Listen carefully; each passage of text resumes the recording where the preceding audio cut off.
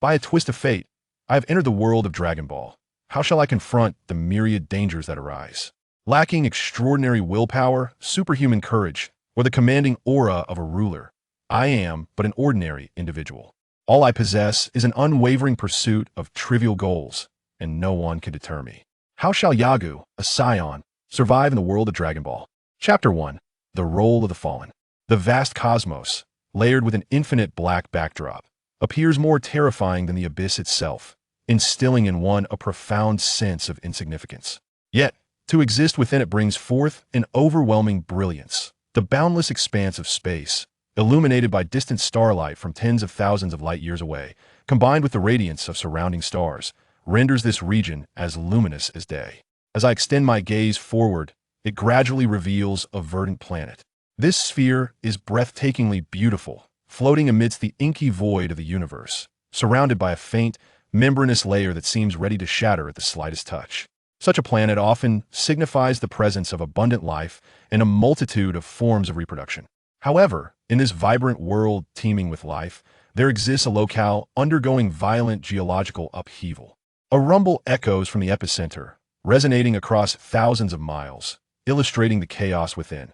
The earth fractures, mountains sink, and plains rise.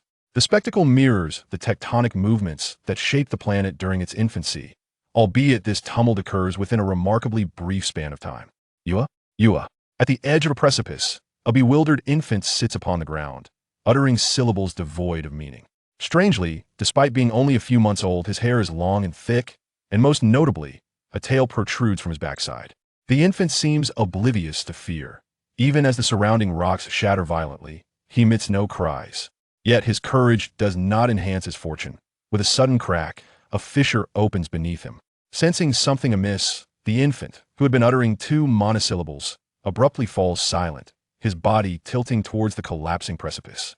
Before he can react, boom, the entire cliff crumbles, plunging into the depths of a chasm hundreds of meters below. The infant feels the disorientation of falling, watching as a massive rock approaches ever closer, and in a mere blink, his head meets it with a jarring impact. On planet Vegeta, within a tower where walls are lined with instruments, slanted screens display numerous small monitors, while several large screens dominate the front, and the lowest section inclines upward for the convenience of operators inputting commands. One worker, seated in a concave chair, gazes at a message that appears on the screen, and with a fish-like mouth, he scoffs, "Humph, just as I thought, a low-level warrior, dead in less than 10 days. Ha, truly, Kajiao. Deleguxing seems merely a planet with very low combat power." Kajiao sits 5 meters to his right, his head adorned with a tuft of yellow hair, while the rest is bald. Curiously, his ears are pointed, though unlike the elegant ears of lore, they are wrinkled and not particularly long. Kajiao turns and curtly states, "Enough, add him to the death list. When the next noble's child is born, send him to Deleguxing. No more chatter." Upon turning, Kajiao realizes that this individual resembles a bird, particularly in the shape of his head, eyes, and beak. Were it not for the deep blue cloak draped over him, concealing all but his slender arms, one might indeed mistake him for a bird. Suddenly recalling something, Kajiao addresses the person beside him. "Hoka, I heard Bakule's second child is about to be born. Have you selected the planet?" Although his strength surpasses that of an average high-level warrior, he is, after all, a low-level warrior. Hoka squints thoughtfully, nodding, then gazes at the screen, tapping a few keys on the matrix keyboard before him. Instantly, the screen shifts, revealing a cerulean planet. Here it is, this small planet. The life forms possess low combat power, and notably, it has a moon, making it ideal for the deployment of low-level warrior infants. Kajiao examines the planet on the screen, nodding in affirmation. Earth? Located at the edge of the northern galaxy, it is indeed a favorable environment in that vicinity. Such a small planet would not pose a significant threat, even if enemies were present. Exactly. The two engage in conversation, as Hoka simultaneously inputs the recently received data regarding the casualties of Saiyan infants from Deleguxing into the information database, categorizing this planet as a medium level 1, awaiting the arrival of high-level warrior infants or adult warriors for action. Time passes, and the infant awakens from slumber. Feeling the cold ground beneath him, he attempts to rise, but his limbs are weak. As he opens his eyes, a torrent of information floods into the depths of his memory, compressing his innate consciousness, akin to an individual grasping a rope while battling a raging current, facing imminent peril. Eventually, he loses consciousness.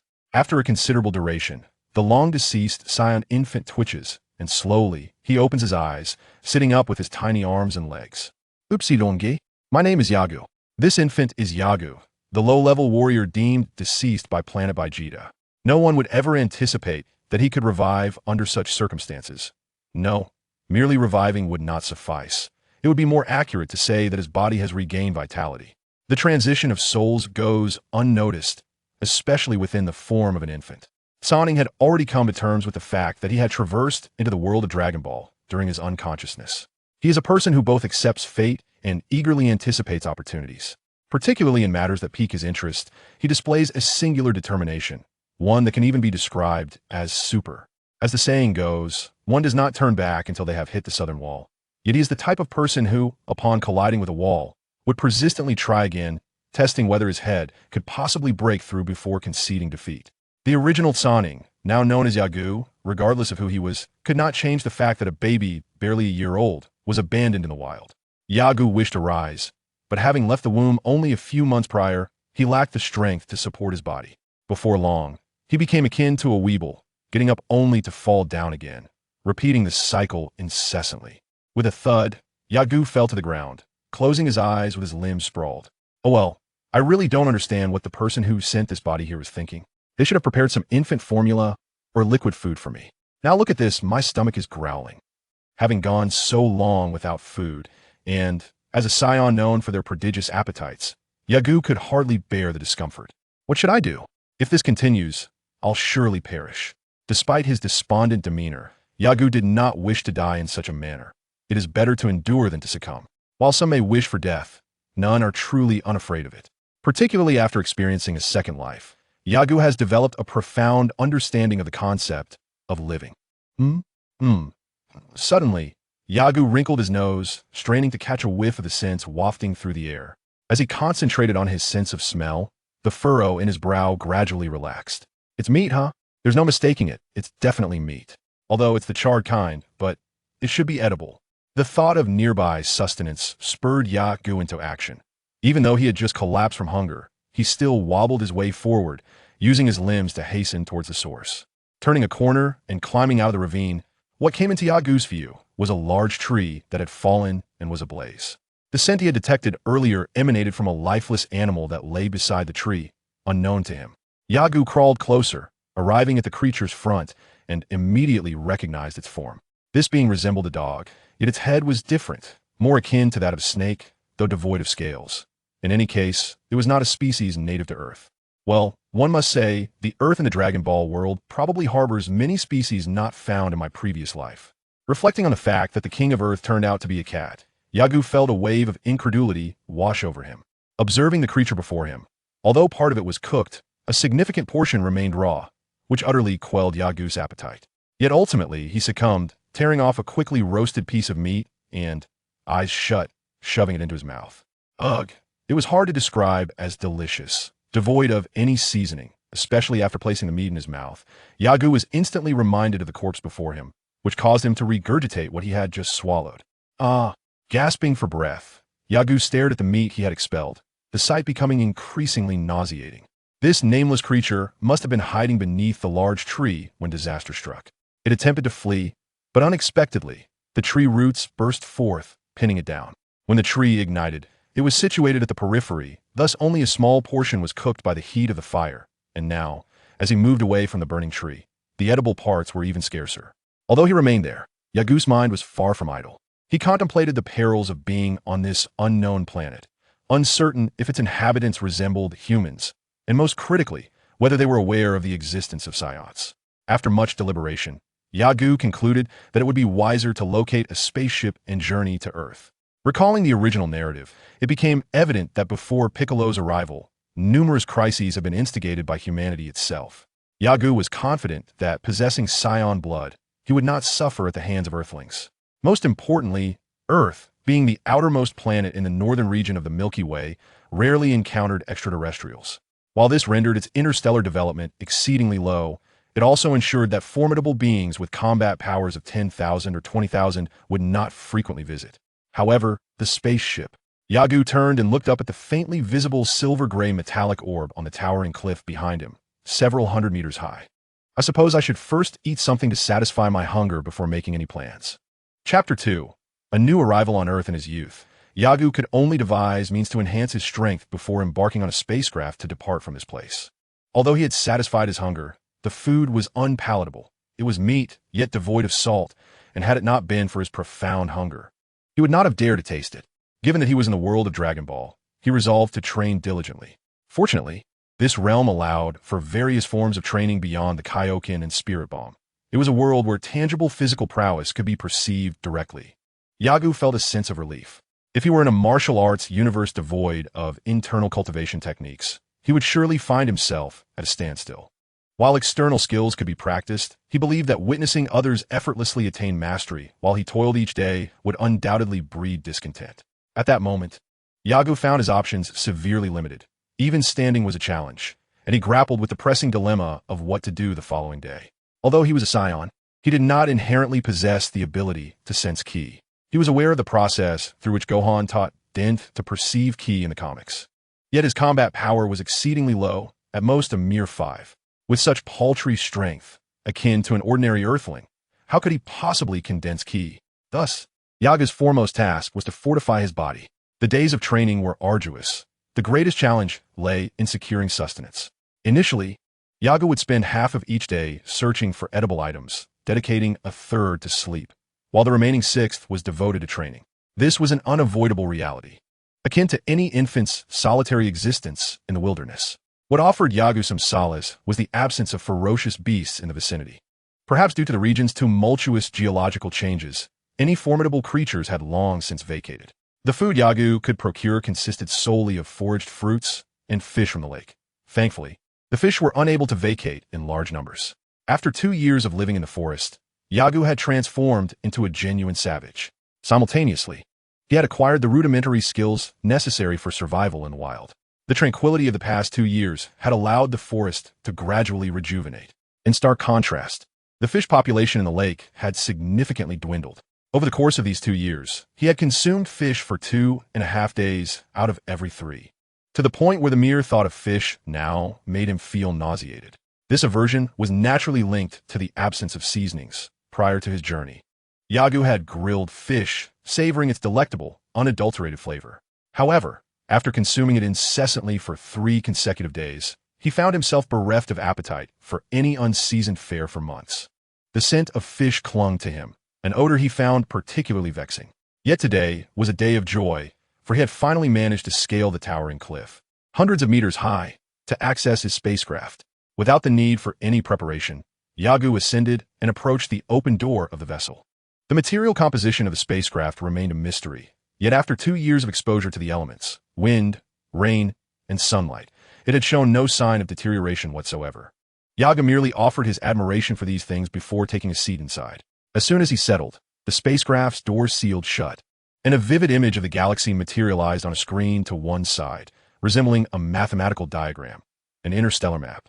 Unfamiliar with this representation, Yagu could only search for Earth's position within the northern galaxy. To his surprise, Earth was indeed present. Gazing at the depiction on the interstellar map, he found it rather rudimentary.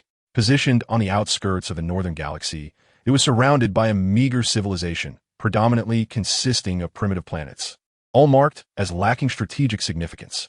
Earth, often regarded as the most beautiful planet in the northern galaxy, an assertion that was not exaggerated, was, however, devoid of the embellishment of being the smallest among the beautiful. The gravity of Earth, in the eyes of many advanced civilizations, was deemed insufficient. Residing on such a planet implied that the combat potential of its inhabitants would not be notably high unless they possessed some unique abilities. Without wasting time, Yagu set the spacecraft on a course towards Earth. Was this the universe? Indeed, it was beautiful. The vast darkness of space filled with countless stars radiating their light captivated him. Moments ago, he had lamented the fact that this spacecraft was equipped with artificial gravity, much to the disappointment of Yagu, who had yearned to experience zero gravity. Approximately 10 minutes later, in order to avoid the discomfort of physiological reactions, he activated the hibernation mechanism, ensuring that he would awaken upon arrival at Earth. The formidable strength of Dragon Ball warriors is largely attributed to their training. Even while adrift in the cosmos, those who could endure solitude could emerge as powerful beings. However, The infatuation of cross-dimensional travelers with original characters entwined them like opium, causing Yagu, who was embarking on a 3-month journey to Earth, to hastily rush towards it. For what purpose? Yagu was unsure, yet a voice within him whispered Dragon Balls. He recalled that within the Dragon Balls, one wish had been squandered by a pig named Oolong, who wished for a pair of underpants from Shenron. 3 months passed in Yagu's slumber without leaving a trace in his mind. Upon awakening, he found the spacecraft had already entered the solar system. As he beheld the surface of Earth, only a minute remained until arrival. At this time, Earth was embroiled in chaos, divided between the Red Ribbon Army and government forces. A tumultuous warlord situation. Yagu's spacecraft streaked across the sky like a shooting star before finally descending into a forest. The impact sent tremors that caused birds and beasts within a radius of several miles to flee in panic, with vast herds of wild animals dashing away from the area. Though it was Earth, Yagu noted that the trees lacked any nostalgic essence. Stepping out of the spacecraft, he furrowed his brow. This was merely a complaint, devoid of ulterior motives. At present, his strength was too feeble to learn to fly, while he could handle ordinary humans and some beasts. Facing martial artists posed a considerable challenge. He hoped that this place had not been discovered by others. Yagu furrowed his brow, biting his teeth in determination as he began to push the spacecraft with his youthful physique, intent on concealing it in a secure location. Despite Earth lacking interstellar travel technology, the universal capsule stood as a testament to its supremacy in the cosmos. With a spacecraft to transform into a capsule, Yagu would not have to exert himself so. After an arduous 2 hours, he managed to relocate the spacecraft to a cave 4 kilometers from the landing site. The cave, once the lair of a beast, was devoid of any remnants as the creature had vacated mere days prior. Once the spacecraft was hidden, Yagu meticulously cleared away any traces, and then devoted himself to training and foraging for sustenance in the forest. A month later, clad in the attire of beasts from beyond the stars, Yagu finally glimpsed a village. Though dilapidated and primitive, constructed solely of single-story buildings, Yagu felt an overwhelming joy. He had arrived in the realm of humanity. Chapter 3. The Legendary Heist. The Saiyans are a warrior race, a trait embedded not merely in ideology, but within their very bloodline. It is akin to a human transforming into a vampire. Without the consumption of blood, survival becomes impossible. Yagu Saiyan is driven by the innate desire to engage in battle, a sentiment reminiscent of Sun Wukong, who relishes the thrill of combat and the pursuit of self-challenge. In contrast to Vegeta, Nappa, and Raditz, whose motivations for battle stem from a pure inclination towards slaughter, Yagu's approach is more innocent. However, Yagu possesses greater complexity than Wukong, for he is acutely aware of the adage that wealth begets power. Although the Dragon Ball series tends to overlook the significance of money, it undeniably exists. Where might one acquire such wealth? Yagu identifies 2 avenues. The Red Ribbon Army, destined for annihilation at Wukong's hands, offers a trove of riches that would be a pity to squander. His utmost desire is to subsume the Red Ribbon Army, transforming it into his own organization. The second source lies in a pirate treasure encountered by Wukong during his quest for the Dragon Balls, buried beneath the sea, promising untold riches. Regardless, Yagu resolves that enhancing his strength is paramount. He muses that focusing solely on wealth feels akin to a fade, as if he has ventured into the wrong world. As he traverses farmlands populated by laboring farmers, their curiosity is piqued by the sight of a child clad in beastly garb, yet none approach to inquire about his family. Life is arduous, and while they might feel pity for a child of 2 or 3, none dare disrupt the precarious balance of their existence under the Red Ribbon Army's dominion. Compassion exists among them, yet their primary concern remains their own families. Unperturbed by their indifference, Yagu hastens along the path leading out of the mountain village. 2 years of rigorous training have honed his Saiyan instincts. With a conscious attunement to his energy, he has developed the ability to sense the presence of those around him, both human and animal. Consequently, hunting has become effortless for him, as he surpasses Wukong, who once roamed obliviously unaware of energy. This is the only aspect in which Yagu can be compared to Goku and Vegeta, as he is uncertain whether he possesses the same relentless dedication to training as they do. In the fanfiction he had read in his previous life, the protagonists always engaged their foes under the assumption of superiority, or even if they were at a disadvantage, they would inevitably unleash their full potential afterward. Yagu is certain of one thing. Traversers lack the courage to charge forward knowing that death awaits them. He does not know if he would fight to the last breath to defend the pride of the Saiyans. He dares not contemplate it. Death is an inevitable fate that accompanies a person from the moment of birth.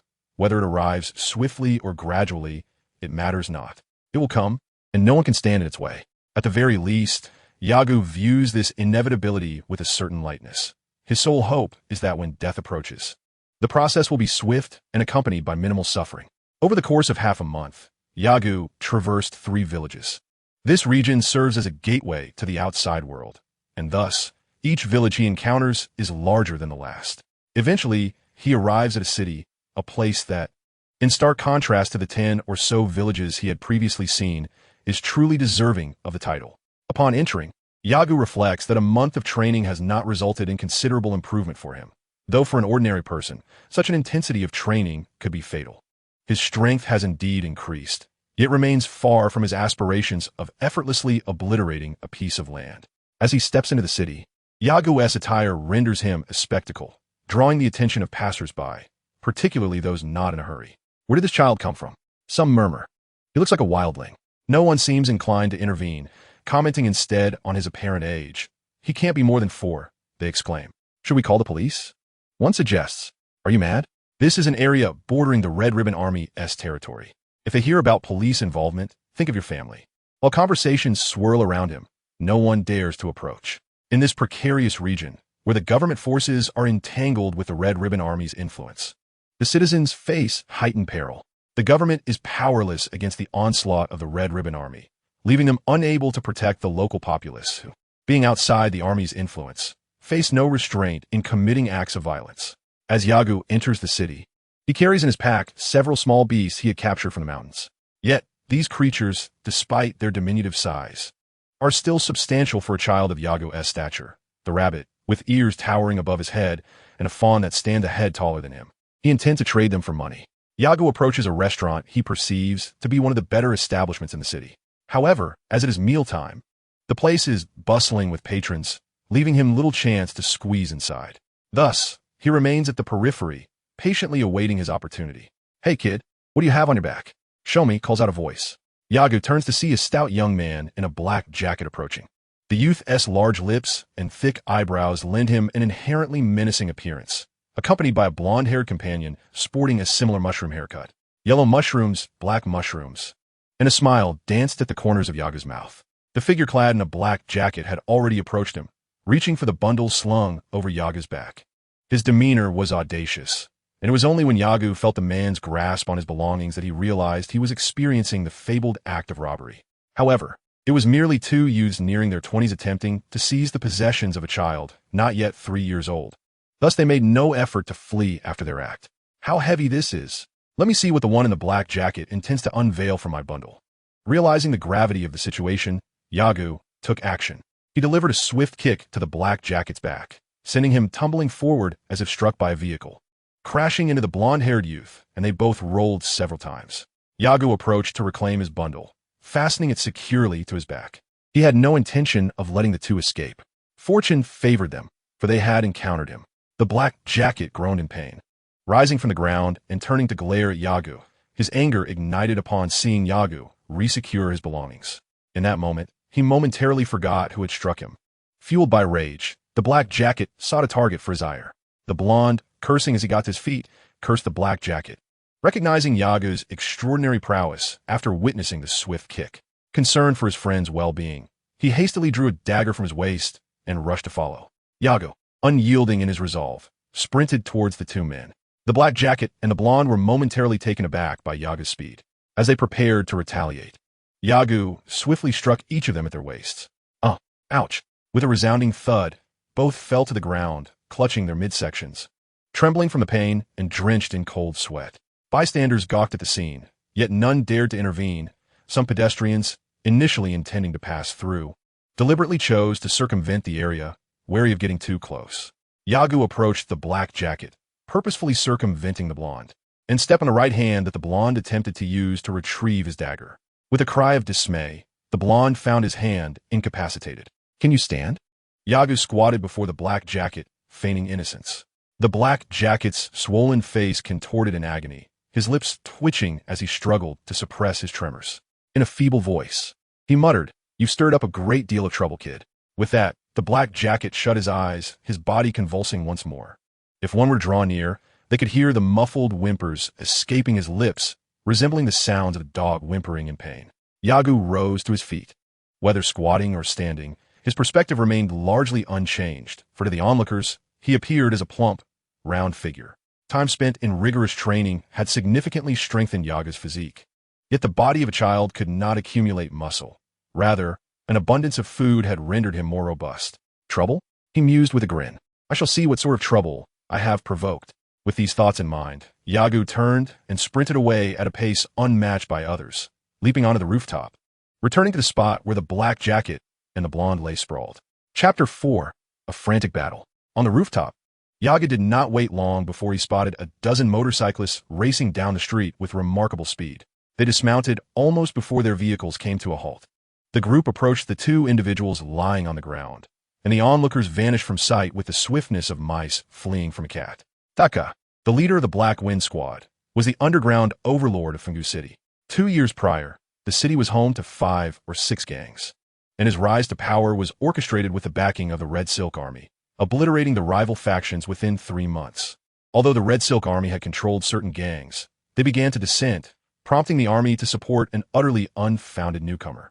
For the Red Silk Army, extinguishing Taka's Black Wind Squad would require minimal effort. Taka kicked the body of a man clad in a black jacket, noting the lack of response. He then drew a black Red Silk Army-issued Red 12 pistol, expressing disdain for the incompetence of the fallen, Shang Yi. Did you really allow yourselves to be bested by a mere child?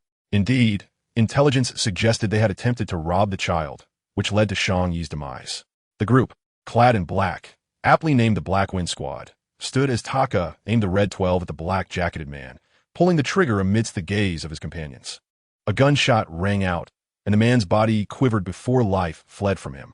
Another blonde also met a similar fate.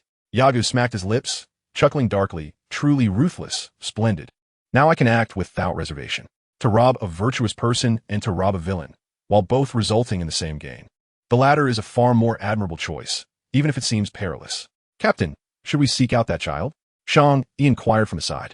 Taka shot him a glance. What purpose would that serve? A mere country bumpkin. Our priority is to assist the Red Silk Army in establishing their operations in Fangu City. Do not cause any errors at this crucial juncture. With that, the gang resumed their reckless escapade, ensuring the government forces remained oblivious. As the group returned to their motorcycles, the engines roared to life, creating a cacophony that echoed between the buildings. Yagu observed their departure and stealthily followed in their wake. By evening, Taka and his crew finally reached their residence, prompting Yagu to exhale in relief, though his vigilance quickly resumed. He sensed the approach of numerous figures. In a short while, a dozen jeeps lined the streets, disembarking a multitude of soldiers armed with rifles, notably the much-despised Red 09 series, renowned for their long range and deadly precision, having claimed many lives within the government forces. What would they be up to? Yagu pondered, lamenting his current weakness. If only he were stronger, he could charge in and annihilate anyone in his way. However, he understood that his present combat capabilities could not withstand bullets. Should he be injured, he would be left utterly alone. Unable to act openly, Yagu resolved to resort to clandestine methods. Clearly, the presence of the Red Ribbon Army in this vicinity portends no good. Yagu chose to disregard them. In this era, Master Rashi, the mightiest being on earth, did not seek to eradicate the Red Ribbon Army, and neither did he see fit to expend excessive effort on such matters. As he had contemplated earlier, it would be most advantageous to assimilate them if possible. As night enveloped the surroundings, a shadow flitted through a dark corner, moving with remarkable swiftness. It darted past 2 Red Ribbon soldiers without arousing their suspicion. The principle of capturing the leader before the followers was at play. Yagu's mission was not driven by a quest for legendary justice, but rather the pursuit of monetary gain. Should he succeed in eliminating these individuals, it would serve as a contribution to the planet. Soldier A was smoking in the corridor, his gaze occasionally drifting to the far end. This corridor had been meticulously designed. To reach this side, one could only traverse from the opposite end. It was a passage that could effectively thwart numerous foes with minimal manpower. In the eyes of the Red Ribbon soldiers, anyone daring to traverse this passage had yet to be born. Furthermore, their operations were tightly coordinated. The Black Wind Squad had already cleared the path, eliminating any suspicious figures along the way. However, soldiers are soldiers, and it is worth noting that the Red Ribbon Army is a militarized organization with aspirations of global domination. Hey, don't you sense something amiss tonight? Soldier B stood at the corner nearby, ensuring that even if overwhelming firepower were to eliminate Soldier A at the corridor's end, he would have ample time to relay information and prepare defenses. Soldier A finished the last of his cigarette and turned to him, saying, "There are numerous discrepancies. Can you keep track of them?" Just then, a shadow surged towards him from the corridor's end. Soldier A nearly mistook it for a black leopard, and as the gunfire erupted, the bullets struck the ground beside the shadow. Astonishingly, the figure traversed the nearly 20-meter corridor in a mere 2 seconds, a feat accounting for its initial acceleration. Soldier B, having just grasped the situation, stepped around the corner with his weapon drawn to join Soldier A in defense, only to find a massive shadow vaulting over Soldier A. As he turned to discern the nature of the entity, a crushing blow rendered him unconscious, plunging him into darkness. "Ouch, that truly hurts," I lamented. In my current state, I was only marginally stronger than those Special Forces operatives. Not only did I need to evade direct gunfire, but even ricocheting bullets could inflict injury. I rubbed the swollen skin where a stray bullet had struck, filled with dissatisfaction. Ding, the combat system is initializing. Performing checks. A neutral electronic voice echoed in my mind, yet I could not ascertain its source. I had no time to linger. What is happening? There's an issue at entrance 4. Everyone, go check it out, be cautious. Engage any identified targets immediately. Understood. Then came the rapid thud of footsteps approaching my direction. Never mind, I'll deal with that later. I glanced up at the ceiling. The architecture here was ancient, with corners that could easily accommodate my physical prowess. With a powerful push from my legs, I ascended the wall and swiftly propelled myself to the corner. In that fleeting moment, Yagu pivoted his left foot against the wall, creating an axis that transformed his body from facing the wall to confronting the ground. Simultaneously, he extended his limbs, pressing firmly against the wall, coming to a halt in that position. His ability to remain undetected was aided by the dim lighting of the surroundings, coupled with his height, akin to that of a 3- or 4-year-old child, making it difficult for anyone to notice him. The adults, the adversaries, had vanished. Footsteps echoed from below, accompanied by a man's voice reporting. A man, appearing dignified and authoritative in a military coat, approached beneath Yagu, surveying the two soldiers sprawled on the ground. Boxing? Kicking? The official crouched down, probing their wounds, then glanced along the corridor, instructing, "Go inquire among the soldiers outside if they have observed anything unusual." The enemy charged directly from the corridor's entrance, incapacitating individuals while evading bullets. What? Evading bullets? Sir, what sort of person is that? The soldier beside the official expressed astonishment. If an enemy could dodge bullets, he felt an overwhelming sense of vulnerability as he gripped his red 09 rifle. The commander, though somewhat dismissive, elucidated, the headquarters is developing a super soldier program. Warriors who are impervious to bullets indeed exist. Do not spread this information. It is our secret weapon against the government forces. Although I have heard that they also possess such soldiers, their advancements pale in comparison to our progress with the Red Satin. Noticing that the soldier had not yet followed his orders, the commander grew irate. "Hurry up." The soldier replied affirmatively, then led 2 comrades out with him. Chapter 5. The System Awakens. Once the soldier departed with the 2 others, Yagu realized that only 6 adversaries remained beneath him. Estimating his chances, he lowered his voice and took a deep breath. As the commander turned to return, Yagu released his limbs, propelled by gravity, and forcefully kicked off the ceiling. In an instant, he became a shadow, arriving before the commander before anyone could react. The commander was no fool. Sensing danger, he attempted to defend himself, but upon realizing his inability to do so, he crouched, preparing to execute a lazy roll. However, he underestimated Yaga's speed. With a single punch, the impact resonated with a thud against the commander's face, and his world was filled with a heavenly sound. Yaga did not forget that 5 armed soldiers were still present. After delivering a punch to the enemy's head, he leveraged the commander's shoulder, forcefully pushing off to leap at the adjacent soldier. The same thrilling scene unfolded once more as Yagu, with his own flesh, orchestrated a symphony that transported souls to the heavens. Tot tot tot tot. At last, someone responded. Unconcerned whether the figure before him was a comrade, the priority was to eliminate the threat. A spray of blood, having erupted from his target, splattered onto Yagu's face, causing him to grit his teeth in surprise as he rushed toward the shooter. Before the adversary could redirect their weapon, Yagu's calf forcefully struck their ankle. Successfully landing the attack, he swiftly retreated, charging toward the last 2 foes. The pair, startled and maintaining a distance, opened fire as Yagu advanced. With a heart-wrenching wail directed at the heavens, the soldier who had slain his comrade fell into a momentary silence before unleashing a piercing scream, discarding the crimson .09 rifle from his grasp. In a sudden, jarring moment, his eyes widened in shock, and he collapsed lifelessly to the ground. As Yagu rushed forward, two soldiers began to fire their weapons. One bullet ricocheted off a rivet in the ground, striking the fallen soldier squarely between the eyes. In the dim light, the expression etched on his face in death remained a mystery. The soldier who had dealt the fatal blow had no time to ponder this, nor did Yagu.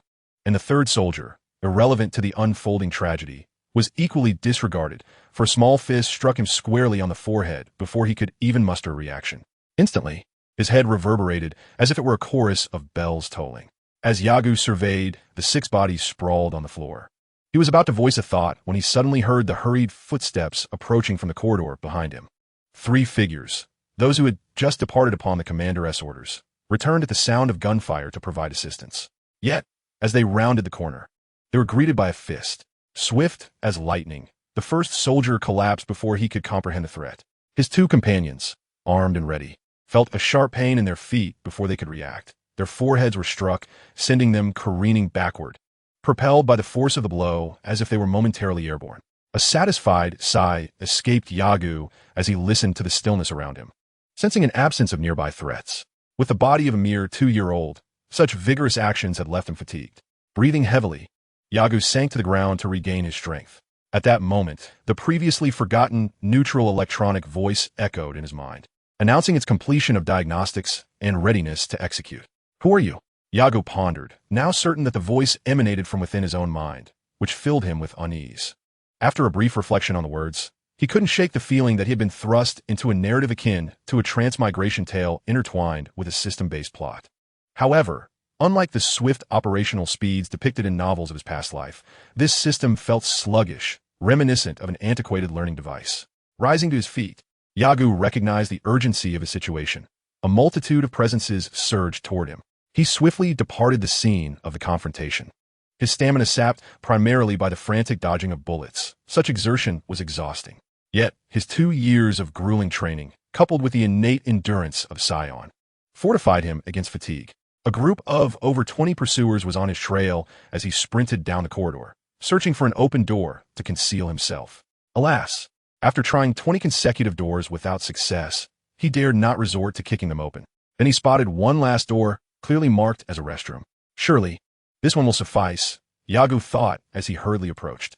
To his relief, the door swung open, not by his own hand, but by a figure emerging, a soldier with a rifle slung over his shoulder, earbuds firmly in place, immersed in music. The quality of the headphones was so poor that even Yagu could discern the cacophony of mechanical sounds emanating from them. As the other party busily fastened his belt, he was taken aback by the sudden appearance of Yagu, momentarily losing the ability to think. Yagu, unperturbed by this lapse, muttered a low curse, leaped forward, and positioned himself before the man's forehead, delivering a powerful punch. Yagu's fist struck like a small hammer, causing the man's eyes to spin in opposite directions before he collapsed, his consciousness fading swiftly. The sounds of approaching footsteps drew nearer, and Yagu dragged the unfortunate soul back to the restroom, forcing him to squat once more over the toilet. "In my past life, I must have owed you 2 bits and 5 cents, he grumbled, "and now I have to tend to your squatting needs." His mutterings flowed from his lips as he stood beside the window. This window, though small for others, posed no hindrance to Yagu. At that moment, a significant portion of the soldiers who had been guarding outside returned within, ready to address the looming crisis. Yagu ventured outside, observing a marked decline in their defensive posture. He had no intention of confronting those outside. Instead, he aimed to infiltrate the interior, where the spacious terrain could prove perilous if he were encircled. As he approached within 10 meters of the front, he caught sight of a red-clad soldier scanning the area with a firearm. At that moment, the voice that had vanished from his mind resonated once more, battle system execution commencing. With the sound's departure, Yagu discovered new information within his mind. Battle system, level 0, current experience 012.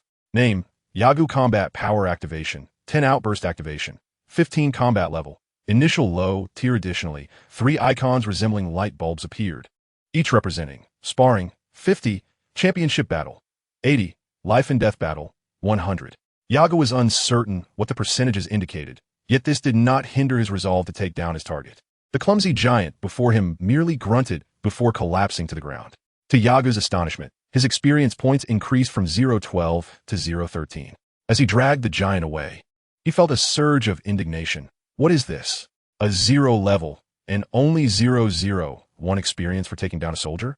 If that's the case, I need to rethink my approach. Yagu suddenly realized that he had not killed many, and among the foes he faced, one had even been struck down by his own comrades. Mulling over the battle system, Yagu pondered if mere combat was sufficient. If that were the case, the sparring, championship, and life-and-death battles would make sense. But what are the percentages that accompanied them? He had no time to contemplate further, as he noticed 4 patrolling figures emerging from the distance. Upon arriving, they evidently spotted the absent guards and immediately shouted, "All personnel on alert." Their enemies in the perimeter, hiding quietly in the corner. Yagu remained still, his small frame blending seamlessly with the dim lighting, concealing his presence. He would not fret over the unforeseen circumstances. First, he needed to neutralize the red-clad soldiers. With this in mind, he seized the opportunity as the enemies dispersed, searching for viable targets to attack. You take position on the left high-rise with a rocket launcher. Should anything seem amiss, fire at the designated target. Captain, if he entangles himself with us, we shall strike together, including our warriors. As Yagu approached them, his heart raced, although only he could perceive it. The captain assigning the tasks seemed to sense something amiss. He turned, and a heavy object struck his Adam's apple, causing a spray of blood to erupt. The excruciating pain caused crimson veins to surface in his eyes. The 2 red silk troops beside him were poised to attack, but they were too close. And with Yagu standing over their captain, despite having recently suggested they disregard it and attack together, his orders were contingent upon the enemy's survival. He could bear the consequences if the higher-ups pursued the matter, but their situation was different. Consequently, the 2 met a tragic fate, collapsing with agonized cries.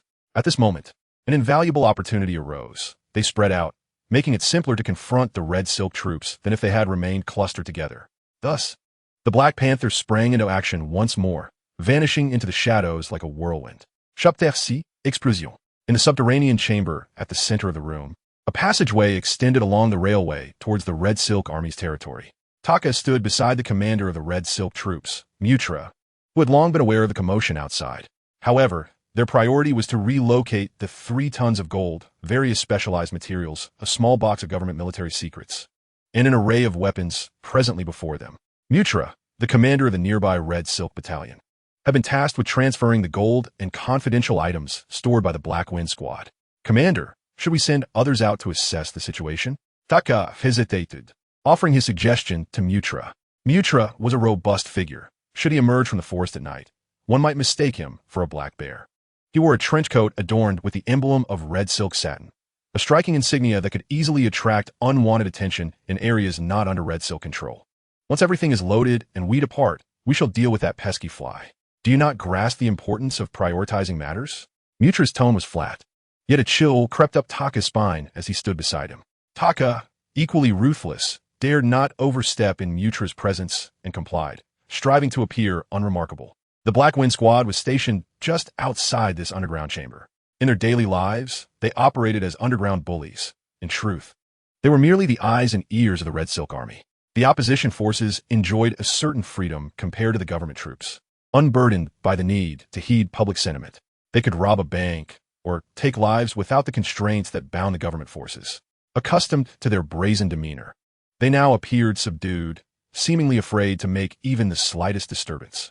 They were anxious about the commotion outside, although they projected arrogance before the citizens of Fungu City. They knew that should the government troops launch an assault, they would be the first casualties. No matter the manner in which they sought to express their intentions to the government, the people of Fungu City would never forgive them. The Red Silk Army required those who had already reached a dead end. 15 minutes passed, and as the number of guards from the Red Silk Army outside diminished, Yaga's pace of clearing the area quickened. Some met their end at his hands, while others were rendered unconscious. For Yagu, a single decisive strike required no further elaboration. Possessing the ability to sense the presence of energy, he had long since mapped the location of Mutralitaka and his companions in his mind. Consequently, he found himself near the Black Wind Squad, yet the vast emptiness of this underground storage facility rendered a reckless charge imprudent. As Yagu pondered in the shadows, A sudden epiphany struck him. He was not incapable of wielding a firearm. Why not employ a gun to eliminate them? It was a question that felt both accusatory and introspective. Regardless, Yagu set his plan into motion, retreating from the area to retrieve a red 09 rifle from the fallen bodies he had previously dispatched. Swiftly, he made his way back to his earlier hiding spot, his small stature allowing him to navigate through spaces inaccessible to many adults. In truth, no one would suspect that the adversary was merely a child of 3 or 4 years. Raising the rifle and aiming at the enemies, Yagu felt a surge of exhilaration, an echo of his past life. In that former existence, firearms were beyond his reach. Although he understood that in this world, guns held little sway against unparalleled martial prowess, he was acutely aware that a bullet could still spell his demise. "Boys, prepare to savor the gifts I have for you," Yagu proclaimed, lowering the rifle. It was unwieldy for his small frame, despite his strength. Turning his gaze to the side, he noted 5 grenades he had scavenged from the Red Silk Army soldiers outside, positioned at his feet. For the Dragon Ball warriors, these explosives had considerable potency. Indeed, a half-life of Tao Bai had been extinguished by a grenade he had thrown. With a series of rapid clicks, he activated 3 of them, targeting a group of individuals stationed at the entrance. Unlike the disciplined formation of the Red Silk Army outside, these individuals stood in a haphazard cluster, lacking any semblance of order. The 3 grenades soared through the air in a straight trajectory, crashing into the midst of the group and eliciting anguished cries from those struck. "What is happening? Are you all right? Do you know what attacked you?" Some rushed to inquire of their injured comrades, while others brandished their firearms towards the surrounding shadows, and a few even fired blindly into the unseen. It was only when someone discerned the nature of the projectiles that the urgency heightened. Yet, time was fleeting. With a tremendous explosion, the blast sent those gathered flying, and Yagu observed one individual hurtling through the air like a cannonball. In this world, one could only surmise that it would take a being like Satan to survive such devastation. In Yagu's estimation, Satan was undoubtedly a paragon in the Dragon Ball universe, possessing minimal strength, easily defeated even by Master Roshi. However, the attacks from his opponent, Cell, seemed survivable, as well as those from Buu. Entering his world felt akin to stepping into a comedic cartoon. Seizing the opportunity, Yagu pocketed 2 additional grenades, grasping the Red 09 rifle while sprinting and firing at the remaining targets. This assault unfolded with astonishing ease, and within 20 seconds, he had eliminated all adversaries, even taking a moment to inspect each fallen body. Within the confines of the chamber, Mutla turned to gaze at the grand door behind him. He had heard the preceding explosion, and with a mere wave of his hand, over 50 soldiers swiftly took their positions, rushing to various defensive fortifications. Among them, 5 individuals armed themselves with rocket launchers, aiming them towards the entrance. Taka, the most anxious among them, was acutely aware that his subordinates were outside. Should they perish in this conflict, he would be left utterly alone. Given the malevolent deeds he had committed, should word of his isolation spread, he would undoubtedly meet a gruesome fate. The long officer felt cold sweat trickle down his cheeks as Mutla turned to him, and before Taka could react, Mutla delivered a powerful punch to his face. Blood spattered as Taka was sent flying, crashing heavily to the ground with a resounding thud. Mutla utilized his other hand to retrieve a handkerchief from his pocket, meticulously wiping the blood from his knuckles. He murmured softly, noting that his strength seemed to have waned considerably since he last engaged in such violence. As he cast a glance at the groaning Taka on the ground, he contemplated advancing to deliver another blow. At that moment, the door swung open with a resounding crack, capturing everyone's attention. The Red Silk Army stationed here was unlike the outsiders. They would not fire indiscriminately without sight of the enemy. Mutla acknowledged the soldiers with rocket launchers, and 3 of the 5 projectiles were launched. A brilliant flash illuminated the doorway, followed by a tremendous roar. Despite the formidable nature of the door, it could not withstand the devastation wrought by the explosion. The towering iron door succumbed with a creaking sound, crashing to the ground amidst a cacophony that could jangle the teeth of onlookers. Dust and debris were propelled several meters high, obscuring the view for the Red Silk Army, already hindered by the previous blast. In stark contrast to the heightened anxiety of his comrades, Mutla appeared remarkably composed, turning his attention away from Taka and focusing with keen interest on the direction of the door. Suddenly, 2 objects were hurled from the billowing dust at the entrance, their identities obscured by their rapid velocity. However, those who discerned this occurrence instinctively opened fire. It was only when the objects landed on two adjacent fortifications that the Red Silk soldiers screamed in alarm and attempted to flee. Yet, the grenades had already been timed by Yagu, detonating with a thunderous explosion the moment they touched the ground. Two violent explosions erupted among the Red Silk ranks, and even those who stood some distance from the blast felt the repercussions, their shoulder-mounted weapons tumbling to the ground. In that instant, a shadow darted from the dust at the doorway with remarkable speed, akin to a leopard. It swiftly entered the left fortification, methodically dispatching the wounded and even those who dared to fire in return. Then, it lunged towards the right fortification. At this juncture, Mutla, who had been quietly observing, sprang into action, sprinting towards the shadow with astonishing swiftness, arriving before it in an instant. He swung a fist. The impact resonated as his fist collided with the figure, sending it hurtling into the dust like a cannonball. Sounds of falling objects echoed from within the haze, followed by the scraping noise of something being dragged across the ground. Mutla examined his right fist, perplexed as to why his earlier force had not obliterated his opponent. Chapter 7. Judgment. Yagu, wincing in pain, rolled several times in the dust before striving to conceal himself behind the door, vigorously massaging his injured shoulder. Mitra's formidable punch landed here, demonstrating to Yagu the undeniable strength of his opponent. Although he was aware that the Red Silk Army was researching artificial beings, he also understood that during this era, such beings were scarce and possessed limited combat capabilities. Was he truly confronting an artificial entity? Yagu pondered as he heard footsteps approaching from within. Bracing himself against the ground and the wall, he rose to his feet. The dust still veiled the enemy's line of sight at the doorway, allowing Yagu to stand and leap upward, grasping the top of the door where he crouched in concealment. As the dust began to dissipate, Yagu discerned soldiers in the distance armed with rifles and rocket launchers, clearly poised to unleash their firepower should they perceive an attack, ready to eliminate any advancing threats alongside Yagu. Taking a deep breath, he meticulously charted his escape route within the limited time, aware that although the area was open, there were still places to evade detection. The dust was clearing, and if he lingered, he would surely be discovered. Thus, Yagu leapt onto the head of a nearby Red Silk Army soldier, instantly snapping his vertebrae. He swiftly pivoted to the adjacent soldier, delivering a crushing kick that shattered his jaw before using his head as leverage to propel himself toward the open ground ahead. Bullets rained down upon him, but they all struck the cement ground behind him, creating a myriad of bullet holes, some even resulting in large chunks being blown apart. The soldier who had approached the door finally reacted, turning to aim his weapon at Yagu. But a rocket exploded in their midst, sending dust and debris flying and obscuring the line of sight for everyone involved. Yagu dashed toward the position he had just neutralized, seizing any grenades he could find, activating them, and hurling them toward the enemies with remarkable speed and force, rivaling the accuracy of the rocket launchers. The soldier with the rocket launcher felt a crushing blow to his nose before the subsequent explosion ensued, triggering the detonation of the rocket, resulting in a more violent upheaval. Mitra was furious. His once proud soldiers had proven utterly ineffectual, mere waste. Shouting thrice, he discarded his coat and advanced toward Yagu. The imposing figure of Mitra lingered in Yagu's memory. So when he transitioned from walking to running, Yagu decided to spring into action. Throughout this process, he continued to eliminate ordinary soldiers without pause. After Yagu threw another grenade, Mitra finally closed the distance to within 3 or 4 meters of him, seemingly on the verge of capturing him. However, at that moment, Yagu abruptly turned, swinging his right hand in a powerful punch aimed at Mitra's face. Mitra instinctively caught it with his right hand, but something felt amiss. He realized he had not seized Yagu's fist.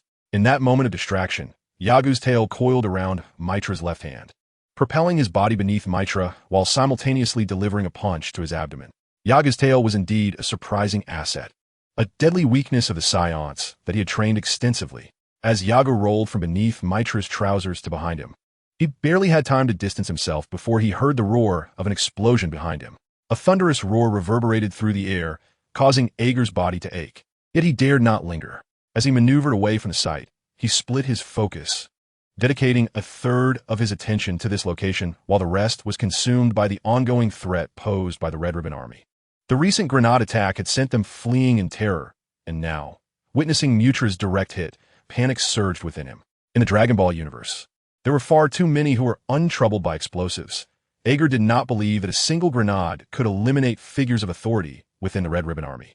With trepidation in his heart, Ager seized an automatic rifle during his swift escape and opened fire on the surviving members of the Red Ribbon Army. As the smoke from the previous explosion dissipated, Mutra's silhouette emerged. He remained standing, just as Ager had surmised. This man was impervious to firearms. However, his clothing and hair were now unrecognizable. Yet, there was a glimmer of good news. The right hand clutching the grenade had vanished at the elbow, transformed into a grotesque amalgamation of flesh and metal, a being indistinguishable from man or machine. A biomodified human? Ager recalled the artificial beings known as androids 17 and 18, or, in the future world of Trunks, androids 19 and 20.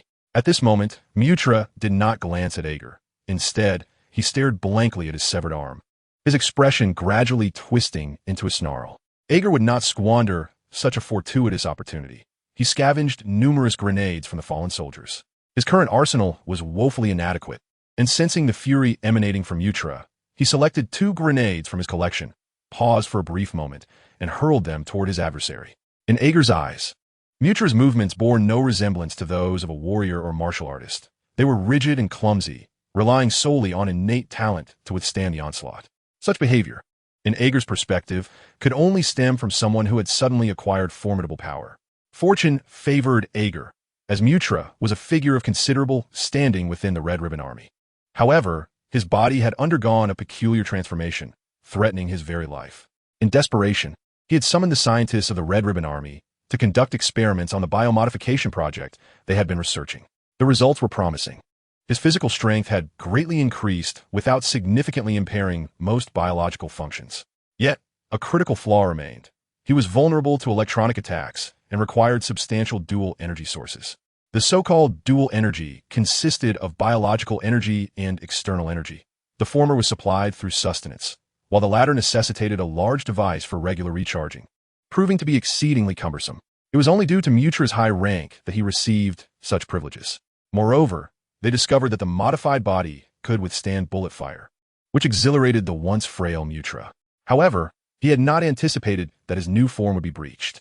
Although the pain was minimal, and he could reattach his severed hand upon returning, he felt a deep sense of resentment. Most importantly, during the grenade explosion, a shard had pierced the external energy reservoir, causing a catastrophic energy leak that placed him in dire peril. As Mutra charged toward Ager, he disregarded everything else, fixated solely on the intent to eliminate the child before him.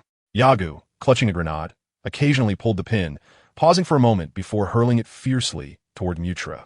His aim was impeccable. Over the course of 2 years, he had perfected this method to bring down birds from the sky. The lumbering giant behind him was as clumsy as a bear. Just as he was about to launch another grenade at Mutra, the latter suddenly lunged forward, delivering a swift punch aimed at the back of Yagu's head. In terms of reflexes, Yagu was incredibly agile. He forcefully pushed off the ground with his right leg, evading the blow at an angle. Dust and debris flew in the air, causing him to cough as he covered his mouth and nose, retreating swiftly. Through a series of exchanges, Mutra appeared increasingly disheveled, with nearly 40% of his skin missing, revealing the steel framework beneath. It was evident that he resembled a robot more than a biological being, and he was still far from the advanced modifications of the 17th or 18th generation. Suddenly, Yagu was taken aback, not by his adversary, but by a flashing red light in his consciousness, emanating from the battle system where challenges, duels, and life-or-death encounters were listed. It seemed to have just illuminated, though Yagu had previously overlooked it. Life-or-death battle, 100. Yagu wholeheartedly agreed. He could not fathom falling into the hands of the opposing fighter, especially when he had conjured up a nest of delicacies for himself. Wait a moment. Could it be that the level of experience was determined by the severity of the encounters? His thoughts raced. Duels posed minimal danger, thus yielding only half the experience, while contests of dominance concerned honor, granting 8 portions. The most perilous life-or-death battles, however, awarded full experience. How astutely divided. Chapter 8, Departure. Capsules were incredibly precious items, nearly equivalent to spatial rings. The minions he had just fought employed conventional weapons, leaving him with no experience, while Mutra, less affected by such arms, contributed a mere 0.66 experience points through his own actions. Gazing at his current level status, 0 level, current experience, 0.66. That 0.66 stung Yaga's eyes sharply. How was it possible that such a formidable opponent like Mutra only yielded 0.5 experience points? Was this a mistake? Yagu could not suppress his anger. A mere 0.5 indicated that he would need to engage in 200 battles of this caliber to level up. Yet his strength was insufficient to confront the foe head-on. What would he do next time? But that was a matter for another day. Yagu glanced at his newfound treasures. So much gold. As long as he was prudent, it would suffice for a lifetime. He thought of Sun Wukong, who, despite never having mastered the art of earning, managed to live for eons. If he could find a good investment, placing his money wisely would ensure a worry-free future. 3 tons of gold sounded like an immense fortune, yet occupied very little space. This was the most valuable part. The second consisted of rare materials that could not be mass-produced and could only be synthesized in limited quantities within a laboratory. Lastly, there was the information obtained by the Red Silk Army from the government, which was notably useful to the military. As for the heavy weapons accompanying it, Yagu paid them no mind. They were of no use to him and could not be taken along. The capsules seized from the Red Silk Army were filled with military weaponry, resembling a collection of automotive trucks. Though these items held considerable value, they paled in comparison to the worth of gold and specialized materials. After a strenuous 10 minutes, the breathless Yagu tucked 5 capsules into his embrace, chuckling, "Farewell, Red Silk Army." Upon hearing footsteps outside, he cleverly arranged several grenades as decoys at the entrance before swiftly making his escape. Crawling through the ventilation shaft, he was diminutive in stature, merely the size of a child aged 2 or 3. Before dawn the following day, 1,000 troops of the Red Silk Army descended upon Peak Valley City. The citizens, upon their arrival, dared not step outside, resembling inhabitants of a war-torn region, trembling and fearful of incurring the wrath of the Red Silk Army. Meanwhile, Yagu had already driven away, reveling in his fortune in this Dragon Ball world, where the operation of vehicles was remarkably straightforward. Everything was simplified, and he was now steering a car shaped like a steamed bun away from Peak Valley City towards the territory controlled by the government forces. Dragon Ball world. Here I come, Yagu sang joyfully, his spirits high. Although the two-dimensional world harbored its share of malevolence, the distinction between good and evil was strikingly clear. Those who engaged in deceitful schemes were few, particularly the King Yagu was aware of. Despite the calamities that befell Earth during his reign, there were also prolonged periods of peace. Yagu resolved to first seek out the king and present him with the confidential information he had obtained from the Red Silk Army. This course of action had 2 potential outcomes. Firstly, if the king harbored malicious intentions against him, it would reveal the misconceptions Yagu held about the simplicity of the minds in the two-dimensional world. Secondly, should the king express gratitude, Yagu would find a place to stay on Earth, a home, perhaps. The distance from Peak Valley City to the king's stronghold was considerable. Yet Yagu had acquired a substantial sum from the Red Silk Army, facilitating his journey. The only complication lay in the fact that the traffic police, upon observing a child driving a car, would not take the situation lightly, given the stubborn nature of the law enforcement in this two-dimensional realm. Exercising utmost caution, Yagu continued his journey, only to be halted by the traffic police 6 days later. "Whose child are you? How can you drive at such a young age? Do you realize how dangerous this is?" the officer inquired. Yagu sighed, feeling helpless before the well-meaning adult. "I apologize, but I must see the king, and this is the fastest means of travel." It was no jest. The safety of flying was considerably compromised with the Red Silk Army's presence across the globe. Consequently, the once thriving aviation industry had rapidly declined. The middle-aged officer, sporting a small trapezoidal mustache typical of animated characters and large-framed glasses, held a pen in his right hand and a notebook in his left, poised to write a citation. After reprimanding Yagu, he paused upon hearing the boy's intention to meet the king. "Stop joking. Where are your guardians? Surely they wouldn't allow you to drive alone. Do not attempt to deceive me with such base fabrications." After a brief outburst, the officer softened, squinting at Yagu with a smile, and affectionately ruffled the boy's hair. "Child, do tell your uncle your name." Witnessing the officer genuinely treating him as a runaway child left Yagu utterly speechless. It was inconceivable for him to strike down such a feeble, yet earnest person who was trying to assist him. Allow me to clarify. First and foremost, I must meet with His Majesty the King to discuss a matter of utmost importance concerning the Red Silk Army." Reluctantly, Yagu resorted to mentioning the Red Silk Army, as it represented the gravest issue facing the planet, the conflict between the government forces and the insurgent Red Silk Army. Upon hearing the mention of the Red Silk Army, the officer's demeanor shifted to one of palpable tension, his hand instinctively resting upon the grip of his firearm. Seizing the moment, Yagu continued, "Officer, it is precisely because of this urgent matter that I must see the king." Suddenly, a piercing shriek filled the air, prompting both Yagu and the officer to look skyward. A passenger plane, belching black smoke, was hurtling toward a nearby hill. They stood in astonishment, the officer shocked by the gravity of the situation, while Yagu felt a thrill of excitement, for he had never witnessed a plane crash before. In the realm of Dragon Ball, where the lives of countless individuals could be extinguished and resurrected with the Dragon Balls, human life seemed remarkably undervalued. The shriek intensified, culminating in a thunderous impact as the aircraft struck the ground, flames erupting. Fortunately, there was no explosion. "Oh no, this is disastrous." The officer hastily returned to his vehicle, preparing to alert his colleagues at the precinct. Meanwhile, Yagu started his car and called out to the officer, "If I encounter any other officers on the road, I will direct them here to assist you." Puzzled, the mustachioed officer raised his car phone, taken aback by Yaga's demeanor. Chapter 9. The King's Capital. The great demon king once remarked that he had heard of your fearlessness, which is why they summoned me. This implies that even back then, the king and his army were aware that there existed individuals unafraid of bullets. Yagu aspired to forge connections with the government, believing that their robust support could resolve many training challenges. Issues such as gravitational training, large-scale cultivation of mystical beings, and the future need for human assistance in executing energy blasts could all be effectively addressed. In certain respects, Mr. Satan was indeed a talented individual and contributed significantly to the humor of the Dragon Ball world. However, Yagu held him in low regard, despite Mr. Satan being the strongest among ordinary Earthlings in the latter stages of Dragon Ball. His appropriation of the hard-earned achievements of Goku and others, results even Goku had sacrificed his life to attain, was something Yagu found intolerable. Of course, harboring such sentiments did not imply that Yagu intended to eliminate Mr. Satan. Some people confront those they dislike, while others choose to ignore them, maintaining a polite distance without overtly displaying their disdain. Each individual possesses their own methods of dealing with situations, none of which are inherently superior to the others.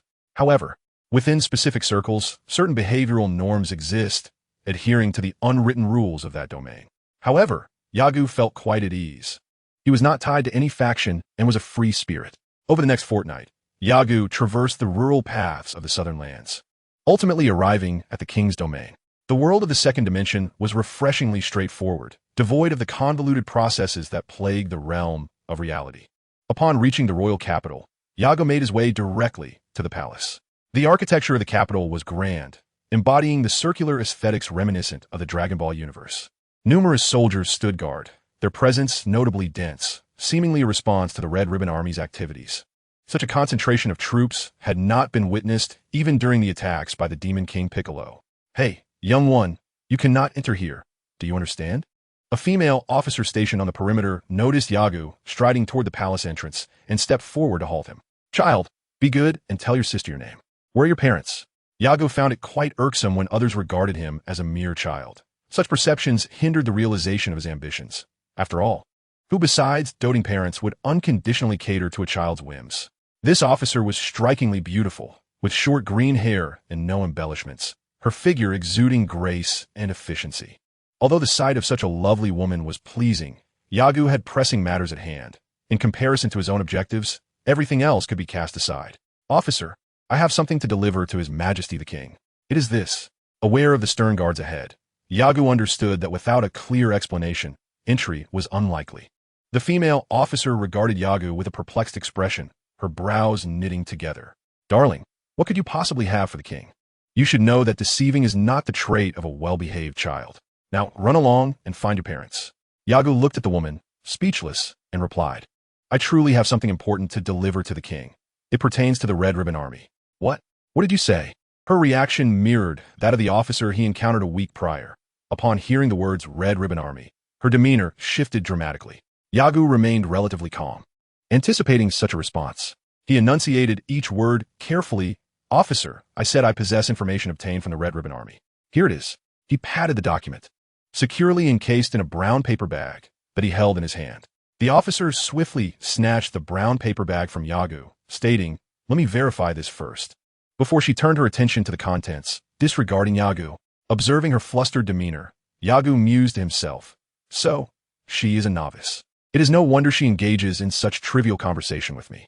As the officer examined the documents within the bag, her eyes widened in disbelief. Although her rank was modest, the contents of this file were clearly stolen from the government by the Red Ribbon Army, and the confidentiality level exceeded what her rank was authorized to handle. Realizing the gravity of the situation, the officer's previously amiable expression transformed into one of seriousness. Young one, I misunderstood you earlier. My name is Loris, Lieutenant. What is your name? I am Yagu. Please deliver this document to His Majesty the King. I chanced upon it and decided to bring it to him. Yagu continued to elucidate, and although I struggled to comprehend much of the content, I could ascertain that it was indeed a document of considerable significance.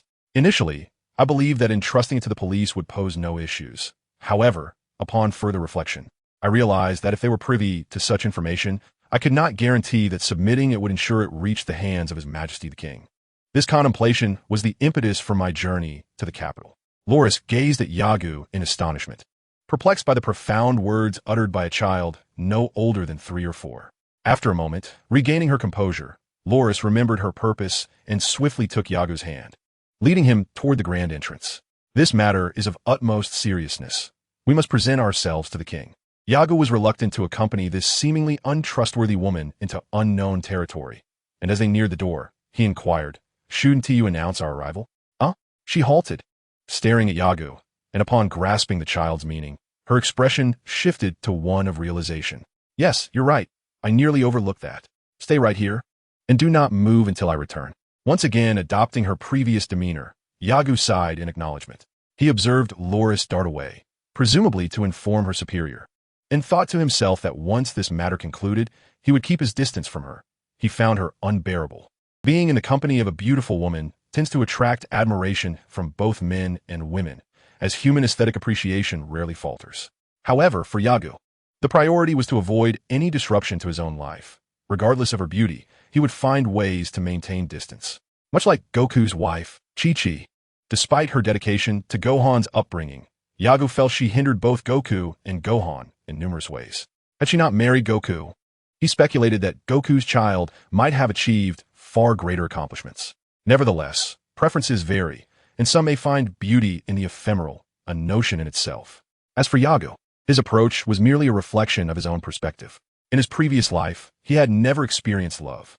He had several infatuations, but upon reflection, he realized that those feelings were merely superficial attractions to their beauty. Had there been someone more exquisite at the time, he would have undoubtedly shifted his affections. Ultimately, Yagu concluded that he was an exceedingly selfish individual, unwilling to allow anyone to encroach upon his domain. Consequently, he had never genuinely loved anyone or forged true friendships. Any individual who attempted to draw near would be met with the chilling barrier of Yagu's demeanor. Such a dismal existence in his previous life led him to resolve that in this new existence, he would aspire to become a man of formidable presence, akin to Satan. As he clenched his fist, a smile emerging upon his face, he wondered what expressions would adorn the faces of those who had traversed worlds upon realizing their aspirations. Chapter 10, The Plans Within. Upon Loris's return, she escorted Yagu through the grand entrance. The king's palace lay some distance ahead. She had previously reported Yagu's situation to her superior, who had advised her to keep an eye on him and inform the king of the matter. Upon learning of Yagu's circumstances, the king became quite intrigued and consented to meet with him. After a 5-minute walk, Yagu and Rolis arrived at the king's palace. As they traversed the red carpet, they admired the grand hall, which, though lacking in gold and jade embellishments, exuded an air of majesty. Yagu nodded approvingly in his heart. Upon entering, he spotted the legendary cat of the king seated in the front row. Yagu found it amusing that at the beginning of the Dragon Ball saga, there were still many beast folk on Earth, like the king's cat before him, as well as werewolves, panda people, and dinosaur-like beings. Such creatures, classified as human yet devoid of human appearance, were plentiful. However, as the story progressed, such beings had become exceedingly rare, save for the king. Rolis led Yagu to the center of the palace, standing tall and saluting the king respectfully. Yagu, in turn, offered a slight bow to the king, ensuring he made no glaring errors.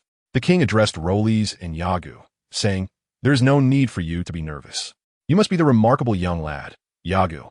Hearing the king's words, Yagu smiled and replied, "I am Yagu, but I am not a remarkable boy." The king, displaying a benevolent demeanor, had not contributed much to the world in the original Dragon Ball narrative. Yet he had maintained a commendable state of peace following the annihilation of the Red Ribbon Army by Son Goku. There is no need for modesty. I have heard of the items you have brought. Acquiring that information from the Red Ribbon Army is no simple feat. Oh, do not be anxious. I am merely curious. Moreover, could you present the document you have delivered? Yagu handed the bag containing the documents to Rolis, affirming, certainly, your majesty. One of my purposes for coming here is to deliver this. Rolis took the bag and approached, handing it to the soldier on the king's left, who then presented it to the king. After examining the contents, the cat nodded silently, revealing no particular expression. He placed the document back into the brown paper bag and passed it to the burly soldier behind him, instructing, "You may review it and dispose of what needs to be discarded." The robust soldier nodded efficiently in agreement. At this moment, the king redirected his attention to Yagu, appearing quite pleased with him. Yagu, looking only 3 or 4 years old, exhibited a commendable composure for a child of such tender age within the palace, which only increased the king's delight. "Yagu, you mentioned this is one of your conditions for being here. What, then, is your second condition?" The king believed that if Yagu's request was reasonable, he would be willing to assist. Previously, attempts had been made to investigate Yagu's birthplace, but regrettably, no information had surfaced.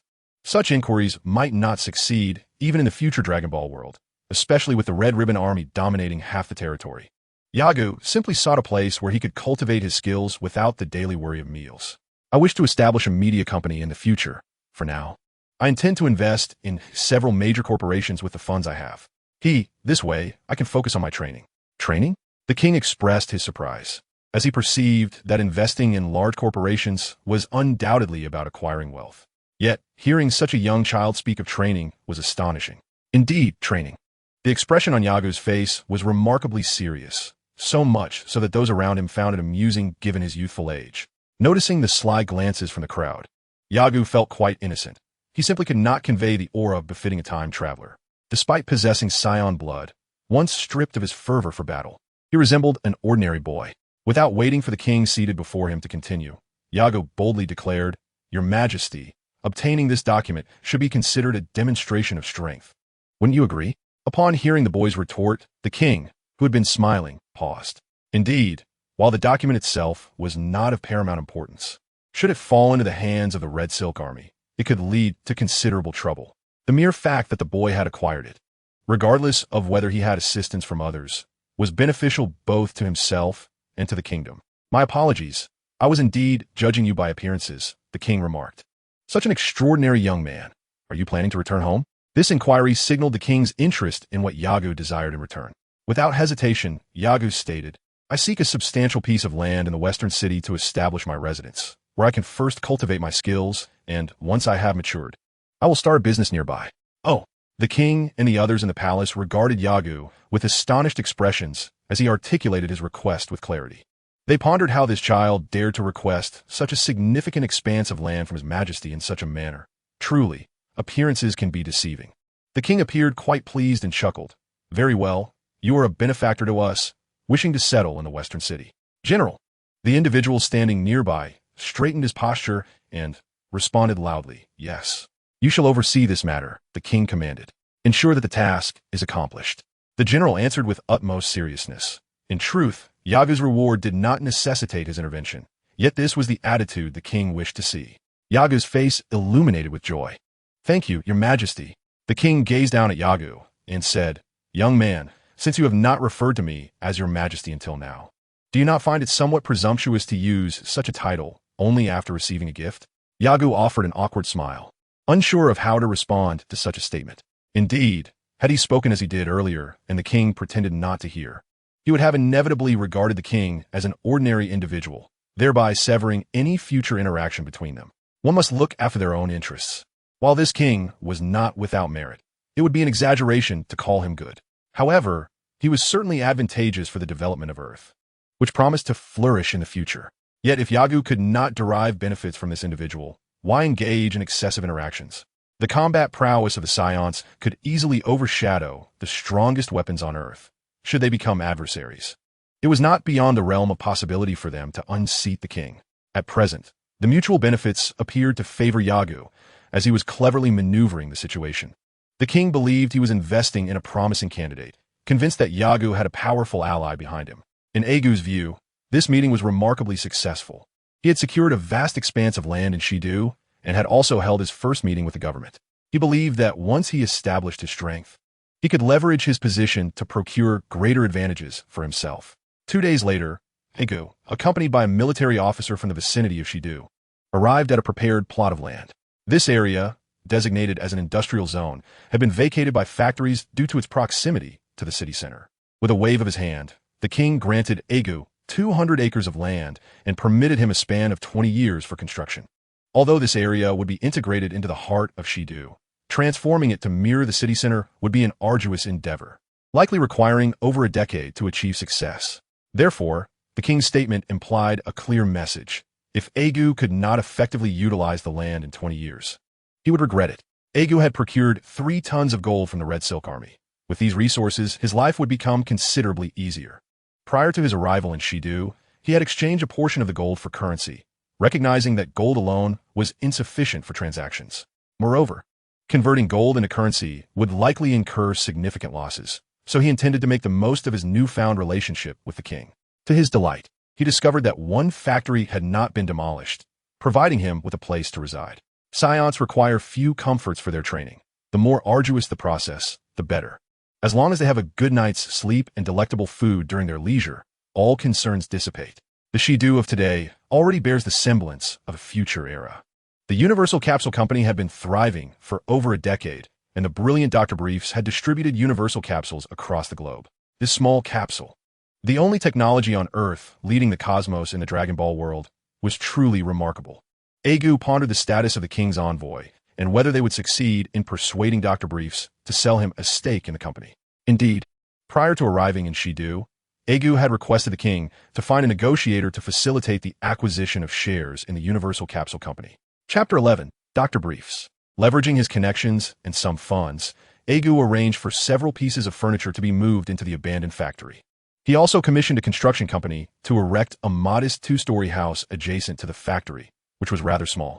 The upper floor contained a bedroom, a bathroom, and a bathtub, while the ground floor housed only a living room, rather rudimentary in its simplicity.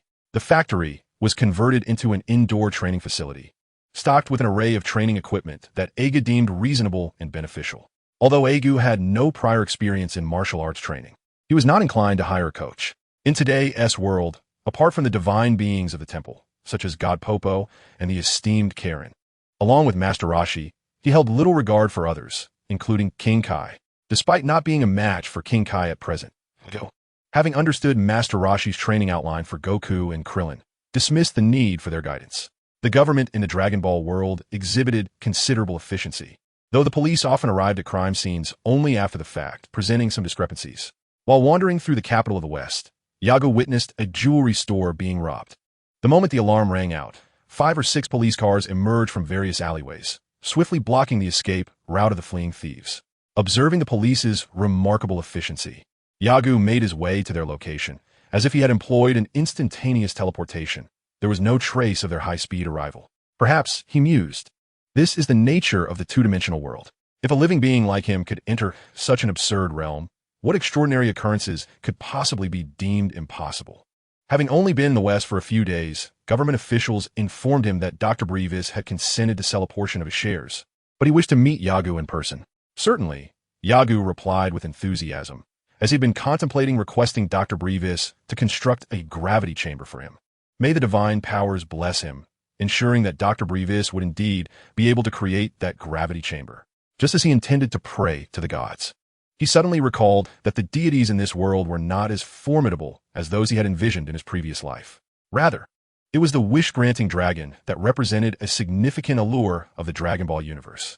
Staring into the mirror, Yagu beheld a figure that could only be described as adorable. Short, spiky black hair, a fair complexion, deep black eyes, a petite nose, and chubby cheeks combined with a plump physique.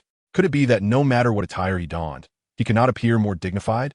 Yagu sighed in dismay at his reflection. Today he was to visit Dr. Briefs, and he did not wish to present himself as overly juvenile. For someone who required ample personal time, excessive attention from others was merely an impediment. He did not want to forge overly close relationships at this moment. This was a Universal Capsule Company, indeed impressive. Standing before a tall, circular edifice, Yagu, clad in a deep black trench coat and hat reminiscent of an old film detective, assessed the building in his mind. The West was a splendid tourist destination, adorned with picturesque scenery and a pleasant climate, and it also served as the economic capital of the nation. The headquarters of Universal Capsule, resplendent in white, imparted a sense of pressure upon those who beheld it. Yagu pondered that, despite Dr. Breeves' notably low emotional intelligence, he resided in such an impressive locale. The appearance of the building was not vastly different from his memories, and he hoped that by now, Dr. Brevis would have succeeded in creating the gravity chamber. He began to worry about the current state of Earth's technology. When Vegeta and the others arrived, Goku and his companions had discovered, via the calculations made on the spaceship designed by Bulma's father, that traveling to Namek on an Earth vessel was impossible unless one were immortal. This represented a technological gap. Yet since then, Dr. Brevis' ability to construct spaceships had grown exponentially, with his makeshift technology surpassing even that of the Republic. Ding dong. After ringing the doorbell, Yagu waited a moment before being greeted by a cylindrical robot that opened the door. "Greetings, esteemed guest. Whom do you wish to see?" inquired the silver-gray robot, resembling a trash can in Yagu's eyes. Yagu would not display any disrespect towards him. In the realm of Dragon Ball, robots are capable of miraculous feats. If this fellow, resembling a refuse bin, could discern emotions, he would have no reason to weep. "Greetings. I am here to seek Dr. Briefs. My name is Yagu, and the doctor should be aware of my presence." The refuse bin-like robot rolled backward and addressed Yagu. "Mr. Yagu, please enter." "Oh, thank you." Yagu was one of the few who would express gratitude to a robot, at least for the moment. As he walked across the verdant lawn and entered the spacious, well-lit abode, the glass windows gleamed, having been polished thrice daily by the robot. Inside, there was a sofa and a television, yet no human presence was to be found. Yagu turned to the robot that had escorted him, awaiting further instructions. The robot stepped aside and stated, "Sir, please rest here. I shall fetch Dr. Briefs." "Well, you may go," Yagu replied, uncertain of the robot's intellectual capacity, yet it did not hinder him from responding courteously. As he observed the robot depart, Yagu wandered about the living room, but after 3 or 4 minutes without sight of Dr. Briefs, he felt a twinge of disappointment and took a seat on the sofa in front of the television. Suddenly, he heard a peculiar sound and, upon closer inspection, discovered a robot designed with tank treads delivering a beverage. The robot approached Yagu's sofa and placed the juice on the table beside him.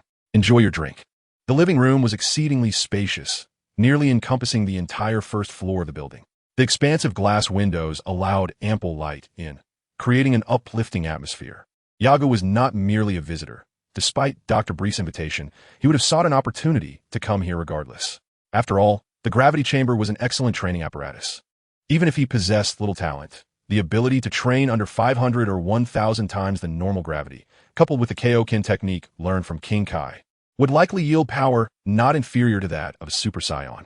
In Yagu's understanding, the Kaioken provided an instantaneous surge in strength akin to transforming into a Super Saiyan. However, as the 15th-generation-old Kaishin warned, frequent use of Super Saiyan form could shorten one's lifespan. The Kaioken, one of the 2 ultimate techniques developed through years of research by the North Kai, should, in Yagu's view, have minimal side effects. After all, a method of power enhancement with significant drawbacks would hardly be esteemed by a righteous being like the North Kai. After approximately 3 more minutes, Yagu heard footsteps approaching from the backyard.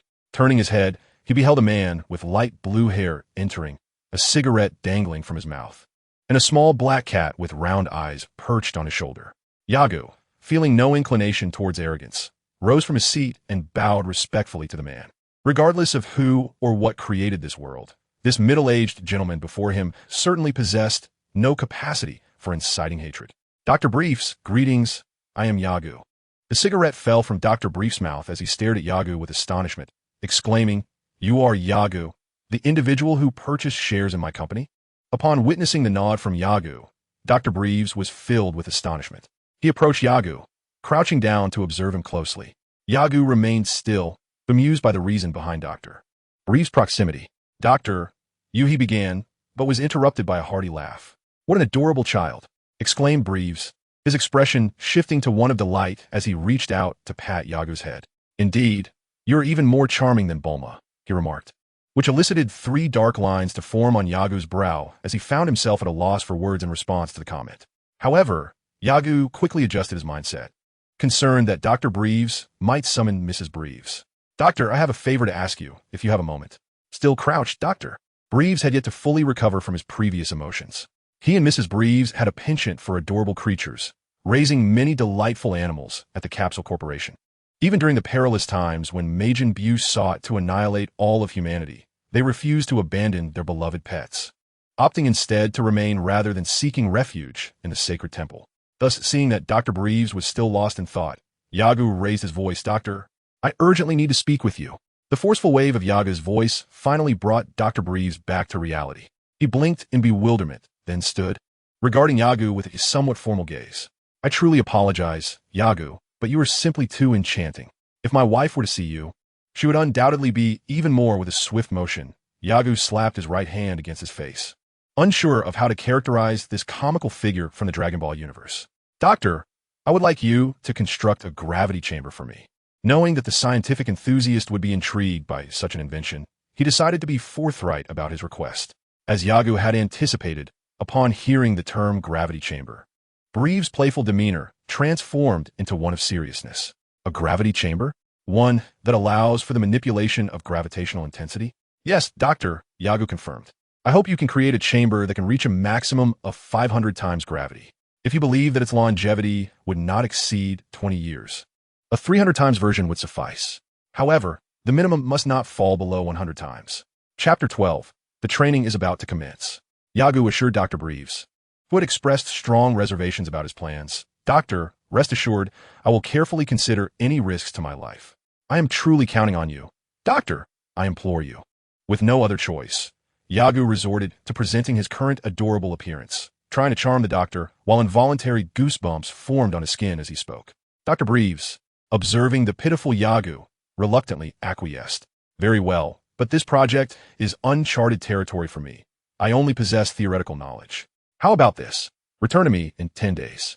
"That's wonderful, Doctor. Thank you," Yagu exclaimed. "Oh, it's nothing. I am quite the genius, after all," Breves replied, scratching the back of his head in an awkward manner. Yagu chuckled silently at this endearing display, recognizing the doctor as his benefactor. After a moment of laughter, Breeze began to inquire about Yagu's personal matters. At this moment, the two of them were seated on the sofa, sipping tea and engaging in conversation. According to Yagu's thoughts, after the previous exchange, he should have taken his leave. However, the warmth of the invitation was difficult to refuse. Briffs, being rather obstinate in nature, failed to perceive Yagu's eagerness to depart. "Where do you live?" he inquired. "In Baozi Mountain," Yagu pondered, thinking to himself, "Wukong, it should be fine to be neighbors, right?"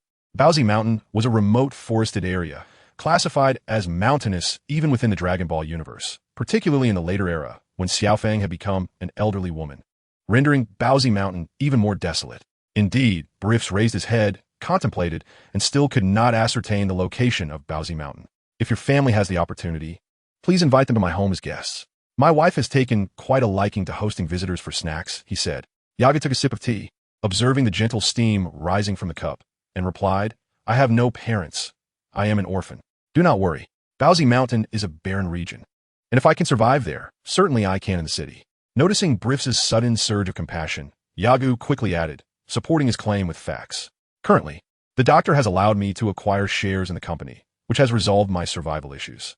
Thus, I must say, Doctor, you have been of immense help to me." Briffs and his wife had a fondness for small animals and were very compassionate. Upon learning that the charming young boy was an orphan, they contemplated keeping him close. Furthermore, their little Bulma also needed a playmate, and having the delightful Yagu around would bring them peace of mind. Hearing Yagu's explanation, Briffs nodded silently, agreeing with his words. "That reassures me. However, should you encounter any difficulties, do not hesitate to seek my assistance. I certainly will, especially since I do not know anyone in West City. I may trouble you with many matters in the future. As one of the foremost scientists and inventors in the world, you must have many groundbreaking research endeavors." Yagu inquired casually. Briffs was not the type of malevolent scientist who would conduct experiments on humans. Without human trials, data could not be collected, and without data, how could one claim success in experiments? Moreover, throughout the entirety of the Dragon Ball narrative, Briffs' most significant contribution was nurturing his daughter, Bulma, and enabling her to create the Dragon Ball radar. Additionally, he improved the gravity chamber and spacecraft. This illustrates that Briffs possessed formidable research and practical skills. rivaling the notorious Dr. Gero and Dr. Mew. As they conversed and sipped tea, Yagu finished his cup in a matter of moments. Without waiting for the nearby robot to refill his cup, he stood up and addressed Dr. Briffs. Doctor, I have just arrived, but I must return now to organize my belongings. Excuse me. Oh, you're leaving already? Yagu displayed an apologetic expression, saying, I truly apologize, doctor. Seeing Yagu's demeanor, Briffs felt it was inappropriate to continue the conversation. He waved his hand and expressed warmly, no worries, no worries, do visit my home when you have the chance. Little Bulma will surely enjoy playing with you. Bulma must be around 4 or 5 years old now. As Yagu pondered, he exchanged pleasantries with Dr. Briefs before departing. Today, he merely sought to meet the individual whom the king had sent to negotiate a division of shares in their company. Upon meeting him, Dr. Briefs found himself quite favorably impressed. After leaving the Universal Capsule Company, Yagu signaled for a taxi. The driver, upon noticing a child of merely 3 or 4 years entering, widened his eyes in astonishment. Child, where are your parents? Why are you alone? Yagu chose not to elaborate, presenting a banknote instead. To the Shidu soda plant, please. This plant was indeed his residence, originally bearing that very name. The driver, evidently familiar with it, gazed at the bill but refrained from taking it, continuing to inquire. Little brother, that's an abandoned factory. Where are your parents? Uncle, I live there, so there's no need for concern, Yagu replied with a hint of resignation. Using the term uncle reluctantly, against malevolent individuals, he wielded an iron fist. However, when confronted with the innocent and the weak, he found himself at a loss. Upon hearing the child's words, the driver glanced back at the Universal Capsule Company, contemplating that the factory must have been taken over after its closure. Very well. Uncle will take you there. Just keep the money for when we arrive. Buckle up. In this era, many vehicles possessed only 2 front seats. Yet this taxi had a rear seat as well. Seated within, Yagu observed the scenes flashing by outside. Shidu was bustling and vibrant.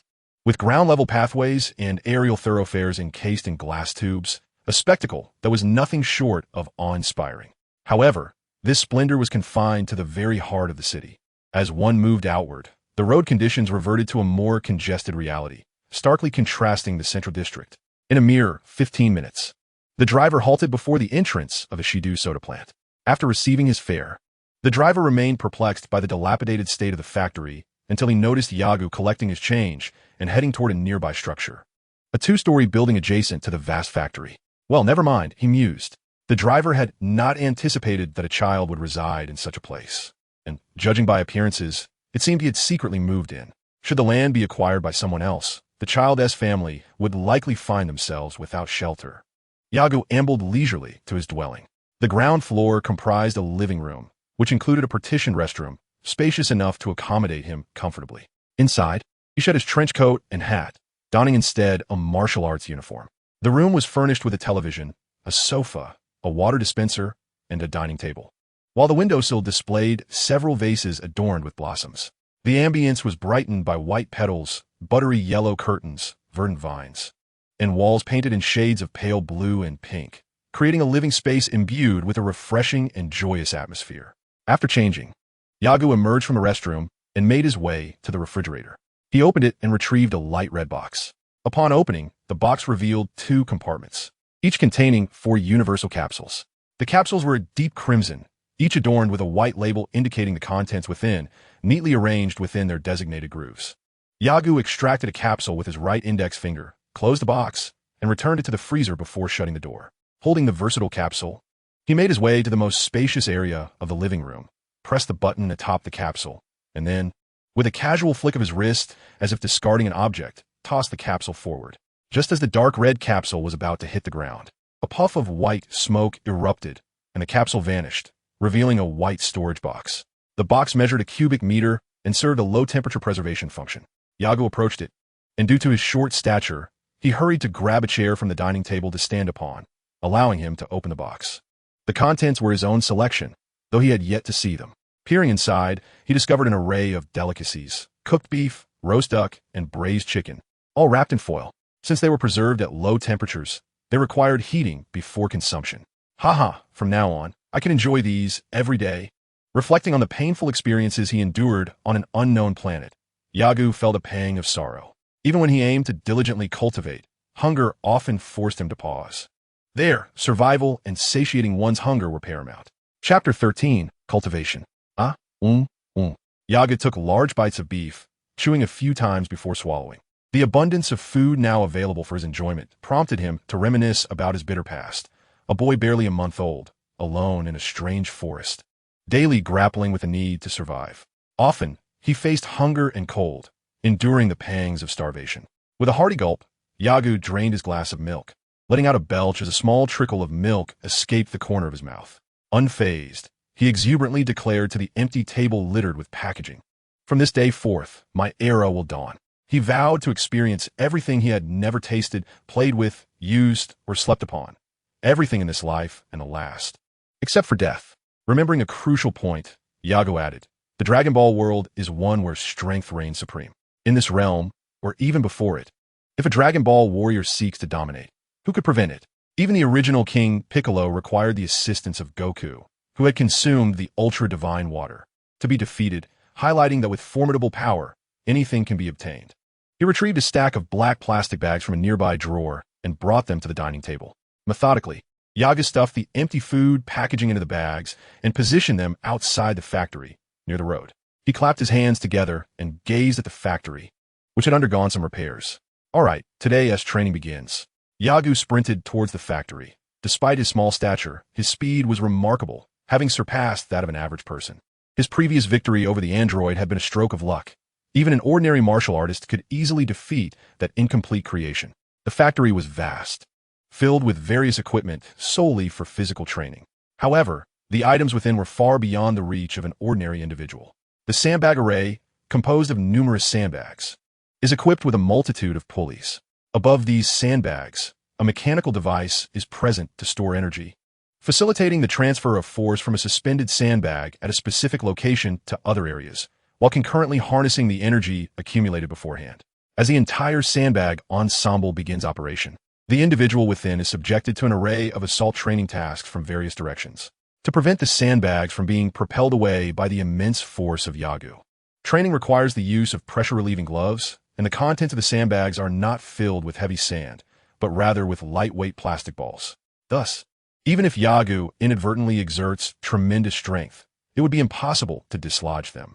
Initially, to enhance the lethality of the sandbags and ensure that the training would not be taken lightly due to the absence of burden, it was intended to include needles.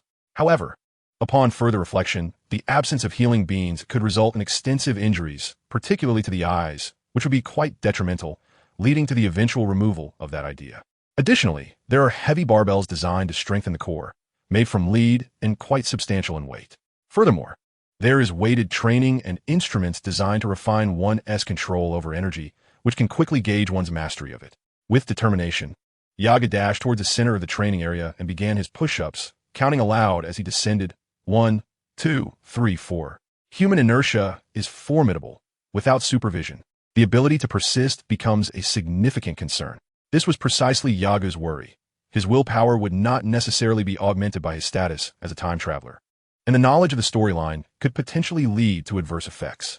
2 hours elapsed, and Yagu's hands trembled as he struggled to complete push-ups at a painfully slow pace. After finishing 120, he collapsed onto the floor, panting heavily like a dog exhausted from the exertion. Marvelously, the remaining task consisted of a set of sit-ups, which would allow him to proceed to other exercises afterward. He had devised a training regimen consisting of 120 push-ups per set, 5 sets daily, and the same for sit-ups. Following that, he planned to focus on core training, the sandbag array, running, and swimming, which would require leaving the factory premises.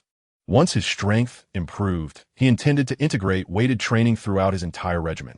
Sweat dripped from Yagu's temples, forehead, nose, and chin, pooling beneath him where he had just performed his push-ups.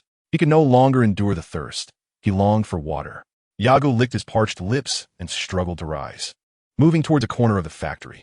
His nearly exhausted body moved slowly, reminiscent of an elderly man, bearing a striking resemblance to a patient suffering from Parkinson's disease. In that corner, there was a water basin beneath an antiquated yet pristine faucet, a line specifically brought in from outside.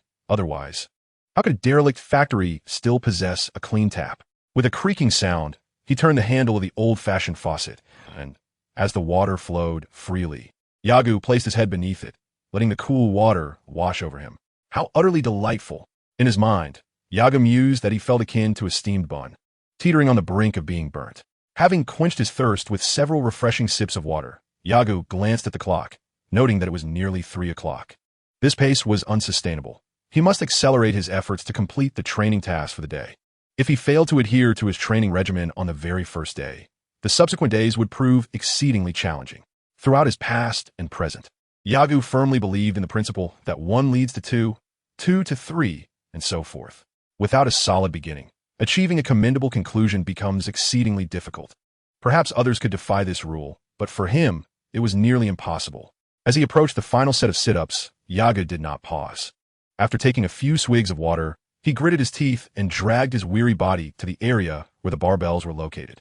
Taking a deep breath, he crouched down and positioned the barbell on his shoulders. Engaging in deep squats to strengthen his core was indeed beneficial, maintaining the same quantity as the previous sets of sit-ups and push-ups, with each set comprising 120 repetitions over 5 sets. Feeling the fatigue enveloping his body, Yagu counted meticulously while pondering the potential for hidden injuries to manifest in his youthful form. It seemed imperative to swiftly enhance his strength and pay a visit to Kylan, seeking some senza beans from Master Kylan. If only he could impart the cultivation methods for senza beans to him. His training could be infinitely augmented, provided it did not lead to his demise, of course. The subsequent exercises continued as Yagu perspired profusely. Today's visit to Dr. Breevy's abode had consumed considerable time, prompting Yagu to truncate his meditation on energy. If he could not glean insights from his practice, he would regard it as merely a segment of his training. The very term insight suggests a temporal endeavor. A mere 10 or 20 minutes could scarcely yield results. When undisturbed by external matters, Yagu dedicated 2 hours each day to this vital practice. Mastery of energy was paramount. The training journey of Sun Wukong exemplified this. As the early Dragon Ball warriors triumphed over extraterrestrial foes through their command of energy, to wield one's formidable strength without the ability to control energy is to court folly. Relying on transformations, as Frieza did, is the most foolish approach. Should he fail to transform successfully at the critical moment, tragedy would surely follow. At around 9 in the evening, Yagu finally accomplished the day's training objectives. His original plan had been to conclude by 6 o'clock. Those who pursue martial arts must possess ample vitality, and as a child, he was naturally inclined to slumber. Irregular sleep patterns could hinder his growth. Dragging his fatigued body, Yagu half closed his eyes and trudged to the upstairs bathroom. After a refreshing shower, he sank into the warm embrace of the bathtub, allowing the soothing water to ease his tiredness. Unbeknownst to him, he drifted into slumber while reclining in the tub. Suddenly, what was happening? The sound of rushing water jolted him awake. Hastily drying off, he donned his pajamas and dashed out of the bathroom, glancing at the clock in his room. A look of dismay crossed Yagu's fatigued face as he realized it was already midnight. Could this be true? He astonishingly slumbered in the water for nearly 3 hours. Observing his wrinkled skin and feeling the emptiness in his stomach, Yagu reluctantly descended the stairs to retrieve the dinner he had prepared from the freezer. Chapter 15. Efficiency in Law Enforcement. Yagu stared in disbelief at the man in the black jacket, a youth with a fair complexion who bore no resemblance to a child trafficker, as he attempted to entice Yagu with beguiling words. Little friend, just as the man began to speak, he noticed a small fist growing larger before him, and before he could react, there was a resounding thud against his head. Subsequently, the man in black was enveloped in darkness, his vision fading as he felt as though someone had drilled a hole in his nose, with a warm, copious liquid flowing from his nostrils and mouth. Yagu had delivered a powerful punch, sending the crouching, grinning man sprawling on the ground. Instead of fleeing, he shouted to the passers-by, "Help! There's a fraudster! Help! There's a fraudster!" If a situation can be resolved without the use of fists, then there is no need for violence, provided one can ensure that their own strength can handle the trouble and safeguard their own interests. Tooting sounds erupted as Yagu's cries echoed for 3 seconds, and soon, several police cars appeared on the street. Even though Yagu possessed remarkable strength, he could not comprehend the speed at which they responded. It was indeed extraordinary. Was the response time of law enforcement in this world inversely proportional to that of the real world? Reflecting on the sluggish pace of public security in his original world, he observed 6 officers clad in deep blue uniforms advancing towards him, and he accepted this notion in his heart. The 6 officers approached Yagu, first casting their eyes upon the man in black sprawled on the ground, clutching his mouth and nose, before turning their astonished gaze toward the 3 or 4-year-old Yagu. Unyielding, Yaga met their gaze with his bright, dark eyes. A policeman with a small mustache was the first to speak. Little friend, who injured this person? I did. You? The mustached officer looked at Yagu in astonishment. The other 5 officers shifted their attention to Yagu as well, scrutinizing the child who stood barely over a meter tall, unable to reconcile how such a small figure could have brought down a man nearly a head taller than himself. 2 officers helped the fallen man to his feet, while another dialed for an ambulance. The officer in charge was the mustached one before Yagu, accompanied by another young man with tousled black hair, exuding an air of capability. Little friend, lying is not a trait of good children, the young officer said to Yagu in a somewhat busy tone. Having spent a few days on Earth, Yagu had often felt troubled by his age. Unlike Vegeta, he did not simply punch through obstacles. Coming from a world where human connections were often cold, he found it difficult to disregard the warmth of those who cared. Such sentiments were rare. It was akin to a friendship where one could wound the other's heart with a single word, yet mending those fractures could take years. Uncle, I'm no longer a child. You should not regard me with such eyes. Suddenly, Yagu recalled something, the document handed to him by a general who had accompanied him to the capital, which he had placed in his universal capsule. Please wait. I have something for you. Yagu addressed the officers. 2 police officers exchanged glances, uncertain of what Yagu intended. The notion of a child, barely 3 or 4 years old, toppling an adult seemed utterly implausible to them. Indeed, Yagu's demeanor was anything but that of an ordinary child. However, the world was replete with prodigious youngsters. Even those possessing intellect beyond their years lacked the time and experience necessary to cultivate a mature worldview and set of values. Yagu produced a universal capsule from his pocket, a gesture that astonished the surrounding officers. The universal capsule offered immense benefits to humanity, yet not everyone had the means to utilize it. Some individuals transformed mobile homes into universal capsules, while others modified vehicles or even various weapons into such capsules. Regardless of the form, it indicated that these individuals were exceedingly affluent. In contemporary society, although universal capsules had become commonplace, they remained out of reach for the average individual, akin to an Audi in modern culture. There were both affordable second-hand options and exorbitantly priced variants, but they were certainly not accessible to the typical working class. How do you possess a universal capsule? Is it your father's? The officers inquired, their vigilance heightened. It was akin to a 4-year-old parading around with a piece of gold, making him an easy target for prying eyes, coupled with Yagu's youthful appearance.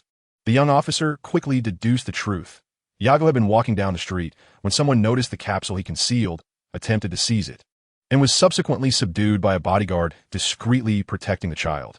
Indeed, that must be the case, the young officer nodded, satisfied with his deduction.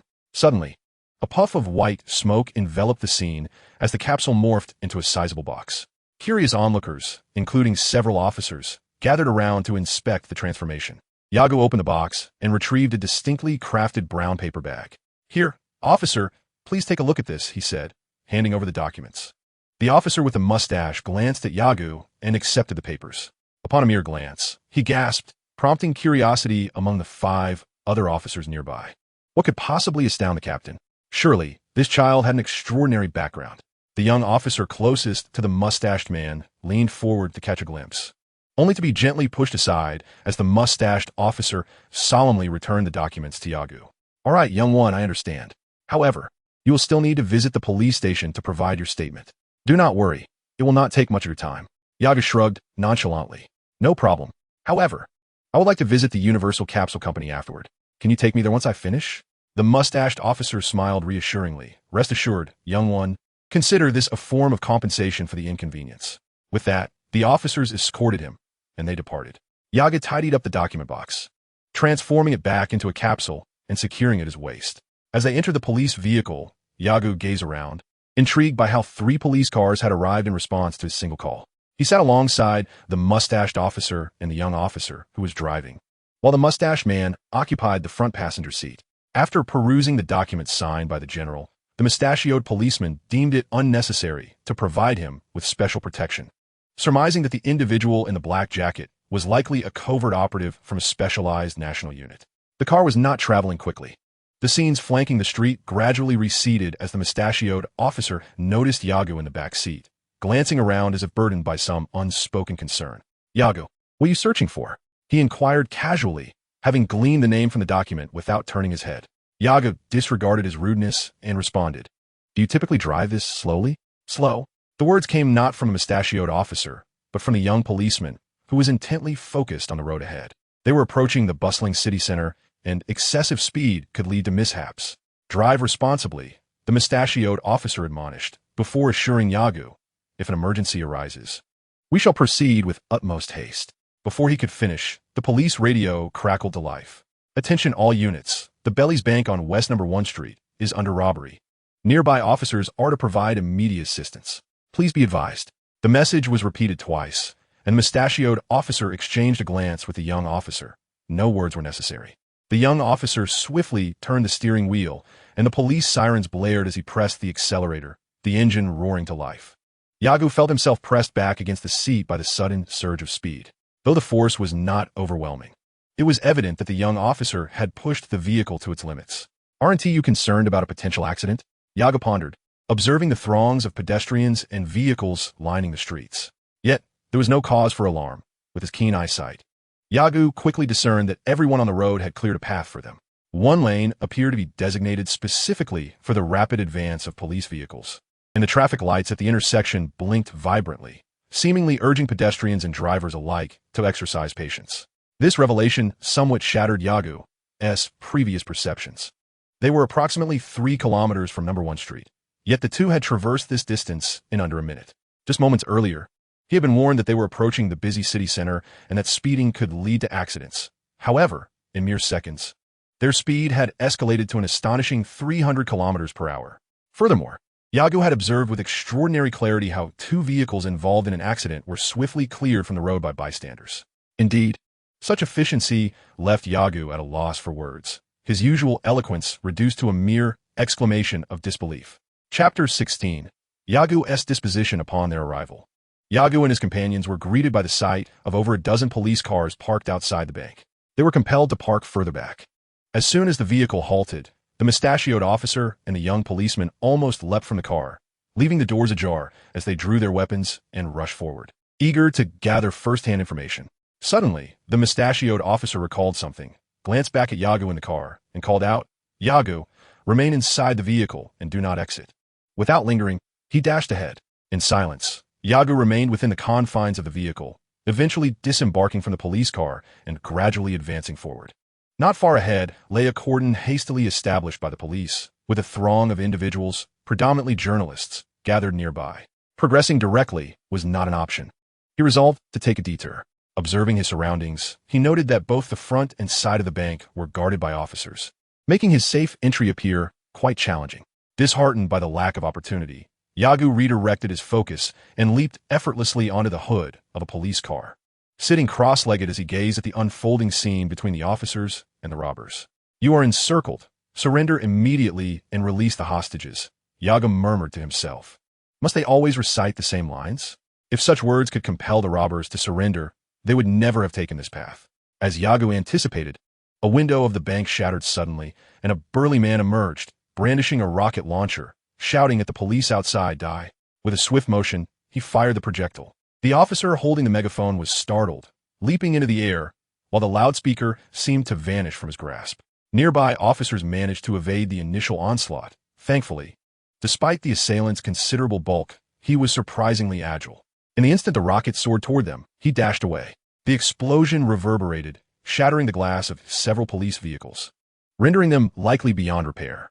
Fragments from a missile felled 2 officers, who immediately cried out in agony following the detonation. Yagu observed as the surrounding police dragged the injured individuals away, pondering why there were no snipers present. Given their efficiency, it seemed improbable that such a scenario had not been anticipated. The fallen officers bled profusely. Yagu had previously dispatched members of the Red Silk Army, perceiving them as villains deserving of their fate. However, the notion of good and evil in the real world was exceedingly simplistic, as individuals could effortlessly discern right from wrong, devoid of moral ambiguity. Propping his chin upon his hand, Yagu contemplated, "Must I intervene? Well, that could serve as an opportunity to elevate my notoriety. With fame comes attention, and with attention, the potential for gain."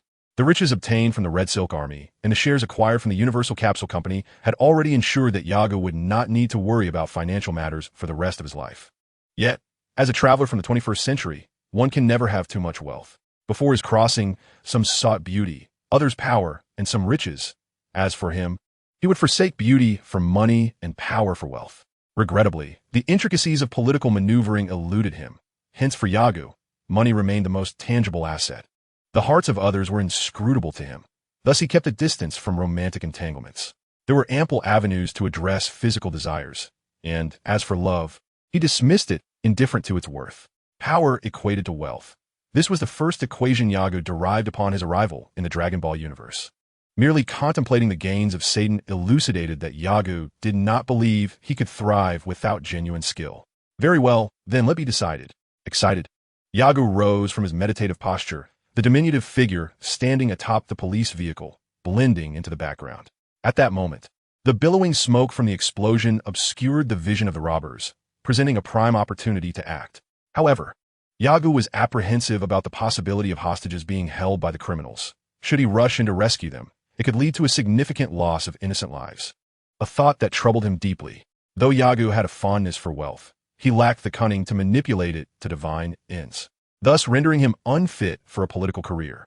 As he surveyed the entire building, an unexpected passage caught his eye, an air vent that seemed inaccessible to others. Why not enter through there and neutralize the threat from within, ensuring the safety of the majority? Resolute, he leaped from the roof of the car and unleashed his extraordinary speed, completing a 100-meter dash in less than 9 seconds. For one of his diminutive stature, achieving such a terrifying speed was remarkable. While this might not impress future generations of Super Saiyans, it was noteworthy to compare with Sun Wukong's training under Master Roshi, during which the latter showcased a 5-second sprint. By contrast, Yagu's 9-second dash at the tender age of 2 was indeed a commendable accomplishment. His small frame allowed for stealth. He adopted a frog-like leap, dashing forward, then pausing to evade detection, repeating the sequence. In less than a minute, he arrived at the side vent of the bank unnoticed. The wall was a solid expanse, with few places to gain leverage. Yagu dashed a few steps, his feet finding purchase on the wall as he swiftly maneuvered, reaching the netting blocking the vent.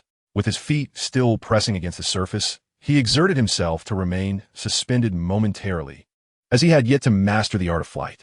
Although he had witnessed Gohan demonstrating the technique to Videl, his own abilities had not yet reached such heights. Videl at that time was among the most formidable beings on Earth, surpassed only by the Dragon Ball warriors and Master Roshi. With a swift motion, he dislodged the grate of the vent. In this cramped space, he grasped the edges and, with determination, squeezed himself inside. The air was musty and unwelcoming. He was, after all, a martial artist, yet here he found himself in a place unbefitting a hero. Despite his mild aversion to filth, Yagu deemed the situation tolerable, for he was determined to swiftly deal with the robbers. Suddenly, a memory struck him. Upon his arrival in West City, he had witnessed a robbery. Could it be the same gang? As he cautiously crawled towards the far end of the passage, he seethed inwardly, thinking of those scoundrels. Robbers were despicable, their actions unforgivable, and he felt justified in his forthcoming actions. To Yagu, the act of killing bore no weight of guilt. He had already taken lives before. Those who worshipped money above all else, valuing wealth over life, were hardly inclined to spare others, especially when they would sacrifice their own existence for riches. Yagu held no shame in his pursuit of wealth. His earnings were acquired through honorable means, far superior to the dishonest gains of thieves. There was nothing wrong with being upright and forthright in his dealings. Brother, these wretched police have surrounded the area, and our comrades outside cannot break through. What shall we do? The coarse voice reached Yagu's ears, leaving him momentarily stunned. Are there still brothers outside?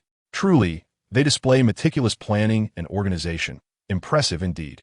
After a brief pause, he continued to shift his position. It matters not. We hold over 30 hostages. From this moment forth, we shall execute one every 5 minutes.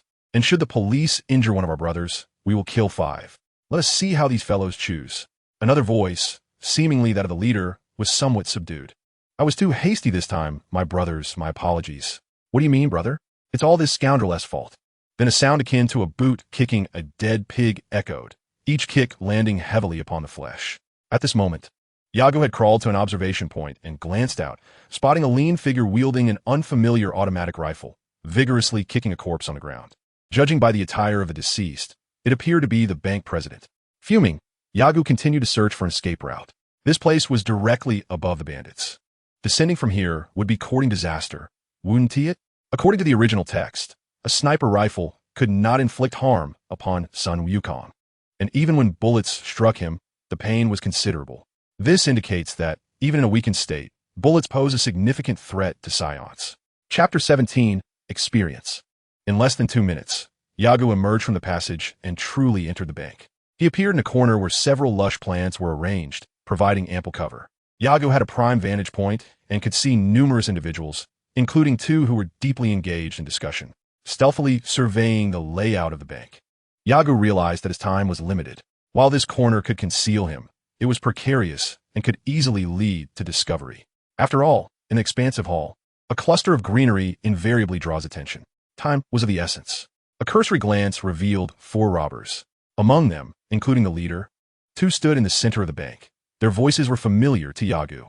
Additionally, 1 bandit was guarding the hostages, and judging by his demeanor, he seemed ready to shoot all nearby hostages at the slightest hint of danger. There was also a burly individual, the one who had previously carried the rocket launcher, now resting in a corner.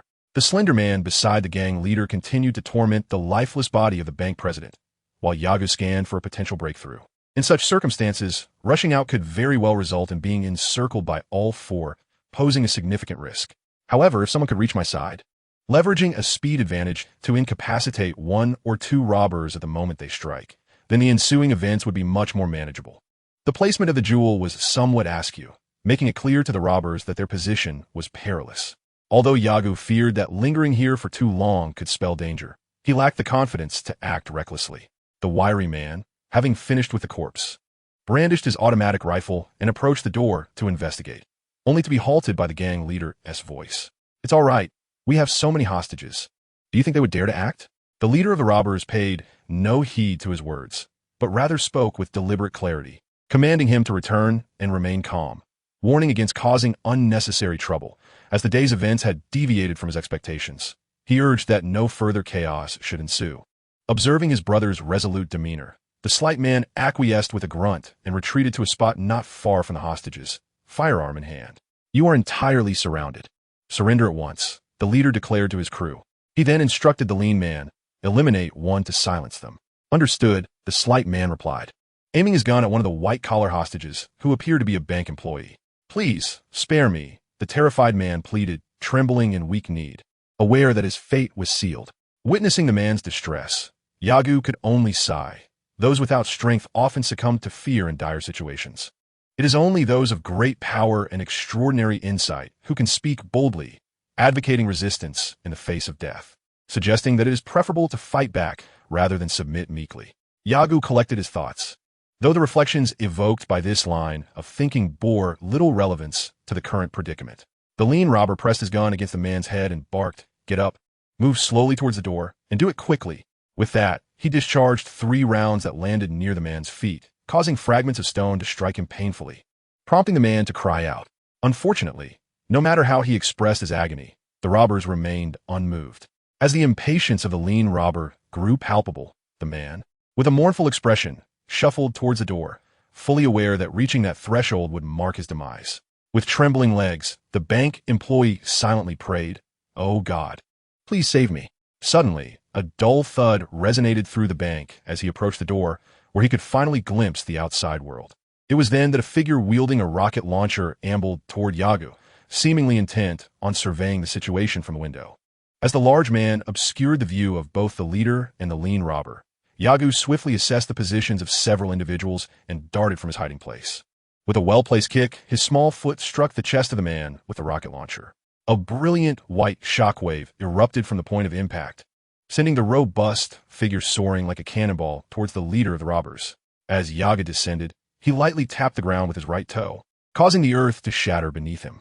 In a flash, he appeared beside the perplexed lean robber, who was bewildered by the sudden noise behind him.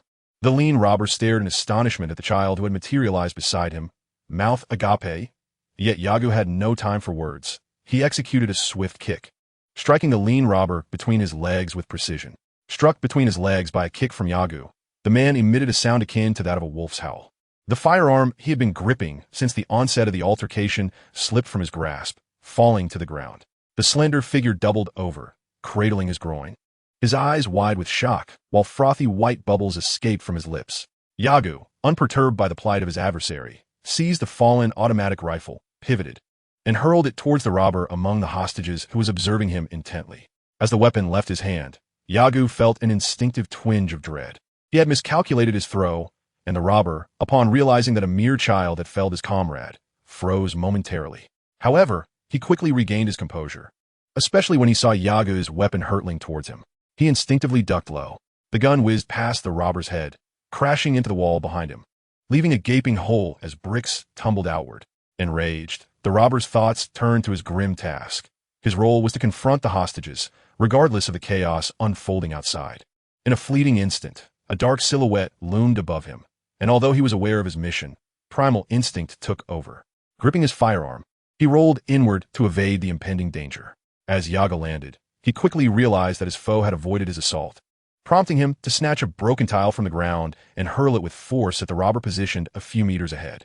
Simultaneously, the robber, having adjusted his aim while rolling, pulled the trigger. The first sound was that of gunfire, followed by a thud as the brick struck the robber's forehead, rendering him unconscious. Yagu stood frozen, gazing at the fallen adversary, his head split open, unable to move. A piercing pain radiated from his waist, the reason for which eluded him. The entire confrontation transpired in less than 5 seconds, leaving the bank staff and clients still crouched in fear, as well as a man at the entrance, his legs trembling, utterly bewildered by the scene. The leader of the robbers, who had been knocked down by Yagu, lay still. His head had collided with a metal chair, leaving him unconscious. At this moment, Yagu felt a surge of experience accumulating in his mind, albeit marginally, increasing from 0.66 to 0.7, clutching his wounded waist. He inwardly cursed the absurdity of the system's design. After 2 life-threatening confrontations, he remained at level 0. He found it perplexing. In a typical game system, an increase in prowess would correlate with a rise in level. Yet he remained at 0. How could he possibly defeat the creatures within the game at this level? Moreover, what do the terms combat activation and explosive activation truly signify? He gazed at the combat system interface. Level 0, current experience 0.70. Name, Yaga battle power activation level, 10 outburst activation level, 15 combat level. Initial low tier, it seems that the elevation of levels bears no relation to one's attack power. Yaga mused as he scrutinized the situation. Ah, little one, are you all right? A woman's voice interrupted Yaga's contemplation as he was about to inspect the wound inflicted by the bullet. It turned out to be a hostage taken by the robbers. The group, initially frozen in shock, soon regained their composure. They contemplated making a hasty escape, but, upon noticing that the assailants lay incapacitated, their unease was overshadowed by a desire to assist Yagu. The nearest bank employee was the first to react. Hurry, everyone, call for an ambulance. We need an ambulance, right? I'll make the call. Thus, a flurry of activity ensued. Yagu glanced at his injury. The bullet had embedded itself in his skin, but had not penetrated entirely. Indeed, the enhancement of his combat abilities had proven beneficial. The bullet had failed to breach his skin, and Yagu felt a surge of joy at this realization. The commotion within the bank naturally attracted the attention of the police. Armed officers, upon witnessing the downed robbers, expressed mild astonishment before swiftly apprehending them.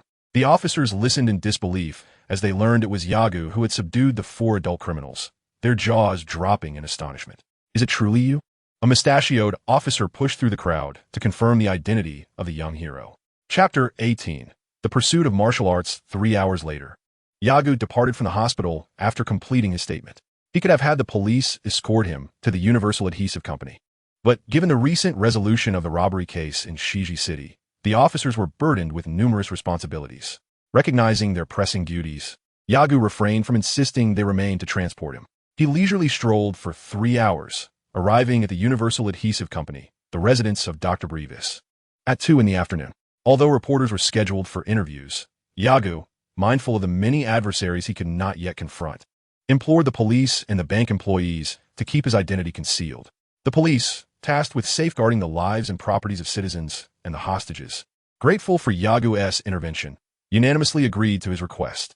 However, the ever-inquisitive reporters managed to sniff out a trace, akin to a dog's keen nose, discovering that the resolution of this crisis did not lie solely with the police. Sigh, on this earth, even the Red Silk Army is enough to keep me on my toes. I wonder when I'll be able to disregard such threats, Yaga thought.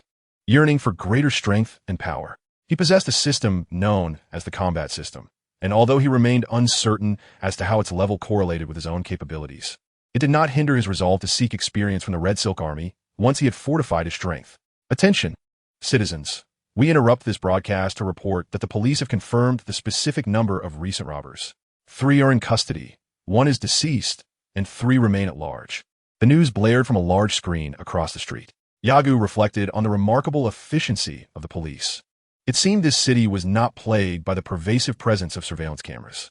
In the city, surveillance footage was scarce, yet it was sufficient to identify the remaining robbers following the arrest of 3 criminals. Filled with admiration, Yagu rang the doorbell of Dr. Breeve's residence. "Hello, who may I assist you?" The voice was monotonous, lacking the inflections typical of a human being, and Yagu discerned it was a robot. "I am Yagu, here to see Dr. Breeves. Please come in." The door opened, and Yagu stepped inside, only for the door to close behind him.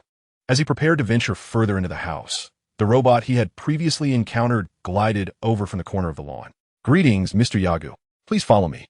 Yagu trailed behind the robot, observing as it led him to the backyard of Dr. Breeve's home. "Has the gravity chamber been completed?" he inquired. The robot, constructed from metallic components, responded without expression. "It has been finished. You may proceed."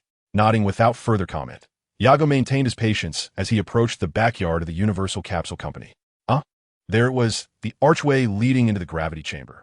Yagu beheld a circular apparatus exuding a modern aura, its surface markedly distinct from the surrounding rooms, adorned with black and white rings, prominently displaying the logo of the Universal Capsule Company. Yagu quickly reached the imposing structure. "Wow, it's enormous," he exclaimed. Indeed, it was colossal. He recalled the gravity chamber spaceship of Sun Wukong, which was merely the size of an ordinary room. Yet, the gravity chamber before him loomed as large as 3 three-story buildings, a true behemoth.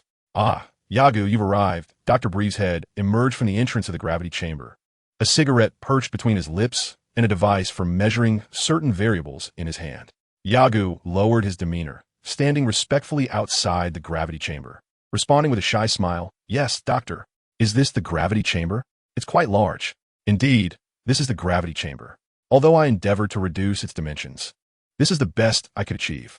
Additionally, to enable it to assume capsule form, I had to incorporate numerous elements." Dr. Breeves explained some technical details to Yagu, concluding with a persuasive tone. "The chamber's limit is 100 times Earth's gravity.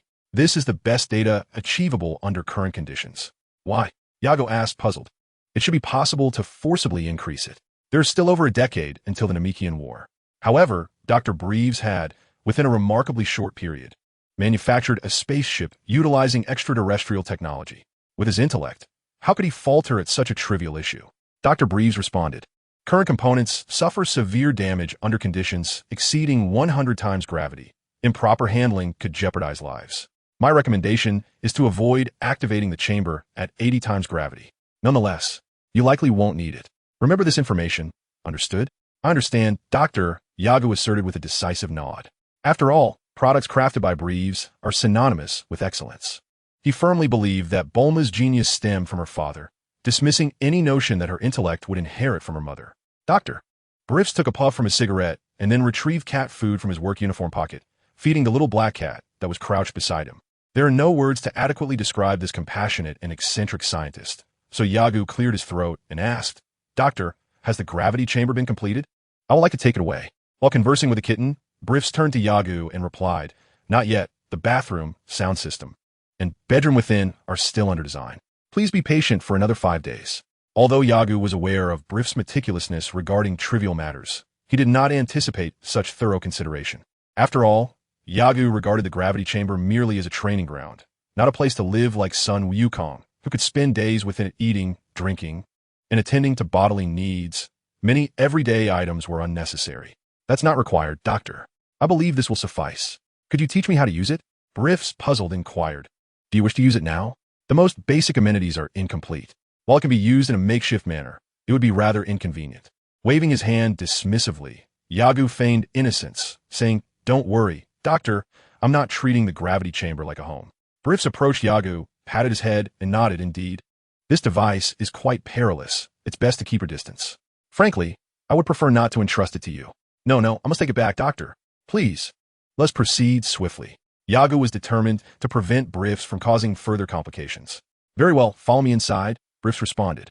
As he stepped into the room, he suddenly lamented, "How unfortunate your timing is. If you had come earlier, you could have met Bulma and her mother. They went to the amusement park at noon. Would you like to wait for their return and join us for dinner? Bulma and her mother would certainly enjoy your company." What a ridiculous notion. Yagu cursed inwardly. He had no desire to become entangled in such chaotic affairs. "No, that won't be necessary. I have matters to attend to at home. Doctor, please let us begin." "All right," Briefs replied, momentarily taken aback, feeling regret for not having the opportunity to invite Yagu to dinner. "Now observe this." Dr. Briefs took 15 minutes to explain, and after Yagu had confirmed that he understood the instructions thoroughly, the two exited the gravity chamber. At the exit, Yagu found a button and pressed it. With a loud bang and a puff of white smoke, the enormous gravity chamber transformed into a capsule, which Yagu deftly caught in his hands. Briefs looked at Yagu and asked, "Are you truly not joining us for dinner? The cooking of Bulma's mother is exquisite, and little Bulma would surely take a liking to you." Yagu felt indifferent towards Bulma, simultaneously anxious that growing closer to her might lead to various complications. This was not an exaggeration. Yagu had never doubted Bulma's knack for stirring up trouble. He was self-aware in terms of willpower and dedication to martial arts. He was far from being a match for Sun Wukong or Vegeta. Such disparities could not be bridged by mere proclamations of self-determination. If it were that simple, he would have asserted it before his crossing over. Yet, the reality was he was merely a graduate of a mediocre university, earning a meager salary, miles apart from the elite who commanded six-figure incomes. The differences between individuals are undeniably real. Some possess innate talent, but lack perseverance, while others are steadfast, yet devoid of natural ability. In this world, Sun Wukong and Vegeta epitomize individuals endowed with both perseverance and talent, while Son Gohan, Son Goten, and Trunks represent those blessed with talent, yet lacking in determination. Conversely, Piccolo and Tien Shinhan exemplify those who possess unwavering persistence, but are devoid of innate ability. Regarding the pursuit of martial arts within the Dragon Ball universe, Sun Wukong undoubtedly reigns supreme, closely followed by Vegeta, with Piccolo and Tien Shinhan trailing behind, and then Krillin and others. Yagu perceives his dedication to martial arts as merely on par with Krillin's level, acknowledging that he cannot even match Tien Shinhan's fervor. Therefore, he fears that if he does not establish a solid foundation now, he may ultimately find himself relegated to obscurity, completely withdrawing from the ranks of high-level combat. Half an hour later, Yagu exited the Universal Glue Company, hailed a taxi, and directed the driver to his residence. Chapter 19. The Departure of Goals. Moguri, are you speaking the truth? In a hotel room in the heart of West City, a burly man with a thick beard inquired of the man before him. The man seated on the sofa had a broad forehead and gaunt cheeks, his eyelids drooping as though he had not slept for several days. "Yes, I have located the bank's hostages. It was that child who thwarted our plans," he replied. Beside him stood a long-haired man clutching a bottle of liquor, his head adorned with a tattered scarf, as he took several hearty swigs from the bottle. "Layden, we must avenge our brother. That little brat must learn a lesson." He spat vehemently. "That wretched scoundrel. Once I find him, I will cripple him. Fuss, calm yourself. We cannot afford to act recklessly if we wish to rescue our leader." The bearded man warned darkly from the sofa. The gaunt man beside him nodded in agreement. "Layden, I believe Fuss's suggestion holds merit. After all, attempting to rescue our brother in such a short time is exceedingly difficult, especially since he has already slain our third brother. Even if our leader were present, we must first honor the spirit of our fallen comrade." Layden, the bearded man, replied, "I will exact vengeance for this wrong. But our foremost priority is to remain composed here. That child will not escape. Why the rush? Furthermore, refrain from seeking information again. Once that child is attacked, the police will undoubtedly start with the group of former hostages, and we too will be implicated. After some time has passed, when the commotion settles, I intend to make him wish he were never born." At that moment, Yagu stood beside the factory, the gravity chamber having returned from its capsule state. "Ah, splendid. With this, training within should yield remarkable results." However, a sudden realization dampened his enthusiasm. Sun Wukong managed to acclimate to 100 times gravity in just 6 days, largely thanks to the miraculous recovery effects of the senzu beans. Lacking such beans, could he truly adapt within the same time frame as Sun Wukong? Moreover, training like Sun Wukong could easily deplete one's vital essence. Sighing, he resolved to practice diligently step by step, waiting for his strength to reach a sufficient level before seeking out Master Kalen. Although the abilities of these individuals might not attract the attention of others in the later stages, their perspectives are of the highest caliber. On his return, Yagu purchased a substantial amount of food from the supermarket, sufficient to sustain him for half a month. The training equipment within the factory would remain untouched for now. His primary focus must be on acclimating to the gravity within the chamber. Running, push-ups, sit-ups, frog jumps, many simple exercises that require no equipment can greatly benefit him. Yagu is not aiming to develop muscles into sculpted forms. He merely seeks to enhance his combat prowess. Look at the later incarnation of Fat Bu. Despite his corpulent physique, he effortlessly bested Vegeta and Goku. In the days that followed, Yagu immersed himself in his training. The bank robbery incident had earned him a modicum of respect at the police station. Yet, through military connections, that slight influence had been swiftly neutralized. He engaged in repetitive motions daily, running with weights in the gravity chamber, performing countless push-ups and sit-ups, and executing frog jumps. Occasionally, Yagu devised a few challenging maneuvers, such as performing a front flip followed by a one-handed handstand, leveraging immense strength to complete another flip solely with his arms. Time slipped away from Yagu unnoticed, and, as the months passed, some training equipment from the factory was relocated to the gravity chamber, being a spacious facility dedicated solely to gravity training. The influx of items did not render the space cramped. 3 years later, Yagu was 5 years old. Under the sweltering summer sun, the city exuded an oppressive heat. A few kilometers away from the West City Soda ash manufacturing plant, several construction crews toiled amidst the ruins of a demolished factory. Midday marked the peak of the heat, prompting everyone to seek refuge in the shade until the sun began its descent. Old Juan, all the nearby factories have been dismantled. Why is that abandoned plant still standing? A middle-aged man asked as he took a swig of beer, directing his question to the foreman. The foreman gazed in the direction indicated, spotting the West City Soda ash manufacturing plant. He recalled its long-standing presence. He had visited before, and beside it stood a newer structure, seemingly marked by the Universal Capsule Company. That site has already been purchased. They just haven't commenced demolition yet. I suspect they are deliberating what to construct once the factory is taken down, he replied. Regardless, it's destined for teardown. Why leave it standing? Such places left to decay can attract numerous troubles. Abandoned factories often become havens for delinquent youths, with many heinous acts occurring in such locales. The foreman chuckled at this remark. Ah, but you are mistaken. That area has never seen any serious crimes. Rather, it has become a nightmare for wrongdoers. Anyone who dares to linger there is swiftly apprehended by the police. Some were skeptical. Is it truly that remarkable? It can't possibly be a gathering place for criminals. No, I've been there. It seems there is just one child residing there. A child? The astonished expressions of the others prompted a wry smile from the foreman. Indeed, a child. Though, that child, as he recalled his brief exchanges with the boy, he found it difficult to articulate, ultimately uttering, very special. At that moment, the foreman's very special child lay sprawled on the ground, surrounded by a vast pool of sweat. His bare torso glistened, drenched in perspiration that trickled down from his forehead and cheeks, pooling on the ground below. Panting and wheezing, this is no ordinary feat. I can't believe that even after 3 years, he has yet to acclimate to 40 times the gravity, Yaga muttered, feeling both exhausted and irked. The gravity of planet Vegeta is 10 times that of Earth, which implies that he should naturally adapt to this increased gravitational force. Consequently, over the past 3 years, as a Saiyan, he only needed to acclimatize to the levels of 30 and 40 times the standard gravity.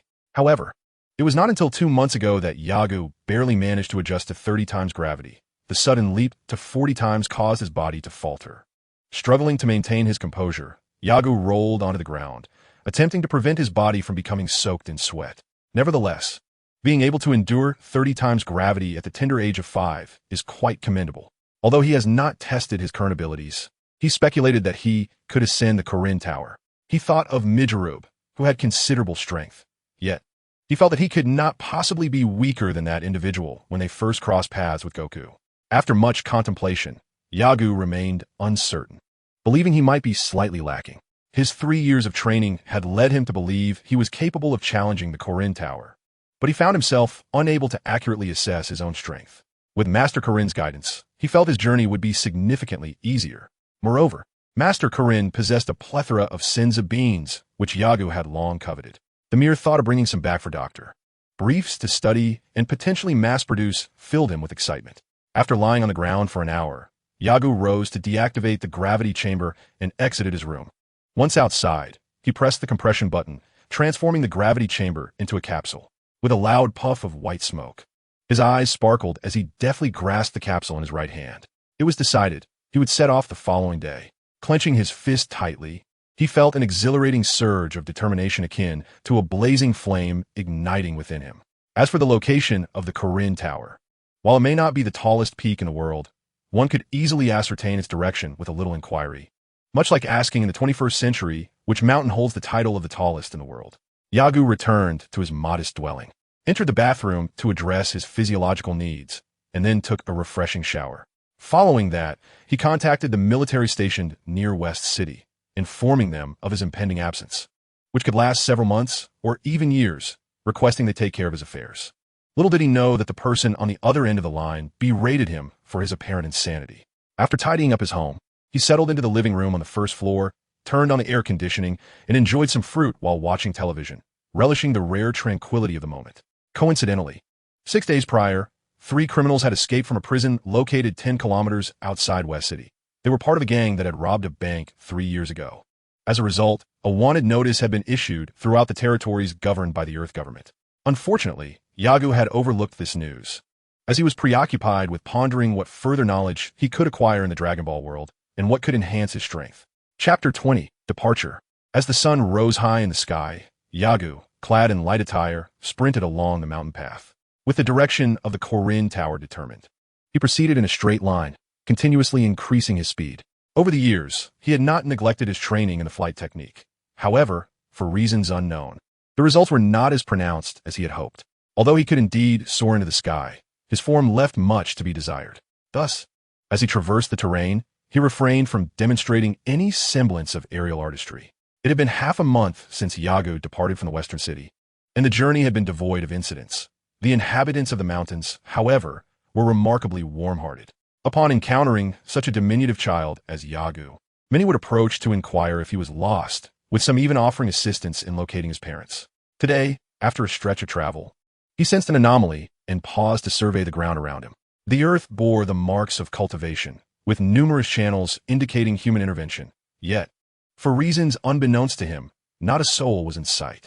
Moreover, as Yagu gazed around, he was met with desolation. To put it plainly, a dire lack of water.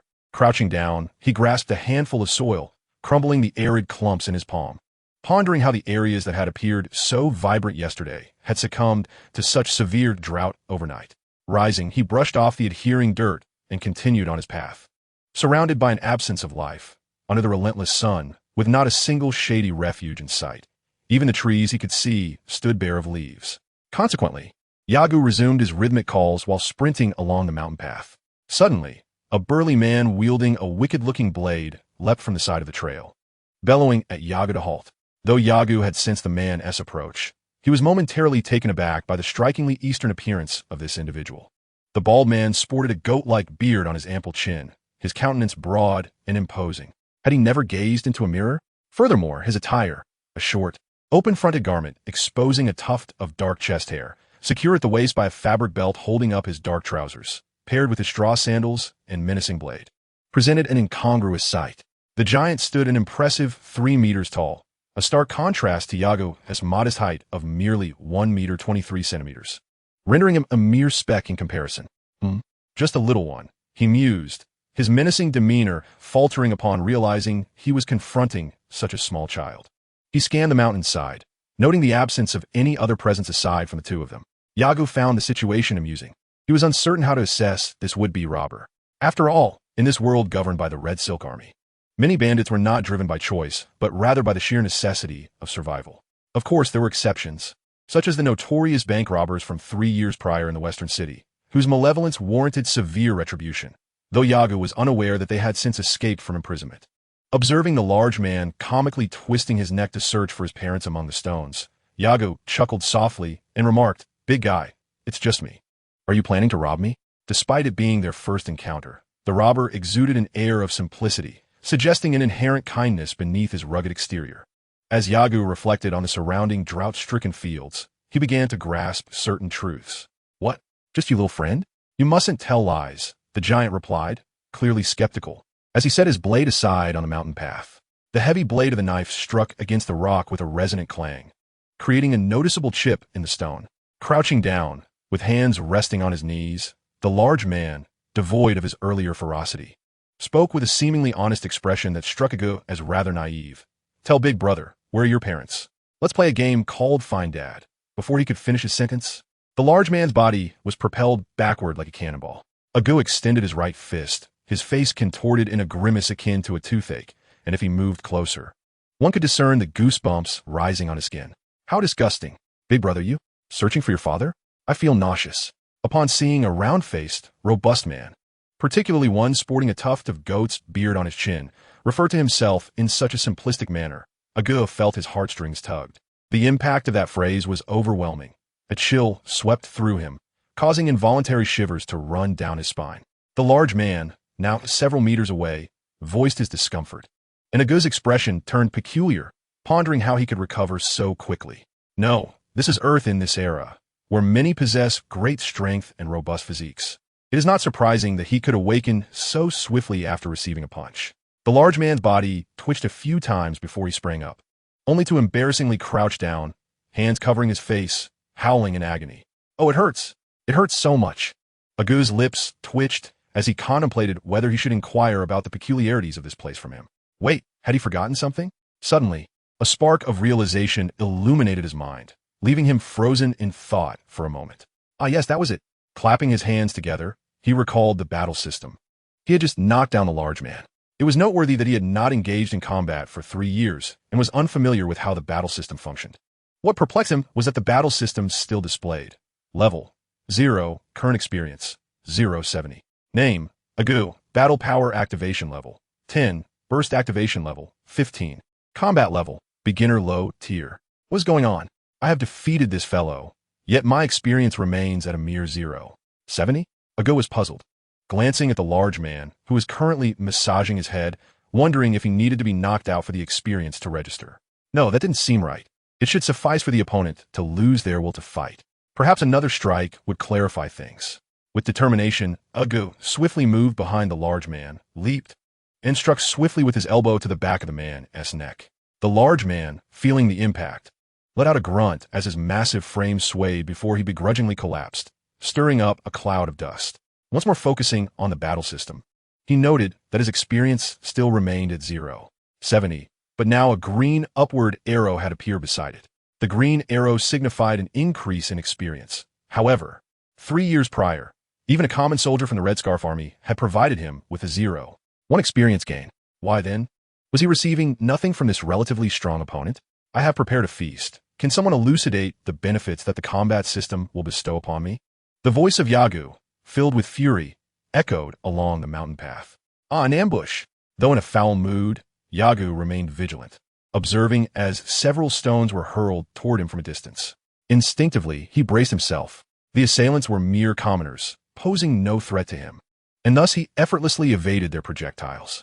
Who dares approach? Show yourselves. Although he was aware that their physical prowess could not rival his own, should they wield firearms. The situation would become perilous. Silence ensued, followed by additional stones cascading down from behind the slope. With careful agility, Yagu dodged once more, his irritation mounting. He surveyed the mountain path and glanced at the unconscious giant. A sudden realization struck him. Could they be affiliated with that lumbering fool? Perhaps they were children? Reflecting on the earlier absurdity of the giant's words, Yagu concluded that those on the slope were indeed youths. However, he could not allow their antics to continue unchecked. Approaching the fallen giant, he bellowed toward the slope, "Cease at once, or I shall not hold back." As anticipated, the stone throwing ceased.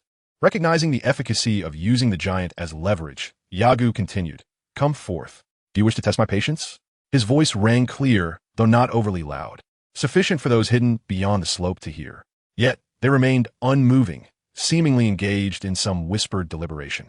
Yagu, reluctant to complicate matters further, retrieved a fruit knife from his backpack. "If you do not reveal yourselves, I shall be compelled to act. Wait, we will come out. Do not resort to violence." Chapter 21. Inquiring the reason. Yagu regarded the two boys before him, both taller than himself, standing there like mice before a cat. Their faces bore traces of dirt, not from neglect, but deliberately smeared, a mere hint of soil. They appear to believe that such disguises would allow them to emerge and mimic the act of robbery. His gaze shifted to the giant lying nearby, and he raised an eyebrow. Truly fledglings. Nevertheless, despite the lack of visible numbers, he felt his experience grow. Fixated on the two children, who stood protectively by the giant, their expressions awkwardly betraying their impotence against Yagu's might. Yagu inquired, "What are your names? And where do you reside?" He refrained from asking about their origins, knowing that he would not remember the names of villages nestled within the mountains. And even if they divulged their location, he would remain oblivious. The two boys were of similar height, one with a freshly shorn head, the stubble barely emerging, while the other sported unkempt hair, matted together due to a lack of water, greasy and dull, an uncomfortable sight. Upon hearing Yaga's question, they exchanged glances, and the boy with the cropped hair spoke first. "I am Ali, and this is Gumai. He is Grinsmuller. Our village is not far from here. We're the only ones around." Though nearing 10 years of age, they were still but children, ill-equipped to navigate their circumstances, and quickly divulged their information. Ali refers to the tall figure, Grinsmuller. What a peculiar name. Upon hearing Ager express this sentiment, the two children exchanged disdainful glances, internally scoffing. "What is so strange? It is you, who, despite being younger than us, possesses such remarkable prowess. That is what is truly odd. Nay, it would be more fitting to call it bizarre. What is your issue? Is this your first attempt at robbery? Such a lack of finesse. How do you know?" The speaker was Gumei. This conversation, if witnessed by outsiders, might leave them utterly astounded. Ager wished not to linger on this farcical matter, instead choosing to overlook it. "Have you been waiting here for several days?" Ali cast a glance at Gumei, who reciprocated, and the two exchanged silent communications through their eyes. Then, with a peculiar expression, Ali inquired, "How do you know we've been waiting for several days?" Ager offered a resigned smile and replied, "I senti it obvious? It's apparent that fellow is inexperienced, and besides, you must consider the location. In this desolate wilderness, how many people would venture this way? If all robbers were like you, they would have long perished from hunger." Ali and Gumei, feeling dejected, lowered their heads, unsure whether to say they would be more cautious next time or that they would improve with practice. Grinsmuller, having been knocked unconscious by Ager, would take quite some time to regain consciousness. Ager regarded the two youths, who stood half a head shorter than him, with a serious expression and asked, "Let's return to the matter at hand. You ought to disclose to me why you resorted to robbery on this road. Although it is your first time, consider this. How would a traveler feel if robbed of their possessions? What if that money were meant for saving a life? We will ascertain the truth. If it is indeed a matter of life and death, we shall refrain from theft," Gumei replied without hesitation, gazing at Ager with an amused expression, as if to say, "You are robbers, yet you speak of morality?" The youth was momentarily at a loss for words, as the situation was undeniably contradictory. Nevertheless, he mustered the courage to assert, "If they are villains, we shall rob them. If they are good people, we shall let them pass." "Enough." Ager interrupted him with a wave of his hand, stating bluntly, "Regardless, you have no business here. So returning to the previous question, why did you rob?" Gumei turned to Ali, who continued, explaining to Ager, "Our village is suffering from a lack of water, and crops cannot be cultivated. The food reserves in our village are dwindling. Thus we conceived this plan. Why do you not leave the village? The world beyond is vast. Just take him for instance." Ager gestured toward the unconscious Grinsmuller, saying, "Given his stature, even if he were not to enlist, he could serve as a guard, earning several thousand each month. Grinsmuller would never abandon us to venture alone." Ali retorted fiercely to Ager, then lowered his gaze under the latter's scrutiny. Ager had little interest in squabbling with children. He glanced at Grinsmuller and shook his head. Such a gesture, in the eyes of the two youths, was a blatant insult to their elder brother, igniting their ire. However, they felt powerless against Ager, so they puffed their cheeks in indignation, glaring at him. What a pity, such a fine physique. Gumei stared at Yagu, momentarily forgetting the disparity between them, and queried, "What a pity. Had it not been for your sneak attack, Brother Grinsmuller would have easily bested you." Yagu replied, "His strength is inadequate. With such a physique, he ought to participate in the grand martial arts competition." The two children simultaneously expressed their curiosity about this competition. Nothing. The grand martial art competition occurs once every 4 years, and the champion is awarded a grand prize of 500,000. The mention of 500,000 caused their voices to rise dramatically. Yes, 500,000. The grand martial art competition was first attended by his son Wukong at the age of 12, while Klin was 13.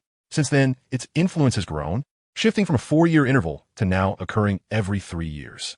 Observing the children's delighted expressions, Yagu smiled and remarked, "There are many formidable individuals in the world. Besides the grand martial arts competition, various fighting contests abound globally, each offering substantial rewards for champions.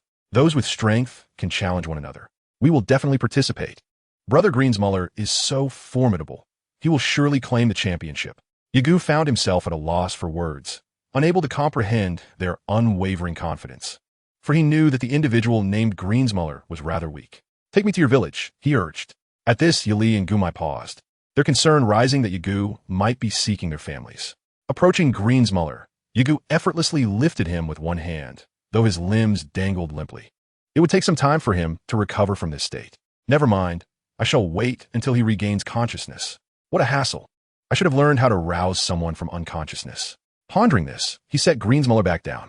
Unbeknownst to him, his actions solidified in Yali and Gumai's minds the notion that he was indeed a monster, and they perceived it as a display of his strength. After several exchanges, the children recognized that Yagu was not a villain, easing their anxiety significantly. "May I inquire when Brother Greensmuller shall awaken?" the two asked, having checked on him and confirming he was merely unconscious. With a glance, Yagu shrugged, clapping his hands together. "I do not know. By the way, you turned to robbery because your village is suffering from a lack of water. Is that not so?" "That is correct. The water shortage emerged suddenly last year, leaving everyone quite anxious." The thought of their village's plight weighed heavily on Yali and Gumai's hearts. For some unknown reason, the river has mysteriously vanished. Some villagers ventured to find the source of the river, only to discover a mere trickle of water at the mouth of the Demon Valley. "And what about within? Did you dare to enter?" Yali exclaimed, eyes wide with disbelief. "It is the Demon Mountain. How could we possibly enter?" After a moment of contemplation, Yagu resolved to assist them by exploring this so-called Demon Mountain. The combat system thrives on battle, and furthermore, this endeavor aligned with his character. After all, he hails from a modern society. In a contemporary context, Yagu would undoubtedly remain an observer, regardless of one's abilities. The thought of entangling oneself in trouble is utterly distasteful. Without reason, merely due to a moment of enthusiasm. The vast majority of those who have personally experienced or witnessed certain events tend to develop a form of immunity when confronted with similar situations again. This reflects a societal issue, as well as the government's efficacy in educating its citizens. There are no students incapable of learning, only teachers who fail to impart knowledge. Though this may sound extreme, when such incidents occur in rapid succession, one cannot help but feel astonished and ponder, if such events transpired in my vicinity, how would I respond?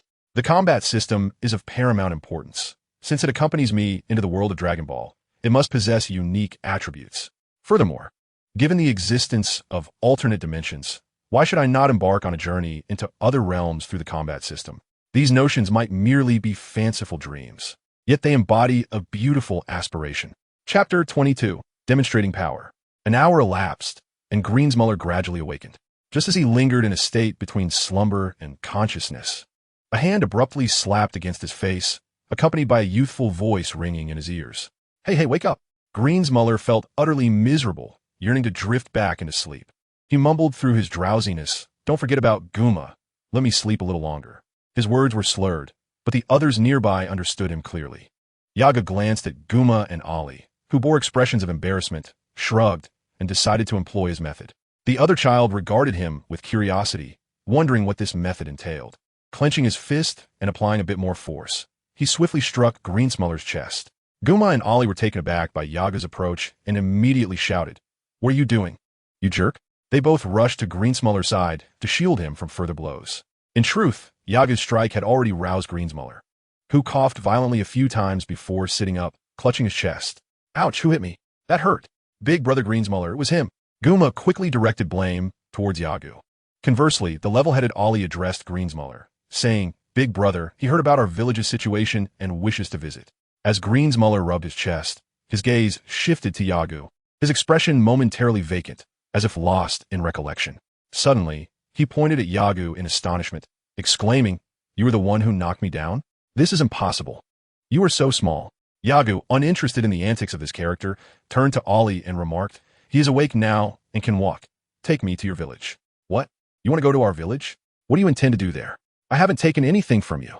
Casting a sidelong glance at the towering figure, Yagu sarcastically inquired, "How old are you?" Why do you ask that? Nevertheless, Greensmuller disclosed his age, saying, "I am 13 years old." What? 13? Yagu responded in disbelief, his astonishment palpable. Is there a misunderstanding? At 13 years old, with a completely bald head and a comically styled goatee left on his chin. Can you believe it? And standing at a height of 3 meters, can it truly be so? Indeed, he is 13. After a moment of astonishment, Yagu finally regained his composure. He no longer gazed at Greensmuller and said to Ollie, "Take me to your village." The world of Dragon Ball is indeed a realm of hidden talents. A 13-year-old towering at 3 meters raises questions about how tall he will eventually grow. In fact, the early stages of Dragon Ball are replete with peculiar characters. Not to mention the recurring king, the blue cat, and the president of the world's martial arts tournament, a Shar-Pei dog, alongside flying dinosaurs, werewolves, pandas, and, of course, Yagu's current travel target, the cat sage of Karen Tower. In summary, there are numerous bizarre beings.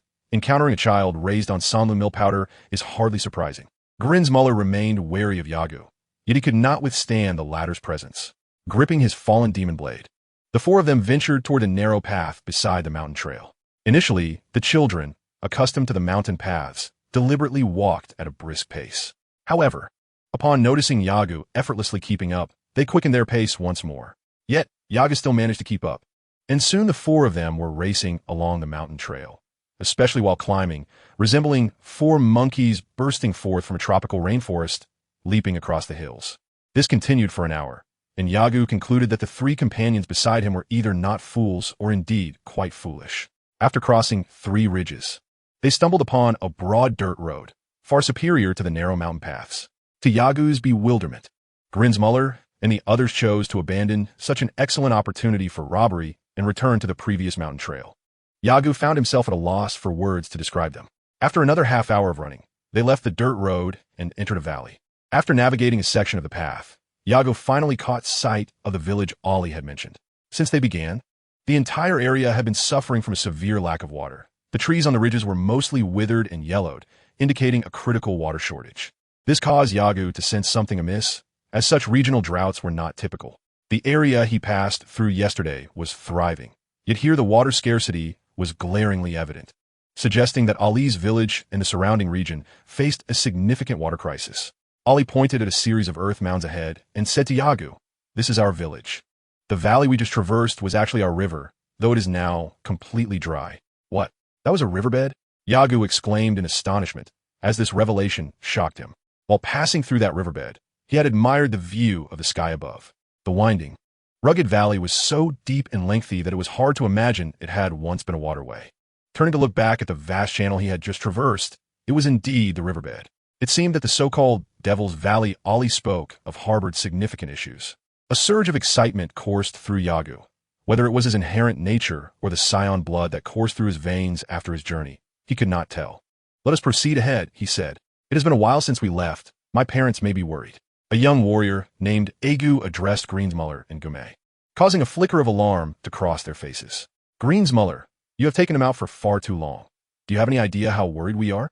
Tomorrow, you are forbidden from venturing out. Remain in the village." As they approached the village entrance, an elderly gentleman, wielding a makeshift pipe, hastily approached and chastised Greensmuller and his companions. "Who is this child?" After reprimanding the 3, the old man finally noticed Yagu standing among them. "I am Yagu, a martial artist passing through. I heard of your troubles and came to see if I could offer assistance." Yagu replied. "What? You wish to help us?" The old man exclaimed, taken aback, then adorned his face with a wry smile. "Child, where do you live? Where are your parents?" Once again, he underestimated someone due to their age. Yagu was already 5 years old, although he felt little change after 3 years of training. Adapting to 30 times normal gravity was no trivial feat. Yagu glanced around and, spotting a prominent rock formation not far off, felt a sense of satisfaction. The exposed portion of the rock towered 4 meters high and spanned 6 meters wide, presenting a formidable challenge. Fixing his gaze on the old man, Yagu declared, "Grandfather, I'm a martial artist. Observe closely." Without waiting for a response, he sprinted toward the rock and, to the astonishment of the onlookers, leaped into the air. As he approached the rock, Yagu forcefully struck down upon it. He had never utilized this method to showcase his destructive prowess before, and thus was uncertain of the outcome. Nonetheless, he hoped to impress the old man and his companions with a single blow. With a resounding thud, his fist penetrated the rock, first his entire hand, then his arm, until even his elbow was buried within the shattered stone. A tremendous roar echoed as the rock fragmented under the impact of Yagu's fist, leaving a significant portion shattered and creating a gaping fissure. The old man, along with Greensmuller, Ali, and Gume, stood agape, their jaws nearly grazing the ground, their spectacles flung several meters away. After landing, Yagu exhaled and surveyed the 6-meter-wide rock, which had affected a 4-meter radius. Although slightly dissatisfied, he felt a twinge of accomplishment at the astonishment etched on the faces of Greensmuller and the others. I do not need to be the greatest in the universe. Merely getting by is sufficient. Chapter 23. Shaking off the followers. Are you truly planning to venture into Demon Valley? The old man, named Anti-Fan, had revered Yagu as a guest of honor ever since witnessing him shatter the large rock. Upon learning of Yagu's intention to investigate the situation in Demon Valley for the village, he became so excited that he summoned everyone from the village to offer a grand feast. Now, Yagu prepared to advance along the dry riverbed toward Demon Valley. Anti-Fan, feeling somewhat uneasy, posed this question out of concern. What if this young lad decided to flee? During the earlier feasting, he had not noticed, but later realized that Yagu had consumed a tenth of the village's food supply. Anti-Fan scrutinized Yagu's belly, perplexed at how such a small frame could contain so much. Everyone, please return. I will certainly uncover the reason behind this. Old man Anti-Fan, accompanied by Greensmuller, would not stray from the path. After a brief exchange of words, Yagu turned and continued onward. Behind them, Greensmuller waved repeatedly to Anti-Fan and the villagers. The journey was somewhat lengthy, traversing through a remote mountainous region. The river flowed through a vast canyon, and from their standing position, one could only glimpse a thin sliver of sky above. After walking for half an hour, Yagu suddenly halted. Curiously, Greensmuller inquired, "What is it?" Yagu cast a glance behind him and called out loudly, "Come out. I have seen you." His voice echoed through the canyon, the last syllable lingering for 4 or 5 seconds. Greensmuller's expression shifted to one of wariness. He clutched his knife tightly, scanning the surroundings, yet he could discern nothing amiss. After a brief moment of silence, he hesitantly asked, "Yagu, there's no one here. Are you mistaken? It's getting dark. Let us seek refuge in the house ahead." The house he referred to was one that old man Anti-Fan had explained, constructed by the villagers. This river held immense significance for them, not only for irrigation and drinking, but also as a source of aquatic sustenance. For Anti-Fan's village, it represented their lifeline. With this river, they could cultivate food, catch fish, and trade any surplus for essential goods or currency. Conversely, the river's endpoint, known as the Devil's Valley, cast a profound shadow over the villagers' hearts. Decades ago, strange demons had emerged from its depths to prey upon the unwary. Anti-Fan had recounted that 6 villages once thrived nearby. But over the years, those deeper settlements had perished or scattered, leaving only their own village intact. Fortunately, for reasons unknown, the man-eating demons had vanished, allowing their village to survive. Some had ventured into the Devil's Valley, yet none returned.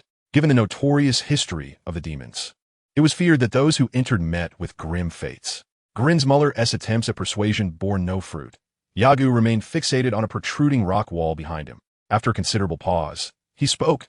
"How long do you intend to remain hidden, children? Since I am aware of your presence, it is imperative that you return. What gives you the right to send us back?" A child emerged from the rock face, boldly confronting Yagu. It was none other than Gume, followed closely by another child, Ali, whom Yagu recognized. How did you get here?" Greensmuller exclaimed in surprise, his expression turning frantic. Anti-Fan had cautioned that Ali and Gume were prone to trouble, and their venture into the Devil's Valley was a matter of life and death. If the two children had wandered in out of curiosity, it would pose considerable danger. Yagu, harboring ulterior motives, explained their actions. "Of course, they followed us, driven by curiosity." Greensmuller, reflect on Anti-Fan's words. "Do not allow these two to deceive you." Greensmuller nodded in agreement, then turned to Ali and Gume, saying, "What are you doing here? Return at once. Is this truly a place you should be?"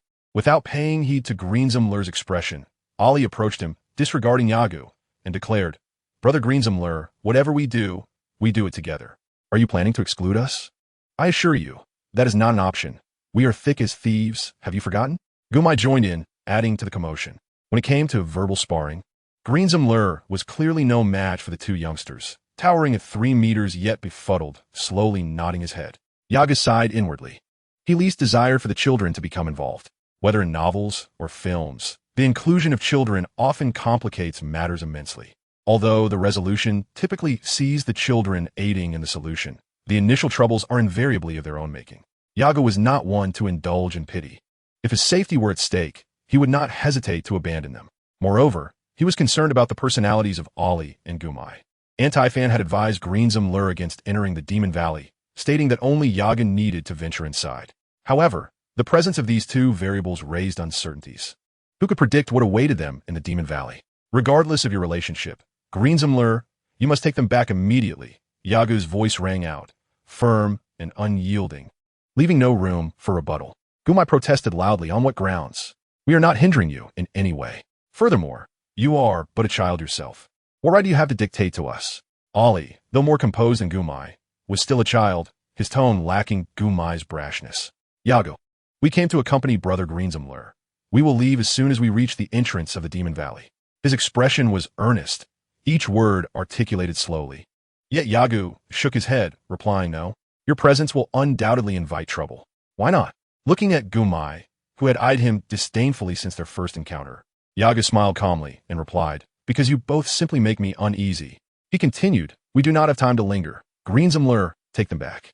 I can manage the rest of the journey alone. Hand over your burdens to me. Greenzum Lur, a man of integrity, though tall, had always been entwined with Ollie and Gumai, deferring decisions to them. He understood the necessity of heeding Anti-Fan's counsel, but was reluctant to disappoint his two young companions. Furthermore, Anti-Fan had entrusted him with the task of escorting Yagu to the entrance of the Demon Valley, making a return midway an awkward proposition to explain to the villagers. Yagu, look at this. Before Greenzum Lur could continue, Ollie tugged at Gumai. Let us find shelter in the house ahead. The village is quiet, and we might discover something in the river. He spoke loudly, deliberately, for Yagu's benefit. Without waiting for Yagu to object, the two proceeded past them towards the house ahead. Yagu turned to observe the two children, frowning. Bringing them along would ultimately lead to complications. It seemed he would have to embark on the journey alone. Initially, he had hoped to stroll leisurely and converse with Greenzum Lur, having not seen anyone in quite some time, leaving him feeling rather lonely. Greenzum Lur, being somewhat simple-minded, was an ideal companion for sharing thoughts. Yagu called out to the towering figure beside him. Upon hearing Yagu's words, he halted, gazing at Yagu with a somewhat dazed expression. What is it? Yagu pointed to the burden on his back and said, allow me to carry that. We must hasten our pace. Greenzum Lur, somewhat perplexed and hesitant, ultimately decided to relinquish the load, recalling that Yagu had come to aid his village. Are you certain? It's quite heavy. If you find it too much, just let me know. Rest assured, I am no fragile child, Yagu replied, hoisting the enormous pack above his head with one hand, his legs quickening their stride. Greenzum Lur, caught off guard, found himself several meters behind as Yagu surged ahead, prompting him to grasp his machete and hasten after him. Hey, wait for me. Yagu ignored him, intent on distancing himself from Yali and Gumai, steadily increasing his speed. As he overtook Yali and Gumai, the two children momentarily paused in surprise, only to be swept up by a gust of wind. Greenzum Lur was hot on their heels. They exchanged glances, understanding Yagu's motivations, and unwilling to be left behind. They each took a deep breath and quickened their steps to follow. For Yagu, as long as he did not enter the Demon Valley simultaneously with Gumai and Yali, any misfortune that befell them would be of no concern to him. Yet, he found that if they were to encounter peril in his presence, he would be unable to quell the unease that would settle within his heart, regardless of the circumstances. The four of them raced through the rugged gorge at a swift pace, and after 15 minutes, they formed two distinct groups. The first group consisted of Yagu and Greenzum Lur, while the second group comprised Gumai and Yali, who could no longer see Yagu and Greenzum Lur ahead of them. As they continued, Yagu maintained a brisk pace, and although Greenzum Lur matched his speed, he could not quite keep up. By nightfall, the two arrived at the second wooden outpost.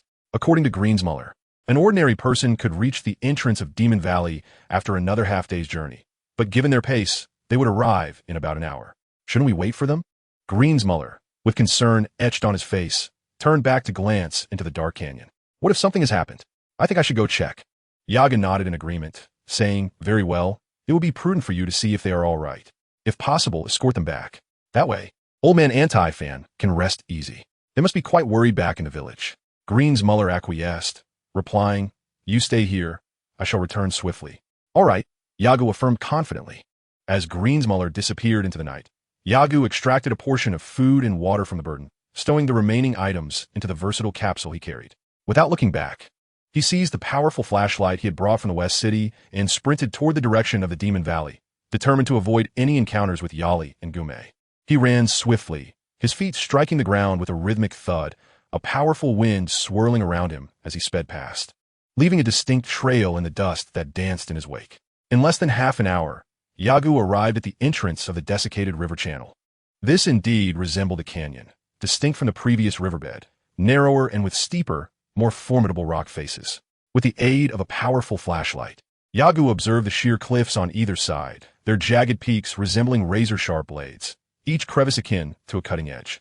Standing at the mouth of the canyon, he felt a gust of cool wind wafting from within. Though it was described as a cool breeze, Yagu sensed a biting chill. It was now early summer, with high daytime temperatures. Despite the significant temperature fluctuations typical of inland regions, the wind emanating from the canyon felt as if it had emerged from an ice cellar. So cold it sent shivers down his spine. Truly, this was an extraordinary experience. Initially, Yagu had intended to enter during the day, but upon seeing the towering heights of the rocks that even his flashlight could not penetrate, he realized that once he ventured into the cave, natural light would be of no aid. Thus, he altered his plan and took immediate action. He was confident. Although he lacked the prowess of the future Dragon Ball warriors, he had already developed commendable combat skills in the early stages of Dragon Ball. The elevation drop from the river channel to the entrance of the Demon Valley was 4 meters. The stones above had been smoothed over the years by the relentless flow of water. As Yagu approached, he could still observe traces of lichen and other ferns, with a trickle of water meandering through. Yet such a meager stream could hardly nourish the area below. It appeared that the true challenge lay within the Demon Valley. Yet, what did Anti-Fan mean by demons consuming humans? The most perilous threat Earth had encountered was undoubtedly during the era of the great martial artist. When the Tyrant King Piccolo wreaked havoc, he leaped forward, peering deep into the Demon Valley. The surroundings were eerily silent, devoid of the chirps of insects or birds. This unnatural stillness, coupled with the intermittent chill of the wind, conjured an atmosphere of dread. In Dragon Ball, many techniques defy conventional understanding. For instance, Son Goku once encountered a rabbit capable of transforming people into carrots, and there was the demonic technique that caused those with even the slightest wicked thought to self-destruct. Furthermore, the red gourd wielded by the golden and silver horns could ensnare individuals, combined with the sealing wave created by the great martial artist. Should Yagu fall victim to any of these techniques, even his formidable abilities would be rendered futile. Summoning his courage, Yagu ventured inside. Observing from above, one would see that the Demon Valley resembled a trumpet, widening where he walked, but narrowing increasingly as he proceeded, eventually culminating in a small opening, which served as the source of an underground river's tributary. After cautiously walking for 5 minutes, Yagu suddenly heard a rustling sound, causing the hairs on his body to stand on end. In a state of alarm, he hunched his back and bent his knees, adopting a stance of readiness. He thought to himself, it seems that arriving here at night was indeed a miscalculation, but retreating in such a cowardly manner would be quite shameful. After all, I am a Saiyan. Reflecting on his heritage, Yagu glanced at his tail, cleverly concealed by the cloth belt around his waist. Even in the presence of the king, he had managed to avoid arousing suspicion. Additionally, Yagu understood that lower-tier warriors often lost their rationality upon transforming into a great ape, and true control would only come with acclimatization to this transformation.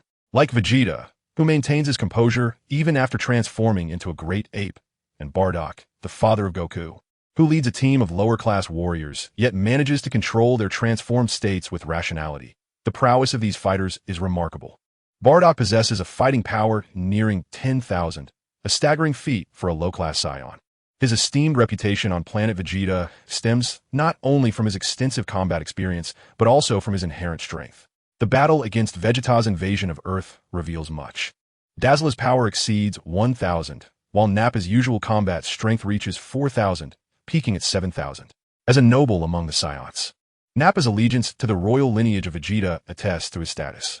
Yet, 2 decades later, his battle power remains inferior to Bardock's, underscoring the sheer terror of Bardock's near 10,000 power level, despite his lowly origins. Although recovery from fatal injuries can significantly enhance combat abilities, one must ponder how many lower-class warriors could realistically survive such grievous wounds given the technological limitations of the time. contemplating the potential extinction of the Saiyans. Yagu feels an unsettling defiance when recalling Goku. Indeed, when did planet Vegeta meet its demise? This question bears significant implications for the timeline of the Dragon Ball universe. Nevertheless, Yaga dismisses it, acknowledging that Dragon Ball warriors possess the power to rectify any calamity. He regards himself merely as a bystander, indifferent to the outcome. While Yagu perceives his status as humble, his actions betray a deeper ambition, an unacknowledged desire to surpass Goku and become the strongest in the universe. His mindset, however, remains influenced by past experiences, leading him to perpetually downplay his own worth. Are time travelers truly formidable? Yaga thinks not, as evidenced by the high mortality rates of protagonists in crossover narratives, often meeting grim fates such as being trapped in time vortices, succumbing to sudden ailments, or descending into madness due to temporal forces. Consequently, Yagu remains vigilant, having internalized the wisdom of maintaining a low profile while engaging in high-stakes endeavors. As he stands alert, he is startled by the sound of rustling nearby. His heart races as he grips his flashlight and scans the surroundings, ears perked for any signs of trouble, determined to unearth the source of the disturbance. The night is shrouded in darkness, with only a few stars visible through the canyon's crevices. But the celestial glow offers little solace to Yagu in the depths of the gorge. Strange mountains harbor peculiar stones, and wicked valleys are rife with demons. This may not be philosophy, yet it rings true. Another rustling sound catches Yagu's attention, and he remains acutely aware of it, swiftly moving toward the source. His flashlight illuminates the area, but before he can analyze what lies before him, a chilling cry pierces the air, an agonized shriek reminiscent of countless fingernails scraping against glass. A sound that sends shivers down his spine. At the moment the cry resonated, Yagu felt as though his heart had been pierced by a nail. Instantly overcome with nausea and dizziness, he understood that such a creature utilized its cry to intimidate foes, and judging by its current potency, an ordinary person would likely succumb to its sound upon first encounter. Without the opportunity to examine it closely, he delivered a swift kick, sending the creature flying like a ball, crashing into a nearby rock face, where its cry abruptly ceased. Chapter 25, A New Discovery. As the beam of a strong flashlight illuminated the peculiar entity, Yagu realized that the alarming figure he had just encountered bore a striking resemblance to the grotesque goblins from his previous life, S-Games. Its skin was a ghastly shade of grayish-green, adorned with disheveled yellow hair that resembled dry straw, its pointed ears drooping lifelessly, heavily wrinkled like the bark of a dead tree. Its bulging eyes resembled ping-pong balls, while its long, thin nose was gaunt and riddled with fine lines, all complemented by a diminutive, emaciated frame that was astonishingly hideous. However, Yagu soon discerned a difference that set this creature apart from the goblins. It possessed two prominent fangs, its sharp teeth protruding beyond its lips. A vampire? Yagu gazed in astonishment at the creature before him, suddenly struck by the thought of what might transpire if it were exposed to sunlight. Abruptly, he checked his combat system and, indeed, noted a modest increase of 0.1. The experience points remained intact, offering Yagu a more tangible sense of progress. Particularly noteworthy were the final three components of the combat system, namely the combat levels: sparring, 50, championship, 80, life and death battle, 100. This indicated that the combat level was not dictated by his own considerations, but rather by the attitude of his opponents towards him. The experience he could glean was contingent upon how his adversaries perceived him. The formidable Greensmuller was undoubtedly stronger than the creature before him. However, as he harbored no genuine intention to engage Yagu in combat, perhaps merely seeking to intimidate him, the combat level hovered at sparring, yielding minimal experience. Conversely, although the creature before him was weak, it was intent on taking his life, thus categorizing the encounter as a life-and-death battle. Yaga nodded in acknowledgement of his reasoning. If this were indeed the case, to elevate his level, he must continually engage in higher-tier battles, particularly life-and-death encounters. Regarding the battle 3 years prior with the Red Silk Army, Yagu understood that the combat system did not acknowledge his victory through weaponry. Even though the android he faced was far superior in strength, the use of a grenade to defeat him resulted in a mere 0.5 experience gain, despite the battle being classified as a life-and-death struggle. Certainly, Yagu did not presume to fully comprehend the intricacies of the combat system, having spent limited time observing it. Firstly, due to its monotonous interface, and secondly, owing to the scarcity of battles encountered over the past 3 years. The ordinary thugs, whose strength was negligible, lacked the resolve for a true life-and-death confrontation or any advanced sparring techniques, could be dispatched by Yagu with a single maneuver. It was worth noting that even the armed Red Silk army had only granted him a paltry 0-1 experience. Greensmuller, towering at 3 meters tall at the age of 13, wielding a fearsome blade, had merely added a few digits to his experience bar. The challenge of facing such opponents was daunting indeed. However, upon entering the Valley of Demons, Yagu believed that through combat, the true nature of the battle system would gradually reveal itself before him. After a period of quiet waiting, having heard no further sound around him, Yagu shifted his focus to the small creature before him, which he could not ascertain was a vampire or not. He found himself in a quandary, contemplating whether to eliminate it. Hesitant and indecisive, he nervously tapped his toes against the ground to alleviate his inner turmoil. The little creature had suffered considerable attacks, and was thus unable to awaken immediately. Yagu had heard tales of vampires possessing formidable recuperative abilities, leaving him uncertain about how to proceed, so he bound the creature tightly with rope, resembling a pig in captivity. Having encountered such a peculiar being so soon, Yagu felt a twinge of trepidation about venturing deeper into the valley. After much contemplation, he lifted the small creature and dashed towards the valley's exit. The shadows here were oppressive, and the outside world provided him with a sense of reassurance. Yagu was unafraid of direct confrontations, but he was wary of potential treachery lurking behind him, employing underhanded tactics. Initially, he believed this world to be devoid of dangers. Yet upon gazing at the creature before him, he faltered. Attacking an enemy through sound, he mused, must surely be a form of cheating. If your master engages in such tactics, I might find myself powerless against you. He had not anticipated the adversary's sonic attack capabilities, a miscalculation on his part. However, with newfound vigilance, he did not rush into the depths of the valley. It seemed prudent to prepare some resources and ascertain whether sunlight would be effective against this creature. Lost in thought, he discarded the securely bound entity by the dry riverbed outside. Although he had left the Valley of Demons, Yagu lingered at the entrance, his heart restless as gusts of chilling wind surged from the valley, causing him to shiver. As an atheist, he reasoned that if one could traverse into a two-dimensional world, then perhaps nothing was beyond the realm of possibility. Even the sudden emergence of a Voldemort-like figure would not surprise him. Unfurling his tail and observing it twist and writhe, casting several shadows behind him, Yagu mused, "This is the Dragon Ball world. How could a creature from Azeroth appear here? Could it be that the Valley of Demons is a gateway to the continent of Azeroth?" He nodded solemnly, adopting a serious demeanor. Indeed, it must be so. There must be a temporal portal here. In the wild mountains, fearing the creatures from the Valley of Demons might launch a surprise attack. Yagu spent the entire night without sleep. The surroundings featured 2 towering cliffs devoid of trees or dead branches, making it impossible to kindle a campfire. As the cold wind blew, Yagu spoke to himself, mustering his courage to endure what felt like an interminably long night. It is not uncommon for skilled fighters to be defeated by those with lesser combat power, as seen in the early Dragon Ball narrative. For instance, Master Roshi sealed away Demon King Piccolo, despite the vast disparity in their strengths. Ultimately, he was still sealed. Similarly, when Sun Wukong encountered the Golden Horn and Silver Horn, had the two not succumbed to their intoxication and prematurely released him from the gourd, he would surely have been reduced to mere liquid by now. Moreover, possessing immense combat prowess does not necessarily equate to a high level of martial arts mastery. When Sun Wukong, the conqueror of the Demon King Piccolo, sparred with Bobo in the temple, Bobo remarked, "Are you truly the one who defeated Piccolo? Your strength is formidable, yet you have yet to learn how to wield it effectively." Such musings were the chaotic thoughts of Yagu, yet suddenly, a door of enlightenment opened before him. To utilize one's strength, what a revelation. Yagu fervently sought to recollect relevant knowledge from the depths of his mind, and, after a brief moment, slapped his thigh in realization. How could he have overlooked it?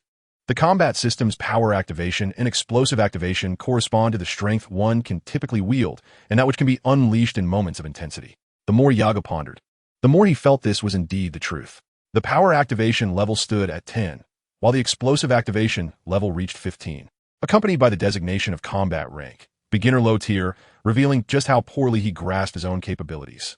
The average human brain has only unlocked 5% of its potential, with only a select few surpassing 10%. However, when an ordinary individual experiences a certain stimulus, their capacity for development may exceed that of many prodigies. This pertains to the brain, but what of the body? The process of combat is a contest of both physique and intellect. Intellect is confined to the brain, while the body speaks for itself.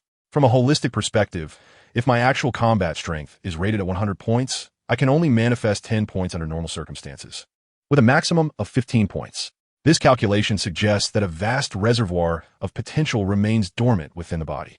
The unexpressed potential is undoubtedly linked to lifespan. Yet Yagu believed that, given the Dragon Ball universe, there exist myriad peculiar methods to aid him in releasing substantial potential while still safeguarding his physical form. Additionally, being aware of the Dragon Ball narrative and the varying levels of science played a crucial role. He mused, if I were to create a manga about Dragon Ball, illustrating the transformations from Super Saiyan 1 to Super Saiyan 10, I wonder if it would be a hit.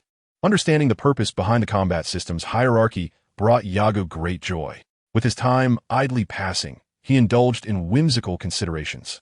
In Dragon Ball, the pinnacle of Super Saiyan transformation is the Oozuru Super Saiyan, also known as Super Saiyan 4, while subsequent forms have been added by another individual. Nevertheless, he was curious to test whether he could attain Super Saiyan 10. Contemplating this, Yagu chuckled at his own self-awareness. He recognized that his martial spirit lacked the unwavering resolve of Sun Wukong, relying solely on his understanding of the path to Super Saiyan. In the original narrative, Gohan's strength never reached the level of Sun Wukong during the battle against Frieza on Namek. Yet through gradual guidance from Sun Wukong, he ultimately transformed into a Super Saiyan. However, such a transformation lacked a solid foundation. Yagu sighed inwardly. If there were a shortcut available, how could his nature resist the urge to seek it out? From a narrative of Super Android 17, it is evident that even in his diminished form, Son Goku can effortlessly outmaneuver Frieza and Cell without transforming into a Super Saiyan. This illustrates the paramount importance of fundamental training in his normal state, a theme frequently depicted in the manga, where Goku and Vegeta relentlessly hone their skills. Leaning against the rock face, Yagu bit his lip and murmured softly, Foundation. Foundation. It is imperative to establish a solid foundation before any events unfold. Chapter 26. In Search of Answers. Yagu awaited the dawn, yet the small creature he had captured did not disintegrate into ashes upon exposure to sunlight. Instead, it stirred awake, bleary-eyed in the morning light. Upon realizing it was bound, the creature panicked, hopping and bouncing in a futile attempt to free itself from its restraints. Its fear elicited a sound that struck Yagu as both pitiful and repugnant. With a conflicted mindset, he plugged his ears and quietly observed the creature's struggles.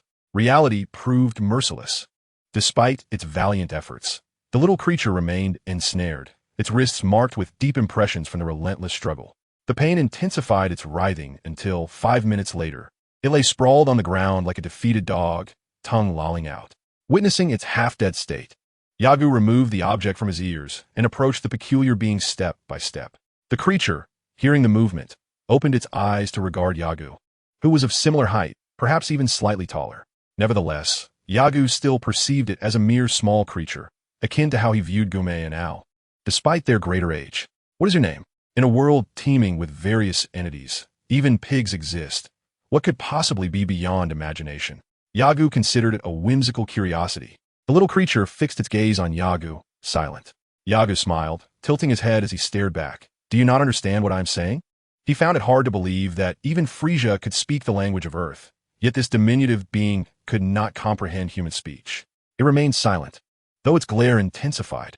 It seems you do understand me, Yagu chuckled, advancing closer until, before the creature could react, he stepped firmly on its back. The sudden impact caused the creature to stiffen, its curled form abruptly unfolding with a cry of distress. The sound did not evoke any sense of nausea in Yagu. Rather, he felt a surge of excitement, raising his foot to bring it down forcefully once more, prompting another wail from the creature.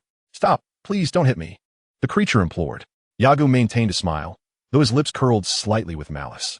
So you can speak human language after all. Splendid. Now, introduce yourself. Who are you? He squatted down, fixing his gaze upon it as he inquired. Yet, the creature remained mute, its bulbous eyes fixed on him. Speak, Yagu shouted in frustration. The creature trembled in fear of further punishment, stammering, I am called Dobby. Dobby? Dobby, the little chick, nodded incessantly, bound hand and foot upon the ground. This series of nods caused his head to strike the earth repeatedly, resulting in a burgeoning bruise on the side of his forehead. Yet, Dobby seemed utterly indifferent, his gaze fixed on Yagu, watching his every move with palpable fear. Yagu, satisfied, nodded and proceeded with his next inquiry. Very well. Maintain this demeanor. Now, why did you follow me? Surely, you have not forgotten last night's events. Additionally, do enlighten me on your presence in this valley. Dobby wished to respond, but fear clouded his eyes, and he curled up, beginning to choke back sobs. It appeared as though uttering a word to Yagu would invoke dire consequences. Yagu remained silent, rising to approach Dobby, delivering a swift kick to his abdomen. Ugh! Dobby's eyes had never been as wide as they were in that moment, his bulbous orbs bulging with bloodshot intensity. The pain in his belly contorted his face into a grimace. After what felt like an eternity, Dobby, mouth agape and unable to produce sound, finally emitted a wail. Before the lament could fully escape, Yagu's raised leg descended forcefully onto Dobby's back, expelling the air from his chest, silencing him completely. With a smile, Yagu squatted before Dobby, observing his anguished expression. He spoke deliberately. You may choose to remain silent, and I assure you, I will introduce you to sensations you have never before encountered. However, I prefer simplicity. I ask, and you shall answer. Do you understand? It seems you do. Let's begin anew. Last night, why did you follow me? What brought you to this valley? With a raised eyebrow, Yagu signaled for a response. Aware of the consequences of defiance, Dobby whimpered. I was sent by the king to gather intelligence. Last night, when I saw you alone, I merely wished to frighten you away.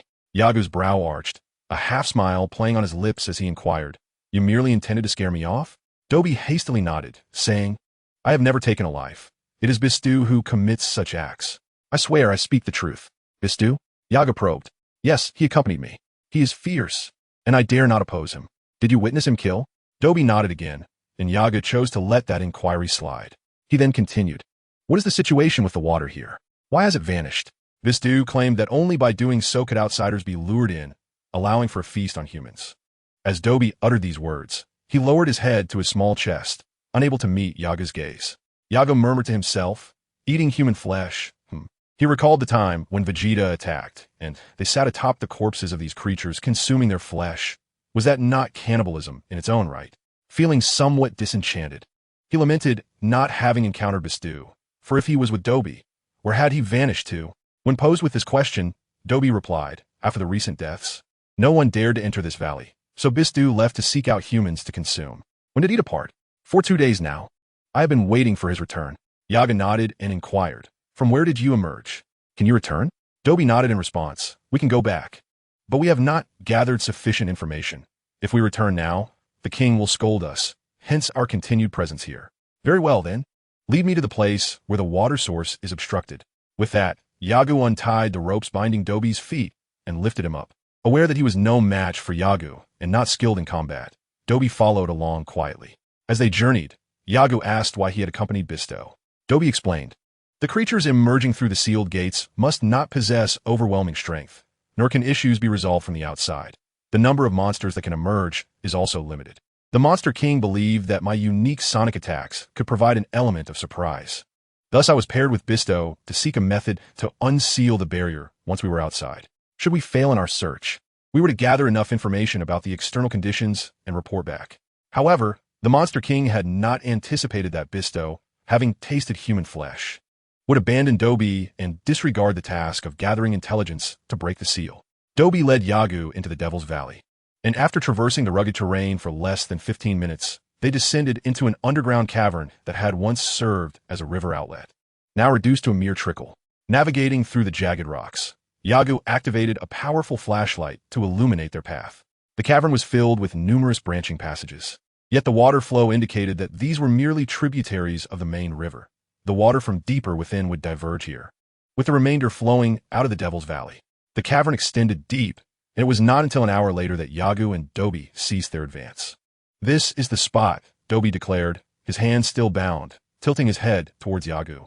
After inspecting the area with the flashlight, Yagu slowly nodded. It seemed that Bistu had indeed been fortunate to discover this location among so many passages. Before him lay a narrow section, merely 5 meters wide, flanked by impenetrable rock walls, obstructed by several massive, elongated boulders, with a considerable accumulation of rubble in the middle, effectively damming the river. Due to the multitude of paths within the cavern, there had been no increase in water pressure to wash away the stones.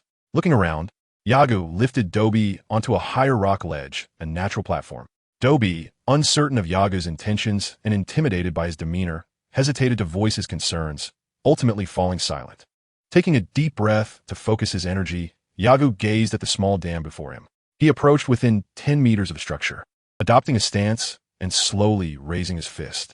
With a squint in his eyes and the flashlight aiding his vision, he identified a point of entry. With a sudden burst of determination, Yagu propelled himself towards the dam like a cannonball, thrusting his fist toward the designated point with unyielding force.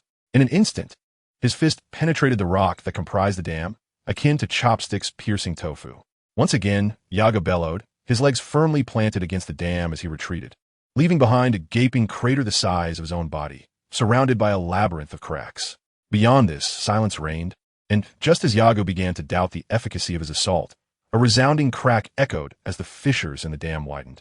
The sound reverberated clearly within the cavity, jolting Yagu into action as he hastily leapt to Dobi, standing still as if awaiting something.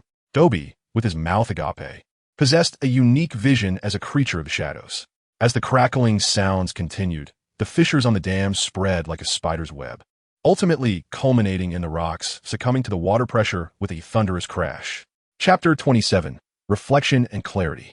Witnessing the once-blocked river flow freely, Yagu erupted into a hearty laugh. Dobi, his hands bound behind his back, though not aligned with Yagu's faction, could not suppress a smile at the sight of the rushing waters. "This is splendid. Now I have something to report to the village," Yagu chuckled. "Fortunately, that fellow named Bisto is absent. Otherwise, I would have hoped for his appearance." Realizing that his words might suggest fear, he quickly amended his statement, reminding himself of the need to upgrade his battle system. "I am eager to discover the extent of my combat prowess when my battle readiness reaches 100%. Clenching his fists, Yagu mused internally. The man harbored no dreams of martial glory. However, not everyone possesses the opportunity or the capability to achieve such aspirations. Ultimately, solitary combat is a lesser path. Yet this is the world of Dragon Ball, a realm where individual strength can dominate the cosmos. How could he not feel exhilarated? Turning to Dobi, Yagu said, "Let us venture forth, see how the waters have begun to calm." As he indicated, the river no longer raged as before, and many once-submerged rocks emerged from the depths. Without waiting for Dobi's consent, Yagu grasped him and attempted to depart, only to halt mid-action. Yagu regarded Dobi with a glint of amusement in his eyes, causing Dobi to shrink back, nervously stammering, "Master, do you have any commands? Is your so-called great king powerful?" "Huh?" Yagu pressed. "Do not play coy. I ask you, is your king formidable?" Hearing the inquiry regarding his king's strength, Dobi nodded vigorously, exclaiming, very strong, very strong. No one could defeat the king." Truthfully, Yagu was intrigued to meet this supposedly formidable king, yet he harbored reservations and refrained from acting rashly. "Take me to see him. Seal your location." As Dobi was to guide him to the entrance leading to his world, he offered no resistance. In fact, had it not been for the lack of useful information and Bisto's consent, he would have preferred to return to his homeland immediately. Unwilling to linger in the human realm, following closely behind Dobi, the two ventured deeper into the unknown. The world of Dragon Ball encompasses numerous realms, including the celestial and infernal domains, the realms of the Kais, and the peculiar dimensions, such as the six dimensions. It remains uncertain whether Dobi's homeland resides in the subterranean world of Earth or within a diminutive space. Yagu contemplated the intricacies of this place. A year in the alternate dimension equates to merely a day in the outside world. Should one encounter formidable foes, retreating into this space for training would assuredly yield remarkable results upon emergence. However, if one were to remain within the temple for over 48 hours without exiting, the portal would vanish. Yet, upon attaining the state of Super Saiyan 3, it may be feasible to disrupt the spatial integrity of that realm and escape its confines. Nonetheless, even among Super Saiyans, there exists a hierarchy of strength, and Super Saiyan 3 would undoubtedly manifest variances in power. The battle involving the artificial human number 17 left an indelible impression, as he effortlessly vanquished Cell and Frieza in his ordinary state. Thus, the importance of a solid foundation cannot be overstated. It is far more prudent to hone one's basic skills while young rather than to revisit them later. While the number of martial arts techniques in the Dragon Ball universe may appear limited, many are exceedingly valuable. Notable techniques include Oolong's transformation abilities taught in kindergarten, the four-demon fist that manifests four arms, the four-symbol clone that divides into four, the illusory fist, the solar flare, Kamehameha, and the Spirit Bomb, alongside techniques such as Kaioken and instant transmission, which Goku learned from extraterrestrial beings. Additionally, there exists the fusion technique and the Spirit Slice, although the latter proves less effective. Any capable individual understanding its principles can wield it, akin to the solar flare. Krillin once perished while using it against Demon King Piccolo and met his demise again on Namek, with another incident seemingly occurring thereafter. The only other individual who comes to mind as a user of this technique is Frieza, who met his end divided by his own Spirit Slice. Furthermore, enhancing the speed of such techniques remains a considerable challenge. With Cell possessing the cells of Dragon Ball warriors, he could undoubtedly learn the solar flare and Frieza's techniques. Yet he refrained from using the Spirit Slice, implying a deeper reason. There are no inherently useless techniques, only those who lack the ability to employ them. Seizing the opportunity to utilize such skills can lead to extraordinary feats. If possible, Yagu aspires to visit the planet once traversed by Son Goku. Although he hopes that the narrative of Namek remains unaltered, with his mindset, gaining the recognition of the Kais before venturing to that planet seems an insurmountable challenge. Yaga does not believe that Master Karen, the deities, or the Kais are easily deceived. These divine beings disdain humans harboring malevolent thoughts. To become a successor among the gods, one must relinquish their own wicked intentions.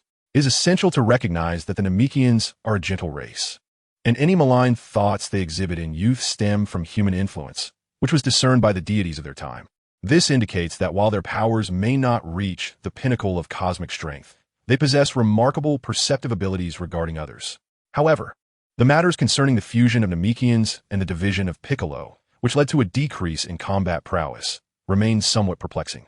Before the arrival of Brother Goku on Earth, the combined combat power of Piccolo and the deity had not even reached 1,000. Yet, I recall that when the elder of the Namekians learned of Piccolo's demise, he attributed it to the actions of a Super Saiyan. Although the elder may not have personally encountered a Super Saiyan, how could he be so certain that Piccolo's death, which involved the division into two beings, was unequivocally the work of a Super Saiyan? Alternatively, one might ponder whether innate combat talent is not merely a matter of multiplication. When the deity was split into two entities, their potential was similarly halved.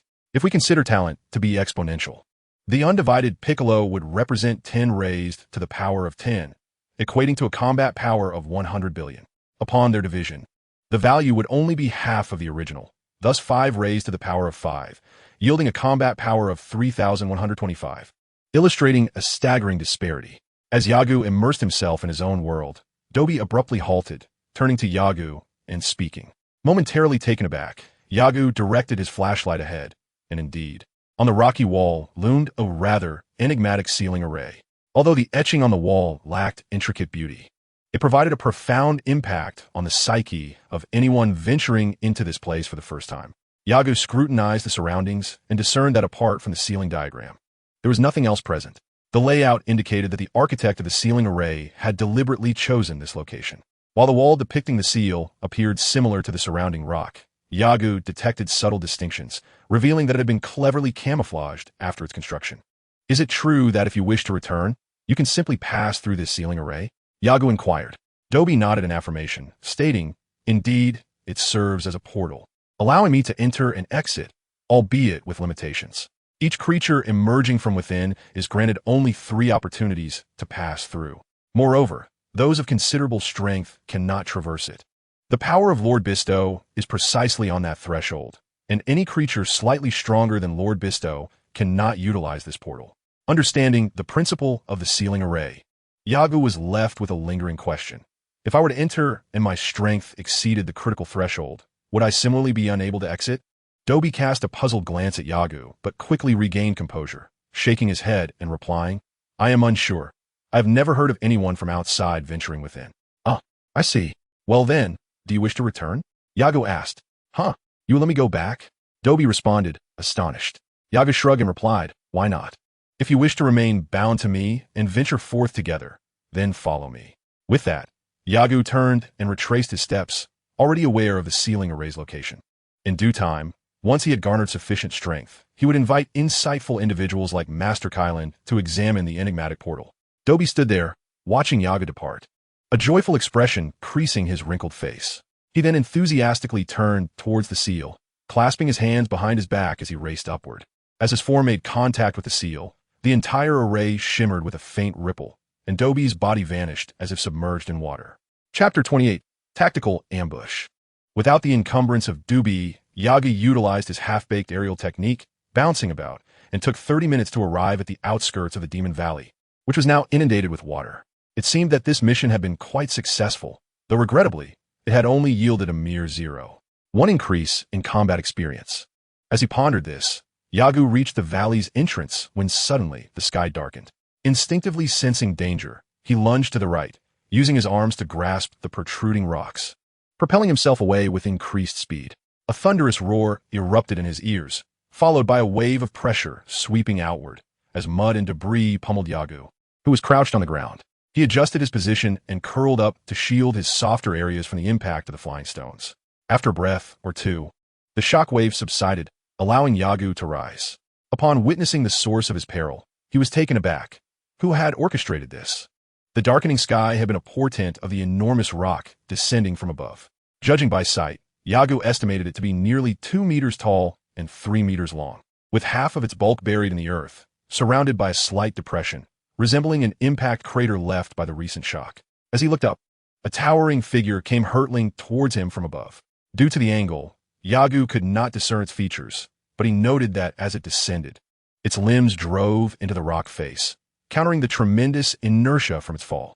After multiple thuds, the shadow was less than 10 meters from the ground.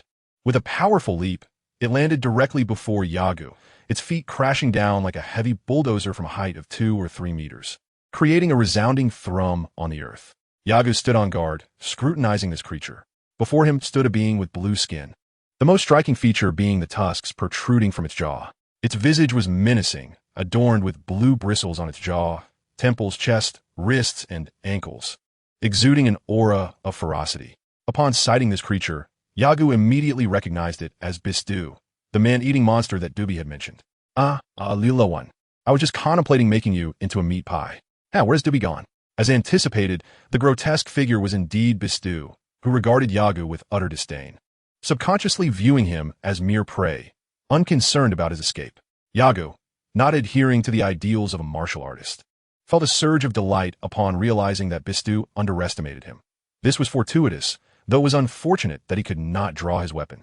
Seizing the moment, Yagu aimed to incapacitate his enemy swiftly, narrowing his eyes as he focused on the 4-meter-tall Bistu, who was still fuming over Dubi's absence.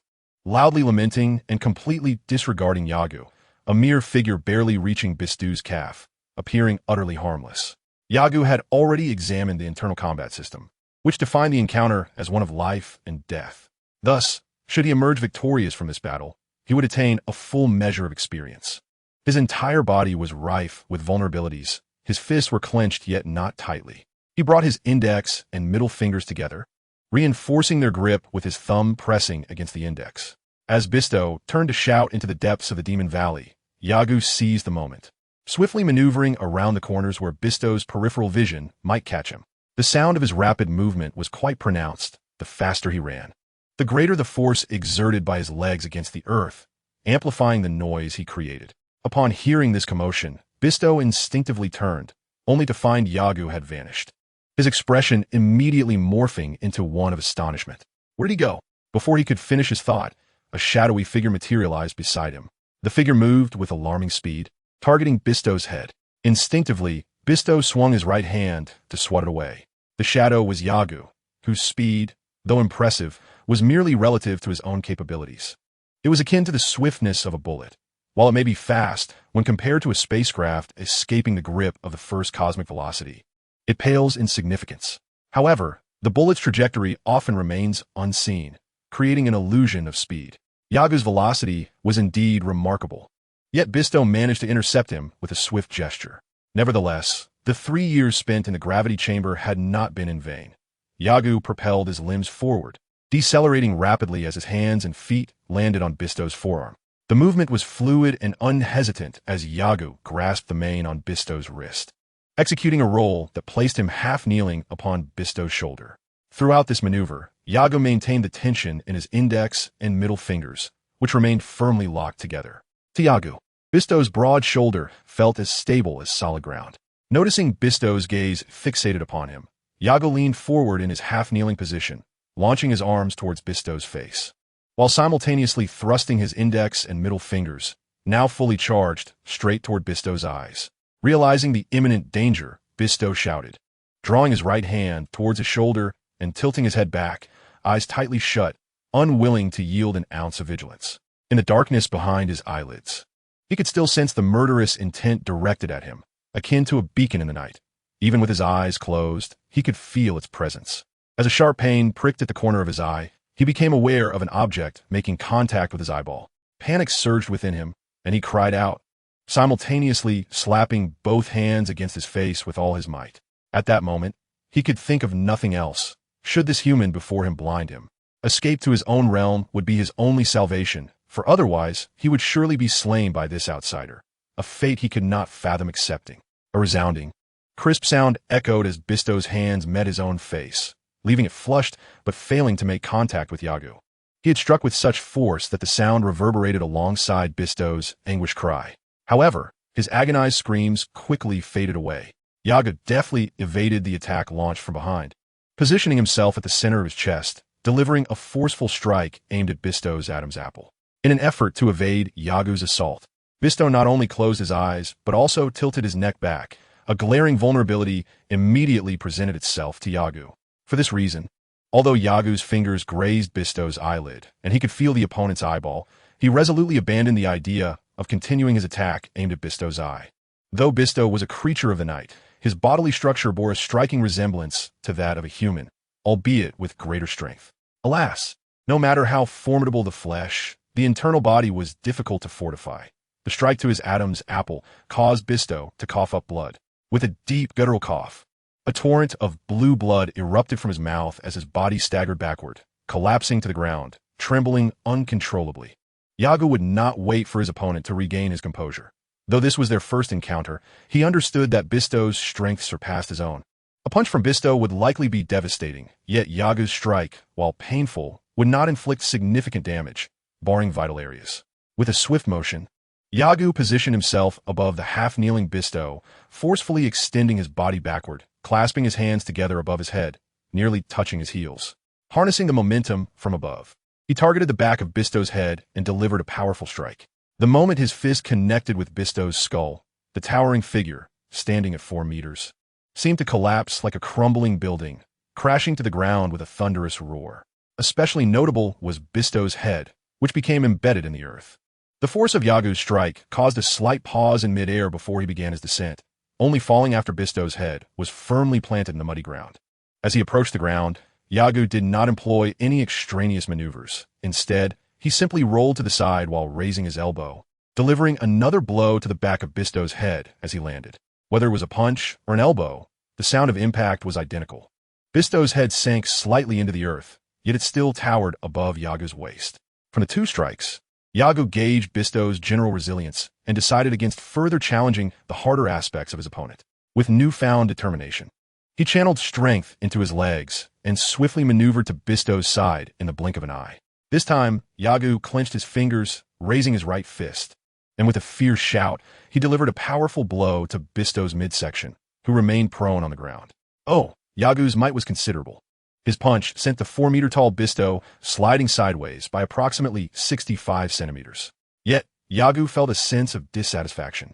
Having read countless novels where characters, despite being battered, would seize opportunities to retaliate or even disguise their true strength, Yagu vowed not to show any mercy in battle. Familiarity with his opponent did not alter this resolve. With a flurry of punches, Yagu struck Bistow's waist repeatedly, then maneuvered around his opponent's body, leveraging his own strength to ascend the rocky wall. Utilizing both hands and feet, he climbed rapidly, and within mere breaths, he reached a height of 20 meters above the ground, adjacent to the riverbank of the Demon Valley. Gazing down at the still prostrate Bistow, Yagu leaped into the air, adjusting his posture mid-flight, with legs drawn together and knees bent, preparing to deliver a devastating knee strike to Bistow's exposed vertebrae. This time, Yagu refrained from shouting, fully aware that the most critical blow, if evaded, could prove perilous. He recalled how many narratives depict protagonists losing their prime opportunities through excessive bravado or shouting. While such a silent attack could induce a sense of tension within him, It paled in comparison to the stakes of either slaying an enemy or facing demise himself. A pragmatic individual, Yagu embraced what served him well and discarded what could hinder him, regardless of personal preference. Chapter 29. The Turmoil of the Heart. Descending from above. His knee collided swiftly with Bistow's neck, producing a sharp crack. Bistow's massive form convulsed suddenly, followed by a slight spasm in his limbs, yet he remained motionless thereafter. Unbothered by the stealth of his assault, Yagu observed the battle system's experience points surge by 1%, elevating his total to 1.71. A wave of relief washing over him, akin to a long-held tension dissipating. Huh, is that all there is to it? He thought, reveling in the irony of attempting to ambush him.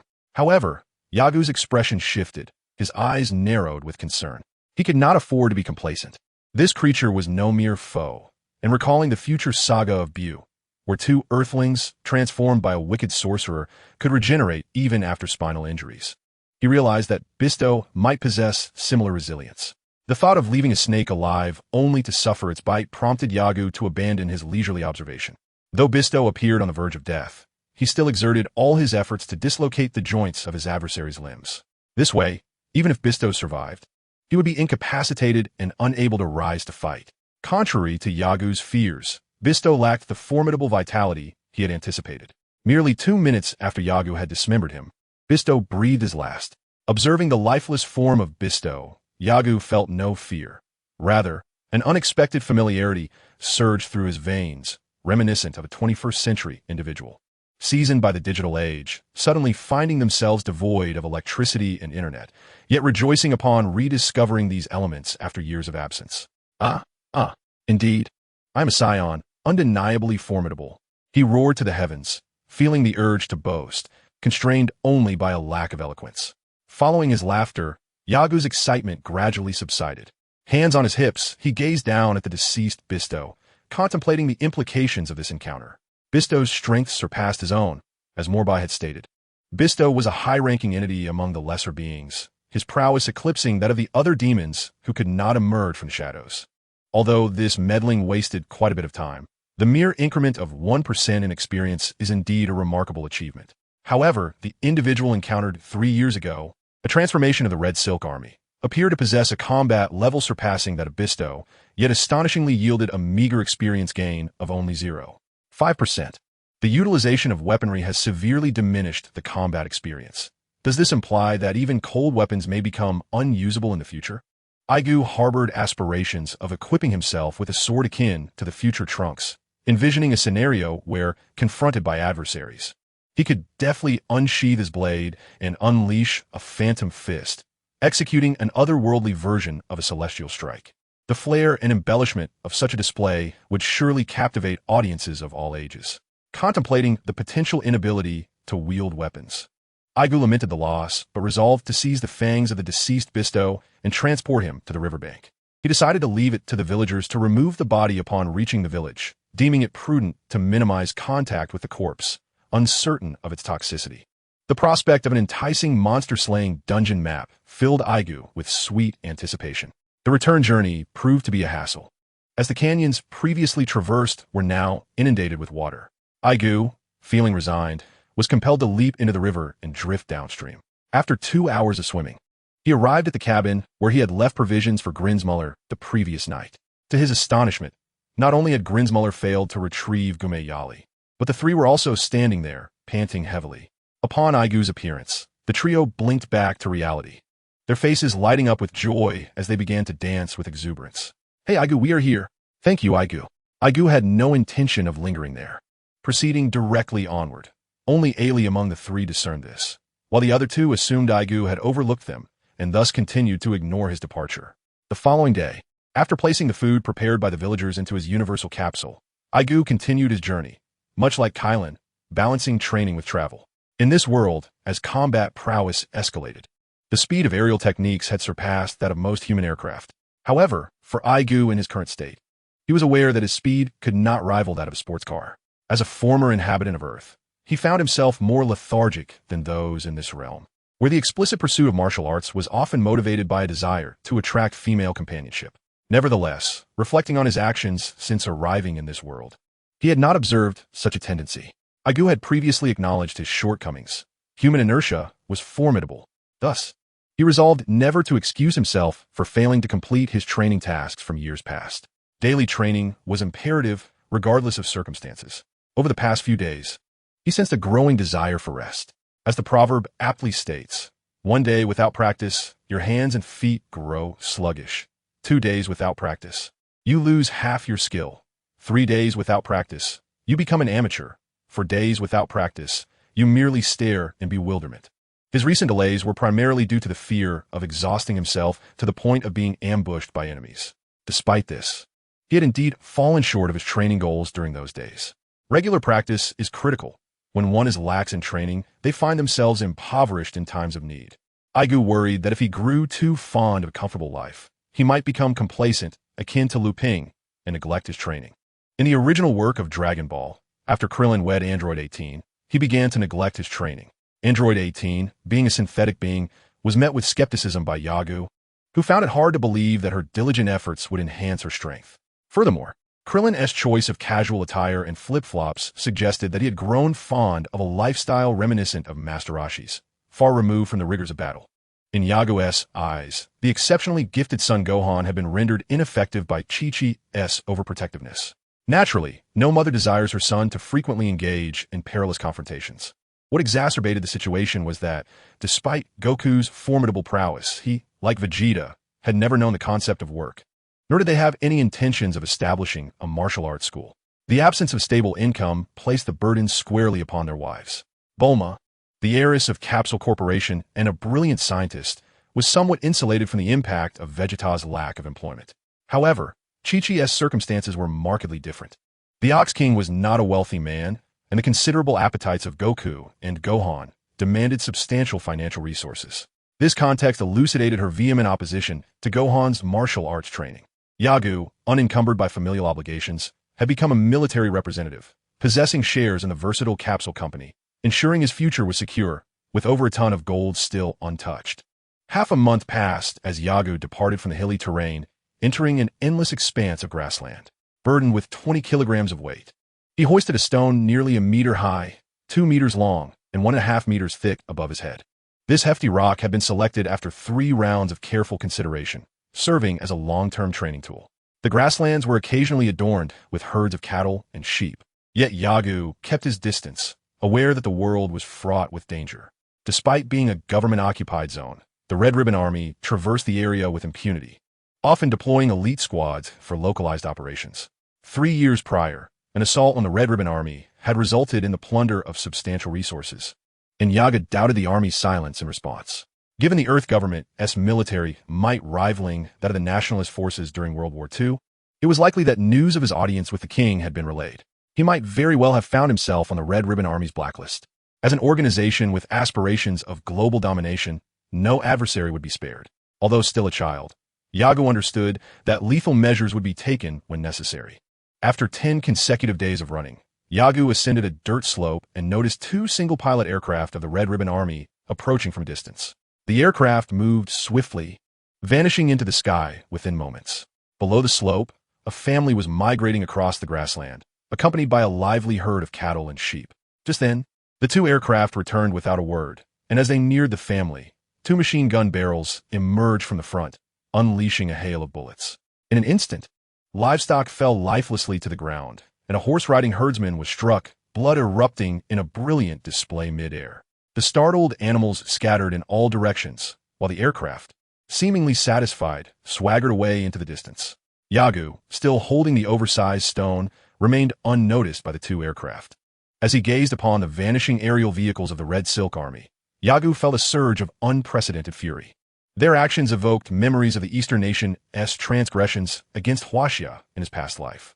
Although Earth was governed by a king, it posed no threat to the Red Silk Army. On the contrary, it allowed insurgent forces to continually encroach upon territories controlled by the government.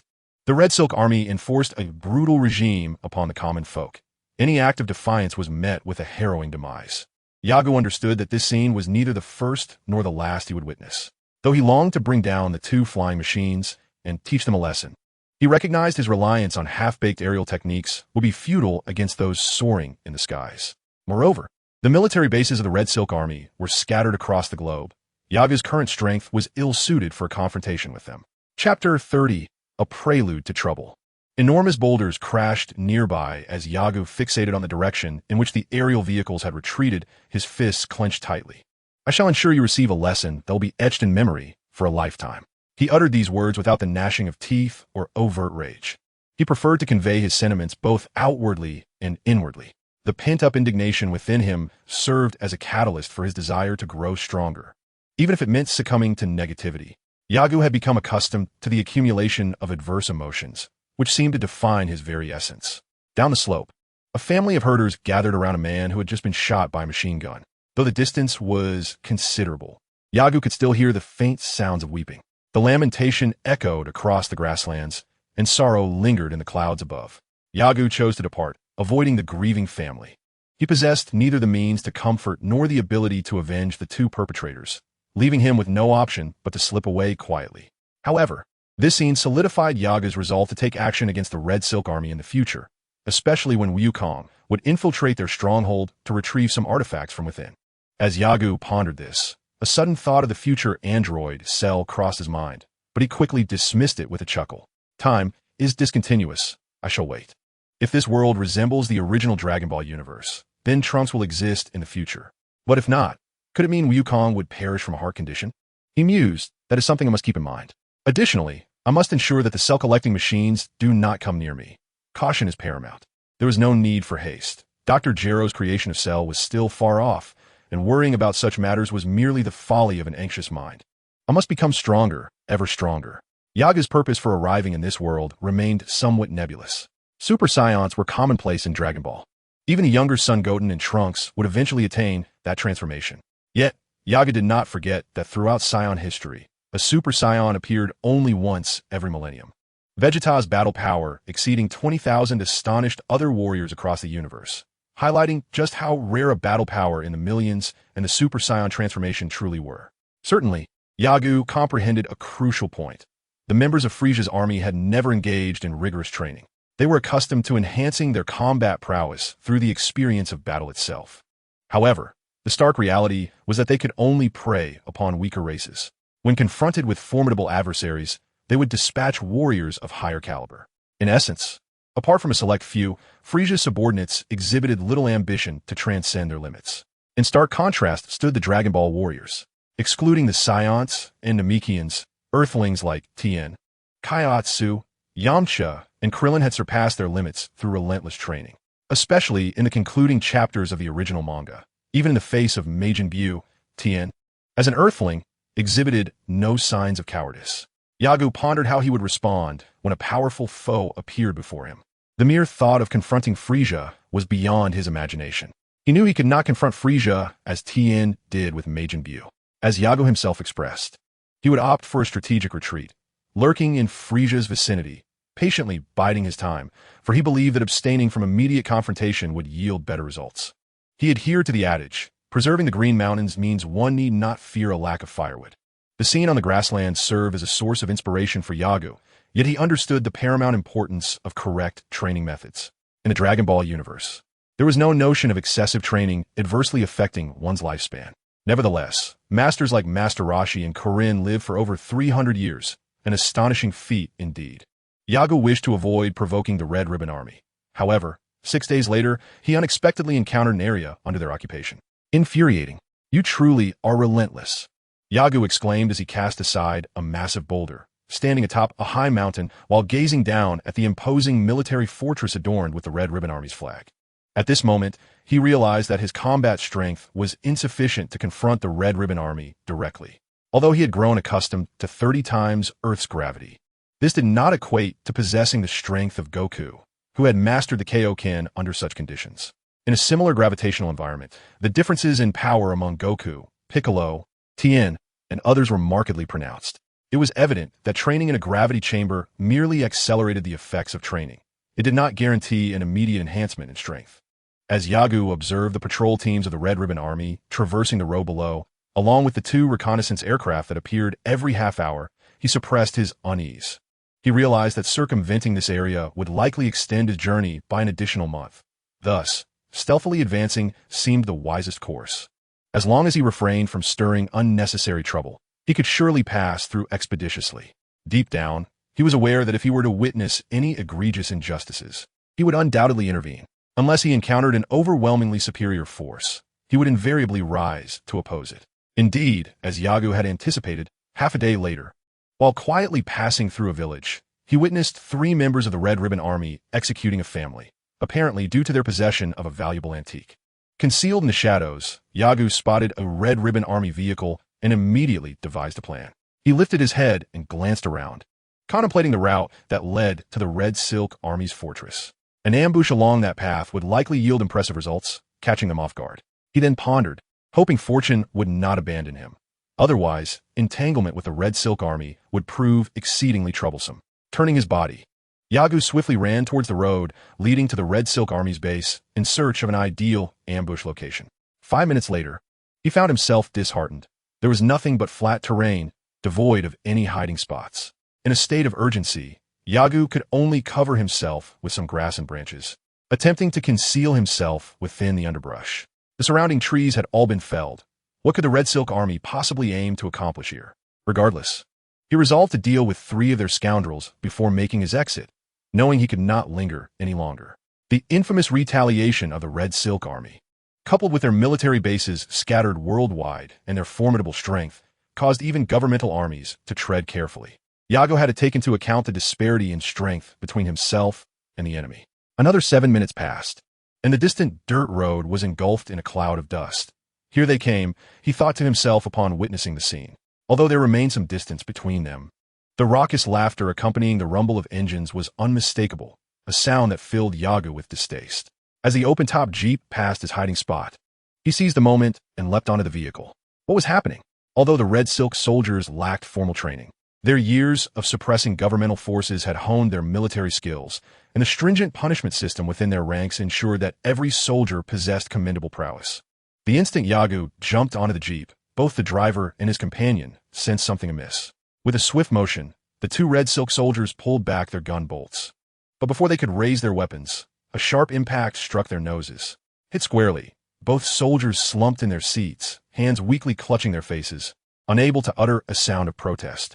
Having effortlessly dealt with the 2 Red Silk soldiers, Yagu cast a glance at the driver, who displayed remarkable courage. Despite witnessing his comrade's swift defeat, he refused to surrender, steering with one hand while drawing a Red 12 series pistol with the other. Gunfire erupted. Yet the soldier found himself facing an empty space where his adversary had just been. Where did he go? He wondered. At that moment, a youthful voice emerged before him. I'm right here. With that, Yagu delivered a powerful punch to the chest of the driving Red Silk soldier. The soldier, struck in the chest, expelled a torrent of saliva, his eyes bulging as if to escape their sockets. Losing control, the jeep began to screech, veering left and right. Realizing they were about to collide with a rock, Yagu propelled himself upward, performing 2 flips in midair before landing in a horse stance. That was quite effortless. The combat system granted Yagu a mere 0. 3 experience points. Compared to 3 years prior, his strength had significantly increased, yet he still earned only 0. 1 experience points, just as he had before. This, however, brought him great joy. Certainly, the pace at which Yagu was accumulating experience was exceedingly dissatisfactory, with a mere 1. 74 gained. At this rate, ascending a level would take an eternity. Suddenly, as Yagu contemplated his experience bar, a jeep collided with a rock and exploded, startling him immensely. As military machinery, such vehicles should not succumb to destruction so easily. The blazing fire and billowing smoke ascended into the sky, leaving Yagu deeply unsettled. How infuriating! Was this not an invitation for the Red Silk Army? With this thought, Yagu dared not linger. He summoned all his strength and swiftly fled into the distance. He had to find a hiding place before any reconnaissance aircraft arrived. Chapter 31. The Unaware Beings 1. Nest of Birds. Eagle 1 has detected a situation. Nest of Birds received. Signal is good. We have discovered the remains of our personnel at location 7805. I request a ground inspection, with Eagle 2 responsible for perimeter security. Understood. Nest of Birds will dispatch reinforcements promptly. Within the mountain fortress, a young commander in the control room listened intently to the transmissions coming from outside. The personnel in the control room operated with remarkable efficiency, refraining from troubling the commander with inquiries. At that moment, a civilian officer approached the commander, who glanced at him and, with his eyes closed, irritably inquired, "What is it?" The civilian officer picked up the report in his hand. Individuals of his rank were not typically privy to such documents, yet the commander had been stationed in this region for many years, and certain details had diverged from the directives issued by the higher echelons of the Red Silk Army. "General Dapu, headquarters has issued orders for us to withdraw from this area within 2 years and redirect our efforts to the 5402 sector for mineral exploitation. We are also instructed to avoid any clashes with the government forces to ensure the safety of our soldiers post-withdrawal." The civilian officer had not completed reading the orders when General Dapu snatched the document from his hands, quickly scanning its contents. Dapu snorted derisively, dismissing the orders as nonsensical. Undoubtedly, they had been issued by Blaku under the guise of the Commander-S authority. Truly foolish, expanding aggressively while hoping the government forces would remain complacent. Did they perceive everyone as fools? Dapu's hand trembled, and a flame suddenly erupted from his palm, reducing the thick document to ashes. The civilian officer standing beside Dapu gazed in horror at the charred remnants on the ground, his body trembling slightly. Dapu spoke scornfully. "Inform your superior to refrain from causing me any trouble. I am now worlds apart from him. And since the governing ideology of the Red Silk Army aligns with his faction, I have no intention of returning to vie for position. He may rest assured. Furthermore, it is imperative that he does not play tricks. I do not wish to sever ties completely." In the control room, apart from a few who cast hostile glances at the civilian officer, the others remained focused on their instruments, seemingly indifferent to the surrounding events. The civilian officer acknowledged the command and, with a forced posture, exited the room. Dapu kept his eyes closed, remaining silent. He knew that the majority of the forces he currently commanded had been arranged by Blaku. For instance, in this control room, only a small fraction were his loyal confidants. He advocated for the use of gentle means to control the occupied territories. Unfortunately, such methods yielded poor results and took considerable time to manifest. Especially in contrast to the radicals, it became increasingly difficult for him to maintain his position within the Red Silk Army. Among the leaders who once aligned with Dapu, many had met their demise or were demoted. Only he, with his formidable skills, retained his rank as a general, albeit his ideologies were no longer embraced by the Red Silk Army. Even within his own ranks, numerous mid-level officers were radicals, and faced with the overwhelming tide, he found himself powerless, compelled to acquiesce to their whims. Without delving into the investigations regarding the deaths of 3 Red Silk Army members, Yagu, having run a considerable distance, realized that the Red Silk Army's aircraft had not pursued him, prompting him to quicken his pace and forge ahead. In preparation for a future advance towards the temple, Yagu commenced experiments with the technique of aerial movement. It perplexed him that while Bidalai could swiftly master this skill in Abu Saga, he found it so arduous. Yagu felt a sense of injustice. After all, by the later stages, even the 7 or 8-year-old Goten and Trunks could transform into Super Saiyans. While Goku had exerted tremendous effort to achieve this transformation, and Vegeta had undergone grueling training. Furthermore, Gohan, under the direct tutelage of his father in the hyperbolic time chamber, succeeded in his transformation, whereas Goten and Trunks inadvertently achieved theirs, even burying their loved ones in the process. Given these circumstances, Yagu could not accept that mere anger would suffice to become a Super Saiyan. It was Vegeta's breaking of his own limits that led to his transformation. It was truly a challenging time.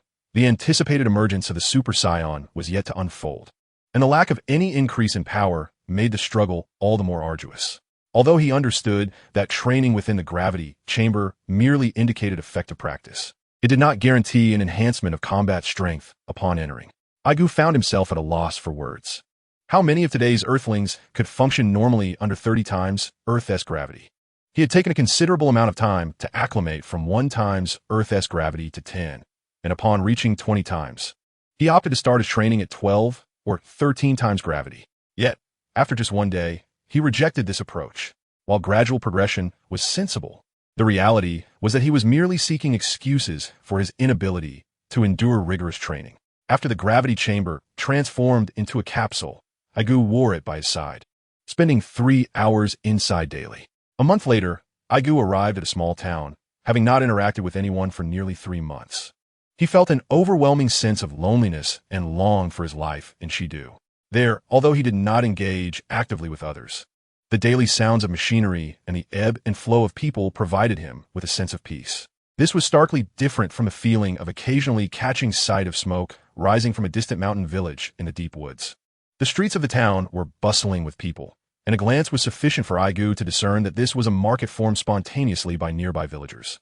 After subsisting on canned food for so long, he yearned to indulge in the culinary arts of humanity. With a substantial amount of money in hand, he inquired with locals and set off toward the finest restaurant in town.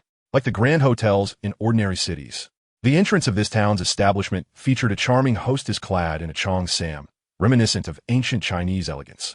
It is noteworthy that Dragon Ball, as a Japanese manga, intricately weaves in numerous elements of classical Chinese culture, such as the Ox King, the banana fan, and the three-eyed figure representing Erling Shun. Even the dragon, which connects the entire narrative, possesses a distinctly Eastern essence.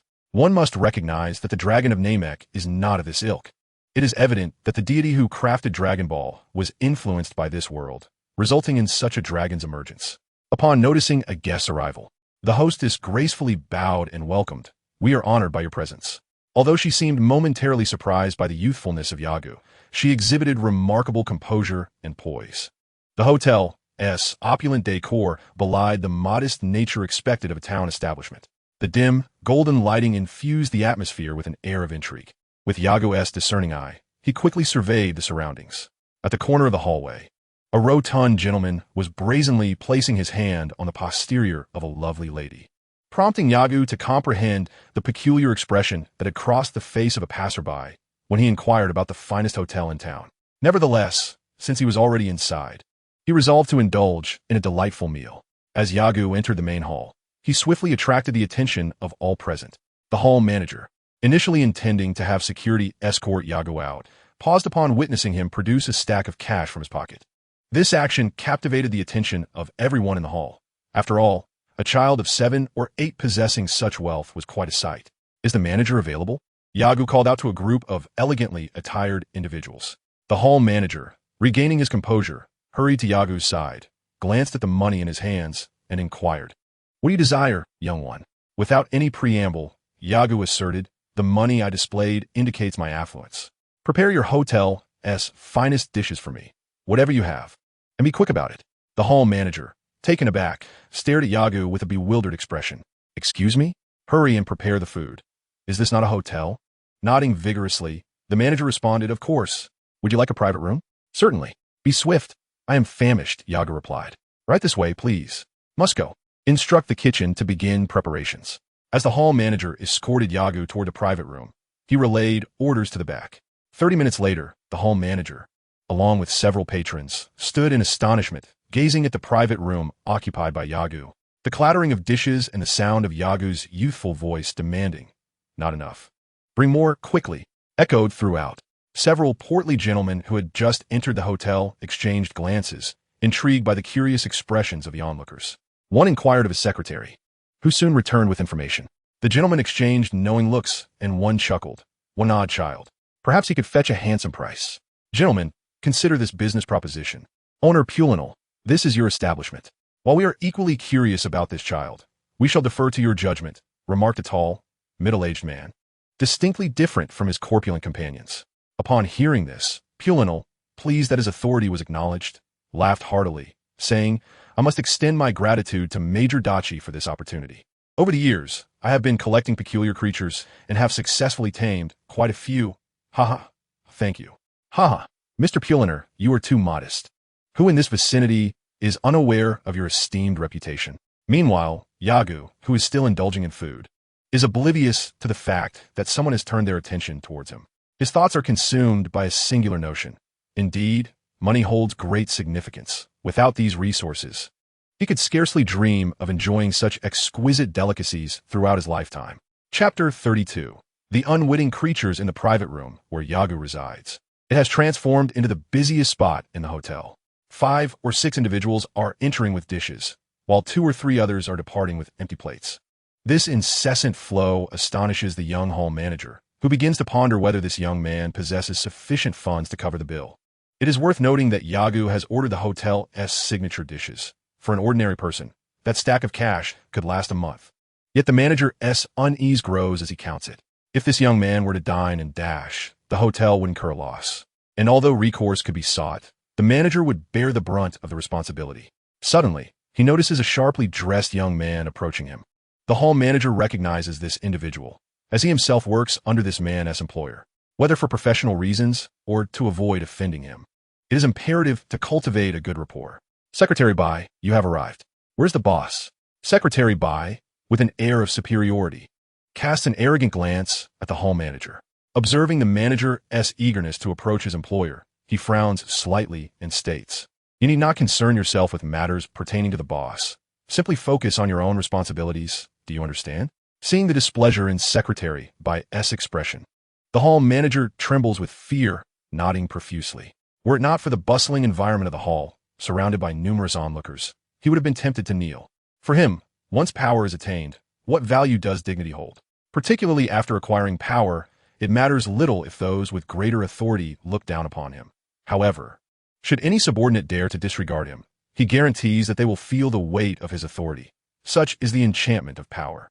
Indeed, you're absolutely correct. I wonder, Secretary Bai, what brings you here? Secretary Bai, without so much as a glance, gestures towards the private room where Yagu resides and remarks, "I have heard this child possesses an appetite that could consume the meals of hundreds. Is that true? Surely, he hasn't devised some extraordinary method to deceive you all?" The hall manager's mind races as he contemplates this. He recalls that the boss is a penchant for collecting individuals with extraordinary abilities, be they beautiful or grotesque.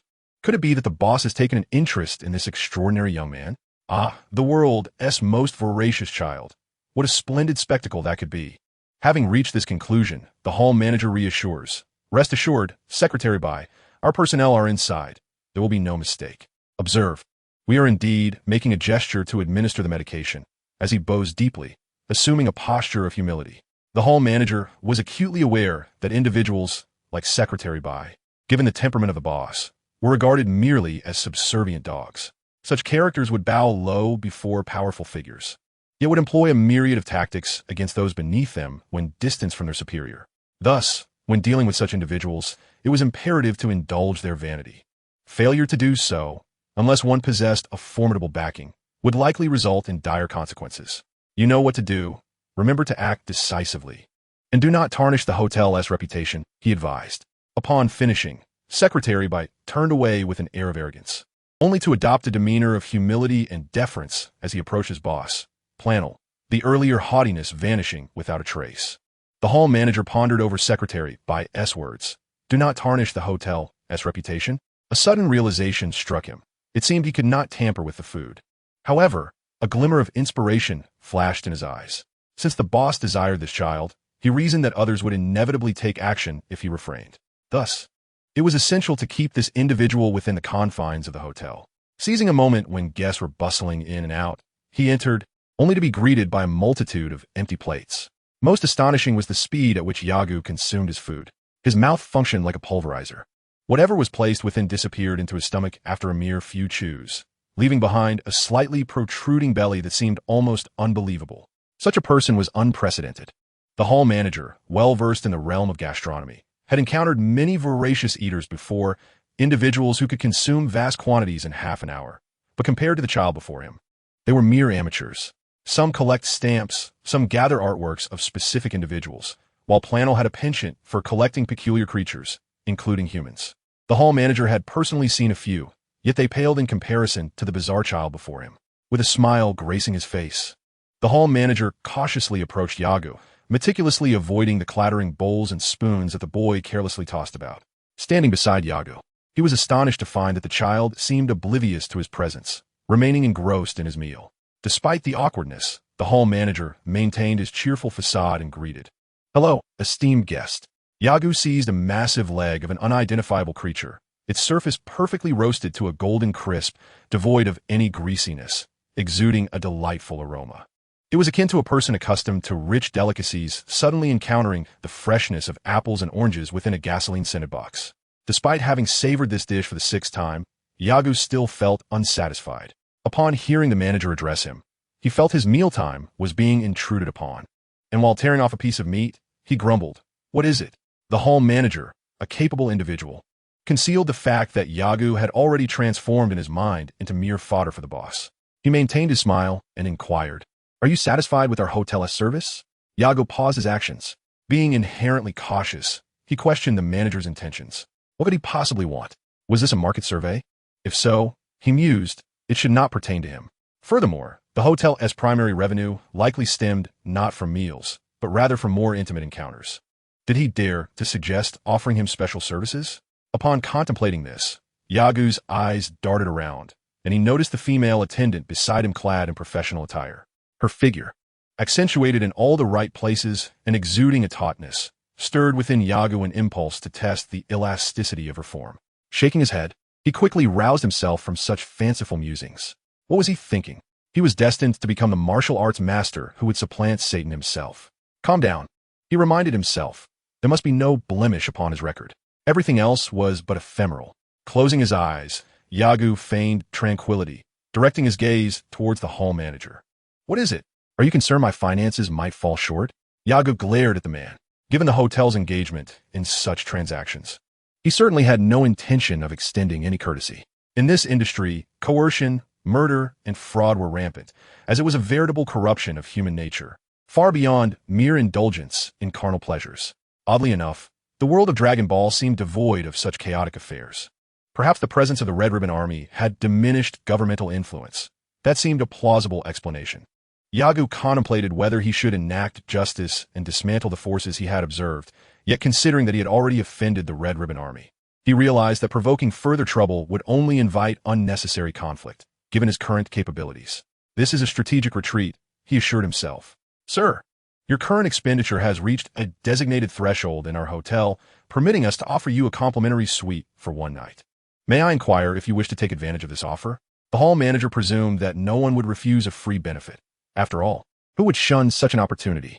Regrettably, Yagu shook his head and replied, no need. You may leave now. Continue serving the food.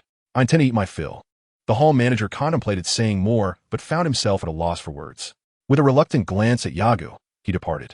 Once outside, he hurried to the kitchen and instructed his staff to enhance Yagu's meal with a little extra something. 10 minutes later, as Yagu ate, he suddenly sensed something amiss. His mind became clouded. Naturally distrustful of others, he promptly realized he had been compromised. With a morsel of meat lodged in his mouth, Yagu's thoughts raced, ultimately concluding that it was prudent to feign weakness. Revealing his formidable strength while incapacitated would only prepare his adversaries for a confrontation. Contemplating this, he closed his eyes, his head drooping like a heavy weight, crashing onto the table. Chapter 33, The Unknowing Fools. The hall manager stealthily approached the private room, observing Yagu collapsed.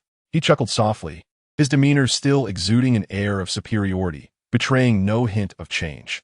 Stepping lightly, he approached Yagu's prostrate form and gently prodded him. Sir? Yagu did not open his eyes. His body stirred slightly as he mumbled, leave me be. Noticing that Yagu had not completely succumbed to slumber, the hall manager smiled, confident that the potency of the drug he had administered would keep Yagu in this state for 2 full days. For 2 days, only a meager supply of water was provided, and upon awakening, one found themselves too weak from hunger to move. This method effectively incapacitated many limbs, allowing the boss's affairs to be managed with ease. As for the fate of those delivered into the boss's hands, it was of no concern to the hall manager. He ushered the occupants of the private room out and summoned the hotel security, instructing them to pack the individuals into boxes for removal. The task was to be executed with precision, avoiding any prying eyes. Moreover, the individuals who had just been in the room were warned to keep their lips tightly sealed. The security personnel, clad in military uniforms and armed, embodied the local tyrants of this region, akin to warlords. The captain of the security team responded affirmatively, assuring the manager that he understood the seriousness of the matter and that no risks would be left unaddressed. With a sinister smile curling at the corners of his mouth, the captain received a nod of approval from the hall manager, who exited the private room without uttering another word. Yagu lay with his eyes closed. Though he felt groggy, he was still aware of his surroundings, albeit too weak to act recklessly. As 2 individuals approached to place him in a box, Yagu did not awaken or reveal any signs of consciousness, merely continuing to feign sleep. He was fortunate that they had not immediately searched his body, allowing him to retain several versatile capsules on his person. Confined within the dark box for several hours, Yagu sensed the jostling motion of transport, surmising that he was being taken to their secret base. After Yagu's departure, the hall manager swiftly approached Secretary Bai, who stood outside the big boss's suite. Upon noticing the hall manager's approach, She glanced at him and inquired, "Is the task completed?" "No errors, I trust." Bending slightly, the hall manager lowered his voice, despite the room's soundproofing, and assured her that he had handed the individuals over to the boss's designated personnel without causing any commotion in the lobby. Secretary Bai scoffed. "It's best if everything went smoothly. Are you aware of why your predecessors have gone missing?" The hall manager nodded repeatedly, smiling as he replied, "That is precisely why we require your vigilant oversight, Secretary Bai. A few days ago, I came across some intriguing goods. Shall I arrange for them to be delivered to your residence for your consideration?" With a cold expression, Secretary Bai retorted, "Manager, you must understand that we serve Boss Puliner. Do not allow any slip-ups in this regard. Do you comprehend?" Feeling the weight of her words, the hall manager's heart sank momentarily. Yet he quickly masked his dismay with a humble demeanor and a sycophantic smile. Secretary Bai was correct. He would certainly keep the boss's interests in mind. However, he couldn't help but admire the diligence Secretary Bai displayed in her service to the boss. Secretary Bai, devoid of any impatience, stated directly, "Your predecessors have expressed similar sentiments to me, and I have consistently advised them to refrain from overstepping boundaries, to remain diligent and honest in their duties. Do you understand? I have conveyed this message to each of your predecessors, and the outcomes should be clear. I hope your tenure before me is significantly longer than that of the previous fools. Is that understood?" "Understood," the hall manager replied, cold sweat trickling down his back, his legs trembling slightly. The Secretary Bai, disinterested, waved his hand dismissively as he turned away, sending the manager of the hall on his way. Only after the manager had departed did Bai turn back, a faint smile curling at the corners of his lips, accompanied by a cold chuckle. "Truly, there are enough fools in this world. The reason I have been able to remain by the side of the great boss for 7 consecutive years is that I have diligently fulfilled my duties, never overstepping my bounds. I take what the boss offers and refrain from touching that which has not been entrusted to me. You fools, if you lack such restraint. How could the great boss maintain his dominion in this region?" Bai had served alongside Puliner for 7 years, and, to his knowledge, there had been over a dozen secretaries before him, each lasting less than 2 years before meeting their demise. Bai acknowledges his own self-serving nature, his shamelessness, and his subservience. However, in his view, these traits align with the boss's desires. Since the boss requires this demeanor, he must comply. For 7 years, Puliner has never permitted him to engage with women, and to this day, he has abstained. He understands that he is but a dog kept by the great boss. Even when the dog is roused by instinct, it must remain obedient. It is this very attitude that has allowed Bai to serve Puliner for 7 uninterrupted years. Fortunately, over these years, he has not been without reward. It seems Puliner has grown accustomed to him and has gradually loosened the leash. For instance, 3 years ago, during a moment of leisure, Puliner inquired if Bai drank alcohol. Bai shook his head, stating he did not indulge. Puliner then remarked that on less busy days, a little drink could alleviate the monotony. As of now, Bai has been able to subtly exhibit his power as a sycophant in the presence of others. All of these permissions have been granted by Puliner. In Bai's perspective, those who label him a despicable person are merely exhibiting their own foolishness. The fact that Mr. Puliner has cycled through numerous secretaries over the past 20 years illustrates that those dullards, unable to grasp the nature of their master, are merely courting their own demise. As Bai waited quietly at the door, a sudden unease washed over him. After some contemplation, he felt compelled to share his sentiments with the boss, which is another reason for his prolonged tenure by Puliner's side. His intuition has proven reliable, having saved the boss on 2 occasions. He knocked on the door, and upon its opening, he was greeted by a woman. Bai was aware of the boss's almost pathological desire for control over his subordinates. To thrive in this environment, one must navigate the leash that binds them. With a slight smile, Bai sidestepped to avoid any physical contact. The room was dimly lit, saturated with an atmosphere of chaos. As several individuals of comparable or even slightly superior standing to Puliner were present, prompting him to tread carefully as he approached the boss. Puliner had already noticed Bai, and, observing that there was no physical interaction between him and the woman, felt a small smile form within. In truth, he did not relish exerting control over others. Rather, he harbored an innate distrust of people, believing that the longer one remained by his side, the more they would uncover his vulnerabilities. Consequently, it seemed prudent to eliminate potential threats before they could materialize, as he often found himself surrounded by many who could pose risks. However, the secretary before him was quite different. He was exceptionally disciplined. Initially, this quality went unnoticed, but after 2 years, it became apparent. A subtle test revealed a distinct sensation within him, Tasks he assigned were executed flawlessly, while matters he had not addressed remained untouched by the secretary. Most importantly, the secretary's private life was also under his purview.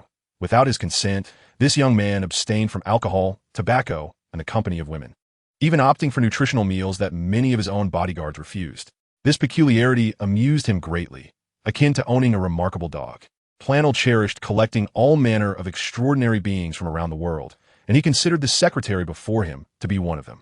Since the secretary was an object of his collection, it seemed fitting to keep him close. As for the secretary's keen intuition, Planel had long since forgotten it. When the secretary approached cautiously from behind, Planel smiled and inquired, "By Loasi, what do you think of that woman over there?" The secretary, who had been about to speak, turned at Planel's words to see the very woman who had opened the door for him moments earlier. He felt a desperate longing. A normal man would have succumbed to madness after 7 years of denial, yet he had not, maintaining an almost deranged willpower in the eyes of others. "She is quite beautiful," the secretary observed, refraining from overstepping boundaries. Since his employer had something to say, he would wait for him to finish before voicing his own concerns. Planel continued, "You are no longer a boy. She's still a virgin. Take her home, yes? Very well. I shall marry her tomorrow," the secretary replied, his tone unwavering. A humble smile gracing his face. "Agreed," Planel nodded, acquiescing to Luasi's decision. "Is there anything else?" The secretary spoke softly, "Sir. I've been experiencing an unsettling feeling again. Perhaps we should review our recent affairs, just in case." "Another instinct?" Planel inquired gently. "Yes," the secretary bent slightly, lowering his head as he stood behind Planel, who was seated on the sofa. Planel frowned slightly. He knew he ought to heed the secretary's instincts. Yet, he was currently entangled in a perilous scheme with several powerful allies. If this danger were to manifest, he would have to persist, regardless of its authenticity. "Though I'm uncertain if it pertains to my plans, do investigate. However, if it relates to those present, cease immediately and ensure they remain unaware," he instructed. The secretary lowered his head even further. "Understood. I shall take my leave." "Go ahead," Planel gestured with a wave of his hand. Stepping back, the secretary approached the door and glanced at the naked woman who had opened it for him. She was youthful and exquisite, her allure utterly innate, provoking an irresistible urge to embrace her. The secretary focused on her and, drawing closer, whispered, "Put on some clothes and wait for me in the lobby. We are to marry tomorrow. Do not delay." With that, Luasi departed. Compared to the matters entrusted by his employer, his own concerns seemed trivial. Chapter 34. The oblivious ingrate. Soon, the secretary had his associates review all recent activities and reconfirm the target individuals. Is it a spy? Once again, all must be thoroughly examined. Those from one's own faction who may have offended others should be investigated anew. In summary, every aspect must be considered to avoid any oversight. Naturally, this includes the matter concerning Yagu, although the intelligence gathered on this was rather hasty, as the adversary remained confined within a box, rendering escape impossible. However, Secretary Bai, having served alongside Puliner for 7 years, possesses remarkable abilities. After an unfruitful search, he began to proactively delve into Yagu's background. At this time, Yagu was already imprisoned within an iron cage, not in a dark and damp dungeon, but rather in a space furnished with a pristine mattress, a bathroom, and an assortment of toys particularly favored by children.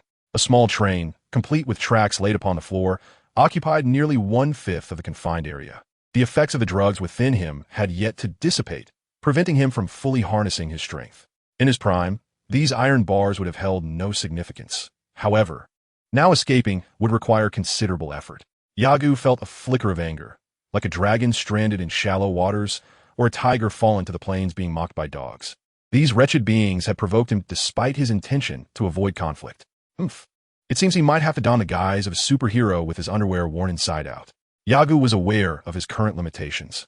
If assessed by contemporary cosmic detectors, his combat power would scarcely exceed 50. Yet, for an ordinary individual whose combat prowess is rated at 5, and a notably stronger one barely surpassing 10, others would appear as mere fodder before him. The latter stages of Dragon Ball are indeed lamentable. The number of Earth warriors dwindles, with few genuinely aspiring for breakthroughs in martial arts. Yagu had sensed this even while perusing the comics in his youth. Whether it be Trunks or Goten, neither shared the fervor for martial arts exhibited by Goku and Vegeta. Rather than pursuing advancements in combat, they seemed more preoccupied with the nuances of dating. The enthusiasm of these two youths for martial arts paled in comparison to that of the young Xiaofang. In the Bu saga, when Satan was struck by a bullet, he nearly met his demise, a stark contrast to Goku's earlier encounters with the Red Ribbon Army, where he was struck by their sniper rifles, yet merely fell and lay for a while, after having slumbered in his world for an extended period. Yagu sensed the presence of individuals nearby. What does this boy possess? A few universal capsules, untouched by us. Once he behaves, we shall have him surrender them one by one. Bring them forth. I must ascertain his identity. Indeed, shortly thereafter, Yagu heard a door creak open, followed by the sound of footsteps entering. Now is not the time for hesitation, despite his strength not being fully restored. To remain idle would be to do a disservice to the contempt they have shown him. As the man approached, Yagu's body, which lay on the ground, suddenly sprang up and swiftly dashed toward the door. If the person outside were ruthless enough to see him and strike him down in an instant before slamming the door shut, it would be disastrous. What? The individuals sent to capture Yagu were no ordinary adversaries. Feeling their presence behind him, a jolt of alarm surged within him, prompting an extraordinary exertion of strength as he turned to confront them. However, he was ultimately a step too late. Yagu had already burst outside. Sensing the pursuer lunging at him from behind, Yagu propelled himself forward, enhancing his speed and evading the grasp of his foe. Without so much as a glance at the faces of those before him, Yagu charged forward with reckless abandon. Among the individuals present was Secretary Bai, who, sensing something amiss, instinctively turned to flee. Yagu, naturally, spotted this figure at once and surged towards him with unrelenting vigor.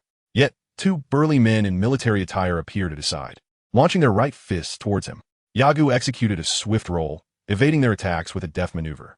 As he rolled horizontally, the fists of his opponents narrowly missed him, creating the sensation as though he was gliding upon their outstretched arms. The two men, incensed by Yagu's evasive tactics, prepared to strike back, but by then, Yagu had already reached their ears. In a swift contraction of his horizontally positioned body, he clenched his fist to his chest, gathering momentum before unleashing a rapid succession of blows. Thud, thud, both fists struck simultaneously against the temples of his adversaries. The violent impact caused their heads to jerk in opposite directions, and after a moment, they slowly returned to their original positions, their eyes now filled with crimson veins, betraying their distress.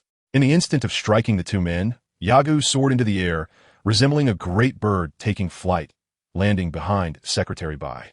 Without a word of warning or a shout, he delivered a direct punch to Bai's back. Ouch! Secretary Bai was no seasoned warrior. Yagu was capable of moving effortlessly under 30 times Earth's gravity, with a punch powerful enough to shatter massive rocks.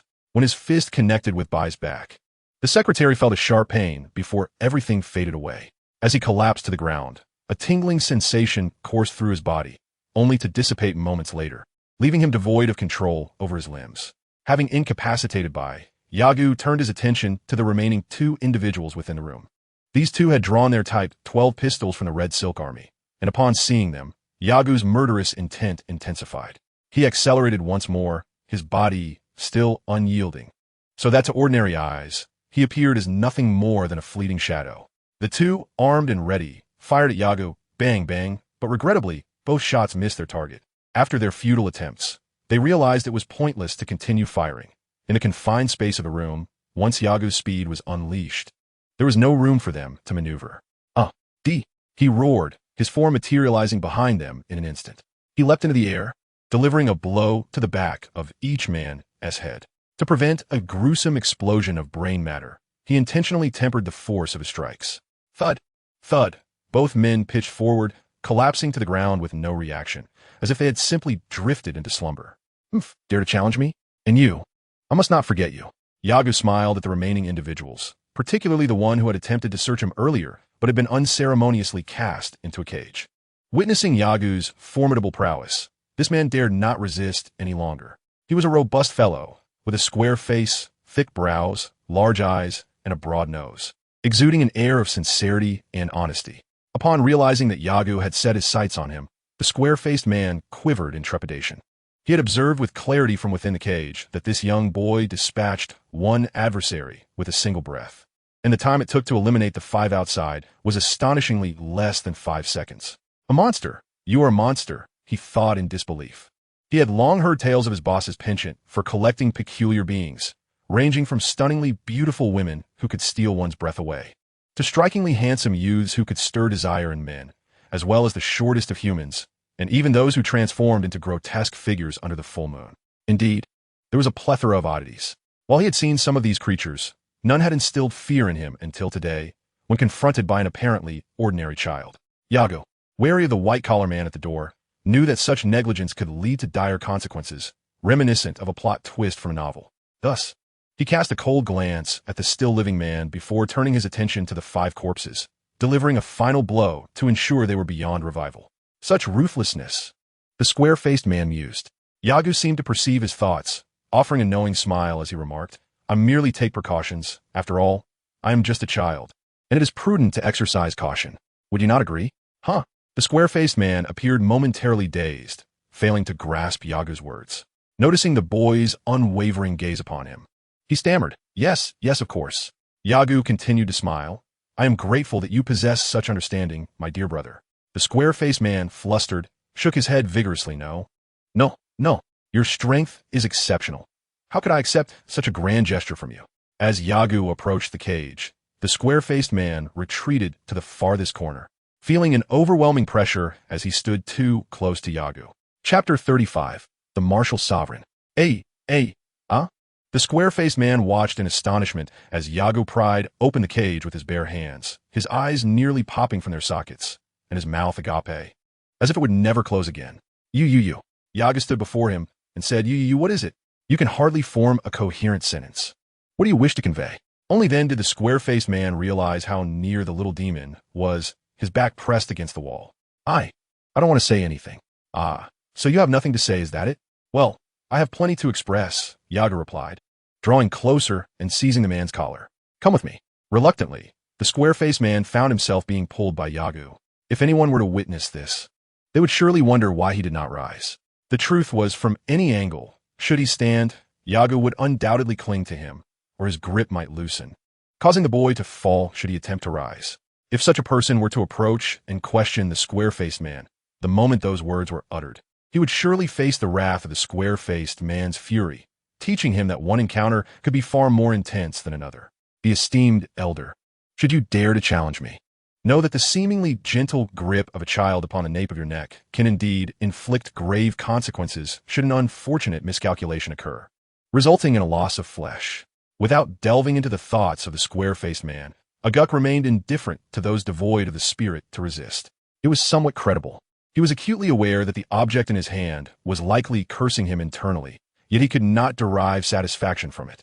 How wonderful it would be to master the art of telepathy, as the turtle sage had, though the prerequisites for such a skill are exceedingly stringent. After all, Krillin, who constantly resided beside the turtle sage, had failed to acquire it. During Goku's time on Namek, a mere touch upon Krillin's head would unveil the recent happenings. Of course, this ability pales in comparison to the divine powers of the turtle sage and other deities within the Dragon Ball universe. However, Goku and his companions are pure warriors. They're fueled by blood, not magic.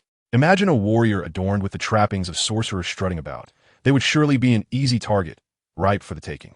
After scarcely 2 minutes of walking, Aguk was met with the bustling sounds of the crowd outside.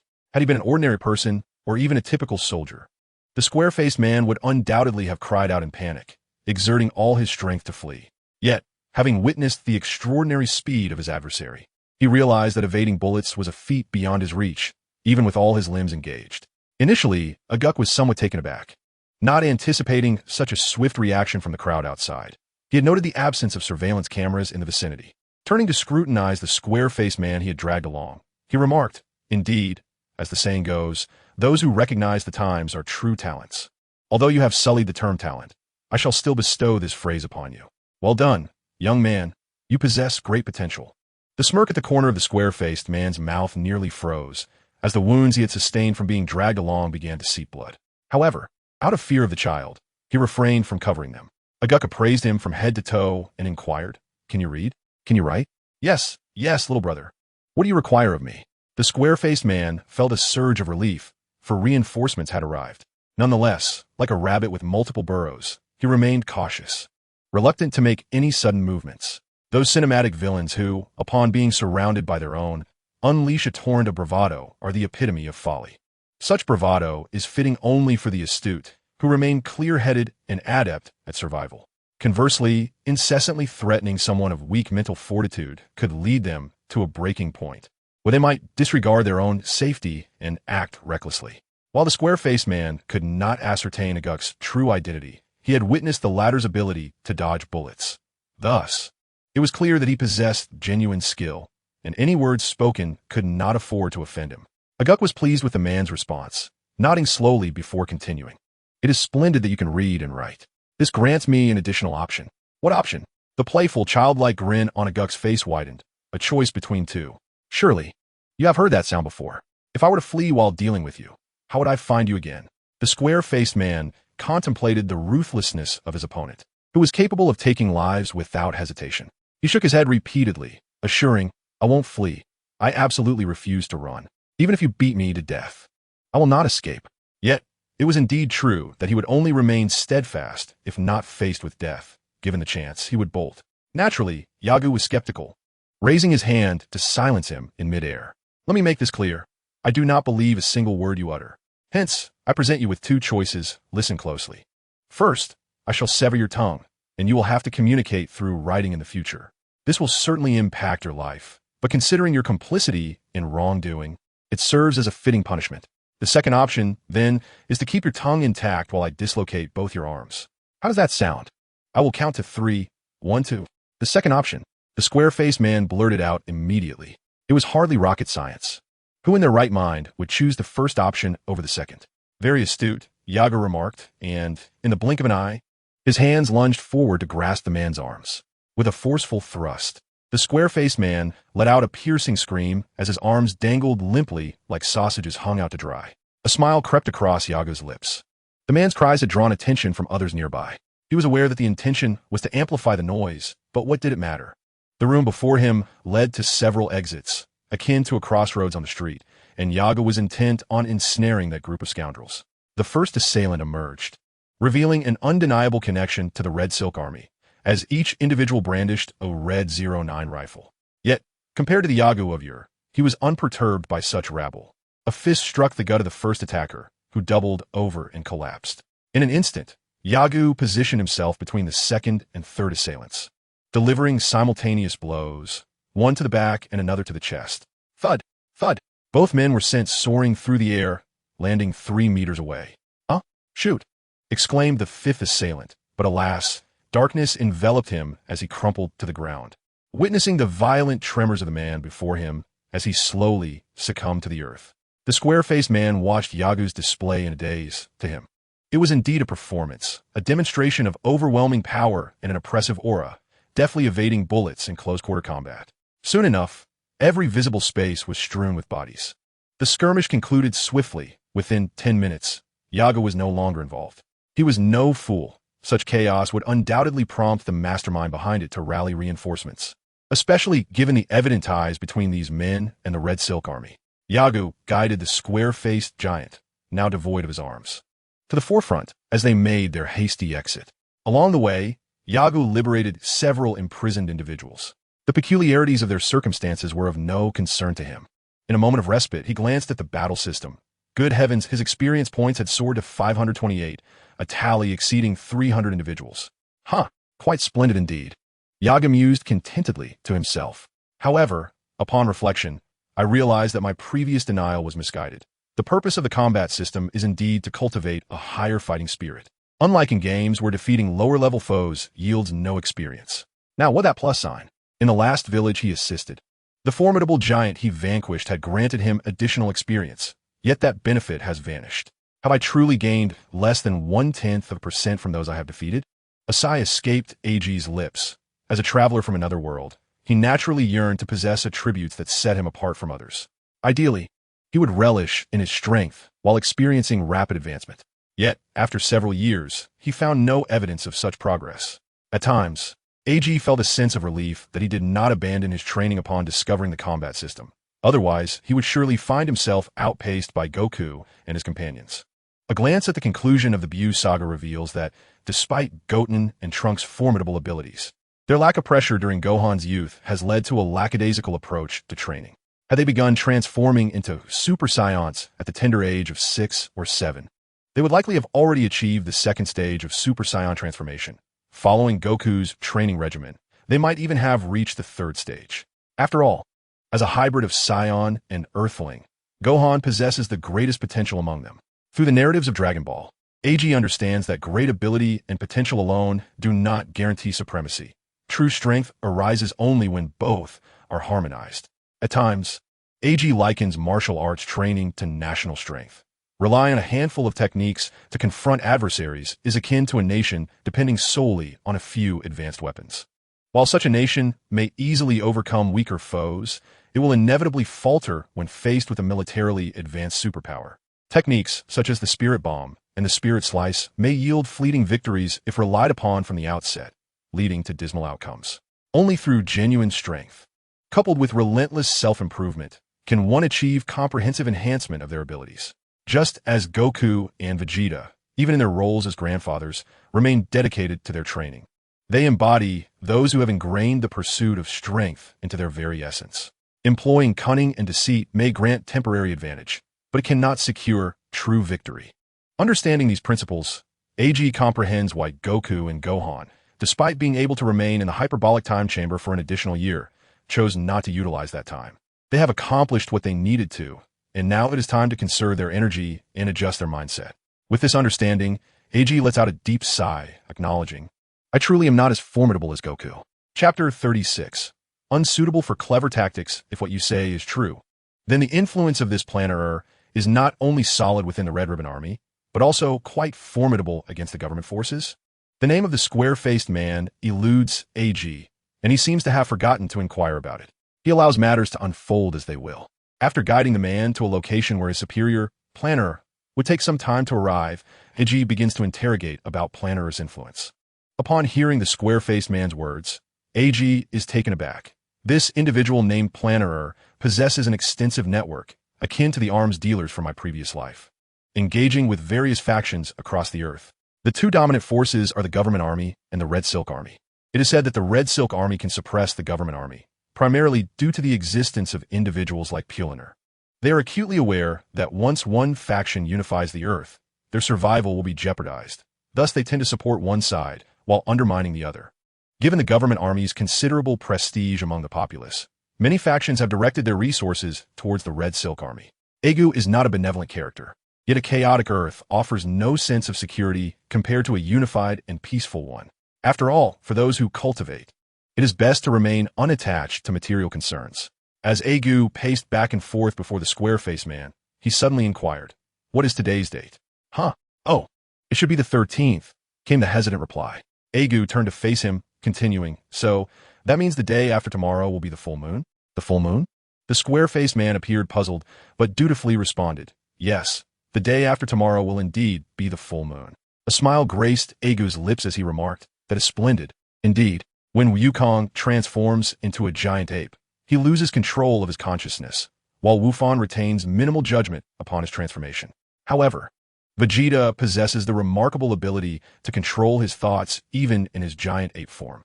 If we consider the tale of Sun Wukong's father, it becomes evident that even lower-ranked warriors can maintain their consciousness upon transforming into giant apes.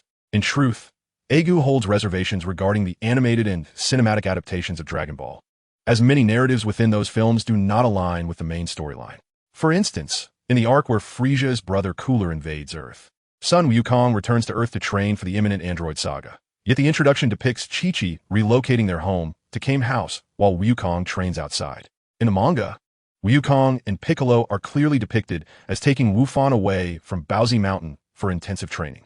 Moreover, the androids 13, 14, and 15 arc diverges entirely from the Dragon Ball mainline, as Wukong perishes after the battle with Cell, and the Cell games are tightly woven. The Super Namekian arc, concerning the story of the Tree of Might, similarly deviates, as does the Saiyan Alex saga. Only a limited number of films can be seamlessly integrated into the Dragon Ball main narrative without resulting in temporal discrepancies or causal confusion. The rest are essentially standalone tales featuring Dragon Ball characters. Yagu is uncertain whether to incorporate insights from these films into his future plans, yet one fact remains immutable: Saiyans, even lower-tier warriors, may possess the ability to engage in battle with consciousness intact after transforming into giant apes. He is determined to test whether he can retain thematic awareness while transformed. Upon learning of Pulaner's information, Yagu resolved not to allow his faction to persist. He could not fathom that in the current state of Earth, anyone could contend with him, Vegeta, in his giant ape form. When he dispatched Wukong to Earth, he envisioned that with a moon present, should he successfully transform, he could annihilate all life on Earth given sufficient time. However, this necessitated a critical consideration. He must ensure that Puliner does not escape. The individual possesses a formidable influence. To strike a snake, but fail to kill it leaves one vulnerable to harm. Yagu is keen to eliminate such a hidden threat. Suddenly turning, he fixed his gaze upon the square-faced man and inquired about the location of their arms cache. A few hours later, Yagu arrived at a site 50 miles from his previous location, a flat expanse dominated by a military fortress. According to the information provided by the square-faced man, this was indeed the storage for munitions, along with 3 armament factories, all belonging to Pulinal. However, these sites were somewhat distant, and only after securely binding the square-faced man. Like a pig, did Yagu feel comfortable making his way here. From the vantage point atop a mountain, he surveyed the landscape. From this angle, the fortress designated for arms storage appeared exceedingly well fortified. A plain stretched out from the foot of the mountain, while observation points were stationed atop the surrounding hills, equipped to report their observations via radio. This meant that Yagu's original plan of systematically dismantling their defenses was no longer feasible. As twilight descended, the fortress began illuminating the perimeter with searchlights, prepared to thwart any potential incursions. It seemed that infiltration was the only viable option. What transpired thereafter would be left to fate. Lacking extraordinary intellect and meticulous planning, Yagu's strategy was to proceed step by step. His motivation was grounded in a stark reality: strength. Without power, even with a legion behind him, he would be unable to advance an inch. Yagu had no intention of gambling with his life. Without a solid foundation, he would not act recklessly. His speed was unmatched by those on the opposite side, allowing him to approach Pulinal's armory with ease. Yet entry required navigating through a mesh barrier. In a nearby corner, footsteps echoed. Yagu glanced briefly as one individual leaped over the fence, then swiftly moved deeper into the compound. Only after he had departed did a squad of uniformed security personnel pass by. Their attire resembled that of government troops, but bore colors akin to the Red Army, signaling a clear message: do not interfere with one another. Although these encounters might serve as valuable experiences, Yagu had made his decision and had no intention of confronting them one by one.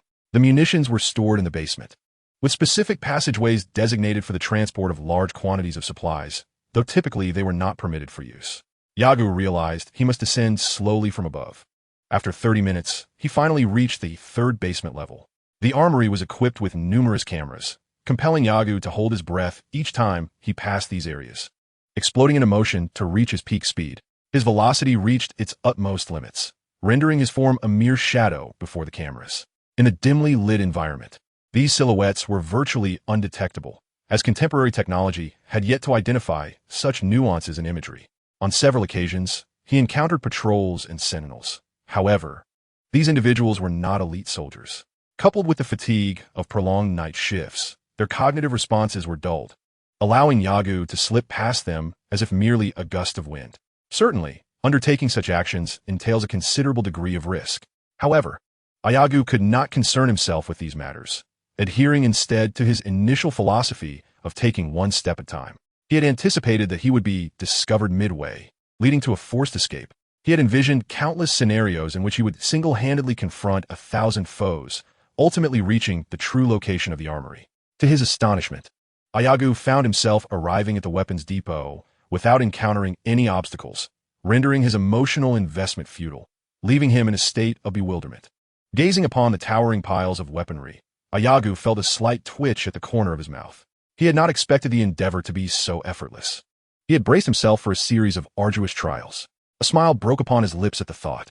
If these munitions were to be detonated, they could likely obliterate the entire region, he mused as he began to search for explosives capable of utterly destroying the armory. With utmost caution, he approached the weapons depot, only to relax upon his arrival, neglecting to notice the cameras discreetly positioned around him. Not long after his entrance, a red alert blared from the roof of the underground plaza, the cacophony of alarms rousing the soldiers throughout the base. The sudden alarm startled Yagu. He anticipated being detected at this stage. It seemed he had indeed let his guard down. Yet, what did it matter? Clutching several grenades, Yagu hurled them back into a wooden crate, retrieving a few from within. After opening them, He tossed them back into the crate and hastily sprinted toward the exit before the grenades could detonate. In the years that followed, Yagu would berate himself for his lack of foresight regarding this incident. Had there been anything akin to a nuclear device within the armory, an inadvertent detonation could have annihilated the entire fortress. His failure to meticulously consider his actions and the inadequacy of his planning stemmed from an overestimation of his own speed and strength. Although he had managed to escape the fortress after neutralizing 25 individuals without sustaining injuries, it must be said that this was the most perilous encounter Yagu had faced since arriving in this era. Feeling a searing heat radiating from behind him, the intense airflow nearly scorched him as he sensed the grip of death closing in. A moment's hesitation would render him ensnared by its scythe, leading to his demise. Breathless, he glanced back at the fortress, now unrecognizable amidst the chaos of the explosion, and felt the burn across his back. The sensation of being on the brink of death left him trembling, as if he were running on clouds, detached from the world around him. Chapter 37. Surviving the Aftermath. Looking back at the remnants of the armory after the violent explosion, Yagu was filled with trepidation. Next time, he vowed, he would not engage in such reckless undertakings. Though he bore wounds, he could not linger here. The plains were illuminated by various lights, and given the magnitude of the incident, it would not be long before the government forces caught wind of the situation. With all the speed he could muster, he vanished into the vast expanse of the plains. The sound of crystal wine glasses shattering on the ground filled the air, red wine spilling across the floor like blood. What was happening?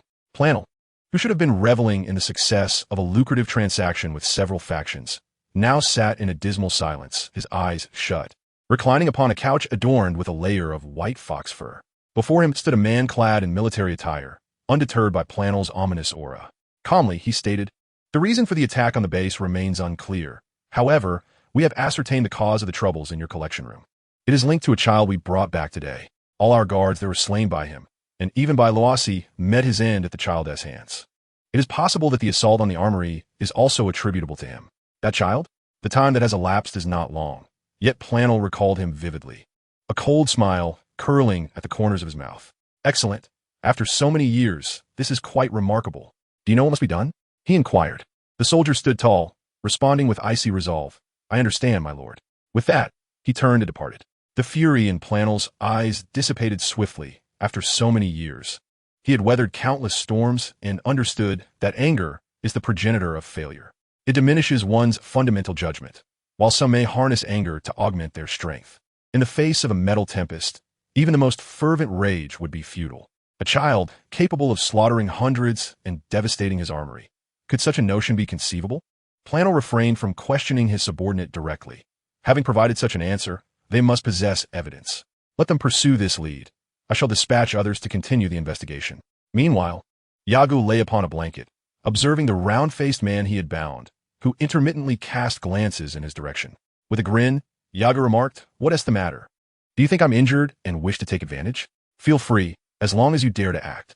The round-faced man, though unaware of Yagu's deeds, was gripped by an abject fear of him. Despite Yagu being merely a child and wounded, he dared not entertain any thoughts of transgression. "Planel, tomorrow night I shall send you to your demise." Yagu harbored bitter thoughts. Suddenly, he remembered he did not know where Planel resided, so he asked the round-faced man, "Do you know where Planel lives? Are you looking for Boss Planel?" "Naturally. I cannot let my injury go unavenged," the round-faced man replied. Although his arms were severed and his body bound, Planel loomed in his mind as an insurmountable mountain, beyond the reach of any threat. "Do you truly wish for death?" "Truth be told, I would rather you not seek such an end." Yagu observed him curiously, asking why. "If I die, you are saved." The round-faced man averted his gaze, a wry smile gracing his lips. "Indeed, my life would be spared, but given Boss Planel's temperament, I would not survive for long." "I see. Regardless, if you lack a means to capture me, the architect of this calamity in the eyes of that old wretch Planel, you and I are but two peas in a pod, both deserving of death, are we not?" The round-faced man nodded, having served under his boss long enough to grasp this truth. Planel exerted profound control over those around him. He entrusted his loyal subordinates, all of whom held their families in high regard, ensuring their loved ones remained under his dominion. Those who are indifferent to family or lack familial ties, regardless of their exceptional talents, will never be entrusted by Planel with matters of true significance. The square-faced man exemplifies this notion, though he possesses considerable skills. Familial issues have prevented him from being utilized by Planer. Their conversation did not continue, and soon dawn approached. Yagu remained still, choosing not to train that day, instead lying in the 40-fold gravity chamber to acclimate to the weight. His notion of acclimatization merely entailed ensuring he could punch and kick within the chamber like an ordinary martial artist, which starkly contrasted with the later abilities of Goku in Dragon Ball, such as unleashing the Kamehameha wave. To illustrate, one might compare him to the swift gorilla Bablis from King Kai's planet. While his speed is remarkable, he is ill-equipped to engage in combat with Goku. Yagu is in a similar predicament, yet he seems oblivious to this fact, or perhaps he deliberately chooses to overlook it, as the combat system clearly indicates his combat level, beginner low tier. A simple calculation would reveal how rudimentary his martial skills truly are. The classifications of beginner, intermediate, and advanced are standard. If one were to pursue further, there would also be top-tier levels, along with distinctions of low, medium, and high tiers within each stage. Yagu occupies the lowest segment of the 9th tier, which underscores that despite his adaptation to 30 times Earth's gravity, his combat power has not even surpassed 100. Numerous beings inhabit planets with 10 times Earth's gravity in the universe, yet this does not imply they possess formidable combat abilities. The gravity chamber serves merely as a means to enhance training effects, allowing for the establishment of incremental goals to surpass. For instance, soccer players engage in targeted leg muscle training consistently over the years, yet the gains are often negligible. Nonetheless, they persist. Why? Because it bolsters their confidence and steadily elevates their self-assurance. Yagu's greatest regret lies in the absence of a good teacher, which propels him to seek guidance from Kalen. He does not believe that merely consuming comics and animations grants him the understanding of true cultivation. While adapting to increased gravity can indeed enhance combat power and potentially make him stronger than Goku in the future, Yagu is aware that once the narrative progresses to the Namek saga, his advantages will diminish, leaving him far behind Goku and the others.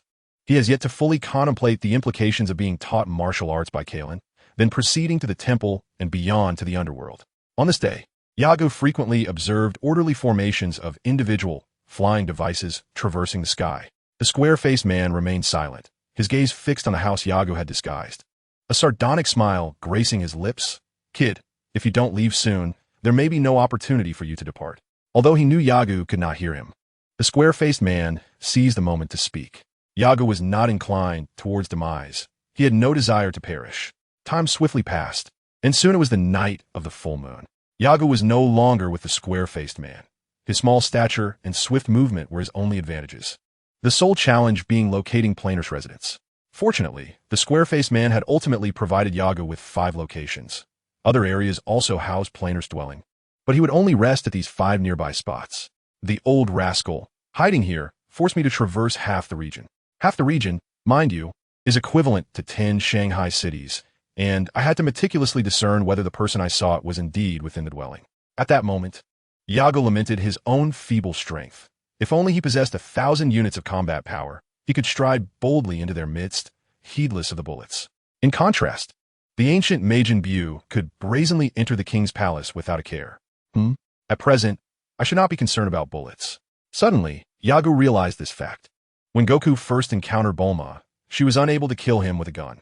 Although it was merely a low-caliber pistol, it was still a testament to Goku's ability to handle such projectiles at that time. However, Yagu had no intention of presenting himself as a target for bullets to be fired upon him. Surrounding Puliner's residence were numerous soldiers, and the nearby buildings housed hidden sentinels.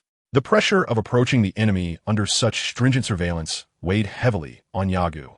Damn it, once I achieve success in the future, I shall certainly display a grandeur surpassing yours. Yet, to be fair, even the most shameless Satan in the universe pales in comparison to your ostentation. Has the world gone mad? A criminal organization flaunting such extravagance in the Dragon Ball universe ought to return to their mundane lives. Chapter 38. The perpetual struggle of infiltration. Yagu continued to wait, though he did not raise his gaze to the heavens.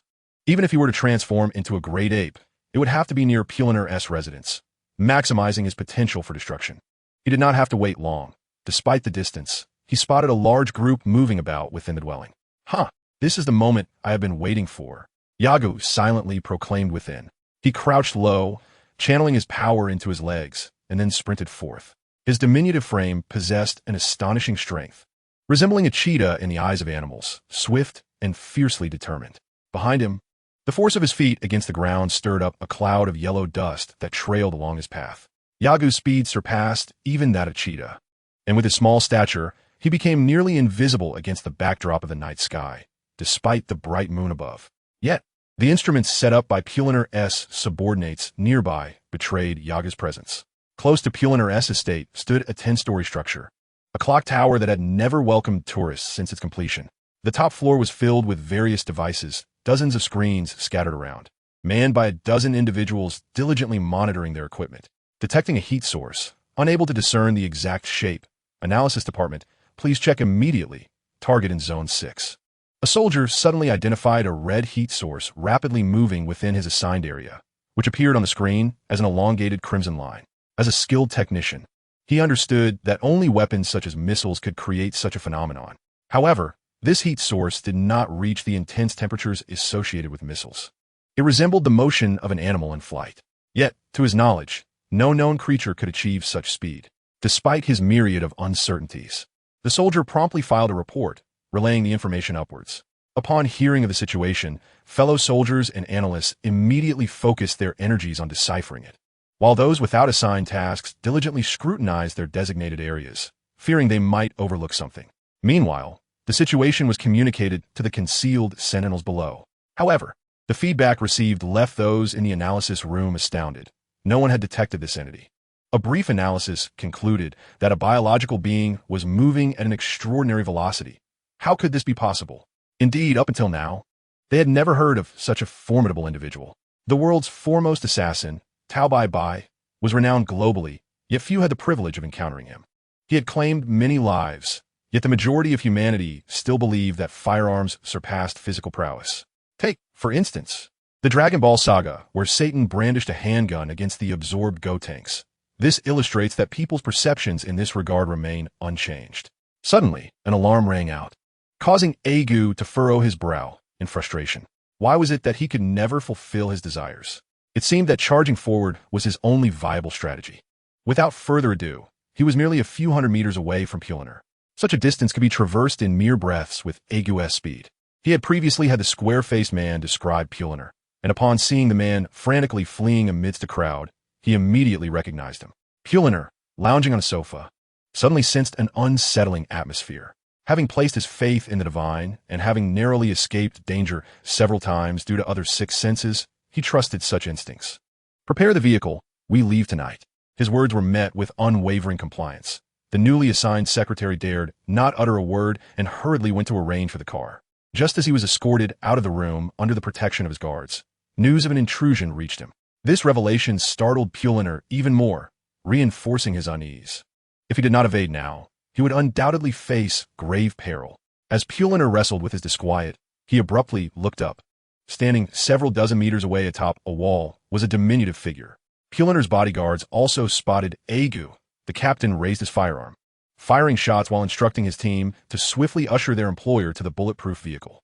Yagu, witnessing Puliner sprinting towards the nearby armored car, revealed a sinister grin and leaped powerfully into the air. As he ascended, his speed gradually diminished with altitude, and he slowly gazed up at the moon, illuminating the vast landscape. The manga had depicted Goku transforming into a giant ape on numerous occasions, and now Yagu felt a similar surge. It was as if a powerful current coursed through his chest, rendering his thoughts blank. If one were to look into Yagu's eyes at that moment, they would see a vacant stare. He was suspended mid-air, plummeting rapidly in free fall. The rhythmic pounding echoed like a heartbeat, growing increasingly intense as Yagu's mind slowly emerged from a state of blankness. However, what filled his consciousness was a torrent of frenzied thoughts surging forth from his memories. It felt as though a wild beast resided within him, demanding to be subdued with an offering of blood and flesh. He yearned to unleash the chaos that roiled within his chest. At that moment, Yagu's physique began to swell, his garments tearing apart as black simian fur and the visage of a colossal ape materialized upon him. With a thunderous roar, Yagu leapt into the air, soaring so high that the onlookers below remained oblivious to his intent. They had just secured Planel within the armored vehicle when the sky abruptly darkened. With a resounding thud, the bodyguards, who had been watching over their employer, suddenly lost sight of the vehicle, their eyes instead meeting the sight of a massive simian beast. A monster! The bodyguard had no chance to react further. The giant ape scanned the surroundings and, with its mouth agape, let out a frenzied howl toward the moon before slamming its palm down, reducing several hapless humans to mere pulp. The thrill of killing exhilarated the giant ape, which pounded its chest with its fists. At that moment, a sharp sound pierced the air. The giant ape turned to see several missiles hurtling toward it. Despite its ferocity, the creature possessed enough awareness to evade. Its large body was surprisingly agile as it leapt high to dodge the incoming assault. However, to its astonishment, the missiles abruptly altered their trajectory, relentlessly pursuing it. Boom! Boom! Boom! The missile struck with a cacophony of explosions that enveloped the area in smoke. Nearby soldiers, stationed by the missile truck, observed the eruption, pondering how the creature had appeared, yet concluding that it must be dead. A brilliant light shot through the smoke, resembling a rocket, surging forth at a breakneck speed. Before they could even voice their thoughts, the beam descended upon their location. Boom! The giant ape emerged from the haze, landing with force upon the ground. It did not pause, instead unleashing energy blasts from its gaping maw, causing explosions to erupt around it.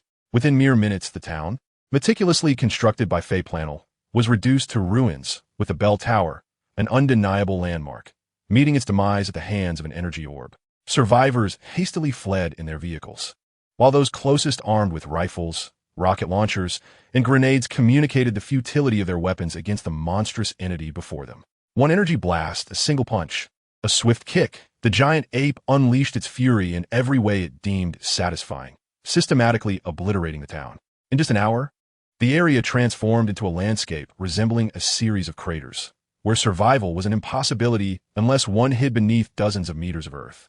Despite laying waste to a small town, the giant ape remained unsatisfied. Choosing a direction, it began to sprint madly, consumed by its primal frenzy. Minutes later, he encountered a village, and with an exuberant shout, he unleashed 3 energy blasts. In the wake of 3 resounding explosions, the remnants of the village were obliterated, leaving behind only 3 nearly contiguous craters, each with a diameter of nearly 100 meters. The carnage and bloodshed failed to satiate the giant ape's thirst for destruction, and it continued to sprint forward, traversing the ruins of the former village. Chapter 39. The Gym. Changes in the system. I feel utterly exhausted. In the early morning, Yagu awoke from his slumber, stretching lazily. He had been sleeping in a gravity chamber, and from the window, he could behold the bright morning sunshine. Adjusting the gravity multiplier of the chamber to 1, Yagu opened the door and stepped outside. A month had passed since his transformation into a giant ape, and upon waking the next day, he found himself far from the town where Pulinal resided. Despite racking his brain, he could not recall what he had done, which left him feeling quite disheartened. Why was it that Bakura, son Wukong's father and a low-level warrior, could retain his consciousness after transformation?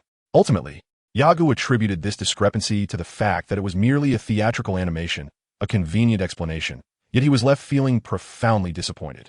Such immense power, beyond his control, troubled him deeply. Moreover, the experience within the combat system had not increased. He wondered if it was due to the elevation of his combat level, which rendered him devoid of experience points. That day, he awoke to find a significant presence of government troops surrounding him. Upon noticing this, Yagu hastily fled, catching sight of the Red Silk Army's personnel, fortunately escaping their notice. Later, he returned to release a square-faced man.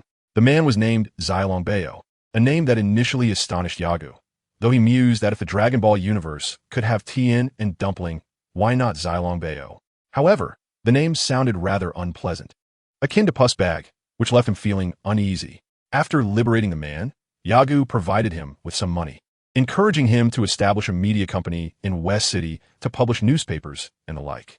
Zilongbao, puzzled, inquired why Yagu was unconcerned about him absconding with the money. Yagu nonchalantly replied, "As long as you have no regrets, feel free to run if you wish." With that, he dismissed Zilongbao and resumed his journey toward Kailinta. He had heard of a martial arts dojo in the city ahead and decided to investigate, curious to see how his current abilities compared to those of the locals. After spending considerable time on Earth, Yagu was finally pleased to find a martial arts dojo. His purpose in heading to Kailinta was twofold. First, to acquire senza beans, and second, to receive guidance from the Cat Sage. The training facilitated by the system would undoubtedly prove more effective than solitary practice. With the aid of senza beans, Goku had rapidly acclimated to a gravity level 100 times stronger in just a few days, as an enhancement of his physical strength allowed him to utilize the Kaioken to significantly amplify his combat power.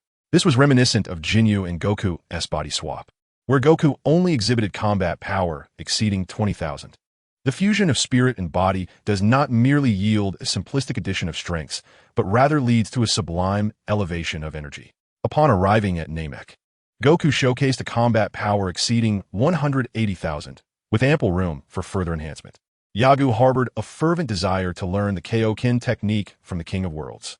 Judging by Son Goku's displayed combat prowess while battling Vegeta, it was evident that mastering the Kaioken would elevate his power level beyond 20,000. This realization left Yagu in a profound state of frustration. He was acutely aware of the potential for his strength to reach terrifying heights, yet found himself utterly powerless to achieve it. It was akin to a Saiyan being constrained from transforming in the face of an adversary. Although he understood that transforming into a Super Saiyan would exponentially increase his power, he found himself unable to do so. For instance, during Goku's confrontation with Frieza, had he not employed the Kaioken, Frieza would have certainly obliterated him if he fought with full seriousness. Even using the tenfold Kaioken, Goku would still be thoroughly dominated by Frieza, who was only utilizing 30% of his strength. However, once Goku transformed into a Super Saiyan, his power eclipsed that of Frieza. The transformation into a Super Saiyan was a superior technique to the Kaioken, yet Yagu remained at a loss, much like his current predicament. In Yagu's perspective, the Kaioken indeed held great merit, but surely there must exist similar martial arts techniques on Earth. Even an enhancement of 1,000 to his combat power would suffice to dominate this era's Earth. While journeying, he sought out an individual for guidance, and soon found himself at the entrance of a martial arts dojo. The name Tianhong Martial Arts School suggested it was a mere front, yet Yagu decided to enter. After all, it could still contribute to his combat systems experience. With this thought in mind, Yagu strode confidently inside. "Hey, young one, have you come to learn martial arts?" A guard clad in black attire intercepted Yagu as he advanced into the dojo.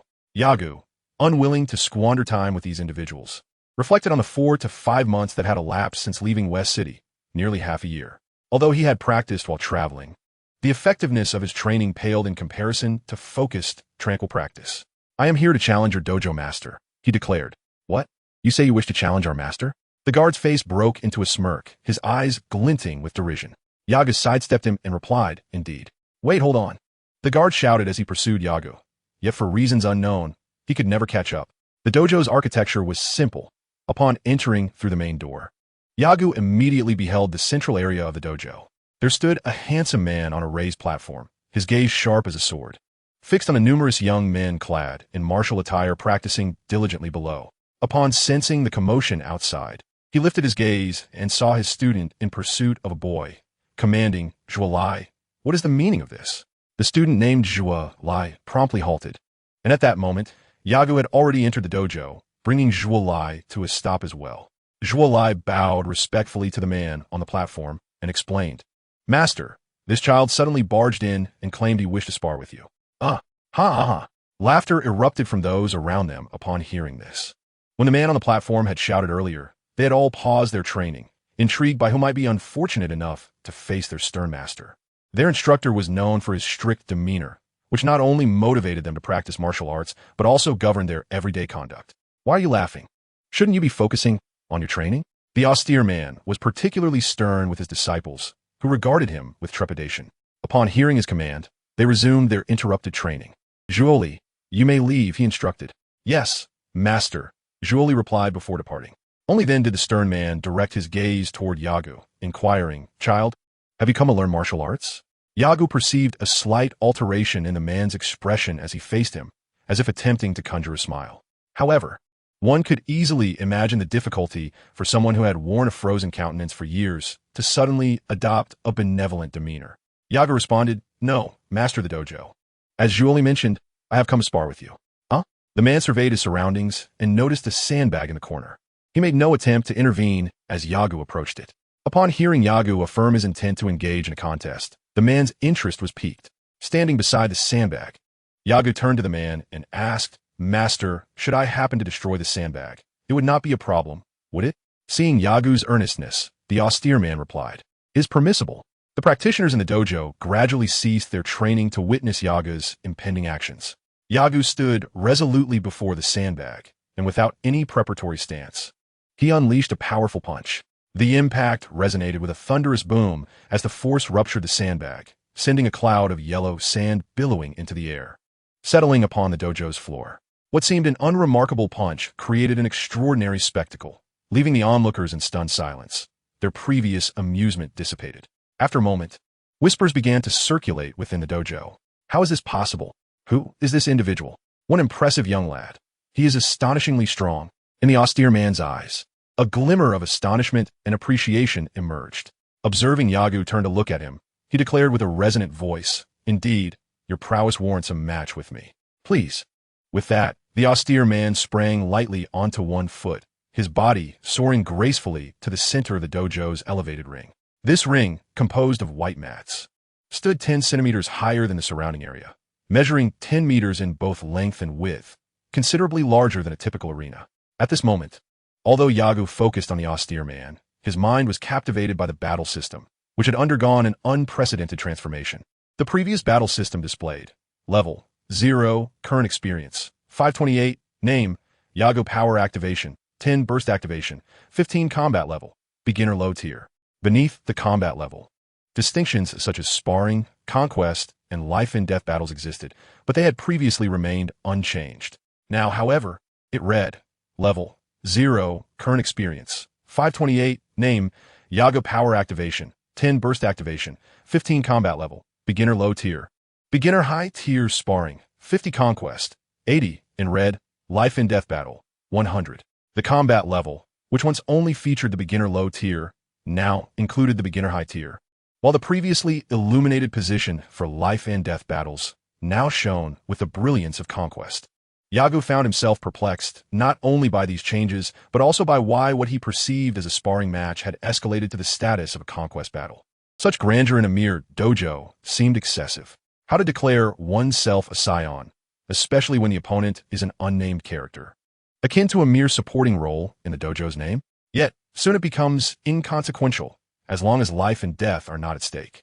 The stoic man observed Yagu approaching steadily, removing his cloak as Yagu took his stance on the arena, standing tall. Initially, he intended to wait for Yagu to introduce himself, but soon realized that the opponent was likely Chower, powerful yet inexperienced in battling outsiders. Thus, he first cupped his fists in greeting. "I am a master of the Tianhong Wu Guan, Wu Tianhong." Yagu paused momentarily upon hearing this, but quickly regained his composure, reciprocating with cupped fists and stating, "Wandering Warrior, Yagu." Chapter 40. The Martial Arts of Intermediate High Level. Yagu regarded Wu Tianhong before him, contemplating: low level, intermediate, and high level. Could it be that his martial arts rank is intermediate high level? How intriguing. I shall observe what intermediate high level entails. Wu Tianhong watched as Yagu assumed a combat stance, mirroring him. The previous punch that had shattered the sandbag was a testament to the opponent's strength, leaving Wu Tianhong no room for distraction. "Let's begin," he declared. Yagu responded, "Then I shall not hold back." With that, he surged forward with remarkable speed, darting toward Wu Tianhong in an instant. What? Wu Tianhong was taken aback, astonished by the opponent's swiftness and agility. All he could perceive was a fleeting shadow. Such velocity, Wu Tianhong thought, but he did not falter. Lowering his body and pivoting on his left foot, he quickly extended his right leg outward while simultaneously raising both arms to create an impenetrable wall of fists around him. Yagu's speed was astonishing. Yet, Wu Tianhong's reaction was equally swift. As Yagu approached, the punch net Wu Tianhong had formed was already in place. Just as Yagu was about to collide with the wall of fists, he swiftly planted his right leg on the ground, harnessing immense power to leap into the air, thereby avoiding an awkward impact. However, Wu Tianhong, witnessing Yagu ascend, felt a surge of excitement. What an opportunity. He retracted his fists to his waist, aligning his legs and unleashing a rapid force.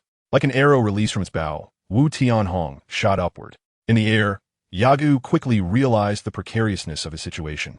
But moments later, he remained undaunted. He had come to the dojo to issue a challenge.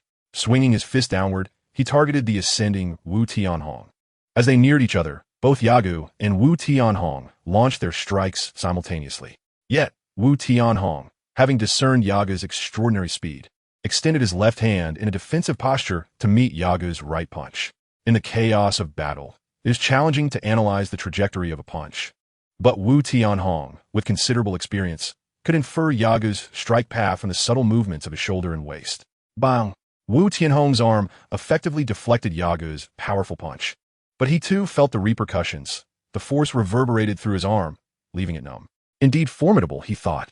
Yet with an opening before him, Yagu sought to retract his right hand and unleash a left punch. But Wu Tianhong would not grant Yagu such an opportunity.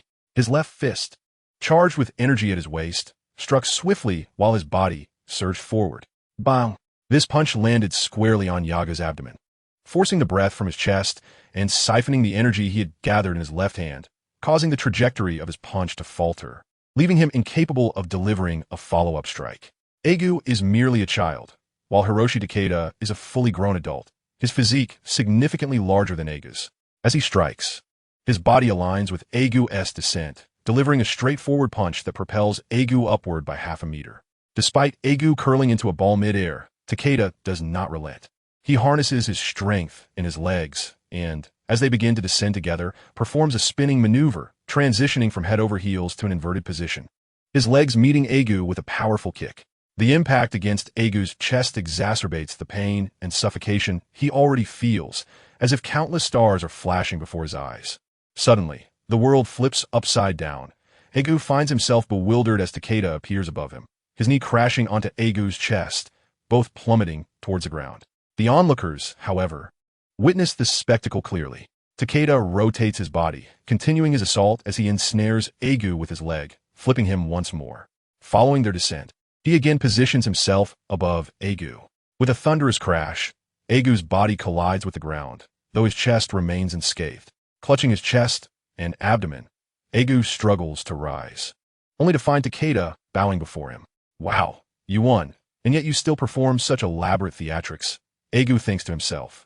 Takeda's attack has rendered Yagu's otherwise resilient body weary, as if an unseen force penetrates his skin and strikes at his very core. No matter how fortified his physique, it cannot withstand the sheer power of his opponent's assault. Despite his defeat, none present dare to belittle Yagu. The speed he displayed moments ago leaves everyone in awe. Takeda's strict tutelage of his disciples prevents arrogance from taking root within his dojo, and his keen perception reveals that even he could not match the speed possessed by the young boy before him. Witnessing Yagu rise again despite his severe injuries brings an even deeper sense of admiration to Takeda's face, a subtle smile gracing his lips. Young man, you possess remarkable potential. You simply have yet to learn to wield your strength effectively. What say you? Would you consider becoming my disciple and honing your abilities in the dojo? Takeda is genuinely impressed by the youth, recognizing within him a latent potential that surpasses even what he has encountered in others. Yagu, grimacing in pain, momentarily pauses before gesturing dismissively. The strikes to his abdomen and chest make it difficult for him to catch his breath. Takeda remains unfazed by Yagu's discomfort and instructs one of his disciples, take the young brother to the back courtyard to rest and prepare a nourishing herbal soup for him. Yes, sensei, replies one of the disciples as he approaches Yagu, lifting him gently to assist him toward the courtyard. Watching Yagu depart, Takeda reflects on his own left arm, still aching from their encounter, a testament to Yagu's formidable strength. This is only a glimpse of the raw physicality that would be unleashed once Yagu learns to harness his power, even with a layer of resilience akin to copper skin. Takeda knows he would not escape unscathed from a true confrontation with such might. How could this be possible? I, of all people, have been defeated by such a mere background character. It is inconceivable that I, who have adapted to 30 times Earth's gravity, could fall to a mere extra from this planet. Surely, this is Dragon Ball, not some comedic farce where countless rockets can be effortlessly brushed off, and where even tattered garments can be restored in an instant. No matter how I try to rationalize it, I cannot accept the reality of my defeat. I have acclimatized to 30 times Earth's gravity. My battle power should be at least 1,000, if not 10,000, or even 500. Yet, how could I possibly fail? Even as I was led to the resting room, the question lingered in my mind. This was my first failure since arriving in this world, and it was so utterly decisive, especially considering my opponent was not one of the early Dragon Ball masters like Master Roshi or Tien, but rather a character who has never even appeared in the Dragon Ball universe. While I acknowledge that I could never match Goku or his companions, I cannot fathom how a mere earthling like Takeda Hero could defeat me so effortlessly. I am a Saiyan, a warrior destined to dominate the later battles of the Dragon Ball saga. For 3 years, I have tirelessly trained in the gravity chamber, only to be so simply bested by an opponent who merely used one technique against me. How can I ever forgive myself for this? Could it be that my training intensity was insufficient? Frustrated and apprehensive, I find myself questioning my own battle power. Initially, I believed that even at my weakest, I would surpass 200, and even 500 would be within reach. However, given the current circumstances, such notions seem utterly absurd. In a sudden revelation, I discovered a peculiarity in the battle system. My experience points had risen from 528 to 628, an increase of a full 1%. This is remarkable, considering I had only gained such experience after ambushing and defeating the Demon Bestower. The fact that a life-or-death battle yields 100% experience, while a championship battle grants only 80%, especially under the condition of my defeat, is perplexing. Could it be that I should seek out Takeda Hero for daily sparring? If so, would that not allow me to swiftly elevate my level? I am eager to discover what transformations might accompany such an increase in rank. After lying on the bed for an hour, I still feel a dull ache radiating from my abdomen and chest. How is it that such an ordinary attack could inflict lingering pain?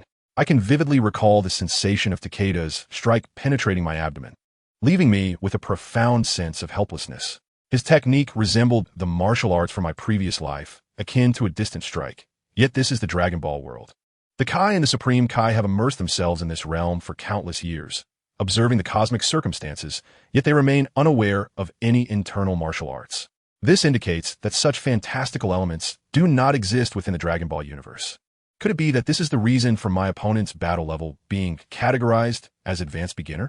Is this foundational combat method the essence of martial arts? The opponent's battle level is classified as intermediate, indicating that Takeda Hiroshi possesses only the most fundamental martial techniques. As Yagu reflected on his past confrontations, he realized that he had relied solely on speed, knocking down adversaries with punches and kicks, akin to brawling with street thugs. This realization gradually calmed Yagu's heart. It was not a matter of his own inadequacy, but rather that the enemy was exceedingly cunning. Chapter 41. Doubts in Martial Arts. Yagu rested in Takeda Hiroshi's dojo for 2 days. That evening, Takeda Hiroshi visited his room, subtly expressing his desire to take Yagu as a disciple. However, Yagu declined, leaving Takeda Hiroshi with a sense of regret, but no further pressure on Yagu. Due to his injuries, Takeda Hiroshi arranged for a disciple to attend to him. This disciple, named Yamazaki, introduced himself as someone whom Takeda Hiroshi had taken under his wing 2 years prior. The door creaked open, and Yagu turned to see Yamazaki. "Hey, it's time to eat," Yamazaki said, preparing to leave. Yagu called out to him, "Brother Yamazaki, I wish to inquire about something concerning Master Takeda." Yamazaki halted and turned back, asking, "What is it?" Yagu queried, "Did Master Takeda create his techniques himself? How long has he been in this area?" Yamazaki chuckled. "What? Are you feeling resentful about your loss? Let me tell you, the locals rely on Master Takeda. Do you know the Red Silk Army? A few years ago, they attempted to infiltrate our city, but were repelled by Master Takeda. Did you know he can catch bullets with his bare hands?" Yamazaki proudly recounted the exploits of Takeda Hiroshi. Master Takeda developed his martial arts through rigorous training in the mountains, starting at the age of 13 and emerging at 34 to establish the Takeda Dojo, dedicated to safeguarding the city. Although the Red Silk Army has an underground presence here, they dare not bully the populace, for Takeda Hiroshi is formidable, and his protection of the citizens inspires many parents to send their children to learn under him. However, Takeda Hiroshi has stringent criteria for accepting disciples. Even among registered students, there are only a handful, with merely 4 receiving his direct teachings, Yamazaki being one of them. Yagu finally posed a question he had long pondered. Why was it that only one punch from Master Takeda caused me such pain, far surpassing that of a heavy stone crushing me? In response, Yamazaki, with a hint of pride, explained, "Of course, that is the essence of Master Takeda's prowess. Most martial artists can only concentrate their strength on the surface, enhancing the resilience and power of their muscles and bones to increase their offensive capabilities. However, Master Takeda can transmit the strength he has cultivated through ingenious methods deep into the target's body. He once struck a stone slab and shattered an egg placed just a centimeter behind it, while the slab remained unscathed." A saying emerged in Yagu's mind, reminiscent of the martial tales of his past life, striking an ox across the mountain. The scene described by Yamazaki bore a striking resemblance to such legendary feats. If it were he, A single punch could obliterate not just a stone slab, but even a rock several meters thick. Yet, achieving the level of Takeda Hiroshi was an insurmountable challenge. Noticing Yagu lost in thought, Yamazaki said, "I shall take my leave now." When Yagu attempted to call out to him, the other party had already departed. This likely elucidates why Takeda Hiroshi's combat level is categorized as intermediate. Yet, such phenomena seem absent from the Dragon Ball universe. Yagu pondered, questioning whether he had indeed traversed to the wrong realm. These elements, whether in the Dragon Ball manga or anime, have been vividly portrayed. Nonetheless, the sheer power exhibited is indeed formidable. Speaking of which, if his attacks target the interior of the human body, as long as I avoid his blows, there exists a possibility of defeating him. If I were to master the flight technique, I suspect the outcome would be markedly different.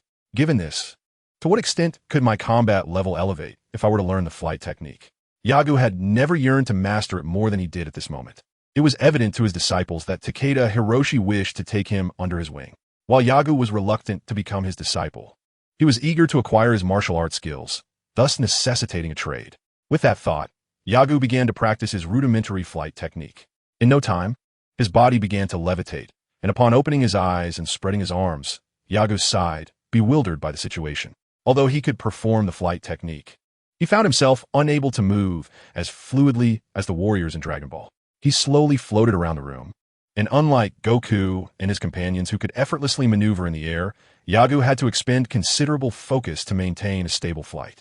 Much like an Abuse saga, where Bulma struggled to hover just above the ground, only to find Goten, who had trained alongside her, moving freely, Yagu felt a profound sense of disheartenment. The flight technique is one of the fundamental means of combat in the future, expanding the battleground from the ground to the sky. Akin to transitioning from a two-dimensional to a three-dimensional realm, an extraordinary martial art. Yagu practiced diligently for half a day, yet mastery could not be achieved in a mere instant, which also underscored that he was not exceptionally gifted, at least not in the realm of martial arts. By the end of the day, he did not feel physically exhausted despite some injuries. Rather, it was his heart that bore the weight of fatigue. Confronted with his current situation, Yagu felt a sense of helplessness. 3 years had passed. No, since arriving in this world, he did not believe his training level was inferior to Goku's, especially since he could already move freely under 30 times Earth's gravity. He was certain that if the battlefield were to shift, even if Takeda Hiroshi possessed extraordinary abilities, victory would elude him. He might even face dire consequences. The question then arose, why was it that the other party had bested him, rather than the reverse? That evening, Yagu took a moment to reflect deeply on the events. For the past 2 days, he had avoided contemplating this, but after a wave of emotions, sorrow, lamentation, regret, culminated, he began to seriously analyze their encounter. Upon thorough reflection, Yagu concluded that his downfall stemmed from leaping into the air. His speed and strength undoubtedly surpassed Takeda Hiroshi's. However, once airborne, his advantage in speed could not be realized. Additionally, the other party possessed extensive combat experience, thus seizing the initiative. One strike led to another, and lacking any means to counter the opponent's attacks, he found himself defeated. The reason is rather simple, yet Yagu remains unsatisfied. Combat experience and martial skills require the accumulation of knowledge over time. In the world of Dragon Ball, Goku and Krillin triumphed in their first martial arts tournament solely due to their extraordinary physical prowess, defeating one opponent after another. Why then is it different for him? Yagu came to this dojo to gain experience. Now that he has acquired it, the bitter taste of defeat lingers. Throughout the night, Yagu mentally rehearsed his combat techniques, meticulously analyzing each move and the variations that arose, all with a singular focus, to avoid being struck by his opponent. Consequently, lacking the ability to perform aerial techniques, he would have to engage his adversary on the ground, relying on his speed. Clenching his fists, Yagu narrowed his eyes. In the morning, Yagu stepped out of his room, still feeling the pangs of his injuries, though they were no longer a significant hindrance. As he passed through the courtyard, Tian Shan noticed him and raised an eyebrow in surprise. "Yagu, you're hurt. Shouldn't you rest?" Looking back at him, Yagu replied, "Brother Tian Shan, I wish to see Master Takeda Hero. I want to spar again." "What? You're still eager to compete with the Master?" Tian Shan exclaimed, astonished. "But if you don't take care of your injuries, they could lead to lasting consequences. Besides, you cannot possibly defeat my master. I refuse to be deterred. I am prepared, and this time, I shall emerge victorious. Brother Tian Shan, please take me to Master Takeda Hero." Casting a bemused glance at Yagu's unwavering confidence, Tianshan shook his head with a smile, perplexed by the source of the child's self-assurance. After all, he had witnessed Yagu fail to withstand even a single strike from his master, and this was the boy's first encounter with a seasoned martial artist. Yagu nodded in affirmation, stating, "Indeed, but regardless, I must face Master Takeda Hero once more. I believe in my abilities. My fists and feet are stronger than his." Tianshan opened his mouth, pausing for a few seconds, bewildered by the child's bravado. Fresh-faced and fearless, Yagu, at merely 5 years of age, was already on a journey of exploration. Unlike most children who would still be at home, this world, indeed, is rife with surprises. "Very well, I shall take you to see the master," Tianshan remarked, shaking his head in wonder. "Follow me. I hope the master will fulfill your wish." Chapter 42. The exchange of martial arts techniques. The rear courtyard of Takeda Hero's dojo is expansive. As the guardian of this city, while Takeda may not possess the greatest wealth, his influence is unparalleled, and many merchants and wealthy individuals seek his favor. Had Takeda not chosen to associate only with conscientious merchants, his fortune would likely have multiplied 100-fold. Nevertheless, as Yagu trailed behind Tianshan, he found himself entranced by the surrounding scenery. Unlike the modern yet cozy atmosphere of Bulma's home, this place exudes an aura of tranquility and serenity, specifically designed to cultivate a meditative spirit in martial artists. With rock formations, ponds, courtyards, pavilions, and maple trees, one might easily mistake this setting for a rural village, if not for the distant skyscrapers visible on the horizon. Not far away, Yagu spotted Master Takeda Hero seated serenely on a meditation cushion. "Master, I have brought Yagu," Tianshan announced. Upon arriving at this place, Yamada respectfully bowed to his master. Takeda Hero opened his eyes and glanced at Yagu, his gaze revealing admiration. He did not hasten to speak to Yagu, instead directing his disciple, "Please bring breakfast here." Yamada cast a glance back at Yagu, and Takeda's voice resonated once more, "And bring the young one along as well." "Understood." With hands clasped in reverence, Yamada bowed and withdrew, leaving Takeda and Yagu standing there, their gazes locked, each radiating the spirit of a warrior. As a gentle breeze approached them, it was thwarted by an unseen force, transforming its refreshing coolness into an intangible presence. The warm sunlight cascaded from the heavens, shimmering upon the nearby waters, while the clear pond, caressed by the mild wind, sparkled with endless brilliance. After a while, Takeda spoke, "I had once harbored lingering thoughts over your reluctance to become my disciple, but that is no longer the case. Your strength likely surpasses mine. You simply lack understanding of martial arts. Once you truly grasp the essence of these techniques, you shall soar to great heights, becoming a martial artist far beyond my reach, perhaps even eclipsing the legendary Master Wutian." Yagu was taken aback, not expecting that the other was aware of the existence of Master Roshi.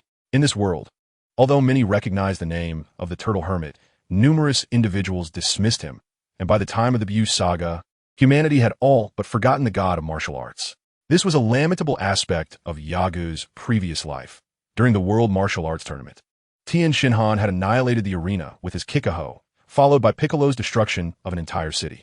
Yet, such spectacular battles faded into obscurity, their heroes and their valor seemingly erased from history. Perhaps influenced profoundly by the modern environment, Yagu desired for those heroes to be remembered not only in death, especially Goku.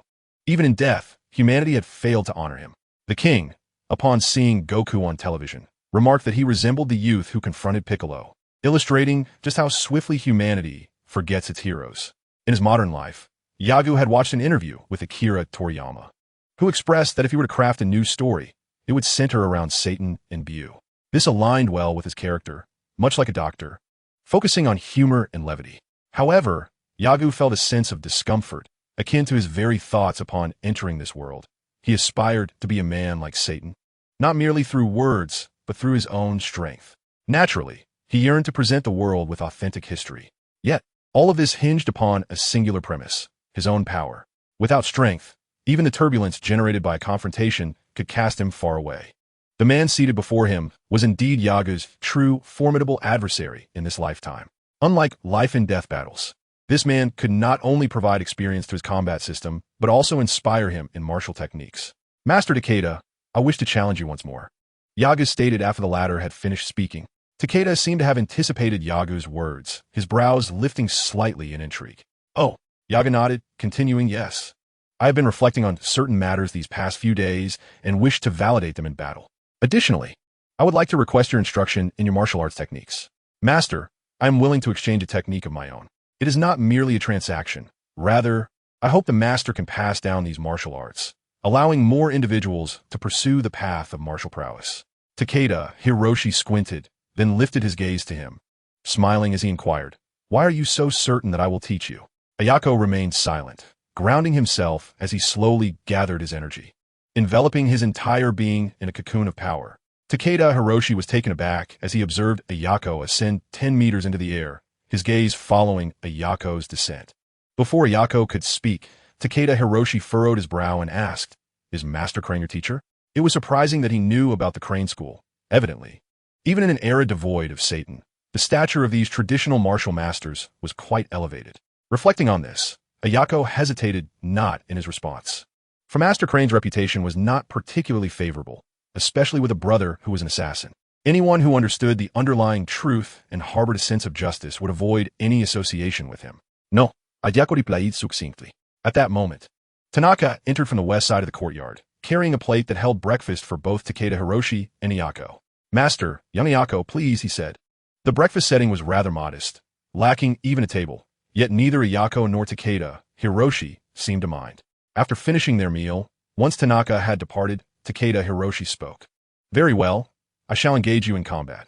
However, first, let us discuss the fundamentals of martial arts."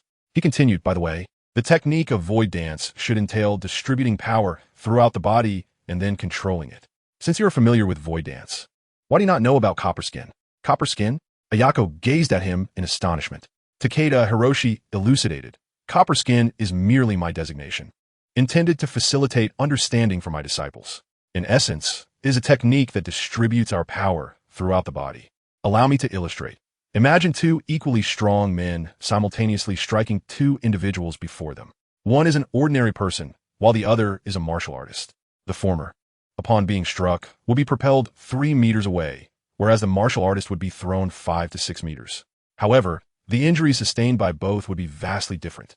The ordinary individual might suffer shattered bones, while the martial artist would likely endure only superficial wounds. One is cast 3 meters away, and the other 5. Yet the same strike yields disparate outcomes. This exemplifies the martial artist's mastery over their physique. At the instant of impact, they can immediately transmit the incoming force throughout their entire body, allowing it to absorb the blow's power as if that robust man was forcefully pushing against them. Hence, the martial artist travels farther. For an ordinary person, they are unable to disperse the force, which concentrates in a minuscule area, resulting in substantial damage.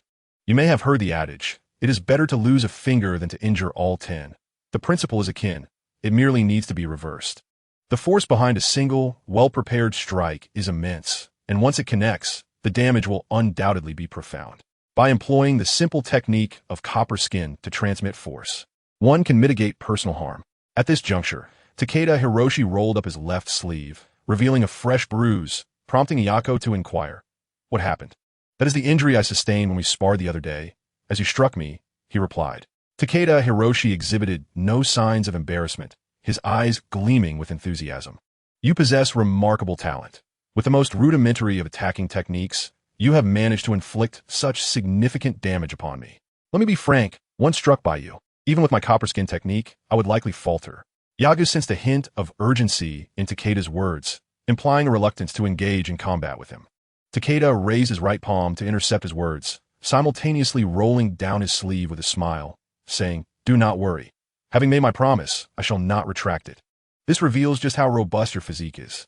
Once you learn to harness your physical abilities with martial arts techniques, a tremendous breakthrough is inevitable.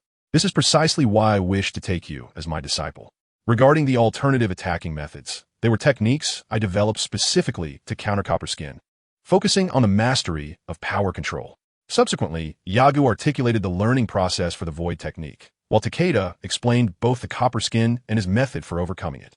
The technique to dismantle copper skin proved somewhat challenging. Yagu understood the principles, but, similar to the void technique, could not wield it freely. However, he quickly grasped copper skin, as he had a slight understanding of the characteristics of the void technique. The rationale was quite straightforward. It involved distributing one's energy throughout the body. akin to the golden bell shield in traditional martial arts, albeit with a different utility. Suddenly, Yaga noticed a transformation within the battle system after mastering Copperskin. Battle system. Level 0. Current experience 628. Name Yagu Combat Power Activation 10 Burst Activation 15 Combat Level Intermediate Beginner Sparring Battle 50 Dominance Battle 80 Life and Death Battle 100 His combat level had ascended from beginner low tier to intermediate beginner. At last, I have transcended the novice stage. A seemingly trivial combat technique, one that he could have easily conceptualized, had never occurred to him until now. He had been prepared to lament his own shortcomings, but then a thought alleviated his mind. As the elder brother of Master Rashi, Turtle Hermit, Yagu recognized that despite Turtle Hermit's superior combat prowess, he had not devised the void technique, which could elevate individuals into the air. This underscored that even seemingly simple techniques are not easily created. Much like modern science, as one delves deeper into a field, whimsical notions birthed from unfettered imagination seldom yield success. In the early stages of any system, one may achieve decisive results through various inventive ideas. However, later on, relying solely on such concepts will lead to one's demise. Takeda-sensei, let us engage in battle once more. Yagu reiterated his request. Chapter 43. The Second Encounter. With each martial skill mastered, the protagonist's strength would significantly escalate, unleashing the energy cultivated within. It was akin to Son Gohan, who typically displayed minimal combat power. It could unleash a force far surpassing that of his father and Piccolo when enraged. The process of learning martial arts was an unconventional form of training. Lacking the innate combat instincts of a Saiyan, the protagonist had to forge his own path. Setting down his teacup, Takeda Hiroshi fixed his gaze upon Yagu. And as he observed the shifting expressions on Yagu's face, he finally spoke. Very well, let us proceed to the main hall. I wish to demonstrate to my disciples the kind of physical prowess required for profound martial arts. You are a rare individual, appearing once in a millennium. I hope my disciples can at least attain a fraction of your strength, and even if they can grasp your spirit, it would be a remarkable achievement. Upon hearing his words, Yagu felt a tinge of admiration. Considering his previous statements, it seems that Takeda Hiroshi is aware of his impending defeat. Nonetheless, he desires to lose before his disciples, intending to convey to them that there are always greater talents beyond one's own, and even a teacher is not invincible. As they exited the courtyard, Tanishin, who stood guard at the entrance, noticed them. He trailed behind Takeda Hiroshi, hesitating several times to inquire, but ultimately fell silent. Takeda Hiroshi cast a few discreet glances at him, and, noticing his reticence, chose to ignore him. A true warrior must not only possess a robust physique, but also a formidable spirit. Takeda Hiroshi was conscious of his own shortcomings. While he could sternly instruct his disciples, he struggled to impart the wisdom of nurturing a strong heart. Despite recognizing his weakness, he had never considered altering it, as he remained on the path of martial exploration. It would only be when he ceased his pursuit of martial arts and found tranquility that he would seek to transform his spirit. Before entering the Takeda Martial Arts Hall, the sounds of vigorous training echoed from within. Upon entering, Yagu discovered a multitude of Takeda's disciples engaged in foundational exercises, some practicing stances, while others honed techniques akin to boxing. Yagu found it perplexing, as the training methods appeared both chaotic and varied. Perhaps sensing Yagu's confusion, Takeda Hiroshi elucidated. These are techniques the youth believe to be effective for enhancing their focus, thus they have adopted them. Today's youngsters are quite discerning. They are unlike the past, when one could diligently practice against a tree for half a year without complaint. Now let us proceed. The pair arrived at the arena, a distinct white area set apart from the rest of the hall. It's that young lad again. Does he wish to challenge the teacher once more? Remarked one onlooker. Humph, the audacity of that boy. Had the teacher not held back that day, he would not have been able to rise again. Yet to be fair, the speed of that lad is rather impressive. None of you have forgotten how he obliterated a sandbag that day, have you? Another responded with a hint of envy. The hall was filled with a diverse array of individuals, each with their own opinions of Yagu. Aside from those who were habitually lackadaisical in their training, anyone with a discerning eye recognized that Yagu was indeed a person of considerable strength, far surpassing their own abilities. Takeda Hiroshi, as always, clasped his hands in a formal greeting. Please, he said. Yagu mirrored the gesture, responding, please. Both parties assumed their stances. Their eyes locked as they sought weaknesses in one another. While Takeda Hiroshi was genuinely searching for Yagu's vulnerabilities, Yagu harbored no understanding of the concept of a weakness. No matter how formidable the opponent's defense, to him, it was not without its flaws. Having perused the Dragon Ball manga, particularly the memorable arcs of Cell and Bu, Yagu firmly believed that as long as one possesses strength, a single punch delivered with might would reduce any defense to mere pulp, regardless of its perceived invulnerability. Lacking profound combat experience, Yagu first succumbed to impatience. The principles of counterattacking in martial arts from his past life seemed utterly futile to him. After all, how could one counterattack when knocked down by a single punch, gasping for breath on the ground? Yagu observed the battle system, noting that the arena for the championship had transformed from a competitive stage of 80 to a sparring platform of 50, while his own rank had shifted from elementary low tier to elementary mid tier, with all else remaining unchanged. Suddenly, with a soft whoosh, Yagu departed from his stationary position. He moved. Takeda Hiro, his heart racing, concentrated his attention, meticulously observing the shifting surroundings. The onlookers could only perceive a fleeting black shadow encircling their teacher, a figure that was vaguely recognizable as Yagu, although they were not witnessing such speed for the first time. For those who believed that the rise of firearms had diminished the stature of martial arts, it was an extraordinary sensation. Indeed, while Takeda Hiro could catch bullets with his bare hands, there were performers around the globe showcasing similar feats. To the uninitiated, Takeda Hiro appeared merely as a jester. And for most residents of this city, his ability to confront the Red Silk Army was attributed solely to the existence of the Takeda Dojo. People are forgetful. They hardly recalled how Takeda Hiro had once single-handedly carved out his success upon his arrival in this city. Back in the arena, Yaga darted swiftly around Takeda Hiro, his extraordinary speed rendering his form nearly indistinguishable. The surrounding spectators, including Takeda Hiro himself, could only make out a blurred silhouette. With a battle cry, the attack commenced as Yaga lunged forward. Takeda Hiro, detecting his intent in an instant, pivoted to face Yaga head-on. Just as they were about to engage, he unexpectedly leaped into the air. Yagu aimed a punch at Takeda Hiro's chest, only to see his opponent soaring above him, leaving his strike swinging into empty space. Yet, undeterred by this failed ambush, Yagu recognized that while his opponent was airborne, their agility would inevitably be compromised. At that moment, however, Takeda Hiro launched his own attack. Yagu understood that he must evade the blow. Although he had mastered the technique of copper skin, the nature of Takeda Hiro's strikes could penetrate deep within the body. Therefore, he sought to dodge when possible, and when evasion failed, he would block, aiming to minimize direct confrontations with Takeda Hiro's assaults. Though Yagu's speed was diminished upon landing, he still outpaced Takeda Hiro. As he noticed a fist descending toward his head, he sidestepped, simultaneously repositioning himself to where Takeda Hiro would land, as deduced from careful observation. Realizing Yagu's intentions, Takeda Hiro harnessed the strength of his waist, twisting his body, and astonishingly adjusted his posture midair in a remarkably brief span of time. What began as a dual-legged landing stance transformed into a direct dive toward Yagu. Witnessing this scene, Yagu, though an opponent, could not suppress his admiration. To execute such a maneuver required unparalleled control over the body. He too could perform it, yet he could never achieve the seamless adjustment that Takeda Hiro exhibited without the slightest alteration to his movements. The moment for a decisive strike, akin to waiting for a hare by the tree stump, had irrevocably passed.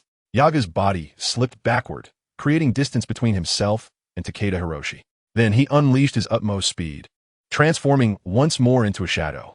In the briefest of breaths, Takeda Hiroshi adjusted his stance, harmonizing both offense and defense to counter Yaga's imminent assault.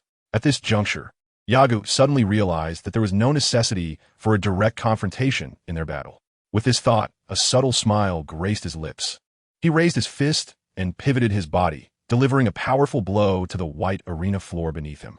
The arena, constructed from a higher padding, emitted a resounding thud under the force of Yagu's strike. The padding ruptured, leaving Takeda Hiroshi astonished, while the surrounding disciples were utterly perplexed. Yet, Yagu quickly provided them with clarity. He seized the torn section and, with a vigorous tug, widened the breach with a tearing sound. He hurled the ripped fabric towards Takeda Hiroshi and advanced towards him. It became evident to all that Yagu's intention was akin to a tactic employed in external brawls, where one might throw dirt into an opponent's eyes to impede their attack. Although he was now using a torn piece of the mat, the method was strikingly similar. The disciples, who grasped his plan, exchanged hushed chuckles, mindful of Takeda Hiroshi's notorious severity. On the stage, understanding Yagu's strategy, Takeda Hiroshi began to move, his legs unfurling with purpose. While his speed did not match Yagu's, it surpassed that of an ordinary individual, leaving but a faint impression in his wake. The two engaged in a dance of attack and defense, yet had not truly clashed.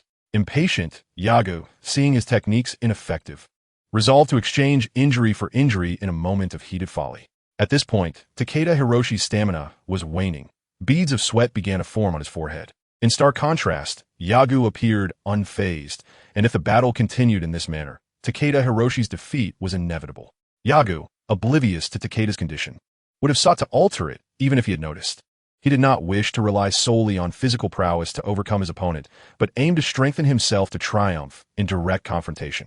Realizing this, Yagu halted, internally lamenting how his emotions had clouded his judgment, leading him to employ such base tactics. As Yagu paused, Takeda Hiroshi ceased his pursuit as well. Upon witnessing Yagu discard the object in his hand, a flicker of inscrutable light flashed in the cold gaze of the stern man. After a brief moment of tension, the two stationary figures sprang into action, akin to leopards pouncing on unsuspecting prey, their kinetic energy forming an invisible barrier around them. Chapter 44. The essence of victory and defeat. The clash began, with Takeda Hiroshi and Yagu's figures intertwining, resembling ephemeral sparks in the night. Their forms became faint and indistinct to the spectators due to the swift changes in speed.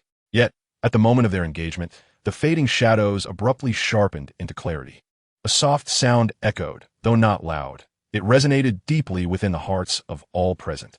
At the instant their arms intersected, a voice surged forth from the depths of their souls. Hiroshi, Takeda, and Yagu both sought to directly assault their opponent, yet upon discerning the vulnerable points of each other, they opted for a strategy that blended offense with defense. Consequently, both succeeded in parrying their adversary's strikes. Yagu's left hand intercepted Hiroshi Takeda's right wrist, while Takeda's left arm deflected Yagu's incoming right fist. As their arms made contact, both exerted force toward the point of contact, attempting to dislodge one another. Yagu, possessing a smaller physique, directed his power from a lower position, which placed him at a disadvantage. However, his physical prowess far exceeded that of Takeda, being several times stronger. After 3 breaths, Yagu let out a powerful shout, and Takeda felt an immense force emanating from their point of contact, cascading towards him like a tidal wave. Suddenly, a burst of energy erupted between them, creating a shockwave that was visible to onlookers. Takeda was propelled upwards by this force, soaring to a height of 6 meters. Logically, with his opponent airborne, it would have been an opportune moment for an attack. Yet, Yagu understood that his control over his body did not match that of Takeda, nor had he mastered aerial techniques. Thus, he would be at the mercy of Takeda if he ascended.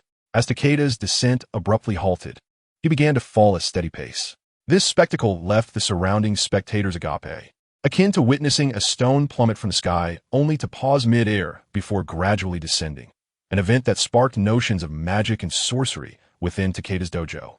Yagu, however, silently marveled at Takeda's remarkable ability to apply the principles of aerial movement so effortlessly, contemplating the paradox of such skill residing in a heart that felt aged and weary. Observing Takeda's disciples encircling the arena, Yagu's thoughts remained fixated on the urgency of battle, leaving no room for distractions. As soon as Takeda's feet touched the ground, Yagu closed the distance, launching a punch aimed at his chest. If the opponents were evenly matched, Takeda would have blocked Yagu's strike with both palms. However, Yagu's strength was unparalleled, a force he had never anticipated encountering. Most critically, Yagu was merely 5 years old, brimming with untapped potential. Takeda found himself unable to withstand the impact. Thus, when Yagu's fist barreled towards him, Takeda sidestepped while leaning back, embodying the martial philosophy of blending defense with offense, seeking to counterattack and deliver a decisive blow. Realizing Takeda had evaded his punch, yet remained mere centimeters away, Yagu swung his fist towards Takeda's chest. However, Takeda's retracting foot shot towards him with remarkable speed, resembling a whip aimed at his waist.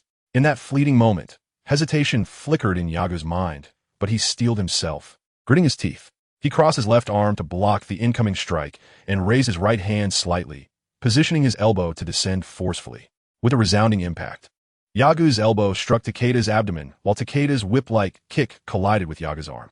The force of the blow sent Takeda crashing towards the ground at an alarming speed. And although the arena's surface was cushioned, the strike from Yagu rendered Takeda pale with pain. Even with a robust physique, few could withstand the immense force delivered by Yagu without succumbing to its impact.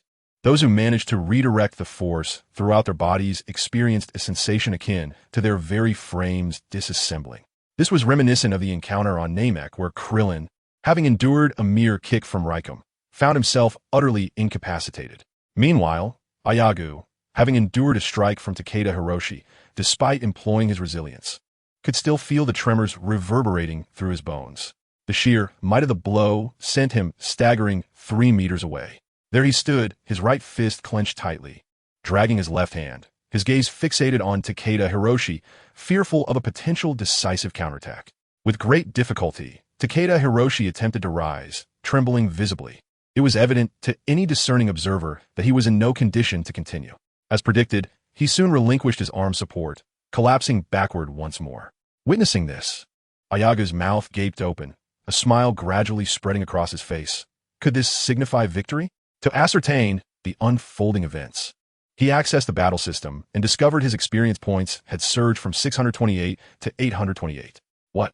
A mere sparring session had granted him a 2% experience increase. At that moment, Ayagu's astonishment far outweighed his elation. However, he was not one to linger in contemplation, for his opponent, Takeda Hiroshi, still lay on the ground. Before Takeda Hiroshi's disciples could encircle him, Yagu swiftly approached his side. "Master Takeda, how do you fare? Teacher, what ails you? Quickly, someone fetch a stretcher.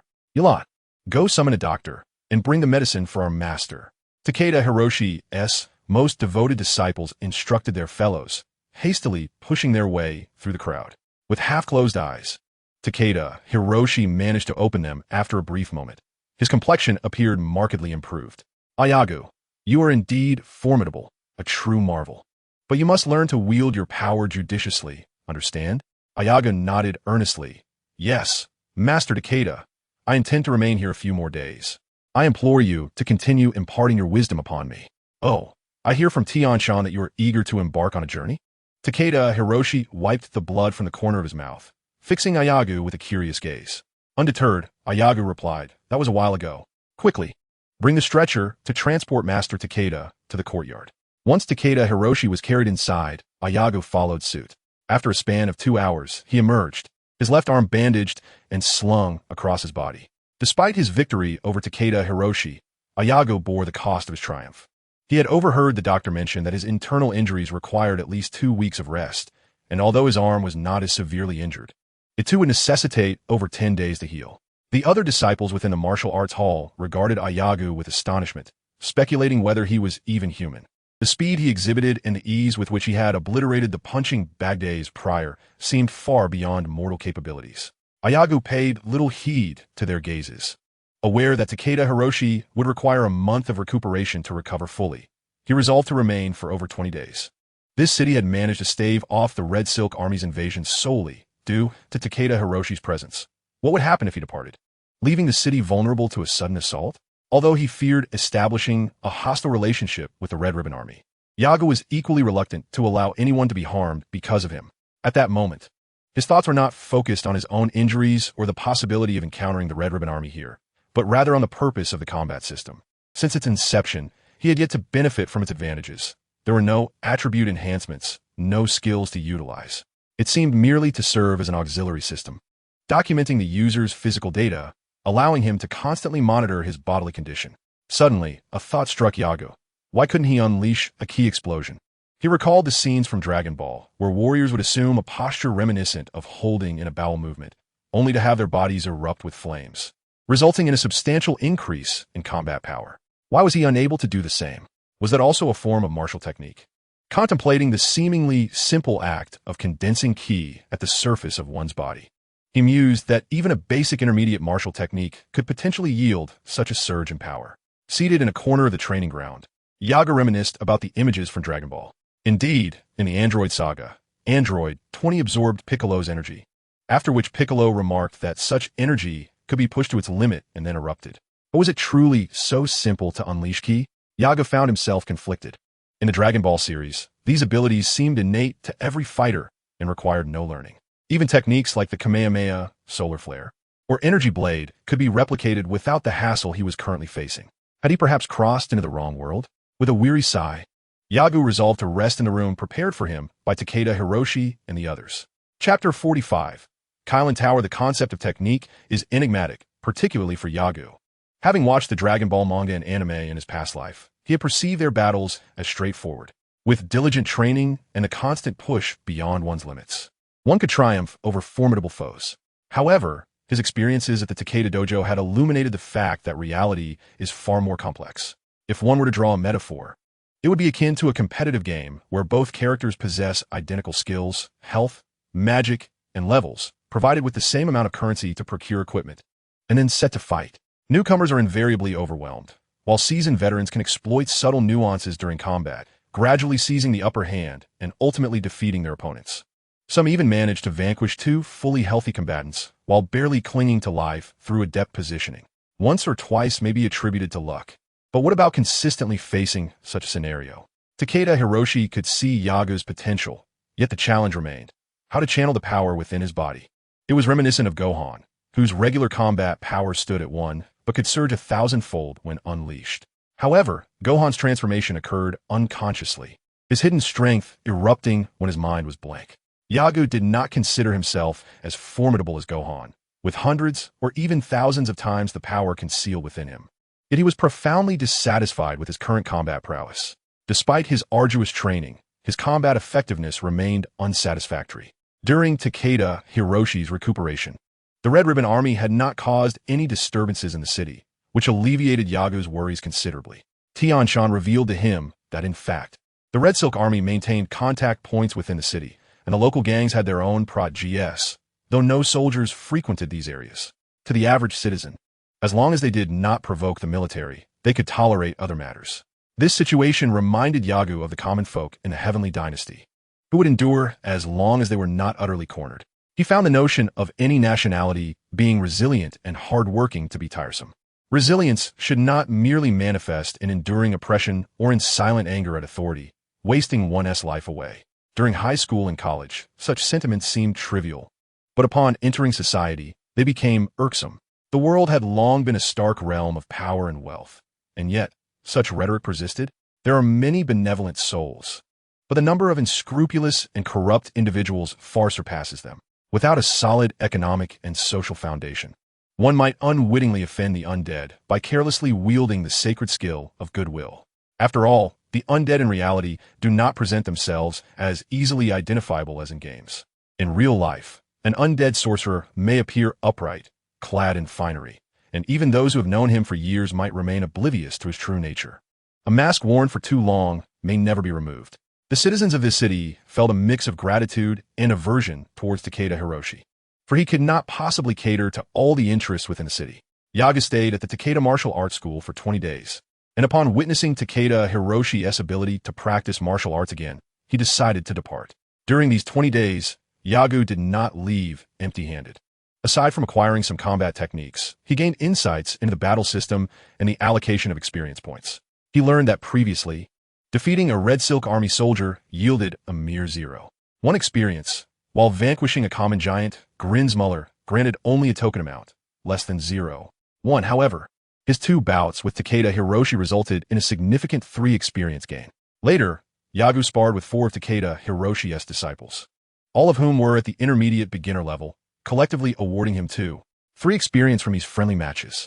From these experiences, Yagu speculated that the experience awarded by the battle system might increase with his rising combat level. Furthermore, battling the same opponent multiple times yielded no experience.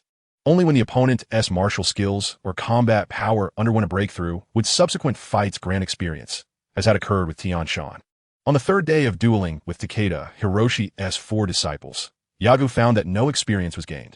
It was not until 13 days later, when Tian Shan claimed to have achieved a breakthrough and sought Yagu for a match, that Yagu emerged victorious and received experience. He then approached the other 3 disciples, only to find no experience forthcoming. Thus, Yagu concluded that the battle system was designed to encourage his relentless pursuit of martial prowess. To elevate the combat system through the slaughter of insignificant soldiers of the Red Silk Army utterly diverges from its essence. In this regard, Yagu reflects on the reasons behind his transformation into a mighty ape, having slain countless adversaries, yet accruing no experience. Firstly, the combat prowess of the giant ape is excessively formidable, rendering any comparative assessment impossible. This is a common stipulation within all gaming systems, as 1S level ascends. Defeating lesser foes ceases to yield experience. Secondly, although the levels are equivalent, the calculation of combat strength differs. After Yagu metamorphoses into the giant ape, the Saiyan's innate battle instincts resurface, propelling his combat level from a lowly beginner to potentially the highest echelon. Under such circumstances, vanquishing those individuals would contribute nothing to his martial arts development. Regardless of the situation, Yagu is resolute in his belief that once his strength reaches a certain threshold, feeble beings will no longer confer experience points.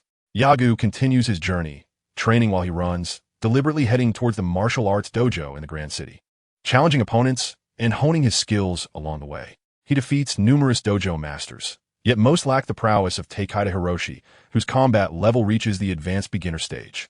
With only 4 disciples, all of considerable age.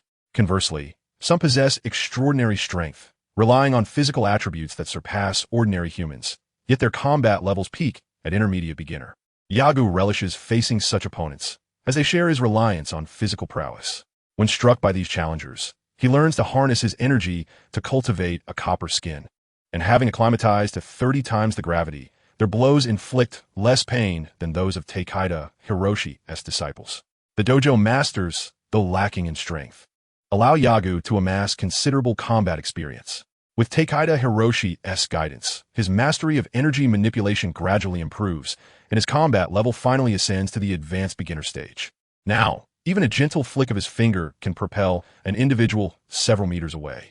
Yet this also torments Yagu, pondering why Takeda Hiroshi has swiftly grasped the art of aerial maneuvering while he remains only partially proficient. It is only when faced with a deep ravine, impeding his ability to leap across to the opposing terrain, that Yagu resorts to the energy-consuming aerial technique. Upon reaching the mountain peak in the forest, surrounded by undulating hills and drifting clouds, he gazes upon the towering edifice that stands between heaven and earth, his destination, the Kalen Tower. At last, I have arrived at Kalen Tower, home of the cat immortal. An idea strikes Yagu. Should I prepare some fish? He recalls an important detail, setting aside previous novels. Surely the cat's penchant for fish is a universal truth. To lure the cat with fish, despite its immortal nature, should not alter its essence. After a moment's contemplation, Yagu resolves to gather sufficient fish before ascending the Kalen Tower. It appears there is a father and son duo beneath the tower, and the father seems remarkably strong. Yagu leaps from his standing position, descending rapidly along a curved trajectory. Upon landing, he utilizes his momentum to spring forth once more, landing at another spot. As Yagu approaches the Kalen Tower, a tall man emerges ahead. Having watched Dragon Ball, he recognized that this individual had long served as the guardian of Korin Tower, a character that had previously appeared in the original Dragon Ball series, ultimately meeting his demise at the hands of the Crane Hermit's disciple, Tao Pai Pai. Although Yagu had yet to master sensing energy, the moment this towering figure stood before him, Yagu instinctively sensed that this man was the strongest adversary he had encountered thus far. As for his name, Yagu had long forgotten. Many years had passed since he last engaged with the captivating narrative of Dragon Ball, only recalling that the man's son was named UPA. Greetings, sir.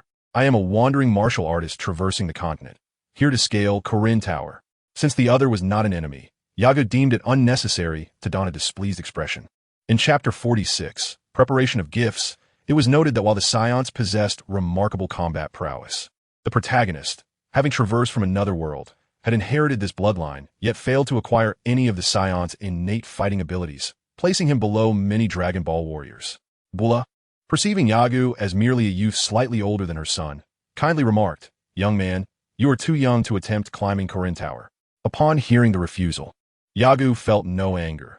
Though the other looked down upon him, he could empathize. Imagine a small child abruptly declaring on a television show that they could host the program. Apart from those who might be curious about him, the rest would undoubtedly regard him as a madman. Yagu inquired of Bulla, "I have heard that a guardian resides beneath Korin Tower. It seems that is you, uncle. Therefore, I would like to ask once more, may I ascend Korin Tower? Also, my name is Yagu. May I ask yours?" For one whose heart bore no malice, Bulla did not feel compelled to prevent him from climbing Korin Tower. "I am Bulla. If you are determined, I can accompany you, but you must not disturb the peace surrounding this sacred place." "That is only right," Yagu replied. "However, Uncle Bulla, you must be a formidable martial artist. I would like to engage in a sparring match with you." Bulla rigarded Agutotfali. "A sparring match?" Nodding, Yagu declared, I climbed Corinne Tower to seek guidance from the master above in honing my martial arts. Since you possess exceptional skills, let us first test our abilities against one another. The area surrounding Corinne Tower was, as Bulla had described, serene and peaceful, seemingly untouched by conflict for millennia. Bulla did not immediately respond, contemplating before saying, "Very well. When do you wish to begin?" Seeing the other readily acquiesce, Yagu joyfully exclaimed, "We can start right now." He then assumed a combat stance, his gaze fixed intently on Bulla. Bulla, possessing keen insight, observed as Yagu lowered his body, his attire gradually billowing out, recognizing that this child's strength should not be underestimated.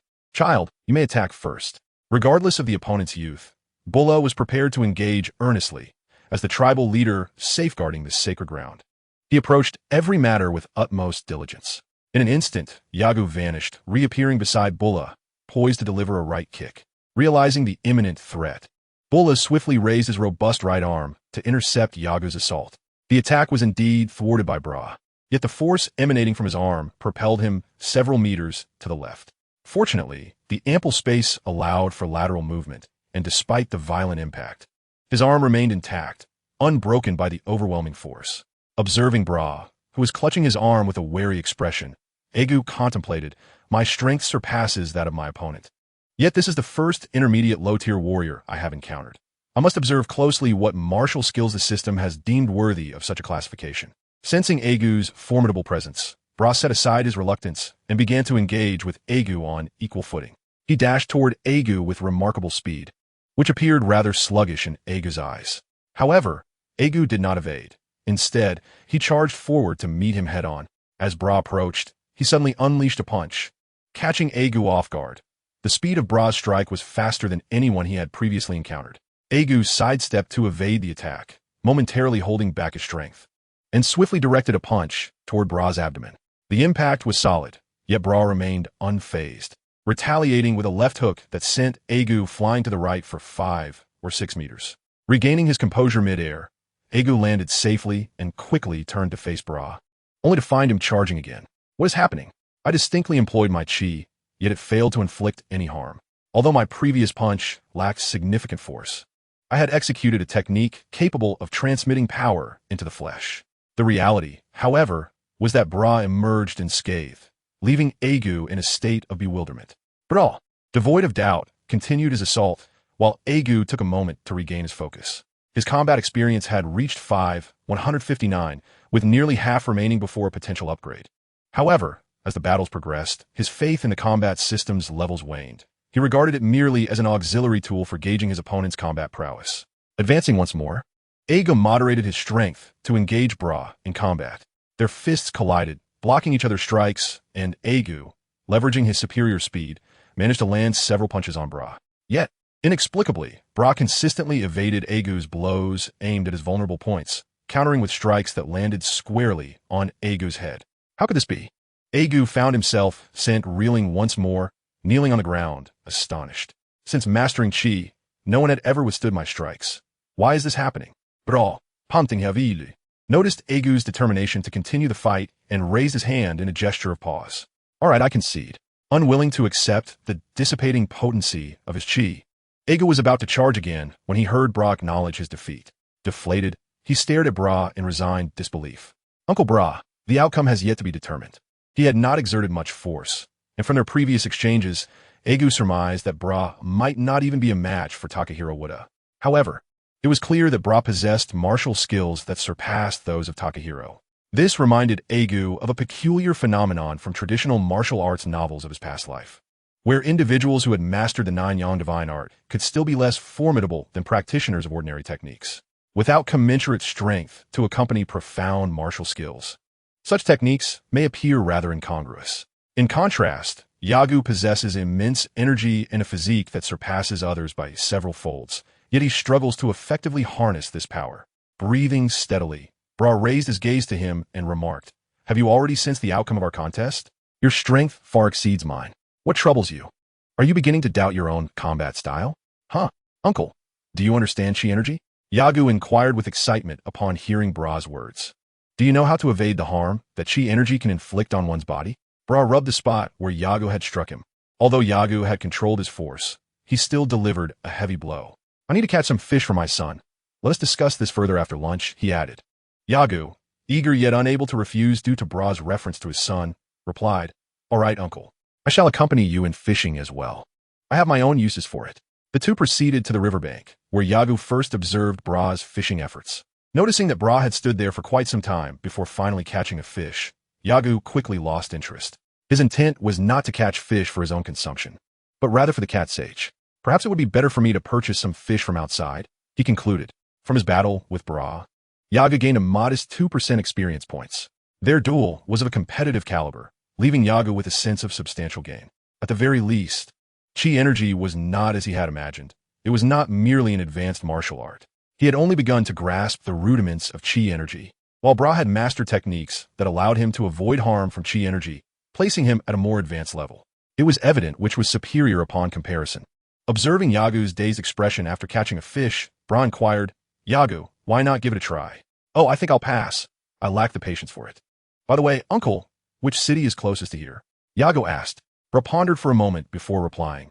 I have not ventured out much, but my tribe lies 10 kilometers to the south. You may inquire with the elder there. He will guide you on how to find the city. After a pause, he curiously added, Did you not mention your intention to climb the Kylan Tower? What's the matter?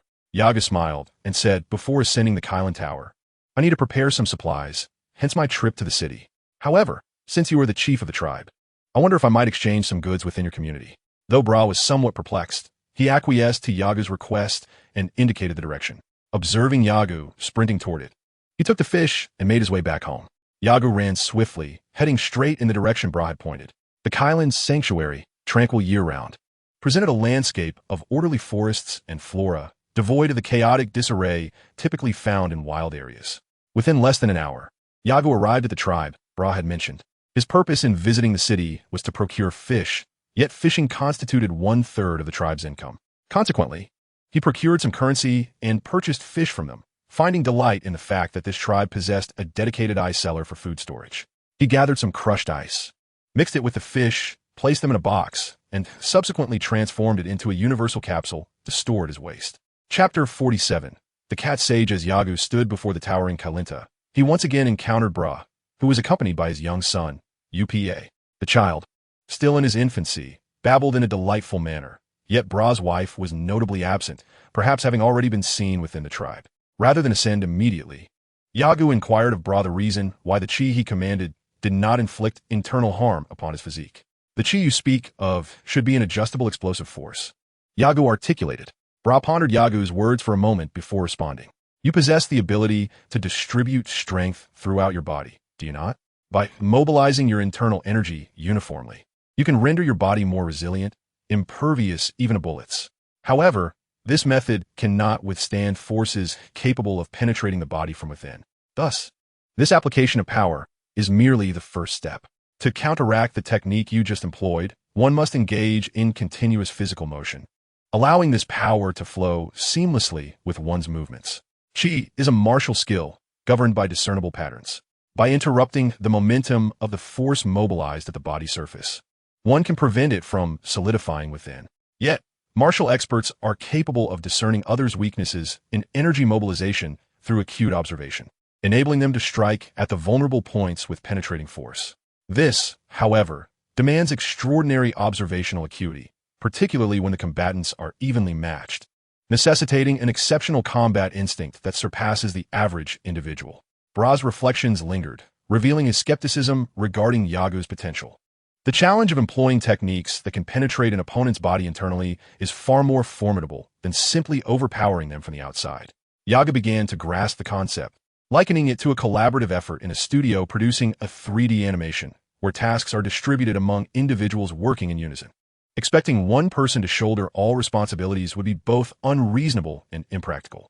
Should that individual indeed complete the entire task alone, it would signify their expertise, warranting a position of leadership rather than that of a mere worker tasked with coordinating the efforts of others. In Bra's eyes, if Yagu could discern the weak points in his own energy allocation, he would surpass even masters like the Turtle Sage. Such insight requires not only keen eyesight, but also extensive combat experience, enabling one to decipher another's movements. Achieving this demands a plethora of attributes. From Bra, Yagu gleaned the application techniques of this martial art, which, while more profound than the copper skin technique learned from Wutian Hiroshi, was not vastly deeper. After a brief study, he began to comprehend its intricacies. With that, he bid farewell, setting his sights on the ascent of Kailinta. Bra made no move to accompany Yagu, intrigued instead to witness how this young boy would ascend the towering structure, the height of which remained a mystery even to him, despite having guarded it for much of his life. Yagu gradually ascended the towering Kame house, where it was said that only the Golden Staff could grant access. However, by the latter stages of the Dragon Ball saga, all warriors could establish a foothold there. Even Bulma's aircraft could safely land within the sanctuary, rendering the previous words of the cat sage somewhat exaggerated. For Yagu, the challenge of climbing the Kame house was not significantly greater than his training in a gravity chamber. Having spent considerable time in such an environment, transitioning to Earth's normal gravity had considerably enhanced his endurance. For 3 consecutive days, Yagu remained atop the Kame house. His diminutive stature rendered him unable to wrap his arms around the tower, and compared to the teenage Goku, he required not only more strength but also precision in finding the right grip, which greatly impeded his climbing speed and difficulty. Otherwise, Yagu estimated he could have completed the ascent in just 1 or 2 hours. The most arduous part for Yagu during this time was sleep deprivation. After 3 days without rest, his controlled strength began to wane, particularly as prolonged wakefulness left his limbs weak. Gazing upwards, the limitless blue sky stretched endlessly. Looking down, the earth lay beneath layers of clouds, a blend of blue, white, green, and yellow, its contours mysteriously obscured. Even the inversion of up and down seemed indistinguishable. After half an hour more of climbing, Yagu finally spotted a small black dot above. "Ah, there it is, the Kame house," he exclaimed joyously, nearly losing his footing in his excitement. Luckily, he did not tumble down. That would have been a tremendous setback. Over the past 6 months, he had carved out time to practice the flying technique, yet he could not master it as adeptly as he wished. It was akin to Goku, despite having learned the technique upon arriving on Earth, still relied on his Nimbus cloud for travel. "Am I a warrior and not a sorcerer?" He shook his head, dismissing such impractical thoughts. Upon sighting the Kame house, Yagu felt his diminished strength begin to return. With a clear goal in sight and the desire for a well-deserved rest, he quickened his pace. A few minutes later, he reached the summit, traversing from the lowest to the highest tier. It was hard to conceive that the seemingly simple interior structure from the outside contained such vast space. Yet, as he searched for the person he wished to meet, Yagu called out, "Hey, Master Karen, where are you?" After several minutes of shouting, Yagu muttered in bewilderment. Could he have gone on vacation? That's improbable. A hermit for millennium would hardly leave this place. He then opened a capsule filled with fish. The mingling of ice and fish releasing a scent that was almost unbearable to him. Wondering if this would entice the sage to appear, Yagu suddenly exclaimed, "Hey, little one, why do you place so much fish here?" Startled, he turned around to find a plump, white cat standing behind him, holding a wooden staff. The cat was nearly his height, perhaps just a couple of centimeters taller. "Ah, you must be Master Karen," Yagu exclaimed. Yagu exclaimed in surprise, and before the cat sage could respond, he stepped forward, grasped him, and dragged him towards the box of fish, saying, "Kylan Sage, I humbly present these offerings to you as a token of respect, hoping for your guidance in my martial arts journey." The cat sage felt a few lines of annoyance forming on his forehead. In his 800 years of existence, no one had ever attempted to bribe him with fish. Although Tao Bai Bai had previously climbed up here, he ultimately fell victim to the sage's trickery. Yagu, being well-versed in the lore of Dragon Ball, recognized the immense assistance the sage later provided to the Dragon Ball warriors, and thus dared not overstep his bounds. Moreover, as this was their first meeting, he refrained from being overly presumptuous, understanding the importance of first impressions. If the sage were to hold back during their training, it would be a significant loss for him. With a delicate spring-like leap, the cat sage effortlessly bounded to the edge of the box. He used his staff to extract a fish, brought it to his mouth, inhaled its scent deeply, licked its body, and then groomed his fur with one hand. "You wish for me to guide your training, little imp?" Yagu nodded vigorously, saying, "Indeed, Sage, it is for this purpose that I have traveled from West City to here. I aspire to obtain greater strength and continually surpass my own limits." "Oh, and why do you seek to transcend your limits?" The cat sage tossed the fish back in the box and licked his hand, which had just caught the fish. Without a second thought, Yagu replied, "There is no specific purpose. I simply relish the sensation of breaking through my limits. It is about continually surpassing my own goals. As we live in this world, do we not establish several objectives for ourselves? I find joy in overcoming the barriers that have long held me back. Only through this can I truly grasp the meaning of existence and feel exhilarated by it. The cat sage, with his eyes squinted to the point of invisibility, regarded Yagu and remarked, "So, you pursue martial arts without a concrete goal, merely for the sake of transcending limits. Is that correct?" Yagu quickly corrected, "No. There's also the desire to surpass martial arts itself. Every discipline has its own bottlenecks. I wish to stand at the pinnacle and continually seek out those with formidable strength, learning from them what I require. Indeed, this reflects a lack of understanding of your own existence's significance. Your approach to martial arts is rather impure." Yagu fell silent. Conversing with a millennium-old cat demon only seemed to lead to further errors. Instead, he earnestly asked, "Kylan Sage, will you train me?" The cat sage cast a glance at the box of fish, a gesture noted by Yagu, who quickly added, "Sage, I will bring a box of fish each year henceforth." Lines of frustration reappeared on the sage's forehead as he looked at Yagu, who remained oblivious, and continued, "2 boxes. That's all I can manage for now, given the time it took to arrive here." "Very well. Since you have managed to climb here, it indicates your martial prowess has passed the test. Let us commence." The cat sage did not allow Yagu to interject further, pointing to the water jug in the center of the hall, saying, "This contains sacred water. Drinking it will enhance your strength." Fully aware that the holy water was a mere ruse, Yagu nonetheless resolved to proceed, recognizing that the act of seizing it would serve as a form of training in itself. Though Yagu was uncertain about the purpose of this training, the thought that even Goku, who had received guidance from Sun Wukong in his youth and later from Master Roshi, could derive immense benefits from it invigorated his spirit. Chapter 48. The seizure of the holy water. Yagu directed his gaze toward the water jug situated in the center of the hall and glanced at the cat sage. Noticing that the sage remained stationary, he shifted his attention to the adjacent box containing fish and suggested, "Master, perhaps we should secure these fish first." The cat sage, acknowledging the box of fish, nodded in agreement. "Yes, indeed. Please assist me in putting them away." "At your service," Yagu replied, approaching the box to close it. He then pressed a button, and with a pop, a capsule shot forth from the smoke. Turning to the Karen sage, he explained, "This is a universal capsule, allowing you to store it safely." Yagu's every action was marked by courtesy. Thus, even though the cat sage perceived the impure intentions lurking in Yagu's heart, he felt reluctant to refuse.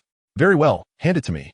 After receiving the capsule from Yagu, the cat sage descended the stairs with the water jug in hand, while Yagu remained, observing his surroundings.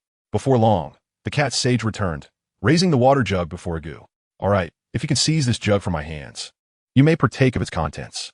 Yagu regarded the cat sage and nodded, declaring, "My martial arts skills may be modest, but my speed is unparalleled."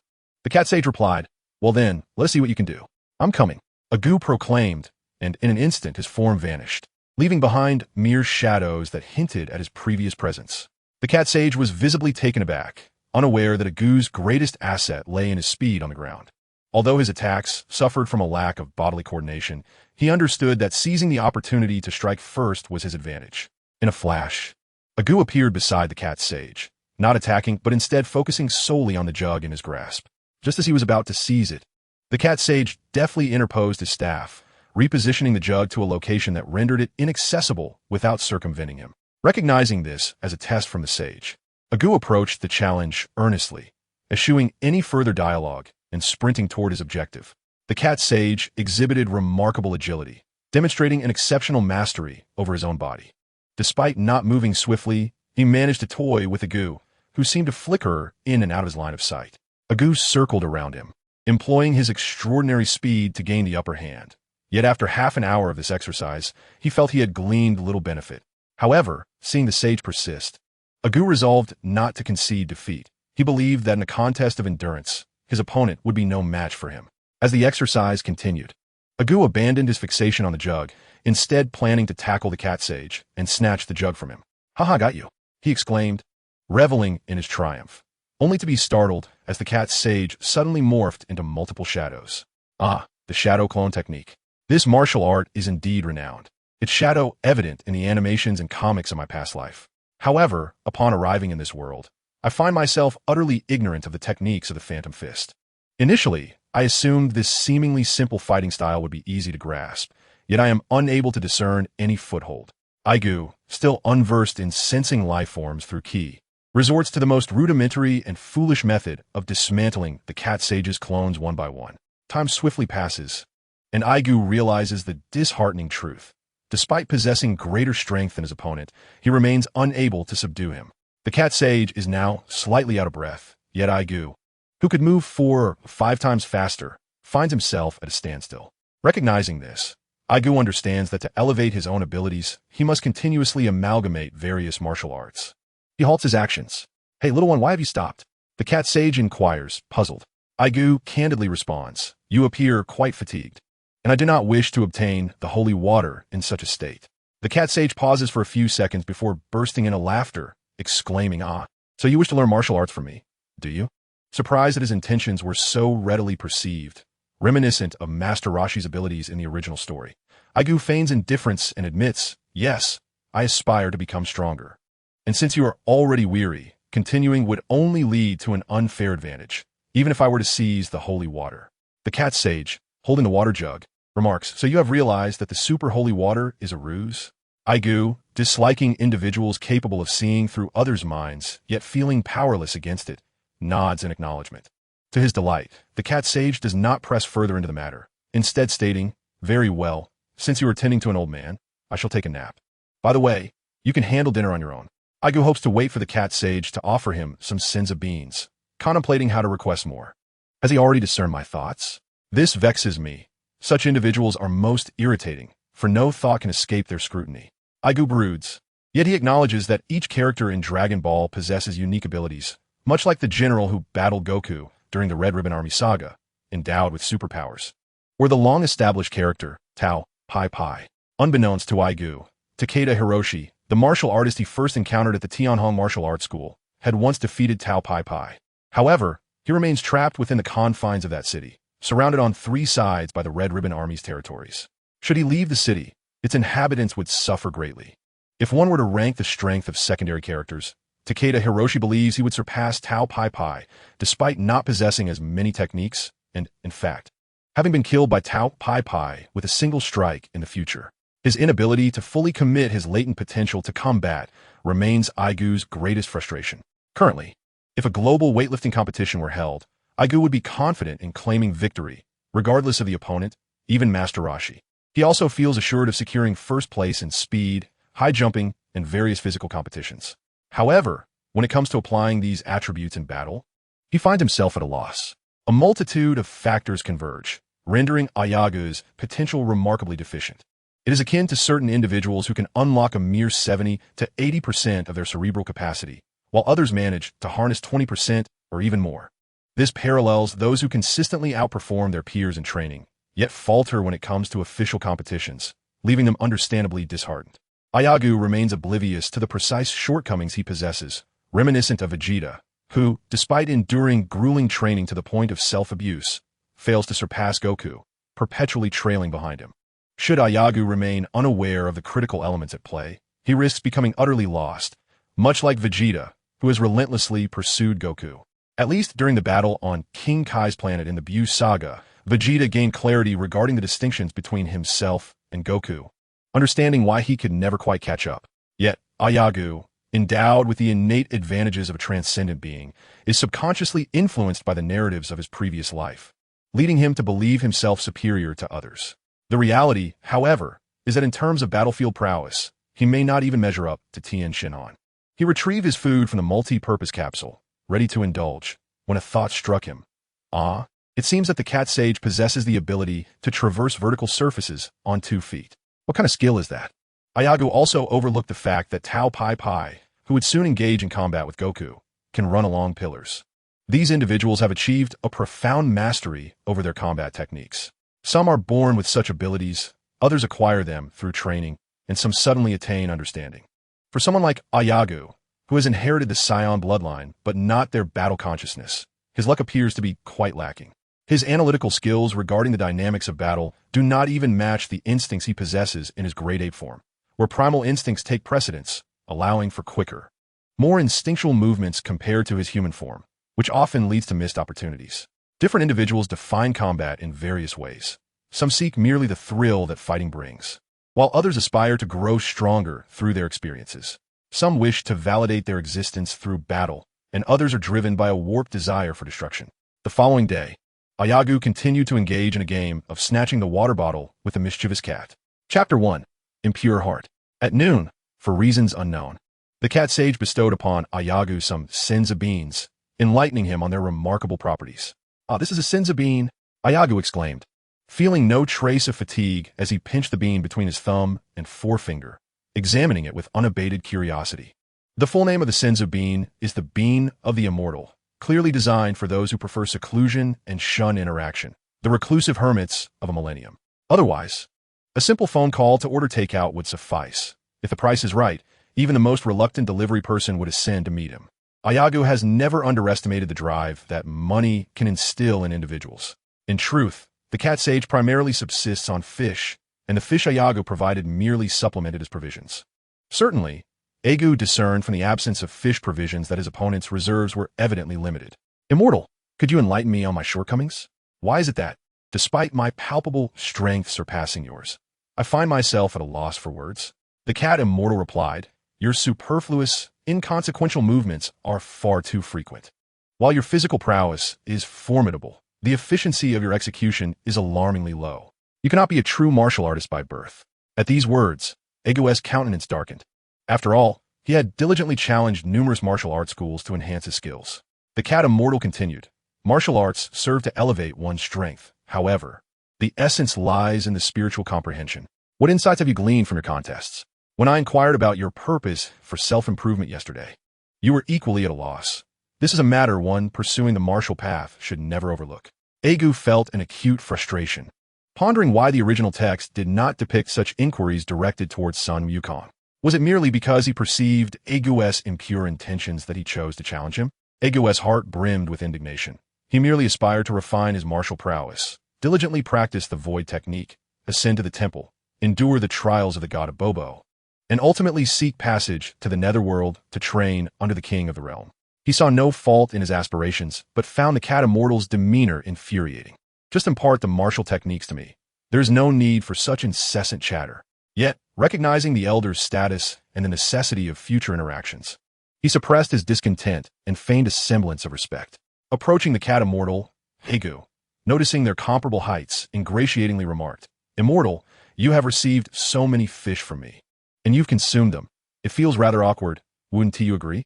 The white cat Immortal furrowed his brow at Yagu's words, unperturbed, and walked away. Feeling disheartened, Yagu understood that since the cat Immortal recognized the super holy water as a sham, there was no need for further pretense. The elder merely wished to scrutinize the young man's character and discern the purity of his heart.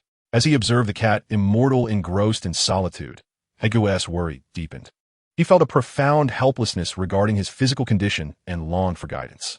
This sensation was akin to Vegeta witnessing Goku and Trunks transform into Super Saiyans, where his inherent pride forbade him from remaining in a state of inferiority. Yet, despite his relentless efforts, he could not uncover the means to achieve that transformation. The arduous training indeed incrementally enhanced his strength, yet it paled in comparison to the power attained through transformation. With a sense of resignation, Yagu approached the cat Immortal once more, who remained unresponsive. Having exhausted his flattery, he resolved to engage in a battle of endurance. He climbed atop the Corinne Tower, retrieved the gravity chamber, and secured it with several suction-like supports, all the while anticipating that the cunning cat might attempt to topple him from the tower. For he harbored no doubts regarding the potential malice of others. The gravity chamber exerts a force 40 times greater than that of Earth. Although Yagu engages in basic exercises within it and has acclimatized to the 30-fold gravity, he is far from achieving the remarkable feats reminiscent of Goku's initial arrival on planet Kao, where he could leap dozens of meters despite struggling with the gravitational pull. Yagu's adaptation allows him merely to move within the chamber as an ordinary person would. The days that followed were vastly different from what Yagu had anticipated. It seemed that the cat sage was oblivious to Yagu's presence, engrossed in his own pursuits within the Kalen Tower, while Yagu diligently trained in the gravity chamber above. Adapting to 40 times Earth's gravity is no trivial endeavor. In addition to practicing the techniques he learned from others, he also focused on honing his flight technique. Though with unsatisfactory results, Yagu felt somewhat frustrated.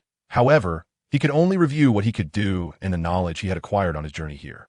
Occasionally, he would descend to the Kalen Tower, either climbing or utilizing his flight technique to bring fresh fish back to the cat sage. Though the cat sage found this rather embarrassing, at times even expressing anger and questioning Yagu. Do you truly believe I am a cat? Yagu would simply quell his ire by reminding him that he indeed was a cat. For months later, for reasons unknown, the cat sage took a liking to Yagu. One morning, he announced that he would teach Yagu the art of cultivation. Having spent 3 years with Master Roshi, Yagu was confident that under the guidance of the cat sage, his initial achievements would surpass those of Goku and his companions. A solid foundation makes any endeavor easier. This principle, applicable in his previous life, holds true in many aspects here as well. The cat sage observed the young man before him, noting that after more than 6 months, Yagu had grown taller. Previously only a centimeter or two above him, he now stood a full 4 centimeters taller. Yagu diligently monitored the moon of Earth, equipped with a reminder, and had completely discarded the sleep patterns of his past life, retiring to bed promptly at 8 each night. You have mastered numerous martial arts techniques, the cat sage began, but that mastery is merely superficial. He continued to critique Yagu's martial arts, explaining that while many could learn these techniques, the effectiveness varied greatly among individuals. Some, despite lacking profound martial skill, could defeat those who had mastered such techniques, due to the varying degrees of bodily control each possessed. He paused, directing his gaze towards Yagu, who nodded in understanding, prompting the cat sage to elaborate. 6 months ago, during our contest for the water bottle, your speed and strength were several times greater than mine. Yet, why were you unable to take it from me? Have you pondered this question deeply? Yagu considered the query, but realized he had not given it much thought. To him, it seemed an essential lesson the cat sage should teach. He believed his comprehension was lacking. Struggling to grasp concepts through sheer effort felt less efficient than learning through guidance. Consequently, he responded with the cat sage's previous words. I engage in too many unnecessary movements. The cat sage paused, looking intently at Yagu. Upon seeing the other's demeanor, Yagu felt a pang of concern that he might disappoint him and thus be disregarded. He remarked, these matters have truly not crossed my mind. I can accomplish whatever rigorous training you assign me, but to ponder such nonsensical things is simply not my forte. If you desire to transcend your own limits, why not contemplate the most fundamental aspects? The words of the cat sage struck deep, bluntly indicating that Yagu's pursuit of martial arts was not genuinely aimed at surpassing his limits. He was lying. Awkwardly fidgeting, Yagu gazed at the cat sage with difficulty and said, I have heard tales of your kind. It seems there exists an even higher realm atop Kailinta. After I have learned all from you, I intend to ascend there.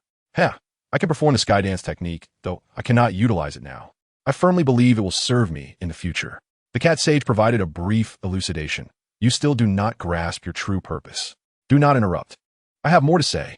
In truth, I should have taught you some things earlier, yet I am more interested in observing your character. Upon hearing this, Yagu felt a surge of joy and inquired, does this mean I passed your test? Not in the slightest. The cat sage's response dealt a significant blow to Yagu. Do not be disheartened. Your intentions are not pure. The truly formidable techniques, unless you comprehend them yourself, are seldom imparted by others. Do you understand? Yagu nodded, stating, I do. Much like in the Namek saga, when Piccolo and the others trained under the Elder Kai, the Elder refrained from mentioning his other technique, the Spirit Bomb. Thus, in Dragon Ball, Goku became the sole user of this technique, leaving one to wonder why the North Kai himself did not gather the energy. Surely, with a mere command, King Enma would comply, contacting the denizens of the celestial realm, and, akin to other deities on Earth, could have them contribute energy from their respective planets, likely rivaling what Goku could amass. It seems that divine beings are prohibited from intervening directly. The cat sage paid no heed to Yagu's wandering thoughts and continued. I am somewhat satisfied with your disposition. However, another trial awaits. Should you fail this test, I shall not teach you. What trial? Yagu felt a tinge of disappointment, having thought the agreement was settled, only to be met with an unexpected hurdle. Upon reaching the staircase, the cat sage turned to him and said, follow me down. Chapter 2. The return of mastery. The cat sage led Yagu to a lower level, where numerous jars and containers were arranged. The senza beans should be here as well. Yagu mused internally. Although he could discreetly hoard some like Miyajiro, he still needed to continue his training here, and thus, he did not wish to jeopardize his opportunity over such trivial matters. Go check over there, the cat sage instructed, pointing to 3 jars in a corner. Yagu examined the cracked porcelain jars, each topped with a wooden lid. Ah, these items seem familiar. I believe I've seen them in the original text, but I cannot recall their purpose. Navigating around the entrance that spiraled up from the pillar, Yagu leaped before the jars. His stature was too diminutive, necessitating a jump to cling to the edge of the jar to discern its contents. Upon opening the first lid, he discovered a tranquil pool of water. Puzzled and astonished, he observed ripples spreading across the surface. Subsequently, the reflection of his visage vanished, and through it, Yagu glimpsed another version of himself training in the gravity chamber. This scene was one he recognized, and as a thought flickered in his mind, he turned to the two adjacent jars. Through these three vessels, one could perceive the past, present, and future. When the image dissipated, the water within the jars had also receded, parched as if it had been so for many years. No longer hesitating, Yagu swiftly opened the other two jars. In the current timeline, he beheld Dr. Briefs diligently repairing a machine. Upon unveiling the jar of the future, a colossal centipede suddenly emerged, its speed astonishing. Yet, rather than simply swift, it felt as though Yagu's own movements were infinitely slowed. The creature coiled around him, while he simultaneously witnessed numerous visions: the World Martial Arts Tournament, the formidable Demon King Piccolo, and more. When he finally regained his senses, all was gone. What you just witnessed was your past, present, and future. Excellent. Since that is the case, come with me. I shall impart to you all that I know. The cat sage finally uttered the words that ignited Yagu's excitement. In the days that followed, Yagu remained by the cat sage's side, learning fundamental combat techniques and how to eliminate unnecessary movements, thereby significantly enhancing his combat efficiency. It was akin to an athlete who, despite exceptional physical prowess gained through solitary training, had yet to be refined. While he surpassed the average person, much work remained before he could clinch victory in a boxing match. Now, with a dedicated coach, he received targeted training. As the saying goes, the participant is often blinded, while the observer sees clearly. Yagu had not inherited the innate combat instincts of the Saiyans. He merely possessed a penchant for combat influenced by his bloodline. Arriving in the Dragon Ball realm, he aspired to stand alongside the protagonists, yet it could be said that he had inherited none of the combat talents or instincts. Gradually, the cat sage guided Yagu through rigorous training. Strangely, after 3 months, although he had not mastered the art of flight, Yagu had elevated his combat level to the intermediate tier. It is noteworthy that Bra's combat level was only at the initial intermediate stage. Despite not having learned significantly more than his peers, Yagu had ascended a level, filling him with exhilaration, yet also revealing a bottleneck in his progress. In Dragon Ball, there are myriad techniques, yet the question remains, to what extent can they elevate one's combat level? Combat level does not merely correlate with strength. It is an assessment of one's combat awareness and instinct. Like the cat sage, who 2 months prior had declared that he had little left to teach Yagu, merely guiding him in refining his training and correcting small oversights, his own combat level remained at the advanced initial stage. Over the past few months, each time Yagu felt a sense of achievement, he would spar with the cat sage, these matches being recognized by the combat system. Throughout these months, he had gained nearly 10% of the experience required for advancement. However, now that he faced the cat sage, he could no longer derive experience when they're sparring. Regularly, Yagu descended to the base of the tower to procure fish for the cat sage, Bola, and he had several encounters. And even the young UPA would occasionally pronounce a sound akin to Yagu. Time passed swiftly, and after 6 months, the cat sage suddenly remarked to Yagu, "Continuing your studies here will only hinder your progress. It is now time for you to seek cultivation elsewhere." Yagu had sensed this himself over the recent days and asked, "May I ascend to the higher realms?" The cat sage, understanding the implication, shook his head and replied, "No. How could a mortal meet a deity so freely?" Yagu discreetly pouted. If one were to consider only the narrative of Dragon Ball, this would indeed hold true, for the deities within the temple held a status beyond compare. Yet in the grand scheme, everything was different. "Very well. I shall take my leave, great Kalen," Yagu declared, preparing to leap down. "Wait," the cat sage called out, prompting Yagu to halt. He watched as the sage waved his staff, summoning a dark cloud that floated in front of him. The cloud appeared vaguely familiar to Yagu, as if it had a place in his memories. "What does this mean?" he inquired. "This is a gift for you," the cat sage replied. "A gift?" The moment the sage uttered this word, Yagu recalled something he had nearly overlooked. "Great Kalen, could you impart to me the method of cultivating the divine beings?" The cat sage regarded him with a glance and asked, "You wish to learn the cultivation method for the celestial beings?" "Indeed," the sage replied, "that is impossible." Yagu felt disheartened, a wave of despondency washing over him. "Why?" The cat sage explained, "Cultivating them is exceedingly difficult. However, if you desire, I can provide you with some. Over there, you may take as many as you wish. Yagu glanced toward the jars in the corner, unwilling to accept defeat. Great Kalen, is it truly impossible for an ordinary person to cultivate these extraordinary beans? He locked eyes with the cat sage, who returned his gaze. A silence enveloped them, their eyes meeting without the spark of tension. Very well. The cat sage moved aside, retrieving a jar from a box and placing it before Yagu. You may attempt to plant the celestial beans in this jar, and you must regularly nourish them with your energy. Most importantly, during the nurturing process, you must harbor no evil thoughts. Otherwise, they shall perish. This is fundamental. As for whether they will grow, I have never entrusted this task to anyone, so I cannot say. Thank you, great Kalen. Yagu exclaimed joyfully as he took a small jar of celestial beans. Observing this, the cat sage nearly jumped in exasperation. Yet Yagu wore an unabashed expression that left him feeling helpless. He placed the jar capable of cultivating celestial beans and the beans themselves into a universal capsule. Farewell, great Kalen, Yagu said, mounting the dark cloud. The cat sage remained silent, and in an instant, the dark cloud soared away with great speed, heading directly toward West City. That troublesome boy. I must teach him a lesson, the cat sage thought, feeling a surge of indignation at the sight of so many celestial beans taken by Yagu. The beans were exceedingly precious. While their taste could not be extolled, they held immense value for martial artists and for someone like him, a reclusive scholar of a millennium. The black object, reminiscent of the nimbus cloud, moved with remarkable speed. From the original text, one can infer that even after returning from training with King Kai, Goku still needed to summon the nimbus cloud. Perhaps by then, his flight technique had surpassed the cloud's speed, yet at that moment, Goku was pressed for time, indicating that the nimbus cloud's velocity was still commendable prior to his arrival on Namek. In less than an hour, West City appeared before him. However, when the black nimbus made its appearance above the parcel of land he had purchased, it abruptly transformed, as if it had sprung a leak, and he found himself plummeting downwards. It was only then that Yagu recalled that in the original narrative, Tao Pai Pai had experienced a similar fate. How infuriating! You wretched cat demon, he muttered silently to himself.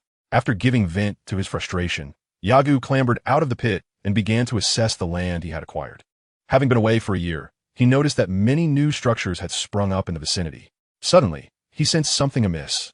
There was a cacophony of chaotic sounds emanating from his factory. Could it be that someone had turned my factory into a gathering place? I did enlist the military to oversee the premises. Chapter 3. A Spectacle of One's Own. The raucous noise spilling from his recently purchased factory irked Yagu. Though he was not excessively fastidious, he possessed a strong sense of territoriality over his belongings, refusing to allow others to tamper with his possessions. Swiftly approaching the factory, he exerted himself and leapt onto the roof with remarkable stealth.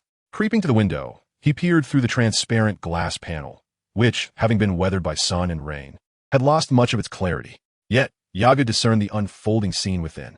Inside the factory were 5 individuals. A stocky young man with short hair was striking another, a timid young man who seemed to be in school uniform. The 3 others, a slightly overweight individual, another with an unruly afro and darker skin, and finally, one with green-dyed hair, were all clad in a haphazard assortment of hippie attire, their faces adorned with mischievous grins as they watched the confrontation. Yagu estimated these individuals to be merely 16 or 17 years of age. Haha, Rinsheng, how does it feel? The short-haired, stocky youth taunted, delivering a punch that sent the uniformed boy to the ground. As the fallen youth endured several blows, Yagu, although unable to see every detail from his vantage point, recognized that the boy had evaded several of the more brutal strikes. Otherwise, had he endured those critical hits, he would not merely be gasping for breath on the ground, but rather rendered unconscious. The individual with darker skin and an afro approached the muscular youth, saying, "Huilong, that's enough. You'll have more opportunities to teach this kid a lesson later. Let us go." Huilong cast a disdainful glance at the prostrate Run Sheng, spat on him, and turned to his 2 companions. "Let us move." The slightly overweight individual and the one with green hair followed suit, leaving the factory, with Huilong kicking Rinsheng one last time as he departed. As Yagu observed the 4 individuals departing from the factory, a deep desire to sever their heads from their bodies surged within him. He held them in disdain, perceiving that they seldom contemplated their families or their parents. To them, such matters seemed inconsequential. Like shattered vessels, they sought to assuage their inner void through acts of violence and intimidation. Many powerful factions exert control over others by leveraging the families of certain individuals as hostages, for it is only those with attachments who can be truly governed. However, the four men Yagu scrutinized, regardless of their accomplishments, remain mere pawns. Yet, exceptions exist, and perhaps in the future, they might carve out their own domains. It appeared that Yagu needed to purify the environment of Shiji City. The Dragon Ball world represented a rare sanctuary from Yagu's childhood, one that must not be sullied by anyone. He yearned to uphold justice. Yet how could stability be achieved in a world rife with the malevolence of the Red Ribbon Army? In many territories governed by the military, criminal syndicates supported by the Red Ribbon Army thrive. Even if one faction is eradicated, another will inevitably surface within days. As the four delinquent youths departed, Yagu cast his gaze upon the lifeless figure still sprawled in his residence, feeling compelled to rouse the individual from his slumber. His intention was to assist, not solely for this one person, for many others suffered far worse fates, with countless lives lost in the process. Yagu did not wish for one individual's fortune to overshadow another's misfortune. Comparisons between people were futile. A farmer in a remote valley, earning a modest income of $1,000 a month, should rejoice. Yet in Shiji City, such earnings might only afford a place beneath a bridge in order to alleviate the burden of survival. Upon leaping from the rooftop of the factory, Yagu unexpectedly sensed something amiss. He turned and focused his gaze. 1 kilometer away, through the window of a residential building, a figure was peering at him through binoculars. The moment that individual realized Yagu was staring back, shock overwhelmed him. He could hardly fathom how Yagu had detected his presence. Under Yagu's piercing gaze, he instinctively recoiled. "Big brother, that kid is back, and he spotted me." The binocular-wielding man exclaimed into his phone. "What? That kid has returned? Well, that's fine. I have endured for quite some time. This fellow has been a turtle for over a year, finally showing his face. Humph, tonight I will ensure his utter annihilation." The voice on the other end was laced with menace. "Keep a close watch and report his movements to me at all times." Understood. Unbeknownst to Yagu, he was oblivious to these developments. He merely found it curious that someone would observe him with binoculars in such a location. Oh well, does anyone truly pose a threat to me? Unless they employ tactics akin to a magical tempest, what is there to fear? He possessed the strength to be audacious, and the months spent with Kalen had significantly bolstered his abilities. His combat prowess advanced almost exponentially. Yagu was not surprised by his progress. He had acclimated to 30 times the gravitational pull, but what he lacked was the knowledge to channel this power effectively. Much like Sun Wukong, who, during his confrontation with his brother, possessed a fighting power of less than 500, spent over 100 days in the other world, and subsequently became capable of contending with Vegeta's nearly 20,000 power level. Presently, Yagu holds the belief that few individuals can rival him. The only being capable of constantly pushing him to train is the one residing in the temple. Regrettably, Master Karen does not permit him to ascend. Thus Yagu intends to seek out the fortune teller to see if he can gain her assistance, and then venture to the other world to establish a connection with King Kai and learn the King Kai Fist from him. The King Kai Fist, a sophisticated martial art that can instantaneously enhance one's overall combat prowess, is a profound technique developed by the North Kai after countless years of research. The method by which the King Kai Fist augments fighting power bears a striking resemblance to the way Saiyans increase their strength upon transformation. In truth, there exist numerous methods to elevate one's combat capabilities, some rudimentary and others advanced, nothing more than that. For instance, Master Rashi's body swells as he pushes the moon away, and Trunks experiences significant muscle expansion during his battle. For a Saiyan, continuous transformation is the most appropriate path. However, Yagu harbors concerns about his ability to transform into a Super Saiyan. Hence he plans to journey to the other world to cultivate connections with King Kai. Upon reaching the factory entrance, he gazed at the once orderly space, now disheveled and in disarray. Fortunately, the crucial equipment had been stored in the basement by military personnel, secured with chains. Bloodstains marred the floor as Yagu approached the individual sprawled nearby, inquiring, "Hey, how long do you intend to lie there?" Hey, Xing, a student from Rongao High School, is the son of a detective from the police station in West City. Due to this, many children of those apprehended by his father sought to find some semblance of balance through him. With divorced parents, Ren Sheng perceives his father as the one at fault more than his mother. Thus, even when bullied by classmates, he refrains from seeking his father's assistance, wishing to retaliate against him in this manner, gradually regaining his strength while lying on the ground. He suddenly hears a child's voice and looks up to see a boy of about 10 years, slightly chubby, whose prolonged stay in the gravity room has rendered Yaga's complexion unusually pale. Wiping the blood from the corner of his mouth, Ren Sheng struggles to rise. As a high school student, he must maintain a semblance of dignity before this young lad. It is only then that Yagu clearly observes the individual before him.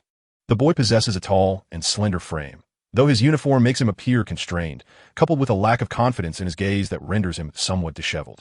Yet Yagu perceives that with a touch of grooming and a boost of self-assurance, he could undoubtedly be quite the handsome youth. Why is it that even the bullied individuals in the Dragon Ball universe are strikingly handsome?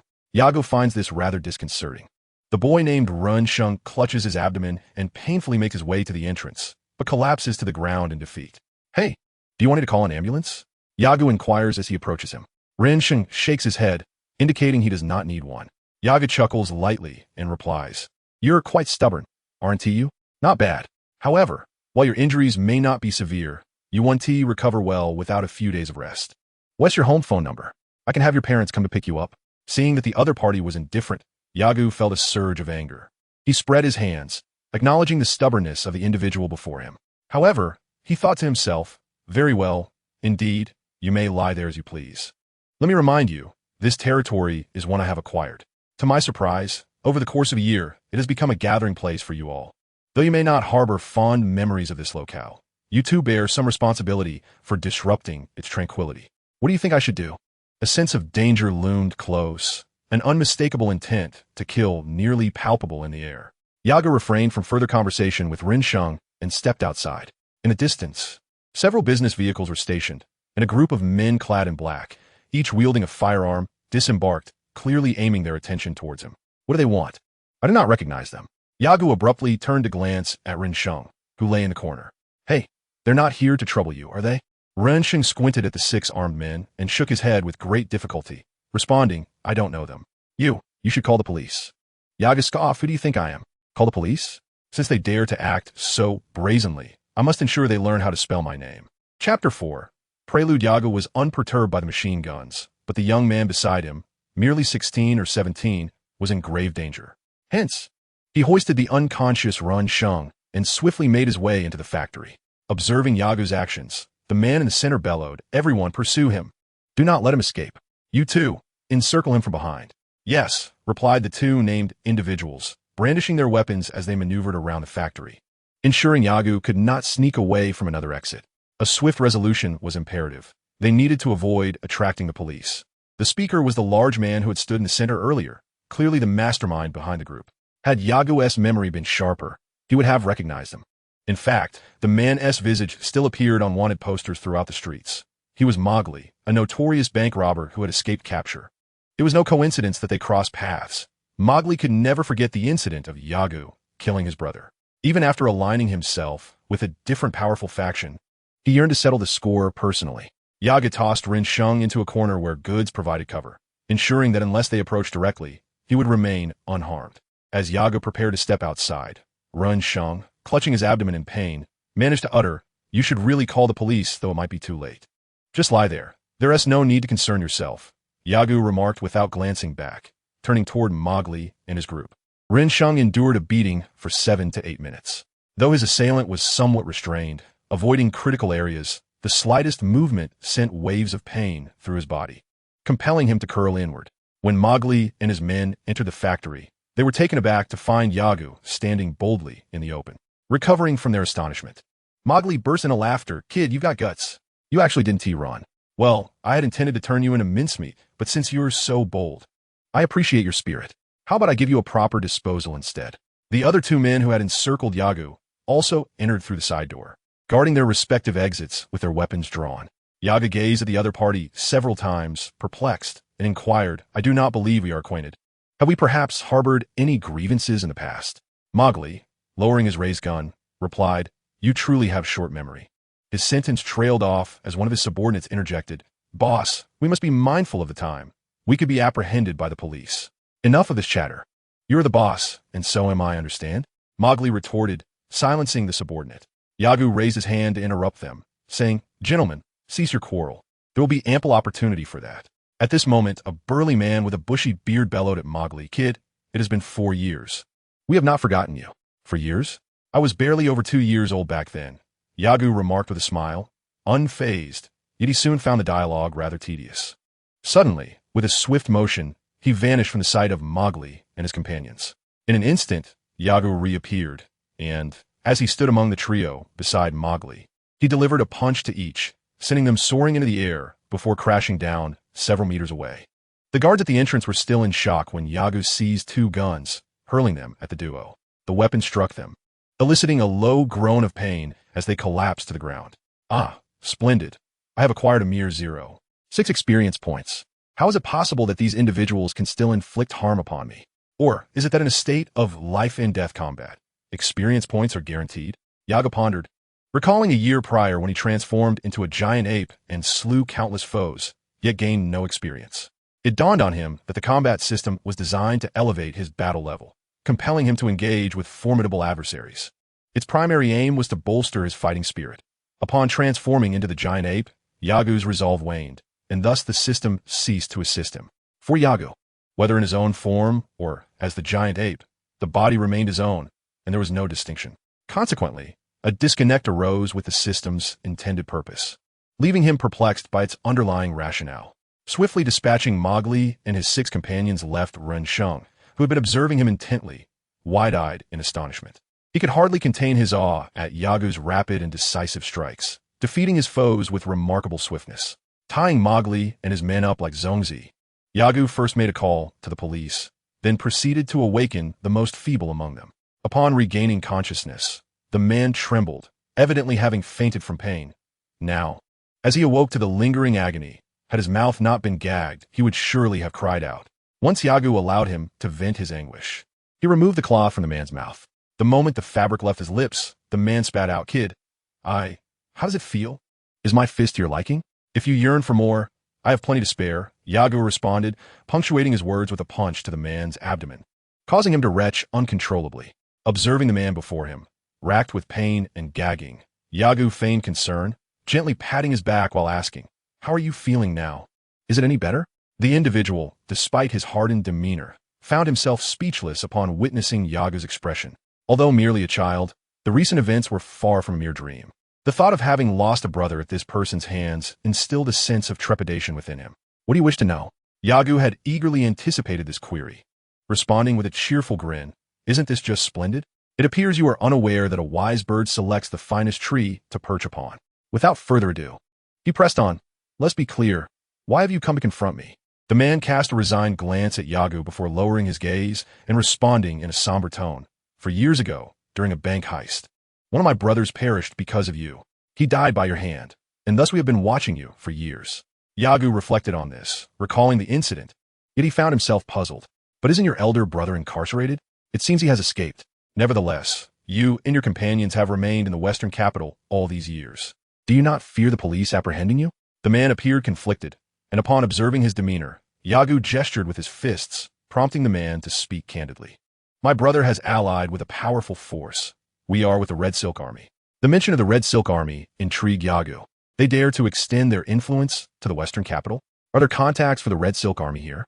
Shaking his head, the man replied, "That individual only communicates with us periodically via phone. We cannot reach out to him. However, after each contact, he supplies us at specific locations in the Western capital. For years, we have been aiding him in consolidating the underground forces here. Yet, it seems they have grown distrustful of us. Once the power was consolidated, they seized control from us. But what of it?" Yagu inquired, his brow furrowing. 6 months ago, the underground forces were caught off guard by the government troops and have since scattered. 2 months later, that individual reached out to us again. Yaga frowned and asked, "Do you not know who he is? Can you not ascertain his identity from the phone number?" "No," the man replied, his voice low. "It is a special line, allowing only one-way communication. Apart from a boss, none of us have ever met him." At that moment, the wail of police sirens echoed from outside. Shortly thereafter, several officers entered, their eyes widening upon discovering 6 individuals lying near Yagu, along with several scattered firearms. They drew their weapons, readying themselves against Yagu and the tightly bound man. Yagu rose and addressed them. "Ladies and gentlemen, these individuals were once bank robbers, as you must be aware." "You are the officer associated with the little mustache man, are you not?" He pointed at one of the somewhat familiar officers. The officer, taken aback, realized that the reference to the little mustache man was a metaphor for both his former and current superior. Blinking in surprise, he soon connected the dots regarding the bank robbers. "Oh, you were that young lad from that time? Did you defeat all of these?" Yagu shrugged, responding with a hint of exasperation. "At that time, I warned you not to leak my information, yet you did just that. And now look, they have come for me. How disappointing. I had placed my trust in you." The young police officer found himself somewhat speechless. He had a vivid recollection of the boy's youthful appearance and realized that he had never expressed any trust in them. Setting aside idle chatter, it was clear that these individuals were indeed fugitives, and he expressed his gratitude for the assistance once more. However, he still needed to trouble the boy to come to the station to provide a written statement. "No problem," came the reply. "Oh, by the way, please take this fellow to the hospital." At this point, Yagu frowned, unable to contain his frustration. He was brought here to fight by his classmates. "Look, this is my factory. As police officers, you neglect to address the misbehavior of these unruly minors, and now you fail to protect my property as well." Yagu continued his tirade, while the officer merely smiled and nodded, leading him to his police car, where someone would naturally call for an ambulance. Headquarters received. Please respond. This is the Shidu soda manufacturing plant. We have apprehended a fugitive who has been on the run for a year, along with 3 accomplices. Please dispatch personnel immediately. Understood. Reinforcements are on the way. In less than 2 minutes, 5 police vehicles arrived, and Yagu, well aware of the efficiency of the Shidu police, was not surprised. Chapter 5. Martial Arts. After leaving the police station, Yagu headed to the headquarters of Capsule Corporation. Perhaps by some twist of fate, he did not encounter Bulma or her mother. Instead, he was greeted by Dr. Briefs. They exchanged a few words before Yagu departed. Initially intending to visit the following day, he decided to stop by since he was already out and the corporation was nearby. Upon returning to his factory and preparing to commence his training for the day, he discovered a young man at the door, wrapped in bandages and adorned with several adhesive plasters. This was Ren Sheng, the youth he recognized as having been beaten. Ren Sheng was often bullied by his classmates and endured physical assaults, yet he refrained from telling his father, harboring a desire to grow stronger. He had studied various forms of combat. However, when faced with those seasoned in street brawls, he found his skills insufficient, particularly when confronted by multiple assailants wielding steel pipes and knives. Even the most skilled instructor would find themselves at a loss in such circumstances. Despite this, Ren Sheng remained undeterred in his pursuit of martial knowledge.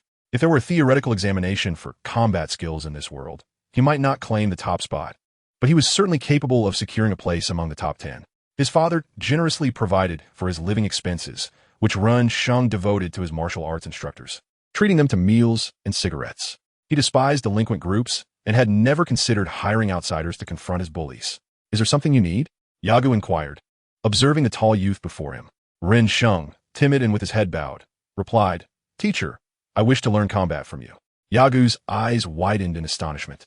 His mouth agape. It was the first time someone had addressed him as teacher. Though in his past life, clients had called him teacher, this felt altogether different. It was akin to the distinction between modern-day experts and those esteemed professors of the 60s and 70s. Likewise, the title of teacher in the Dragon Ball world was not commonly bestowed. Recalling the earlier sight of Ren Sheng being bullied, Yagu asked, "Do you wish to learn how to fight so you could take down those bullies?" Ren lowered his head, gradually shifting his gaze towards Yagu. "Please, teacher, impart to me the art of combat." Yagu, however, paid him no mind. Yet Ren clung to him like an unyielding adhesive, trailing closely behind. With a rustle, he produced a universal capsule, extracting the gravity chamber. Just before stepping inside, Yagu admonished Ren, "I am about to commence my training.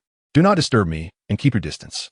Please, teach me the combat techniques," Ren persisted, his tone unwavering and pace unaltered. Yagu, indifferent, entered the gravity chamber, continuing to acclimatize himself to the 40-fold gravity. His adaptation to such extreme gravitational force was markedly different from that of future warriors like Sun Wukong and Vegeta, who could leap and strike with astonishing speed even under 100-fold gravity. Yagu, however, merely managed to endure the pressure like an ordinary person. Since returning from Kalen Tower, Yagu had been revisiting his training for over a year. His mastery of the 40-fold gravity chamber was still incomplete. Fundamental exercisis persistiv. As Yagu aspired to cultivate a solid foundation, ensuring he would not fall too far behind Sun Wukong and Vegeta in the future. Training was a tedious endeavor, a sentiment Yagu had grown increasingly aware of over the years. Yet, It remained the most basic assurance for a warrior's continual self-improvement. Apart from a select few capable of enduring such monotonous training consistently, the vast majority would gradually cease to progress after achieving certain milestones. Take Leping, for instance, who not only withdrew from the main narrative of Dragon Ball, but also ceased his training altogether. Similarly, Krillin, having married Android 18 and fulfilled his childhood aspiration of martial arts, no longer immersed himself in the discipline. Even Piccolo, after merging with an Namekian deity, shifted his focus away from solely enhancing his physical prowess. As for Son Gohan, Son Goten, and Trunks, who grew up in a peaceful environment, they too exhibited similar patterns. The sheer magnitude of combat talent is formidable. The future Trunks from the Cell Saga illustrates this well. Despite rigorous training under Son Gohan in the future, it was ultimately Gohan's demise that catalyzed Trunks' transformation into a Super Saiyan. Yet, upon returning to the main timeline of Dragon Ball, he found himself unable to withstand even a single blow from Android 18. Having spent years in that future world, it was improbable that Gohan and Trunks had not undergone arduous training. Still, future Trunks achieved significant strength enhancement after merely a year in the hyperbolic time chamber under Vegeta's tutelage. Son Gohan, guided by Goku, gradually approached the pinnacle of Super Saiyan, ultimately attaining the Super Saiyan 2 state following his exploits against Cell. Such advancements, however, did not manifest in the future versions of Gohan and Trunks. Gohan possesses potential that surpasses that of Goku, a fact made abundantly clear in the Buu Saga. Yet, within the context of the Dragon Ball narrative, he consistently lags behind Vegeta, lacking the relentless drive for self-improvement that characterized both his father and Vegeta. This mirrors the discussions between Krillin and Tien. Since the Android Saga, Krillin has seldom engaged in combat, with subsequent scenes depicting a warm domestic life, maintaining a warrior's heart, one that relentlessly pursues its own limits, is the foundation for survival in the world of Dragon Ball. 3 hours later, Yagu emerged from the gravity chamber, drenched in sweat, his steps slightly trembling and his eyelids drooping with fatigue. Noticing the absence of the bothersome Run, Shung brought him a modicum of joy. He retrieved the capsule, conjured a room beside the gravity chamber, and subsequently sealed the gravity chamber within the capsule, tucking it into his pocket. He refrained from entering the room immediately. Instead, he connected the water pipes and other utilities to the capsule dwelling before finally stepping inside. After a refreshing shower and a meal, Yagu reclined contentedly on the sofa, indulging in a television program. He was accustomed to rising early, and with less than 2 hours until bedtime, he contemplated whether ordinary people could cultivate the mystical beings. Tomorrow would provide an opportunity to test the feasibility of such cultivation. He hoped for success and recalled the need to visit Dr. Briefs in a few days to see if he possessed any means of nurturing the beans. The Kaioshin had mentioned the beans' rarity, asserting that if they could be easily cultivated, the earth would not be devoid of them, nor would they be absent from the Kaio's realm.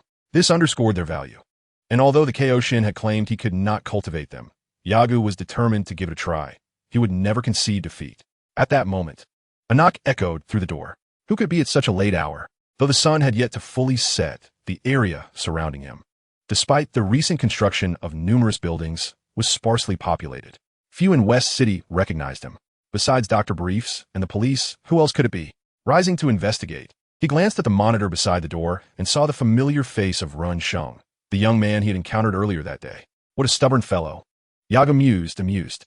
Well, I too am not one to turn back without hitting a wall. Let us see who will yield first. Besides, I am not your buddy. Seek companionship elsewhere. Yagu refrained from opening the door and addressed Run Shung directly. What do you want? If it's not important, I suggest you refrain from appearing before me.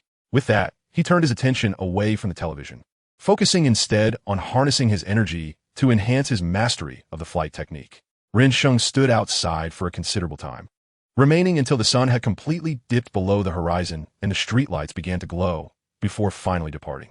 However, he did not venture far, instead carrying a large bag to a nearby factory.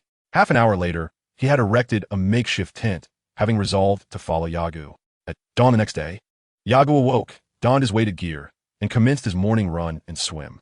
Upon returning, he was surprised to find a table placed in front of his dwelling, adorned with a perfectly cooked steak, a glass of milk, and a plate of chocolates.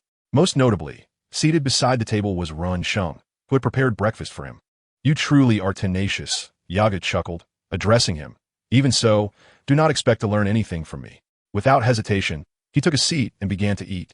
Though Rinsheng was unaware of Yagu's hearty appetite, the amount he had prepared seemed to Yagu to be scarcely a tenth of his usual intake. After finishing his meal, Yagu produced a capsule and conjured a large box before Rinsheng, stating, "Young man, if you think you can win me over with food, you are sorely mistaken." Ignoring the astonishment of others, Yagu devoured the food voraciously.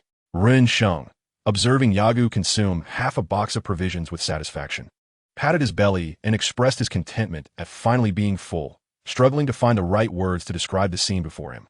Chapter 6.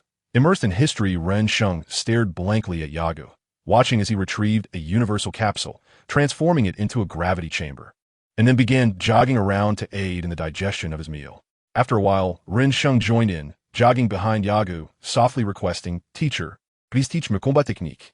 Without needing to glance back, Yagu instinctively recognized that this individual was suited for the role of a monk, if he did not become one. It would be a sign of cosmic blindness. Subsequently, Yagu continued his training within the gravity chamber, while Rinsheng remained by his side. During mealtimes, Yagu engaged in conversation with him, as over the years, he had encountered few people willing to converse, and he especially yearned for companionship. Rinsheng attended the lowest-tier high school in the Western capital, akin to a vocational school in modern terminology. In the chaotic environment of the Western capital, his school was among the most disorderly, contrary to Yagu's belief that the local police were negligent in their duties. Yet, Yagu refrained from teaching him combat, as he felt unqualified to instruct others when he himself sought a mentor. Regardless of the tactics Yagu employed, Rinsheng was unwavering in his support, walking alongside him, tidying up the training area, and even assisting by heating cold meat in a microwave to serve Yagu during his breaks. Time passed swiftly amidst these mundane tasks. Yagu made a trip to the Universal Capsule Company, leaving a single mystical bean with Dr. Bryphus for research, while he took a few beans for cultivation himself. Unfortunately, both Dr. Bryphus and Yagu's attempts at cultivation were unsuccessful. Dr. Bryphus, intrigued by the mystical beans, requested more, to which Yagu hesitantly replied that he only had 4 left.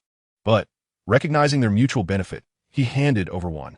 As Yagu had anticipated, once a scientist becomes earnest, reason falls by the wayside, and Dr.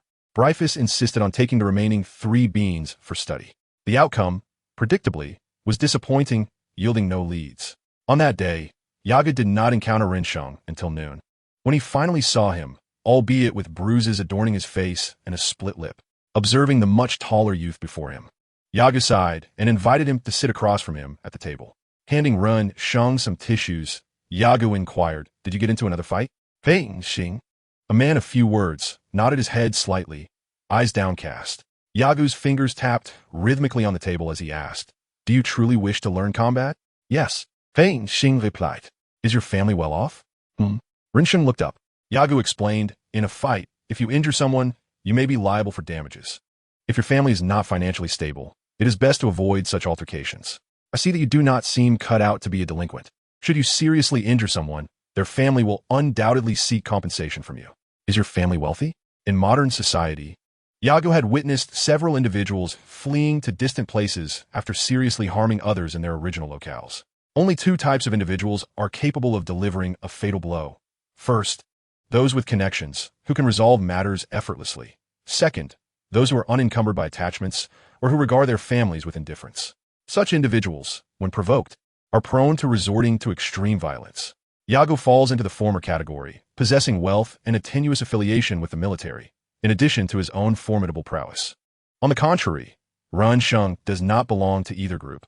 He cannot bring himself to harm others gravely. As a result, those delinquents from the underworld cling to him like a stubborn adhesive, proving to be quite a nuisance. Noticing Rinsheng's silence, yet reading the determination in his eyes that conveyed a desire to learn combat, Yagu sighed, bowed his head in contemplation, and then rose to retrieve something from the workshop. Moments later, he emerged, placing a dagger upon the table, declaring, "Use this to stab me." "What?" Rinsheng looked at Yagu in astonishment, believing he had misheard. Yagu reiterated, "Pick it up and stab me. Do this, and I will teach you combat." Hesitantly, Rinsheng extended his left hand and grasped the dagger. He gazed at Yagu, then down at the sharp blade, and gradually his breathing became labored. The moisture in his palm intensified as his heart raced. A myriad of thoughts flooded Rinsheng's mind. He contemplated plunging the dagger into Yagu, yet he understood that such an act would undoubtedly inflict severe harm upon the other and could even lead to his own imprisonment. This, even with his father being a police officer, was unavoidable. Observing Ren Sheng's trembling arm, Yagu couldn't help but smile inwardly. Suddenly, he shouted, "Hurry!" startled by Yagu's command. Ren Sheng swung the dagger fiercely, causing several droplets of blood to splatter onto Yagu's face. Yagu's intention was to frighten Ren Sheng into dropping the dagger. But to his surprise, the boy had inadvertently severed his own radial artery. Witnessing Ren Sheng, head tilted and quietly sobbing in pain, ignited Yagu's ire. Nevertheless, he had to tend to the boy's injury. Unwilling to waste a magical healing beam, Yagu seized Ren Sheng by the collar and sprinted toward the nearest hospital. As night fell and the streets grew emptier, Yagu walked ahead while Ren Sheng trailed behind, his head bowed. Growing increasingly agitated, Yagu suddenly turned, leaping into the air and landing several strikes upon Ren Sheng's head. The boy ducked and dodged, but Yagu, once on the ground, chastised him. "You fool. Do you realize that injuring oneself is the most foolish act of all?" After reprimanding him, Yagu contemplated delivering a few more strikes to Ren Sheng's head. But the boy seemed to anticipate his intentions, continuing to evade. Yagu, disinclined to exert his strength on the boy, let him be. He had no doubt that such a dagger could not harm him. Future Trunks could wield a sword capable of slaying Frieza, yet could not breach Goku's singular defense. Moreover, when confronting Android 18 in the main storyline of Dragon Ball, he left no mark upon her and even shattered his sword in the process. This illustrates that one's resilience is calculated based on their respective combat prowess. Returning to the home, near the workshop, Yagu ignored Ren Sheng, who followed him inside, and settled onto the sofa, fixating on the television. Two individuals sat in silence. Yagu found himself vexed by the fact that he had become entangled with such a burdensome companion. After a moment, Yagu switched off the television and turned his body to face Ren Sheng, who was seated nearby. Noticing this shift, Ren Sheng also turned to look, yet he remained somewhat timid, evidently intimidated by Yagu. "You wish to learn martial arts? Very well. However, do you know who the most formidable martial arts master on Earth is today?" Yagu inquired, realizing that Yagu intended to impart combat skills. Ren Sheng retrieved a small object from his pocket, drawing it closer to Yagu. He held the diminutive item in his hand, positioning it in front of Yagu. "I don't know," he replied, as Yagu glanced at the small object. Noticing Ren Sheng's grip resembling that of a microphone, he suddenly comprehended that it was a recorder. He regarded the individual before him, who approached the serious subject of combat with a lack of courage to act, with a hint of exasperation. Over 300 years ago, a fearsome demon king named Bick emerged on Earth. Humanity lived in constant dread, with multitudes perishing each day. "I believe it is essential to share the early narrative of the Dragon Ball world with you," Yagu continued. Krillin, Dumpling, Lepin, and Satan. These individuals were merely ordinary earthlings. I hope to inspire you, dear Ren Sheng, by enlightening you about the past of martial arts. At that time, the Earth government dispatched numerous troops to eradicate him. Yet neither machine guns nor any other weapons could inflict harm upon him. Why? Pain, Xing, Quilit, Positive. Yago paused to counter. What do you envision martial arts reaching its zenith would look like? Ren Sheng bowed his head in contemplation and tentatively replied. It would be akin to how you dealt with the gun-wielding bandits that day, able to swiftly subdue them. Moreover, there is something you have yet to grasp. You, as ordinary individuals, cannot begin to fathom that those who have attained a high level of training remain unafraid of bullets. What? Unafraid of bullets? Upon seeing the skepticism in Ren Sheng's eyes, Yagu recalled having obtained some weapons from the Red Silk Army and decided to retrieve a gun. Wait a moment. I shall provide you with proof, he declared. Subsequently, Ren Sheng followed Yagu to the factory, witnessing firsthand as Yagu shot real bullets through a wooden board. Then, Yagu squeezed the trigger, aiming at a wooden board less than 2 meters away. The gun fired, yet the board remained unscathed. Yagu extended the bullet toward Ren Sheng. Do you see? He inquired softly, observing Ren Sheng's astonished expression. Though incredulous, Ren Sheng gradually accepted Yagu's assertion that, at a certain level of martial arts training, bullets became irrelevant to them. During that era, the most powerful martial arts practitioner on Earth was a man named Wu Taidu. He led his disciples in a battle against the demon king Bick, but tragically, they were defeated, leaving only 3 survivors. That failure plunged Wu Taidu into silence for an extended period, until one day he perfected his ultimate technique and returned to seal the demon king Bick. From that point forward, peace was restored to Earth. At this juncture, Yagu turned to Ren Sheng and asked, Are you familiar with Master Wu Tian? Master Wu Tian? Of course. He is indeed the god of martial arts. Ren Sheng responded, displaying a clear understanding of the subject.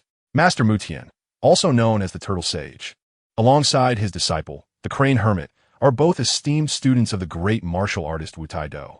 They are among the mere three who survived the battle against the formidable demon King Piccolo. Ren Sheng expressed his astonishment, quickly followed by skepticism, pondering how Master Mutian could endure for 3 centuries. Yagu interjected, explaining that for practitioners of martial arts, living 300 to 400 years is quite commonplace. The Turtle School of Master Mutian and the Crane School of the Crane Hermit can be regarded as the 2 most powerful sects in the contemporary world, with a lineage that stretches back to ancient times. The world's foremost assassin, Tao Bai Bai, is the brother of the Crane Hermit. This information, though minimal, was essential for Ren Sheng, who had never encountered such knowledge before. It was akin to discovering a new realm, and he required ample time to assimilate the information he had just received. Chapter 7. The time of training as dusk descended. Yagu resumed, speaking once Ren Sheng emerged from a state of shock. These figures are legendary. Meeting them is virtually impossible for you. Encountering Master Mutian, or the Turtle Sage, is feasible, but if you were to meet the latter 2 I mentioned, your life would be in grave danger. Feeling a thirst in his throat, Yagu gestured towards the corner fridge and instructed Ren Sheng to fetch him a glass of water. Upon hearing Yagu's command, Ren Sheng felt no irritation. Rather, he was delighted. After turning off the recording device and placing it in his pocket, he poured the water and brought it over, only to retrieve the recorder and position it near Yagu's mouth. Yagu exhibited a slight aversion to the device, but suddenly had a moment of inspiration. He glanced at the young man before him, contemplating the potential need for a partner who, while not requiring exceptional strength, could capture and narrate future battles amidst peril. Perhaps forming a partnership with him would not be such a bad idea. He thought to himself that things might not necessarily come to fruition, and decided to let fate take its course. Yagu continued, aside from these individuals, there are many skilled fighters who, while not at their level, are nonetheless remarkable. For instance, King Gappa, the world wrestling champion Anthony, and Master Mutian's disciple, Son Gohan, are all martial artists who fear not the bullet. Pei Xing Muomuo. There are so many of them, but why does the king not summon them to the military? Yagu chuckled softly, replying, true martial artists are devoted to enhancing their own strength. A martial artist bound by constraints will gradually lose the potential to ascend to greater heights. Hence, even though these martial artists are aware that joining the military might afford them a better life, they choose to refrain from such paths. Observing Ren Sheng deep in thought, Yagu cautioned him, what I am imparting to you is not merely the art of combat. It is also a method to transcend the limits of humanity. You must consider whether you truly wish to learn from me. Be prepared, for you may find yourself disconnected from this world. Do you understand? Ren Sheng's expression remained blank, clearly not taking Yagu's words to heart. After a moment's contemplation, Yagu rose from the sofa and addressed him. Come with me. Where to? Pei Xing inquired. Having concluded his discourse, Yagu placed the recorder into his pocket, intending to meticulously study its contents later in solitude. The gravity room, my sanctum for cultivation, awaited to impart its essence upon you. Yagu activated the gravity room from outside, and soon they stepped inside. Ren Sheng gazed in awe at the remarkably advanced structure, including a basement, exclaiming, wow, this is incredible. It doesn't appear so from the outside. I never anticipated such vastness within. Indeed, Yagu replied. The architect of this chamber is an extraordinary scientist. He beckoned Ren Sheng closer, while simultaneously sealing the door at the control panel. Approaching Yagu's station, Ren Sheng scrutinized the myriad buttons he could not comprehend.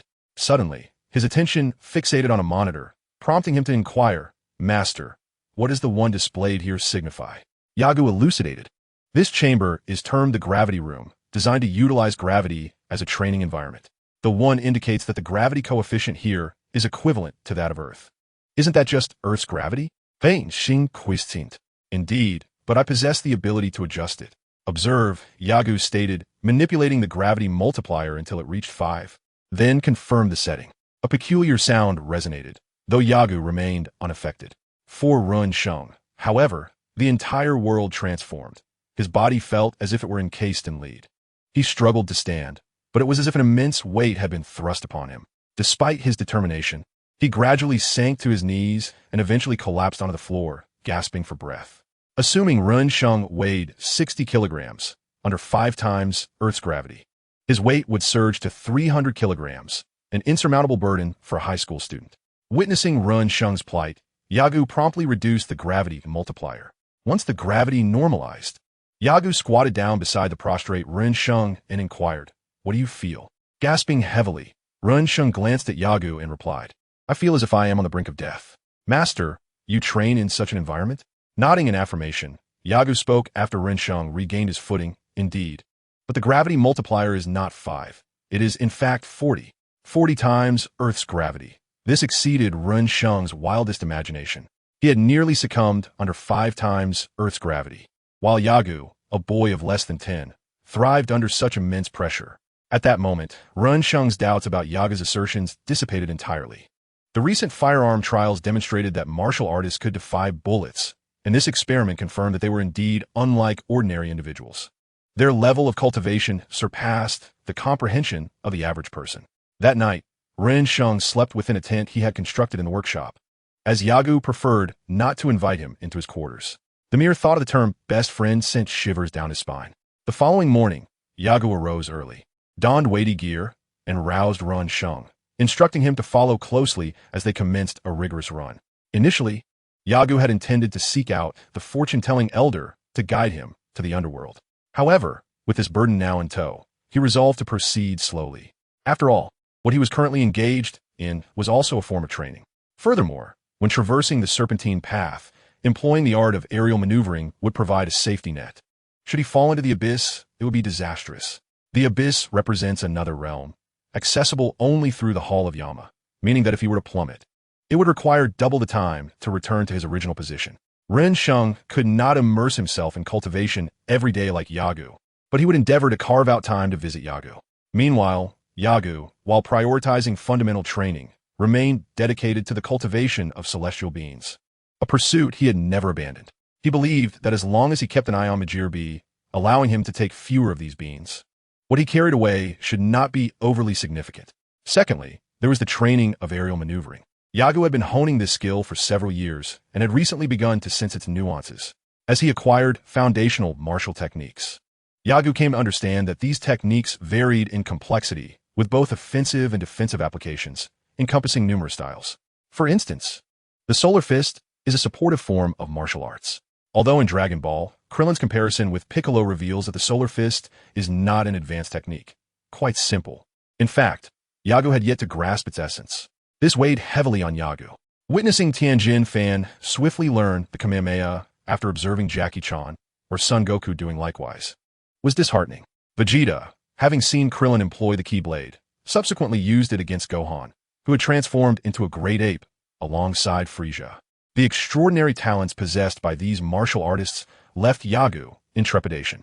Despite his numerous advantages, his understanding of martial arts remained superficial, leading him to believe he was only at the level of someone like Jiaozi.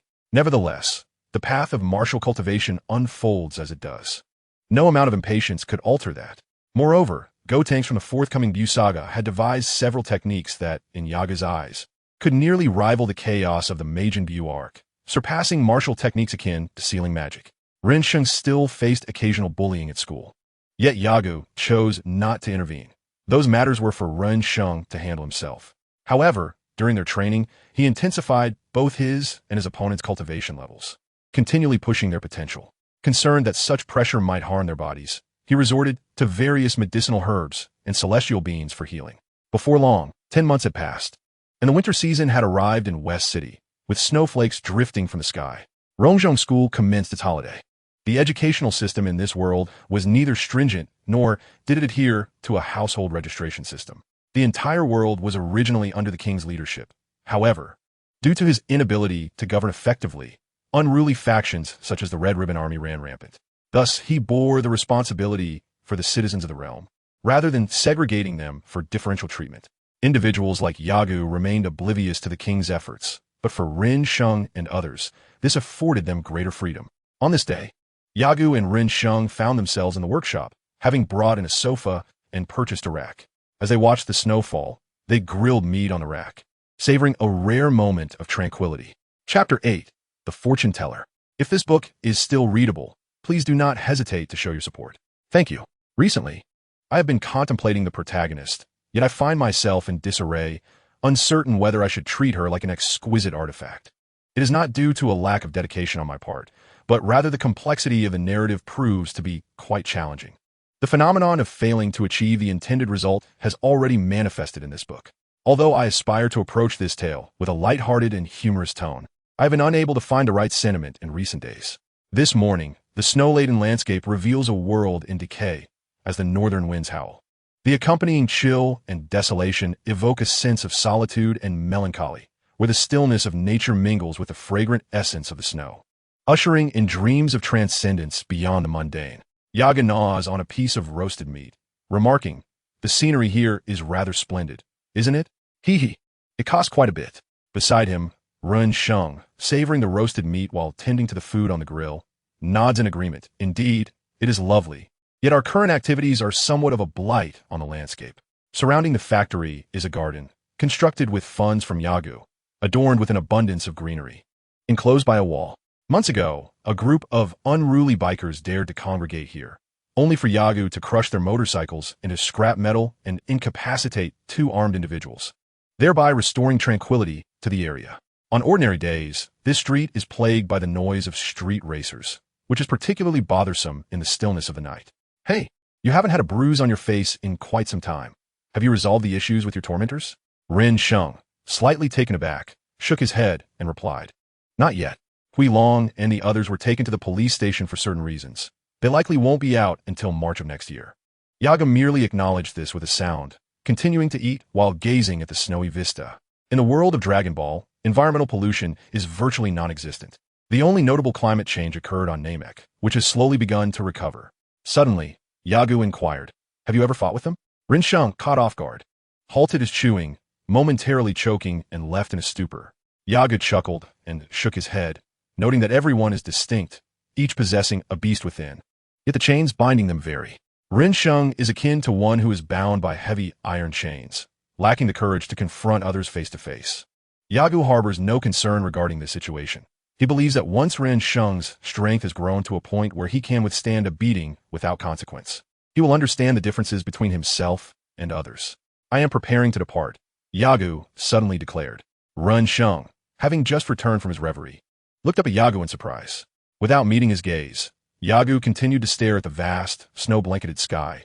"I too must pursue my training and seek a worthy teacher. If you wish to continue and aspire for greater breakthroughs in martial arts, you should ascend the Kalen Tower. It lies within a forest to the west. It is a towering structure that reaches the heavens. It is said that those who reach its summit may drink the sacred water bestowed by immortals, resulting in a significant enhancement of their abilities. Countless individuals have attempted this feat. 3 centuries ago, Master Wu Tian succeeded, and I climbed it last year as well. If you wish to embark on this path, strive diligently, for I hope you will persevere." Once the conversation ended, Yagu fell silent, and Ren Sheng was at a loss for words, leading to an unspoken understanding between the two. As they dismantled the barbecue grill, Ren Sheng suddenly inquired, "Teacher, when will you depart?" Yagu replied, "One leaves when the time is right. There is no need for farewells. Those of us who practice martial arts are accustomed to solitude."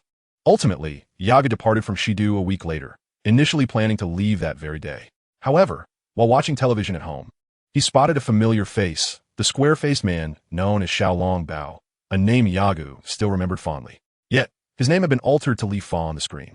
That same day, Yagu sought him out. Their reunion was devoid of pleasantries, as Li Fa recounted the events of the past 2 years. He had worked for the owner of Puliner for some time, amassing a considerable fortune, which he then used to escape to Shidu. Under Yagu's implicit threat, he began to venture into the newspaper industry. Perhaps it was indeed his calling, for within 2 years, the newspaper founded by Li Fa had attained significant influence in Shidu. Recently, they had been searching for a new factory location, having deemed several sites unsuitable, ultimately settling on one near Yagu's own establishment. Upon hearing this, Yagu promptly decided to invest in the land and some capital, securing 60% of the shares. Though Li Fa harbored reservations, he was powerless against someone who spoke with fists. He contemplated pitting Yagu against another group, yet quickly dismissed the thought, realizing that he would find himself crushed between 2 opposing forces. Yagu imparted all necessary advice to Li Fa, refraining from asking him to look after Ren Sheng, and requested several large-capacity universal capsules from Dr. Breves. After gathering ample provisions, Yagu set forth. The title of fortune teller Granny was renowned among the nobility of Earth. Her exorbitant fees meant that common folk could hardly seek her counsel. while those who prided themselves on their prowess found themselves helpless before her 5 warriors. This time, Yagu did not engage in dual pursuits of action and training. He unleashed his full speed, sprinting with determination. Aside from the still immature sky dance technique, he had mastered all the martial skills he had learned, even if his combat level remained unchanged. After 7 days, Yagu arrived at the palace nestled within the desert, the residence of the fortune-teller granny. Observing the surrounding desolation and the distant, swirling mass of dark thunderclouds, he mused, "The fortune-teller granny certainly knows how to choose a location. It is quite impressive." Contrary to his expectations of solitude, a couple awaited him at the palace entrance. Adorned in garments of exquisite fabric that Yagu had never encountered in either his past or present life.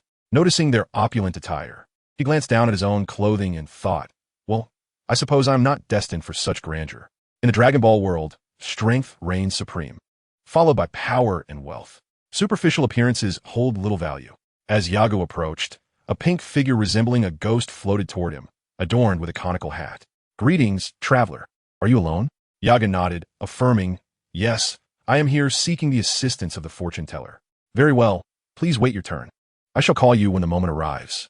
Moments later, a portly man emerged from within, a cigar dangling from his lips, accompanied by an exquisite woman who appeared to be his secretary. After their departure, the pink figure summoned the couple ahead of Yagu into the chamber. 5 minutes elapsed before the couple emerged, their faces beaming with joy as they returned to their luxurious vehicle. The ethereal figure called, after them, "Safe travels. Do visit us again." Turning to Yagu, he said, "I apologize for the wait. Please come in." As he spoke, he drifted backward, further enhancing Yagu's impression of a specter. The fortune-teller's palace was enveloped in an eerie silence. The desolate desert terrain seldom attracted visitors. However, for those affluent individuals genuinely in need, parting with a substantial sum to seek the fortune-teller's counsel was hardly a concern. The ghostly figure led Yagu into the first palace, dimly lit, where 2 skeletons stood at the entrance, perhaps a consequence of the fortune-teller's prolonged dealings with the netherworld. A youthful spirit indeed, mused an elderly woman seated upon a crystal ball, her gaze fixated on Yagu as the violet light from the dome above faded. "You are the fortune-teller?" Yagu inquired. "Indeed," she replied. "Can you guide me to the underworld in corporeal form?" The fortune-teller appeared taken aback by his request, having never encountered someone expressing a desire to traverse to the realm of the dead. "Child, how do you know I possess such abilities?" Yagu refrained from answering, pressing on. "Is it possible?" After a lengthy pause, the fortune-teller finally responded, "Yes, it is possible. However, I must charge a fee. Do not worry, it is merely 10 million. Yagu could muster the sum, yet he lacked the amount on his person.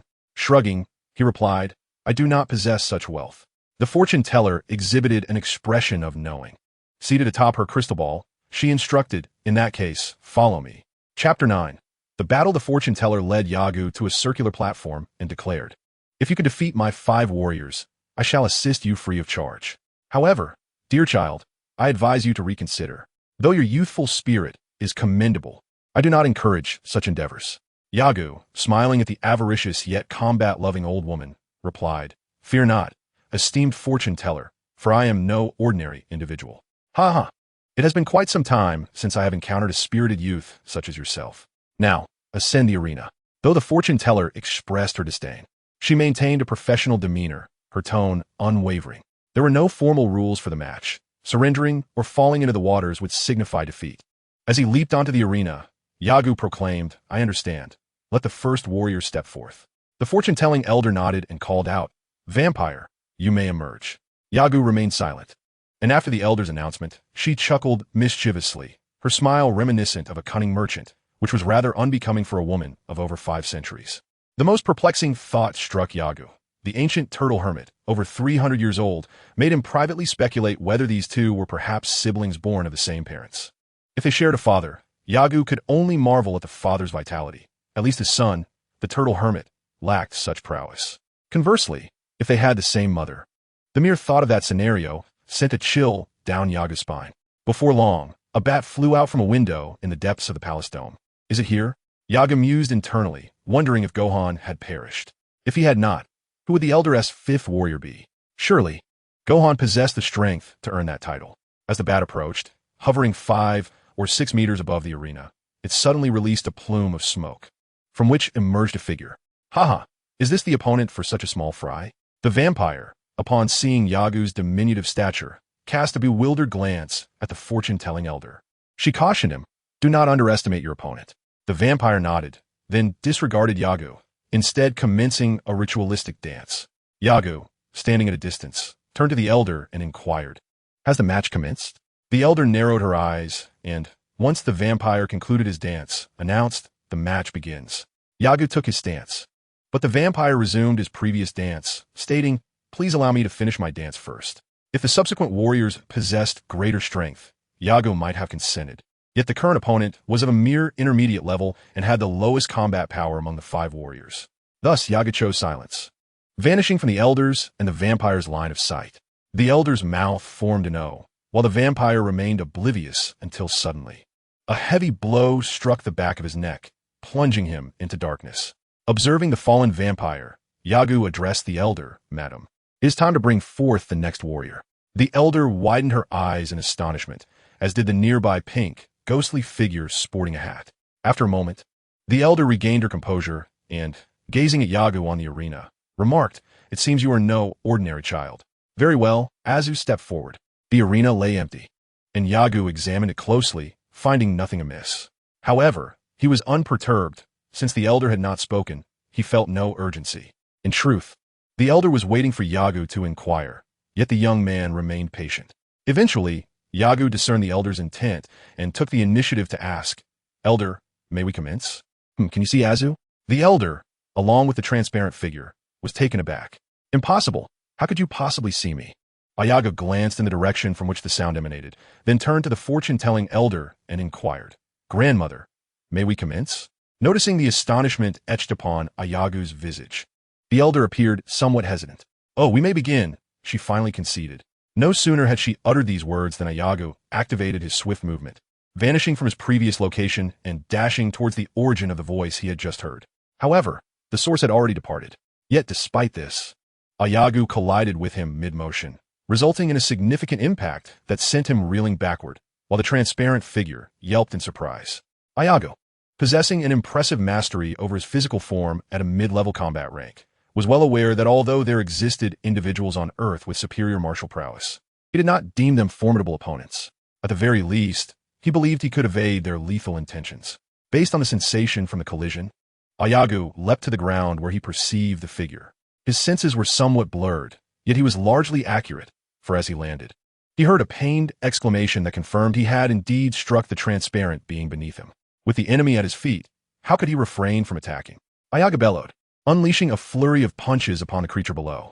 The rapid succession of strikes appeared as if multiple hands were assaulting the figure, eliciting a cold sweat from the elder. Having endured this for some time, and recognizing the transparent being's lack of resistance, she called out, "Cease your assault. You have won this round." Upon her command, Yagu halted, leaping into the air to distance himself from the transparent figure. "Thank you for your concession," he remarked. There was no need for pleasantries, as blood flowed from the transparent figure's mouth, rendering him no longer transparent. "Quite impressive, young one. It seems I underestimated you," the elder observed coldly, fixing her gaze on Yagu. "However, the next 3 warriors are formidable. Are you certain you wish to proceed?" Yagu nodded affirmatively.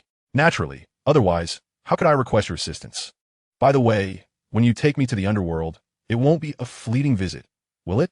The elder replied, "If the deceased return to the living realm, I can only guarantee 24 hours. But if a living person ventures to the underworld, it is entirely up to you, as long as you do not perish from hunger. You may remain as long as you wish. Come, follow me. We must change the venue for the contest." After a brief passage of time, Yagu arrived at the demon's restroom.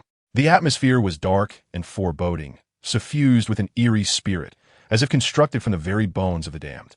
The oppressive ambience weighed heavily upon him, especially as he gazed into the bubbling depths below. Despite his confidence in his abilities, a flicker of trepidation emerged within him. "Curse it! Why must I be so anxious? I possess the dance of the sky technique, which, though not suited for practical combat, should suffice for the current predicament." Thus, Yagu gradually suppressed his fear, adopting a more neutral gaze towards the scene before him. After a brief interval, the fortune-telling elder materialized before him, seated upon her crystal orb. Upon encountering the fortune-telling elder, Yagu was met with a reproachful remark. "Youngster, why do you rush so? It shows a lack of respect for your elders. Yagu replied, how could that be? I have always held you in high regard.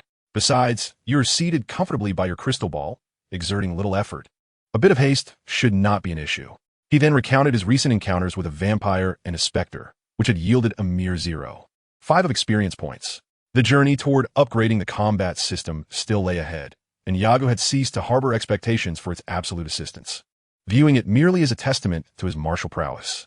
The fortune teller, disapproving of Yagu's demeanor, called forth the third warrior and began to chant incantations. A billowing cloud of white smoke erupted from the demon's mouth, advancing toward Yagu. As he assumed a defensive stance, he realized that the smoke only enveloped half the arena. Gradually, as the incantation softened, the smoke retracted, returning to the demon's gaping maw, leaving behind a slightly rectangular object. Upon inspection, Yagu noted the Egyptian mummy decorations adorning it. Pondering the unchanged nature of these warriors and speculating about the identity of the fifth warrior or whether the demon would guard the fifth gate. In anticipation, the fortune teller spread her arms wide and proclaimed, "Arise, warrior of the mummies." Chapter 10, Battle 2. With her exclamation, the coffin's lid, long silent, thudded open. Being of shorter stature, Yagu could not see the mummy within, eagerly awaiting the nature of his opponent. To gain a better view, he leapt onto the head of the demonic statue behind him. The mummy, swathed in bandages and resembling a severely disabled individual, bore a purplish visage akin to an eggplant. Had he been identified as a human, Yagu would have been utterly incredulous. It seemed that in the realm of the fortune teller, pure-blooded humans were a rarity. In comparison to these entities, the three-eyed Tianjin fan appeared remarkably normal. In today's world, myriad bizarre creatures existed. Yagu had encountered numerous beings, including those with a single eye. Compared to the spectral vampire and the spectral figure, Tianjin Fan's lineage was decidedly more authentic. Yagu did not consider himself an extraterrestrial. Certain truths are difficult to relinquish. Even when faced with reality, one may hesitate, not out of cruelty, but out of fear of future regret. At that moment, the mummy's eyes radiated a brilliant white light. Its arms crossed in front of its chest, standing upright under some peculiar force without moving its hands. As the light faded, the mummy's purple face transformed to that of an ordinary human. With a sinister chuckle, it stepped from the coffin, delivering a forceful kick that sent the entire sarcophagus crashing back into the demon's maw. The mummy fixed its gaze upon Yagu, remarking, "Sometimes one does not encounter worthy opponents. I did not expect to face such a diminutive foe." Yagu regarded the creature silently, choosing not to respond. "Though diminutive, your presence here signifies your remarkable prowess." "Ha ha ha. I shall engage you in a spirited contest," declared the mummy man. The divination elder interjected, "Now, let the third match commence. Will you surrender? Should you lose, it will be a dire fate." Upon hearing the commencement command, Yagu initiated his assault, vanishing from the sight of his opponent. The divination elder cried out urgently, "Mummy man, brace yourself.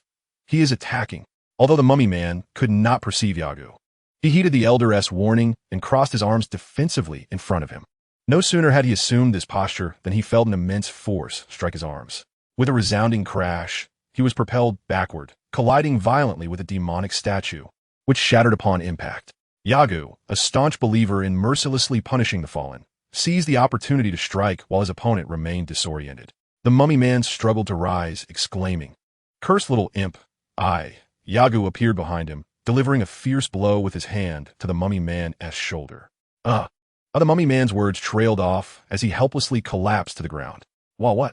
This child, the divination elder, was taken aback, having never encountered someone so formidable at such a young age in her centuries of life.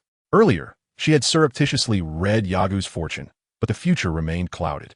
Yagu turned to the elder and asked, "Elder, did I win?" "Indeed, it seems so," she replied, her tone tinged with disappointment. In the past, there had been others who defeated vampires and phantoms, yet they had all been dealt with by the mummy man.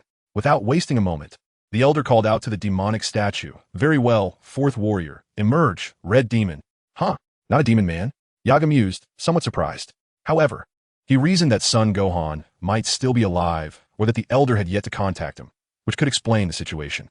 The entire demon lair trembled, and Yagu sensed that the forthcoming opponent would be exceptionally robust, a being whose sheer weight could astonish anyone. His thoughts were mixed. The creature that emerged was indeed hefty, yet had a tall, slender frame.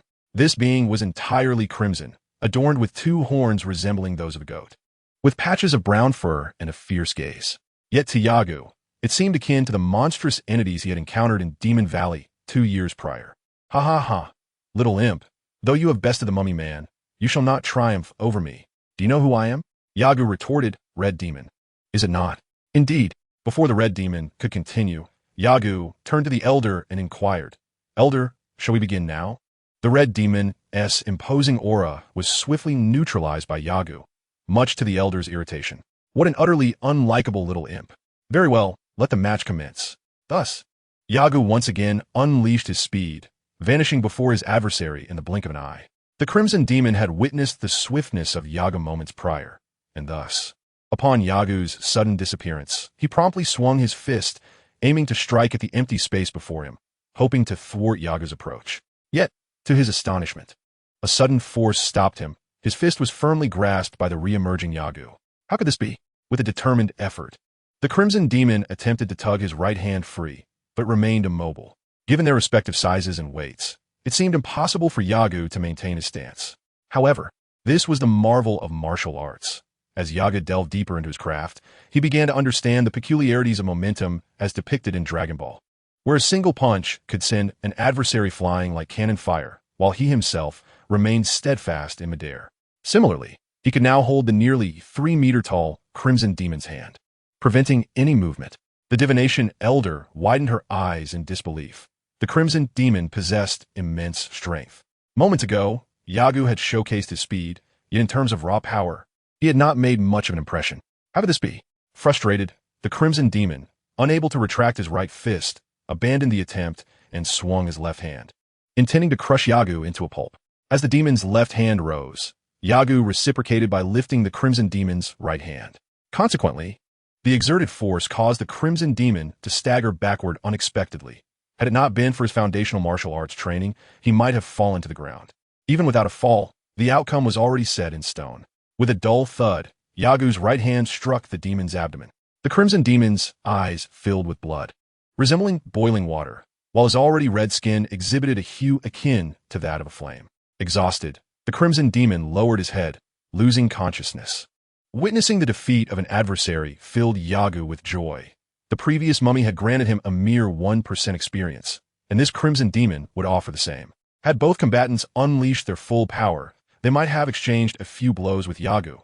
Yet, whether in Dragon Ball or martial arts tales, novices often prefer to gauge their foes first. The advantage of testing the waters lies in acquiring intelligence about the enemy through minimal exertion, allowing one to formulate a strategy based on that information.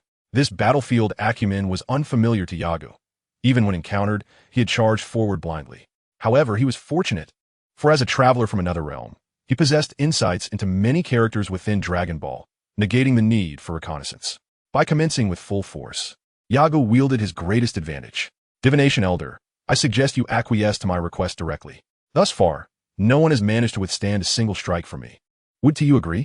The Divination Elder, now incensed, shouted at Yagu, insufferable brat.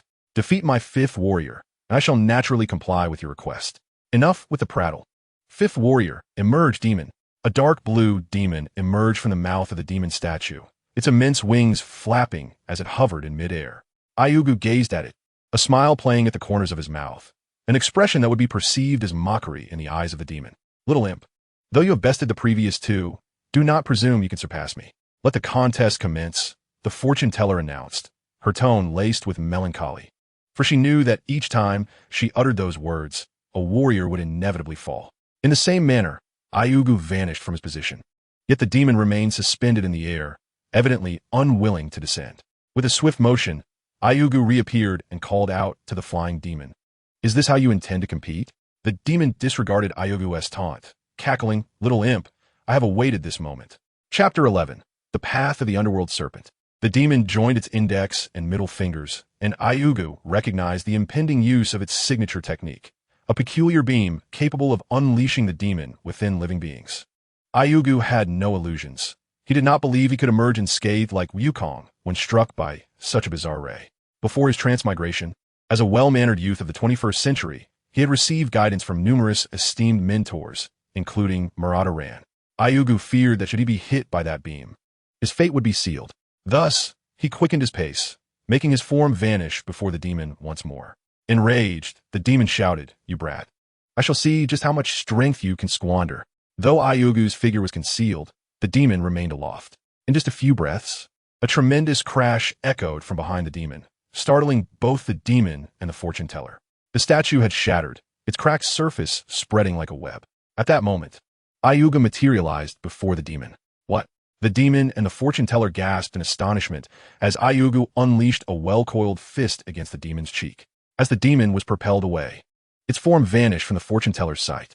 By the time she regained her senses, Yagu had adjusted his stance on the ground, while a human-shaped indentation of the demon appeared within the statue, a testament to Yagu's powerful blow. "Ha! I have triumphed once more. What say you now, fortune teller?" Yagu exclaimed, eager to visit the King of Worlds for training. It is worth noting that in the later arcs, Wukong honed his skills under his tutelage, at least during the Bu saga. Throughout the entirety of the Dragon Ball saga, Wukong consistently found himself with remarkable mentors at critical junctures. First enlightened by Gohan, a disciple of the god of martial arts, then instructed by Master Roshi, followed by strengthening his powers at Korin Tower with the Cat Sage, and ultimately training in the Sacred Temple. Thereafter, he ventured to the King of Worlds to learn advanced martial techniques, eventually transforming into a Super Saiyan, and remained with the king post the Cell Saga. However, Tianjin Fan and Karen always seem to lag a step behind. When Goku visits the temple, they arrive at Korin Tower. When Goku goes to the King of the Worlds, they head to the temple. This metaphor carries an ominous connotation. Yagu clenched his fists tightly, and upon hearing the fortune teller lament, "You have won," he jumped high in excitement, exclaiming, "Hooray!" The panting of the demon man echoed in the stone pit, while the fortune teller appeared dejected. She relished money in combat, yet Yagu's prowess was overwhelming. Her warriors posed no real threat to him. Yagu was eager to swiftly elevate his strength. Once he reached the King of the Worlds and mastered all his skills, he would return and purchase the title of champion of the world's martial arts tournament. This way, he could witness various masters without needing to challenge them daily. In the world of Dragon Ball, while strength reigns supreme, wealth holds significant importance as well. Chi-Chi's hardships stemmed from Goku's inability to earn money outside. Once one possesses influence and provides something of substantial value, they can attract a diverse array of individuals. Although pondering such matters now may be premature, Yagu understood that to earn money in this world, one must first gain renown. Even those without fame must work to establish their reputation. In modern times, there are many extraordinary individuals, and the martial arts competitions in the Dragon Ball realm are indeed a grand celebration of martial prowess. The fortune teller, seated by her crystal ball, floated towards Yagu.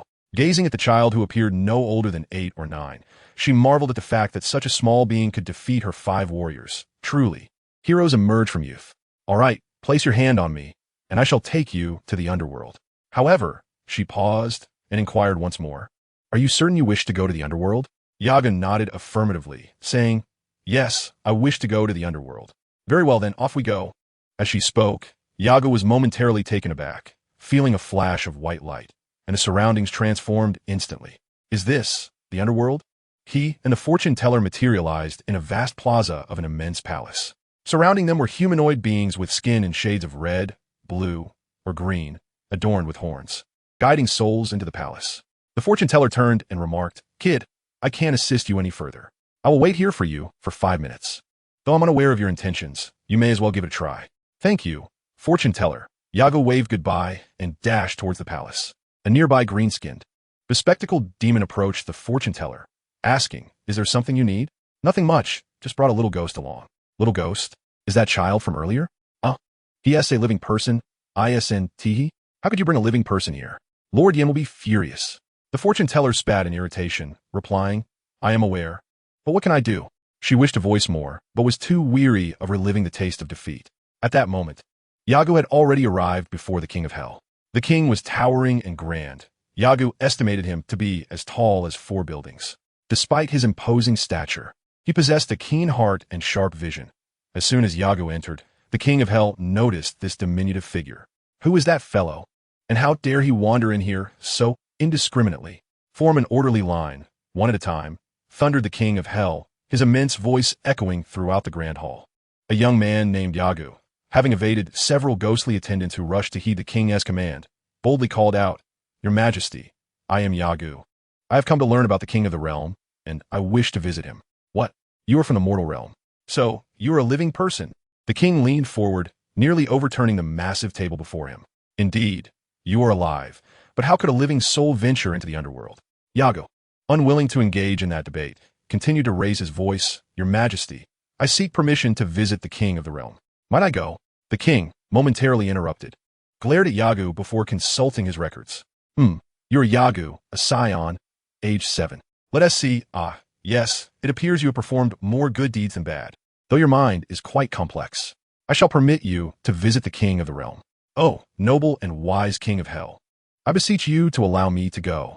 In truth, Yagu felt no need for such fervent pleas, for he was here as a living being, and thus not under the king's jurisdiction. In the original tale, Sun Wukong had to go through the king's arrangements after his death to determine his fate, summoned by the deities themselves. The king nodded and said, "You may go, but the path is long. As a living person, you're susceptible to hunger."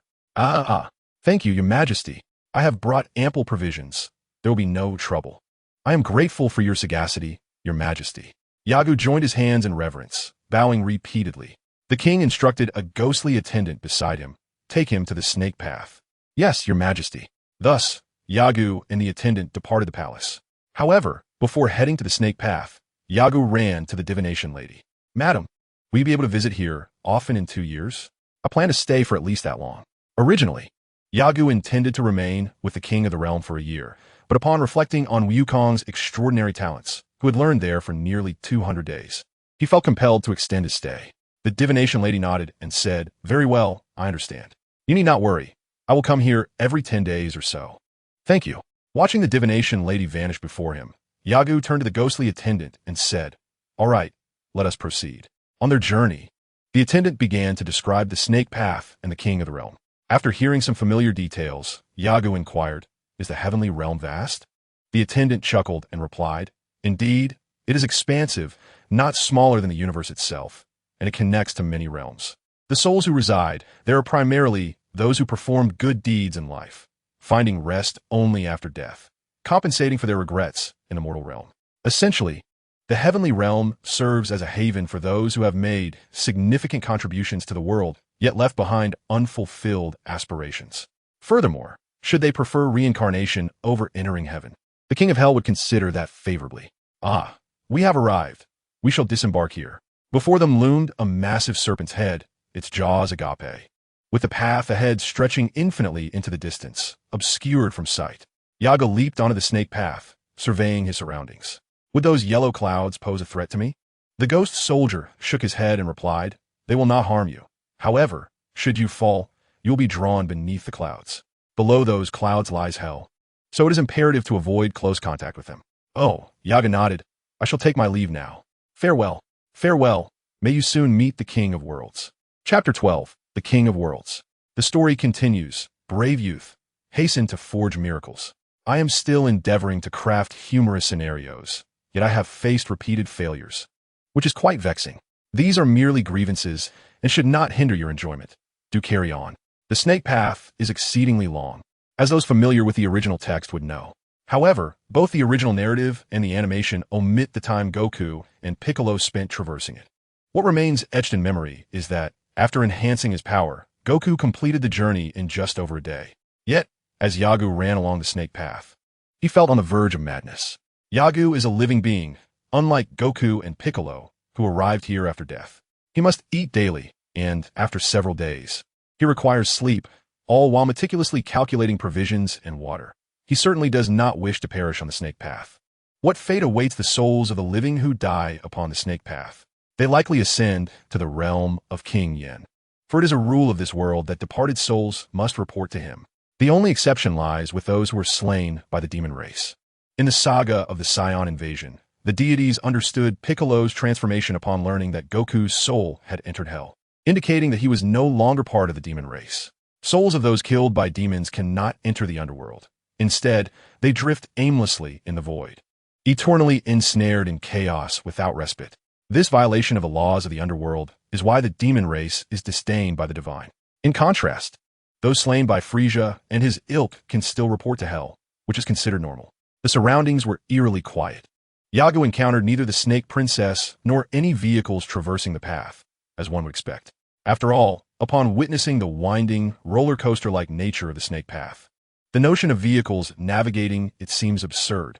Days passed, one after another, with the sky perpetually bright. 5 days, 10 days, 20 days, 50 days, each day a monotonous repetition. Such drab and tedious days gradually sap one's spirit. However, for Yagu, who has spent several years honing his martial arts, this existence is far less burdensome than solitary training. The sole source of his discontent lies in the constricted confines of the snake path. The space is too narrow, inducing a sense of entrapment. At times, he would practice the flight technique, yet the pace was excruciatingly slow, consuming too much energy, and was far from the exhilarating freedom experienced in battles post-Dragon Ball. Could it be that the flight technique, like the transformation into a Super Saiyan, is similarly constrained, requiring gradual revelation through the narrative? Transforming into a Super Saiyan is an arduous endeavor, not to mention Goku, Vegeta, or Gohan. Even Trunks from the future only succeeded in his transformation following the death of his mentor, Gohan. However, in stark contrast to the arduous training that gradually transforms warriors into Super Saiyans through a specific catalyst, the transformations of Goten and Trunks seem rather frivolous. Goten can achieve his transformation with merely a hint of anger, making it appear exceedingly simple. Yagu, unable to fully master the art of flying, finds his mind awash with thoughts, uncertain of their veracity. He merely needs to ensure that he receives comprehensive training from the King of the Worlds, acquiring his true teachings. After more than 200 days, Yagu finally traverses the Snake Way. It is no easy feat, indeed. He sighs inwardly and gazes upward. The distant speck above is the King of the World's planet. Seeing it fills him with joy, for all his efforts have led him to this point. Now, with hope blossoming within him, his body trembles with excitement. Haha, I have finally arrived. After catching his breath, Yagu shouts, channeling strength into his legs, and leaps high into the air. He ascends impressively, swiftly nearing the planet. The gravity of the King of the World's planet is tenfold that of other places, and as he approaches, Yagu's descent accelerates rapidly. However, having endured a 40-fold gravity environment for a while, he manages to control his body, albeit with one limitation. He has never leapt so high in such intense gravity. Thus, when his feet touch the ground, he finds his calves buried in the soil, and the impact sends tremors throughout his body. His face pales slightly. As previously mentioned, moving in a high-gravity environment is not as effortless for him as it was for Goku during his training. For instance, when Goku first arrived on the King of the World's planet, though walking was challenging under tenfold Earth's gravity, he could leap over 10 meters high, a feat that Yagu struggles with. In the 30-fold gravity he believes he has adapted to, he can only manage a 3-meter jump. After a considerable time, Yagu finally recovers from his predicament, only to find a gorilla-like creature standing beside him. Hello, might you know where the King of the Worlds is? Yagu quips while climbing out, his jest short-lived as a deep voice booms from behind him. Kid, what are you doing here? Hearing this voice, Yagu, having just emerged from his fall, feels a surge of joy. He turns to see the familiar visage of the King of the Worlds from Dragon Ball. You must be the King of the Worlds, right? Indeed, I am the King of the Worlds. What brings you here? The king, known for his fondness for dry humor, adopts a more serious demeanor. Yagu refrains from being disrespectful in his presence. Moreover, he is unsure if he is a match for this venerable being. After all, one who has lived countless years possesses profound martial prowess. Even a slight hint from such a master could require years of diligent practice for one to comprehend. As the saying goes, a family with an elder is like a treasure, with the exception of those who boast without knowledge. Genuinely cultured individuals earn respect. Greetings, esteemed King of the Worlds. I have come to train in martial arts under your guidance. Yagu adopts a humble stance, fully aware of the importance of acting with modesty while striving for greatness. Acting with grandeur may evoke admiration from those who possess true discernment, while adopting a more modest demeanor can mitigate unnecessary troubles and foster a favorable impression on others. In this world, there are indeed those who are ostentatious. Yet few can maintain such flamboyance without suffering dire consequences over time. To emulate their path may lead to a dismal fate. However, like attracts like, and individuals tend to congregate with those of similar temperament. Each person possesses a unique character, particularly in the presence of the diminutive, comical figure. It is amusing to note that despite the grave expression etched upon his face, there lies an inner amusement. The King of the World scrutinized the figure for some time, inquiring, "Do you wish to train in martial arts under my tutelage?" "Indeed, my lord," came the earnest reply. "I humbly beseech you to teach me." "Nay," the king retorted, "I shall not instruct you. Return whence you came." Anger welled up within, yet just as the corners of his mouth twisted into a grimace, he stifled it with great effort. Alas, the king held the authority to dictate such matters. "But why, my lord?" Although his lips uttered the question, his thoughts were rife with indignation. Why is it that Goku and his companions can swiftly glean knowledge wherever they go, while I am left in the lurch? Has heaven turned a blind eye? I am, after all, a traveler from another realm. Yet, traversing different dimensions does not guarantee a favorable outcome. Many face unfortunate ends, be it through abrupt narrative conclusions or calamities that claim their lives. Some authors merely present a premise, leaving the story unresolved. It is lamentable that those who venture through the currents of time often meet with dire fates. The king spoke plainly, "Because I perceive you are not of noble intent. Pray tell, which of your eyes has discerned my character? Moreover, I am but a child under 10 years of age. Surely there is a misunderstanding. I am quite endearing." The frustration within the young traveler was palpable, yet he possessed the ability to regulate his emotions. He understood that the king likely shared the perceptive abilities of the turtle hermit and Kalen. However, he surmised that the king awaited a more substantial offer. Thus, Yagu calmed his mind and contemplated, "Perhaps I shall share a jest with the king?" After some reflection, he deemed this notion splendid. "My lord, might I regale you with a tale?" Yagu approached the king, who was seated at the entrance of his abode. The pet Baburus scampered over as well, intrigued by the prospect of a story. The self-proclaimed master of humor adopted a composed demeanor and addressed Yagu. "Oh, what tale do you wish to share? Speak, and let us hear it. If it captures my fancy, I may reconsider and impart martial knowledge to you. Do ponder this opportunity well. Do not squander it, understand?" Yagu was elated. He had intended to take his time, yet the king had opened the door so readily. He was not a natural storyteller, lacking the social finesse to create an engaging atmosphere. Unlike others who could effortlessly command attention in any setting, regardless of their attire or status, Yagu lacked that almost innate ability. Nevertheless, he felt no trepidation, for the individual before him would likely find humor even in the most mundane of jokes.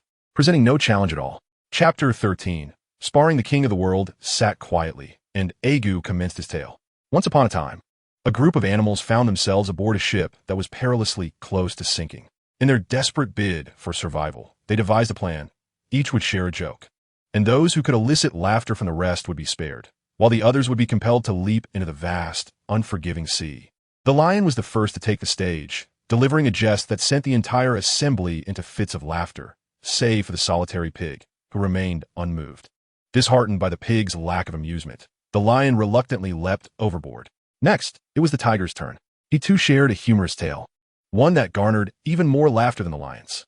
Yet still, the pig remained indifferent. The lion, glancing back at the pig, was left with no choice but to jump into the depths. Then came the peacock's moment to shine. As he began his joke, the pig erupted into laughter, much to the peacock's ire. "What is the meaning of this? I have yet to finish, and you are already laughing," he exclaimed. The moment he had spoken but half of his joke, the pig interjected again, declaring that the lion's joke had been the pinnacle of hilarity. Afterward, a character named Yagu cautiously observed the grand elder. The elder, however, maintained a stoic demeanor. After a brief moment, he turned to Yagu and inquired, "Is this your joke?" At that, Yagu's eyes narrowed to mere slits, and he weakly nodded in affirmation. The grand elder, adorned with sunglasses that obscured his eyes, rendered Yagu unable to discern any emotions within. In truth, even if he could, he would struggle to comprehend the nuanced expressions of someone like the grand elder. As Yagu pondered how to navigate this awkward situation, the grand elder suddenly erupted into hearty laughter. "What is it, grand elder? Are you well?" Yagu asked, concern etched on his face. Clutching his belly, the grand elder chuckled. "I just remembered. Your joke is simply too amusing." Yagu clenched his fists tightly. Had he not known that the being before him was not one to play tricks, he might have thought he was the subject of ridicule. "Why, you're no pig," he thought, though he knew such grievances would not reach the ears of the grand elder, a being who held grudges. Moreover, Yagu had not come here to quarrel. If arguing could unlock the secrets of the grand elder's skills, Yagu would gladly engage, but he understood that no amount of bickering would grant him those abilities. Having spent considerable time in the Dragon Ball world, Yagu felt a persistent sense of unease. Every endeavor seemed arduous, as if the very universe conspired against him. His experience was far removed from the effortless exploits of protagonists in novels. After the Grand Elder's laughter subsided, he observed Yagu's expression and remarked, "Not bad. Not bad at all. You possess a knack for humor, albeit with a hint of mischief. Nonetheless, you are a good soul." Yagu could only respond affirmatively. For questioning the Elder's judgment would be futile. The Grand Elder then fixed his gaze upon Yagu and asked, "Did you not claim to have come here to learn martial arts?" To which Yagu replied, "Indeed, Grand Elder. I have heard you're the most illustrious figure in the entire universe, which is why I have endured great hardships to arrive here." The Grand Elder nodded approvingly. "Very well, let us dispense with idle chatter. Come, engage with me in a spar." As the Grand Elder assumed a combat stance, Yagu, momentarily taken aback, swiftly consulted the battle system, discovering that it was a training duel with the Grand Elder's combat level categorized as high intermediate. High intermediate? How can this be? Yagu's heart brimmed with astonishment. Regardless of whether it was the Spirit Bomb or the Kaioken, for races devoid of transformation capabilities like the Saiyans, these techniques were undeniably formidable martial arts. Yet, remarkably, they were still categorized as high intermediate. Was it that the King Kai had failed to fully master these martial arts? Or was there an even higher echelon of combat skills within the universe? "Hey kid, come to me swiftly." The King Kai urged impatiently upon witnessing Yagu's hesitation. Regaining his composure, Yagu promptly initiated his signature move, utilizing extraordinary speed to vanish from the King Kai's line of sight. Observing Yagu's sudden disappearance, the King Kai raised an eyebrow in intrigue. "Ah, employing such tactics are we?" he mused, then suddenly swung his fist to the left. Simultaneously, his body inexplicably darted in that direction, without any visible lifting of his leg. A loud thud echoed as Yagu reappeared, only to find that the King Kai's palm had deformed his right cheek, sending him sprawling 5 or 6 meters away before landing. Ahem, how is this even possible? Yagu marveled at the King Kai, but soon recalled a similar situation that had befallen son Wukong upon his entrance to the Temple of the Gods. The King Kai regarded Yagu and remarked, "Speed alone is insufficient, my boy." With that, his form vanished, reappearing behind Yagu, causing him to nearly leap in surprise. This was a tactic Yagu had always employed against others, but now, the sudden change left him momentarily disoriented. Once more, the King Kai instructed, retreating to create distance between them. Yagu understood that the King Kai sought to observe his martial arts skills to provide comprehensive guidance. A true martial artist does not merely strive to learn superior techniques, but rather to master those already acquired, integrating them into their very instincts. Much like those who reside in desolate mountains, lacking formal training, yet possessing strength rivaling seasoned martial artists, they glean insights through years of combat with wild beasts, awakening their innate combat prowess. Shaking off the previous encounter, Yagu renewed his assault on the King Kai, this time approaching him earnestly and engaging in close combat with punches and kicks. The techniques he had learned were a hodgepodge, and to Yagu, the martial arts from Dragon Ball seemed similarly fragmented. During the era of the 7 Dragon Balls, various styles existed, but as time progressed, they faded away, devolving into mere reliance on speed and strength to vanquish foes. As long as one possessed sufficient velocity and power, they could swiftly eliminate any adversary. Deception and cunning had no place in the face of raw might. With a series of strikes, Yagu's fists either met with the King Kai's evasive maneuvers or were thwarted by his palm. In the annals of Yagu's combat history, this was unprecedented. The opponent's speed did not appear particularly swift, yet he consistently found himself outmatched. "Damn it," Yagu growled, raising his fist and swinging his right arm back to gather strength, intent on unleashing it upon the King Kai without reservation. However, his right punch never materialized, as the King Kai inexplicably stood before him. A hand pressed firmly against Yagu's right shoulder blade, rendering him incapable of harnessing his strength. Before Yagu could even register the ominous turn of events and retreat, he was met with a straight punch directed at his chest from the King Kai. With a resounding thud, the sound of the punch reverberated, its volume perhaps amplified by the confines of my chest or the swift velocity of the blow that created a shockwave upon impact. This time, Yagu was sent flying a considerable distance, landing supine on the ground after tumbling over 10 meters. Rubbing his chest where he had been struck, Yagu frowned, acknowledging the formidable strength of his opponent. This particular strike had precisely targeted a vulnerability in his energy flow. If the King of the Worlds were to channel power through that point again, it would have rendered him incapacitated or worse. He would have been left bleeding rather than able to rise as he did now. Yagu was acutely aware of the king's prowess. After all, How could a man devoid of martial arts mastery conjure such unparalleled techniques as the King's Fist and Spirit Bomb? While their combat abilities might have reached a plateau, the accumulated martial knowledge could still give rise to increasingly intricate and bizarre attacks. The martial sage was the most formidable fighter of his era. Yet even he could not withstand the might of Piccolo, nor could Master Roshi or Tien Shinhan. Although Tien had yet to face Piccolo in direct combat, he fell victim to a warrior birth from the egg that Piccolo unleashed.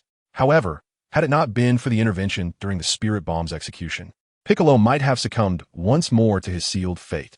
The two who had previously wielded the Spirit Bomb had perished, yet Tien remained, illustrating that as long as one possessed sufficient stamina, the Spirit Bomb could still be harmless. The dynamic of power between opponents is not solely reflected in the Spirit Bomb. During Goku's confrontation with Vegeta, the continual escalation of the King's Fist exemplifies this principle. Were it not for that capacity for amplification, Earth would likely have met its demise at the hands of Vegeta's singular strike. High-level techniques afford warriors the means to contend with their adversaries. Take Tien's Kikaho, for instance. In his battle against Nappa, losing an arm would have left him with little recourse had he not possessed the Kikaho. Much like when he obstructed Cell from absorbing Android 18, without desperate measures, ordinary attacks would have proven ineffective against Cell. A full-force blow from Android 16 struck Cell, who had absorbed Android 17, yet the latter remained unscathed, effortlessly retaliating and dismantling 16. In the face of such overwhelming power, what could Tien accomplish without the Kikaho?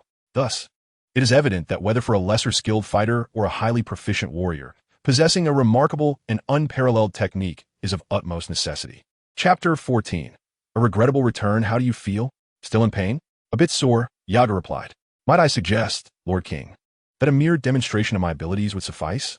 Was it truly necessary to strike so fiercely? He grimaced, rubbing the bruises that dotted his body and face, expressing his dissatisfaction. Despite being the recipient of a thorough thrashing during their sparring session, Yagu had garnered a substantial 2% experience gain. Presently, his combat system experience stood at 6495, with advancement still a distant prospect. The King of the Worlds nonchalantly remarked, "Only through such measures can your true capabilities be assessed. If you find it too much, you're welcome to take a break." Yagu quickly interjected, "Oh, I was merely voicing my thoughts." A break? That would be out of the question. However, Lord King, might you point out any areas in my martial skills that require improvement? There are numerous aspects to address. Do you truly believe you are without fault? The King of the World cast a sidelong glance at him and continued, "You have mastered many martial techniques, yet you have not truly applied them in combat. Even when you do, their power only reaches a mere fraction of their potential. How can that be acceptable? A true master can unleash strength that transcends their own capabilities. Are you capable of such feats?" Yagu felt a profound sense of frustration at his words. Once invincible on Earth, he now felt as if he were merely a child wielding a submachine gun against a horde of youngsters, expending countless bullets in vain. It was as if he was rendered utterly humiliated. The days that followed were monotonous, at least in Yagu's eyes. Under the tutelage of the King of the World, he commenced revisiting the martial skills he had previously acquired. However, the king possessed an astute perception. Those techniques Yagu believed to be flawless revealed numerous flaws through the king's discerning gaze. Some inadequacies stemmed from his own lack of cultivation, while others were due to detrimental habits and unintentional oversights that proved rather fatal. In summary, while Yagu's strength did indeed improve, he did not acquire the much-desired King of the World Fist or the Spirit Bomb. Although he harbored some expectations regarding the Spirit Bomb, he did not possess grand ambitions, especially considering that Piccolo and Tenshinhan had given their lives defending Earth. Upon arriving at the King's planet, he learned that the king had not even mentioned the Spirit Bomb to them. With the king remaining silent about the King of the World Fist, Yagu could only exercise patience, particularly since the knowledge imparted to him by the king was immensely beneficial for enhancing his own power. As time passed imperceptibly, devoid of day and night, Yagu lost track of how long he had been in the netherworld. Fortunately, not only was his food supply sufficient, but the king also had ample provisions stored away. Yagu often pondered the origin of the king's food. After spending a year in the king's domain, he was finally taught the King of the World Fist. To Yagu's delight, with a year's foundation, he grasped the technique swiftly, mastering it in less than 100 days. Yagu did not consider himself a rival to Son Goku, whose talent was far superior. Perhaps one would not see another like him for a millennium. Much like the legendary warriors of the Saiyans, he recognized that throughout Saiyan history, There had never been an existence with a combat power exceeding 20,000. Yagu had indulged in the Dragon Ball manga, the animated series, and various films, particularly enamored with the legendary Super Saiyan Broly depicted in the films. However, he did not believe he would encounter such beings in the main storyline, as their appearances in the films often resulted from temporal distortions. It was during a time when Gohan had already transformed into a Super Saiyan, yet Son Goku remained alive. A closer examination revealed the terrifying nature of the temporal chaos. Cell was rampaging on Earth, and within mere days, the Cell games would commence, with Vegeta and the others awaiting their comrades' training completion before entering the hyperbolic time chamber. By the time of Cell's second appearance, the battlefield had shifted to Earth, where Son Goku had perished during the Cell games, and Goten was now grown. Even more astonishing was that Bulla, also known as Bra, had already mastered the instant transmission technique. From a main narrative of Dragon Ball, one can discern that prior to and following the acquisition of the instant transmission technique by Biddy Lee, both Son Goten and Trunks were engaged in rigorous training, preparing for the World Martial Arts Tournament, rendering them incapable of venturing out to collect Dragon Balls. Furthermore, Trunks was unfamiliar with Biddy Lee, indicating yet another temporal dislocation. Although Yagu held a particular fondness for Broly, who ranked among his favorite characters when he watched the anime and read the manga in his previous life, he harbored a distinct aversion to this aspect. Broly resonates deeply with fans, yet the production team relegated him to a position outside the main Dragon Ball storyline. Even a slight effort to incorporate him at a more precise juncture would have sufficed to prevent his appearance from being overly jarring. In the theatrical releases, there exist several well-timed moments, such as during the Dragon Fist Strike and the future Dragon Ball World-S side stories.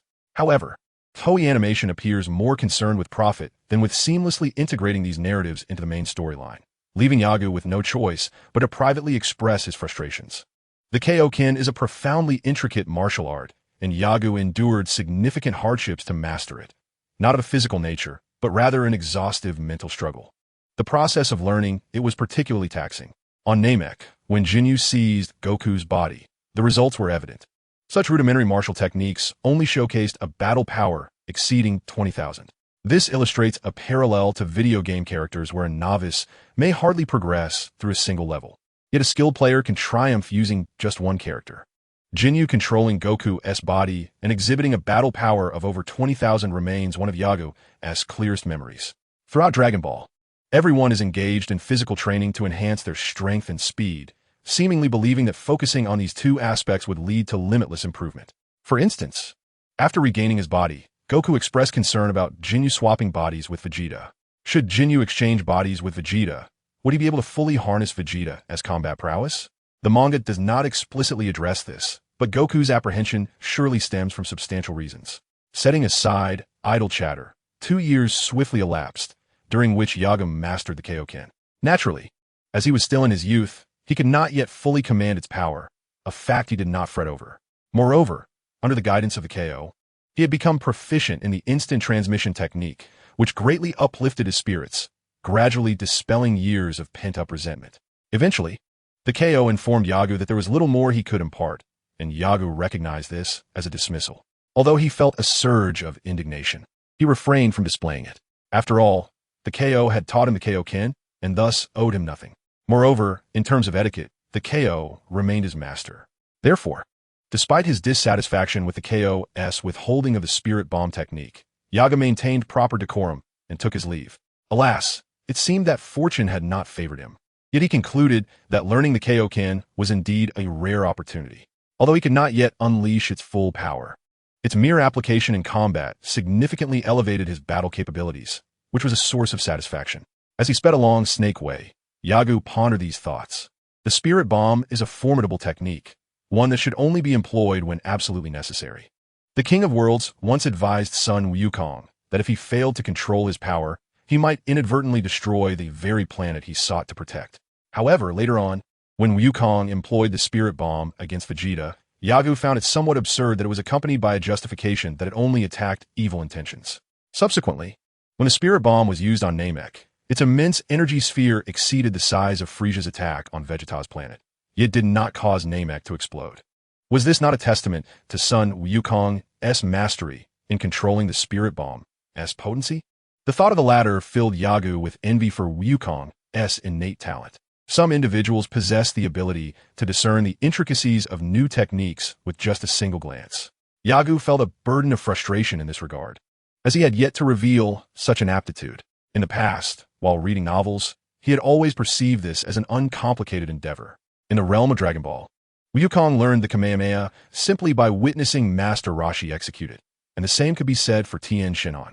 Vegeta's use of the energy blade stemmed from observing Krillin. Yagu, existing in an era shared with these formidable Saiyans, could not help but feel a tinge of melancholy. If he could choose a time period, he would opt to arrive on Earth during the defeat of Demon King Piccolo.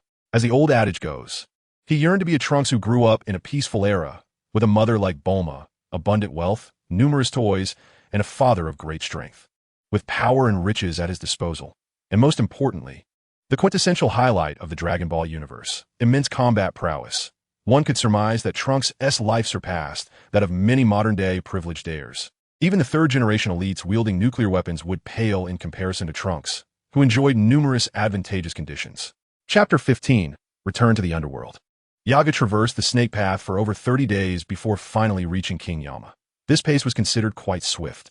Along the way, he practiced the King's Fist, becoming adept in its application for combat, yet he felt there remained a certain deficiency due to the insights imparted by the king.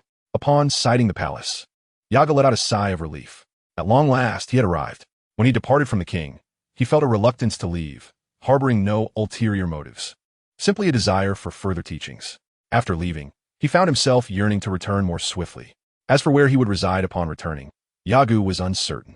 Home was merely a label, and upon contemplating it, he was reminded of his parents from his previous life.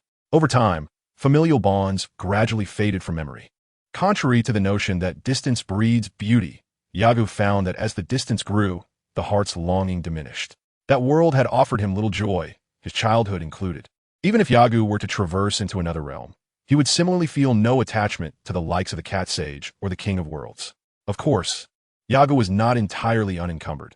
He had the factories in the West City, the company of Li Fa, and a substantial sum of money. He harbored a desire to experience the scene of using wealth to bash someone's head. Just as Yagu made his entrance into the palace, a ghostly attendant inquired, "Who are you?" "I'm the one who visited the king 2 years ago. By the way, may I ask if the fortune-telling elder is present?"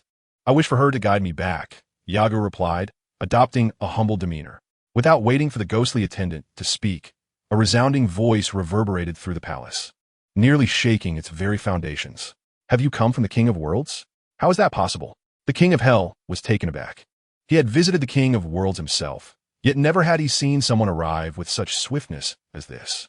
For Yagu, such speed was incomparable to that of Sun Wukong. The latter remained shrouded in mystery, yet Yagu understood that Jinling was not a mere creature of the pond. When the winds of change arose, he would ascend like a dragon.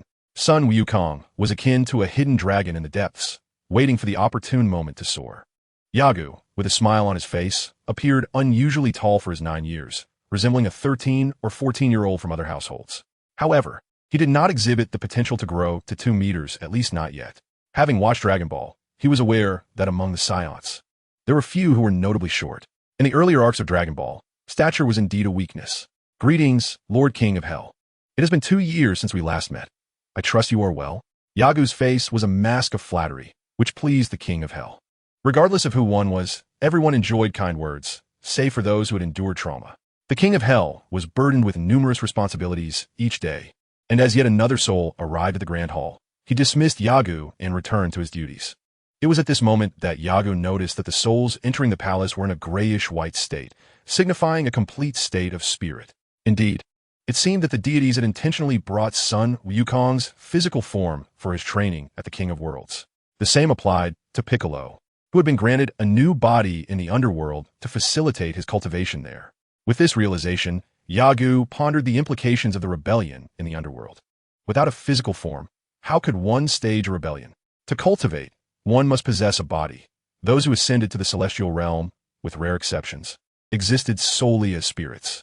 In the depths of hell, where the King of Hell dealt with troublesome criminals, it was inconceivable to allow them to retain their physical forms. Although Yagu recognized yet another rule of the Dragon Ball narrative, he did not display any signs of joy, for the chaos of distorted timelines could yield significant unpredictability. This led him to contemplate a troubling scenario. What if the Dragon Ball world he inhabited was one where Sun Wukong had succumbed to heart disease? The allure of the Dragon Ball universe lay in its vibrant tales, particularly those revolving around Wukong and the initial steps he took out of the desolate mountains. Without them, the world of Dragon Ball would descend into monotony, perhaps even chaos. The formidable adversaries encountered along the way, particularly Majin Buu, were sufficient challenges in their own right. The more Yagu reflected, the more he felt the urgency of his situation.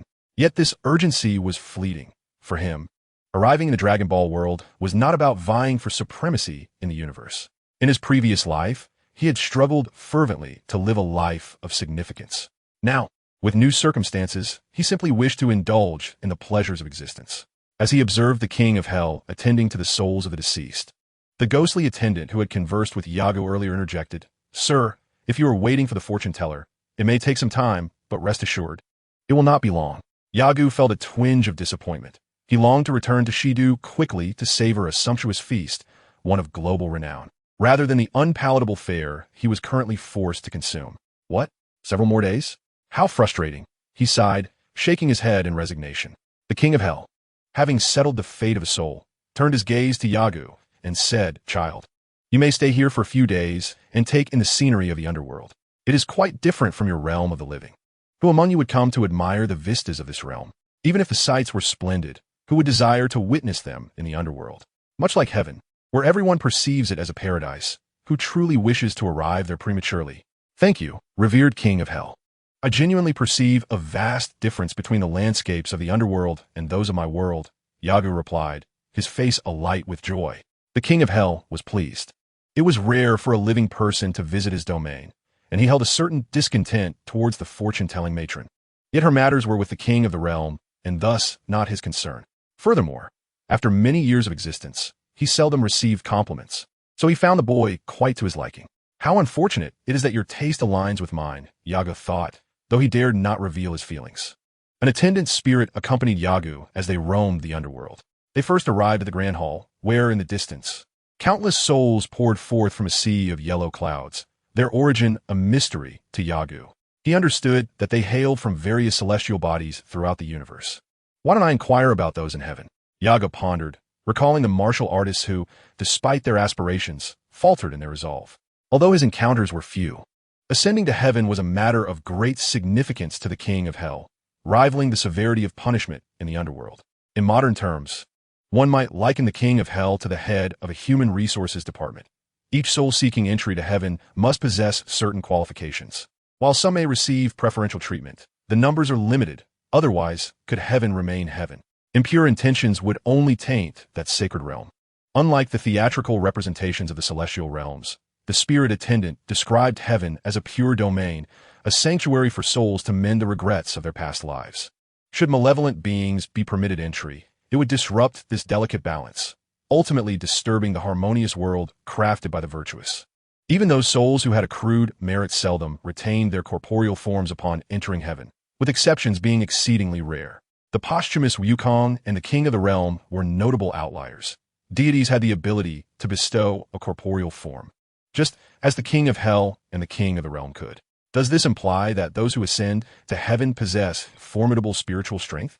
Yagu suddenly queried. The spirit attendant hesitated before responding, "Not necessarily. Only a select few possess significant spiritual prowess.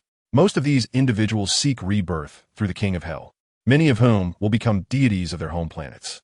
Continuing, the attendant remarked, "The King of Hell cannot afford a moment's respite. Thus, assistance from celestial beings would greatly alleviate his burdens. He cannot manage everything alone." However, but what? Yagu inquired. Those who can ascend to become celestial beings are exceedingly rare. In this era, individuals are often consumed by selfish desires, rarely qualifying for the status of a deity. The few races in the universe capable of such ascension have gradually dwindled due to various circumstances. Presently, the universe is shrouded in malevolent forces, and the number of souls reporting here has increased significantly in the past millennium. Yet, the qualified souls who may enter heaven remain few and far between. Yagu was unaware of these matters. In the world of Dragon Ball, those who ascend to heaven evade the depths of hell, particularly on Earth. In the later stages, under the reign of the Cat King, there seemed to be little turbulence. In truth, As a martial artist, I visited King Kai 2 years ago. May I pose a question? Yagu remained focused on his craft, yearning for knowledge before descending into the underworld. For instance, the planet where Sun Wukong learned instant transmission. All souls from across the universe arrived there. If he could foresee the beings from that planet, learning a few techniques from them would indeed be beneficial. Yagu recalled Wukong's words upon returning to Earth, stating he had only mastered one technique in a year. Given Wukong's innate talent, the intricacy of that technique was evident. He might also be curious about transforming into a Super Saiyan, but considering it took him over 100 days to learn the Kaioken and Spirit Bomb, yet a year for instant transmission, one can only imagine the formidable martial arts possessed by the beings of that planet, even if they are merely auxiliary techniques. Chapter 16. A chance encounter. The ghostly attendant brought Yagu to various areas surrounding the palace of the underworld. Upon hearing Yagu's inquiries, he replied, "Do you have any questions?" The underworld does not harbor many secrets. Rather, each place must maintain its decorum.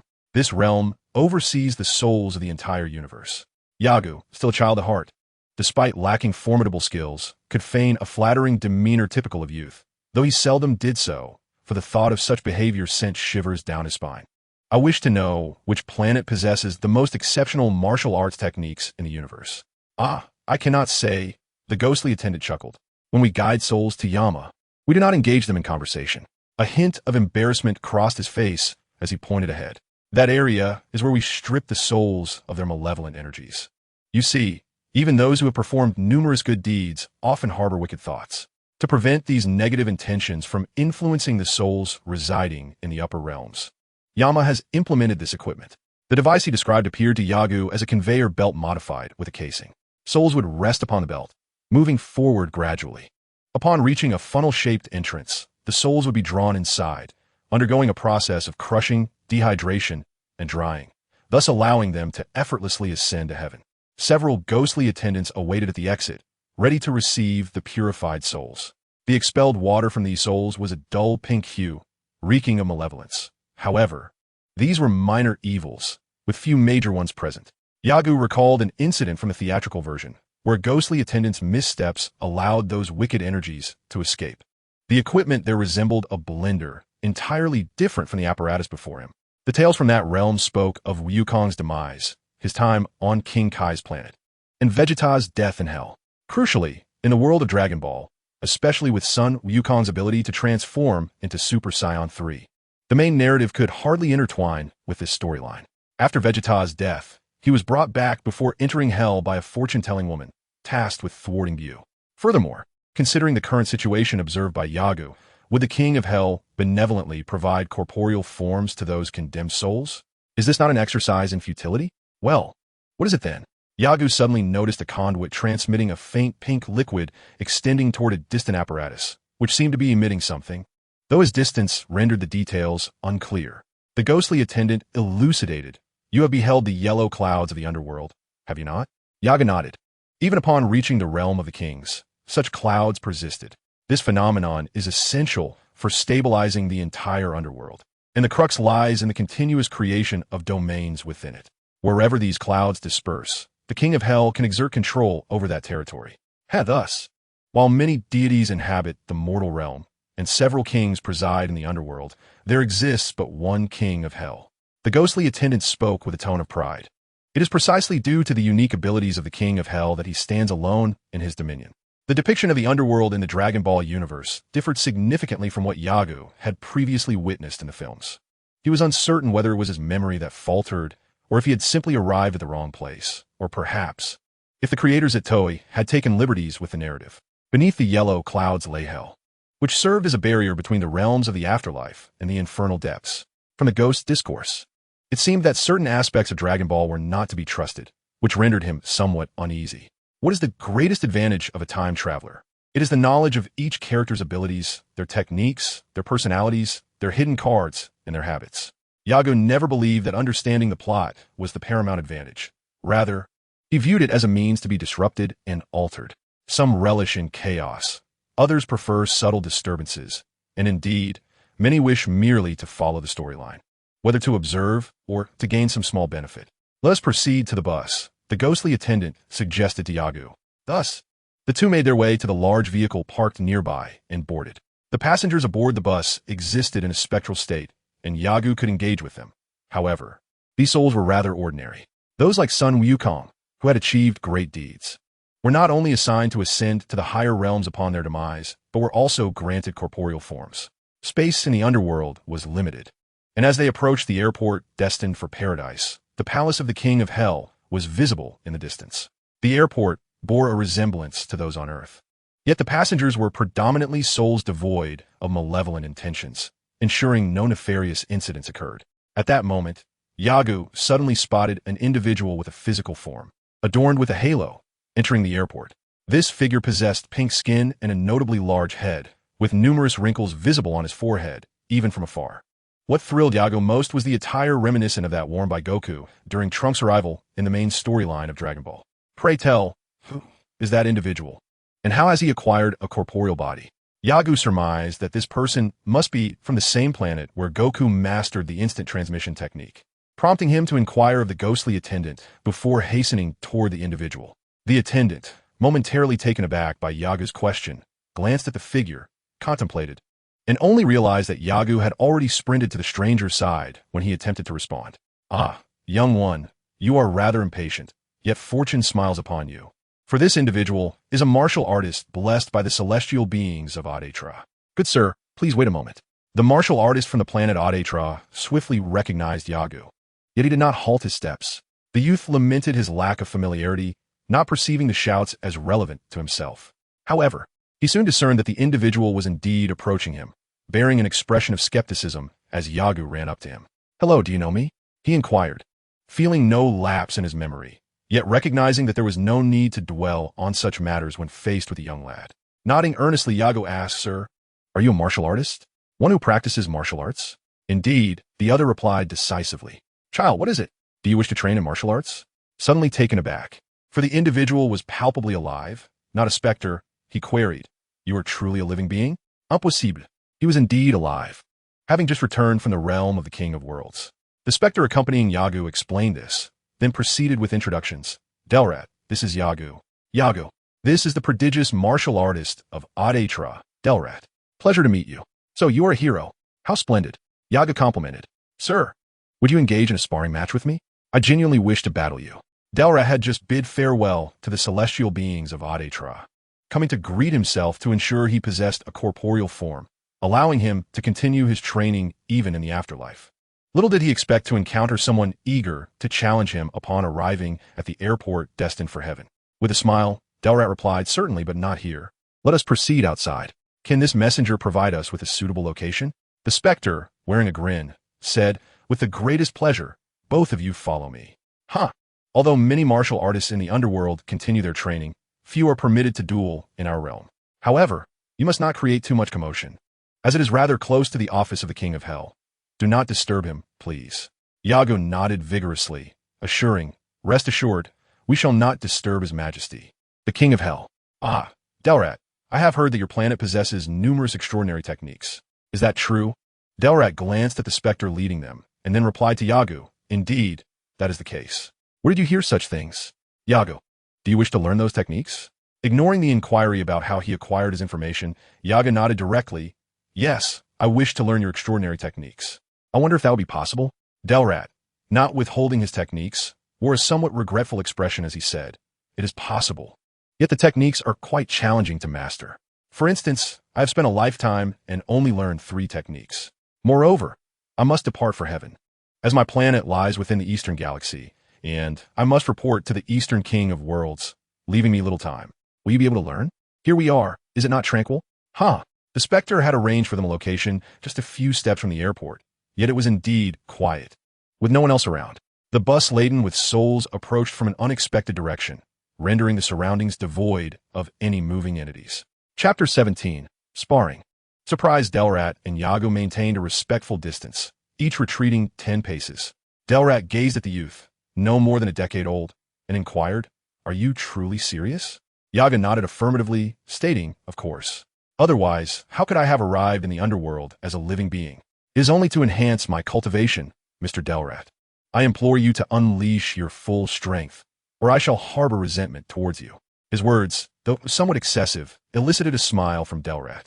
Very well, young one. By virtue of your declaration, I shall adopt the mindset befitting a warrior in our duel. In the combat system, this encounter was classified as a sparring match, with the opponent's combat level defined as Advanced Intermediate. This was a remarkable revelation. The King of Worlds, who mastered the Spirit Bomb and the King's Fist, possessed the same Advanced Intermediate combat level. After spending over a year under his tutelage, Yagu had learned the King's Fist, albeit with limited efficacy. Yet he had attained a middling advanced level in martial skills. It seemed that Delrat's proclaimed 3 ultimate techniques were indeed formidable, surpassing even the King's Fist and Spirit Bomb mastered by the King of Worlds. The Yadatran lacked hair, their cranium a blend of human and octopus features, adorned with numerous wrinkles that rendered them ancient in appearance from human perspective. As the battle commenced, Yagu cast aside his playful demeanor and immersed himself fully. In a swift motion, Delrat vanished from sight, prompting Yagu to hastily employ the techniques imparted by the king, utilizing his energy to sense the opponent's movements. Suddenly, the energy alerted him that the adversary was behind him. In a moment of surprise, Yagu propelled himself forward with vigor. Delrat executed the instantaneous movement Yagu coveted, evading what had seemed an infallible strike. However, in battle, the unexpected was always possible. Yagu had not yet exerted his full power, so he immediately halted, assuming a defensive stance. As Yagu surged forward, he noticed that Delrat did not advance toward him.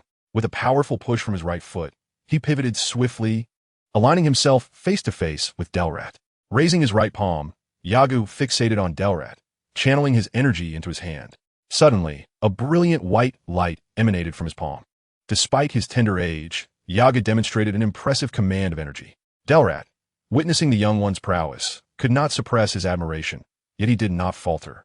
Bringing his hands together, he drew his palms close, and in less than a breath, a red energy sphere rapidly expanded in his grasp. Yagu unleashed the shockwave from his hand. Simultaneously, Delrat released his own energy blast. The two energies, having been launched from a short distance apart, collided instantaneously. The clash of energies reverberated loudly, stirring a tempest around them. The observing specters gasped in astonishment as they beheld the spectacle of energy blasts, one exclaiming in panic, "This commotion will surely draw the attention of Lord Yan Wang." He trailed off, for numerous specters had gathered, evidently attracted by the disturbance. The specter sighed, resigned to fate, acknowledging that the situation had escalated beyond his control. However, upon reflection, he considered that one was favored by the celestial beings, and the other hailed from the northern realm. Surely, the King of Hell would show leniency regarding this incident. With this thought, the ghostly soldier felt a sense of relief, stepping back to avoid the shockwaves while intently observing the clash between the two. Delrat and Yagu were locked in a stalemate for several seconds, utterly astonished by the overwhelming power displayed. Could he truly be just a youth? Where did he come from, possessing such formidable strength at such a tender age? Yet, Delrat did not entertain the notion of defeat. With a fierce thrust of his hand, he propelled the energy orb forward, simultaneously forming a peculiar seal with both hands. Yagu had not yet unleashed his full potential. He had not even tapped into the complete might of his normal state, let alone the King's Fist. However, controlling shockwaves proved challenging, and as the standoff continued, he poured more and more energy into the clash. Suddenly, feeling his opponent surge forward, Yagu prepared to amplify his energy output. The shockwaves surged toward Delrat, seemingly unimpeded. This was a battle, albeit a sparring match, and focus was paramount. Yagu did not believe that Delrat, who could utilize instantaneous movement, would evade the oncoming attack. Yet, to Yagu's astonishment, something inexplicable occurred.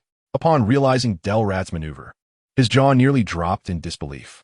Yagu's shockwave, alongside the earlier one from Delrat, charged toward him, but as the energy orb collided with the space before Delrat, something peculiar happened.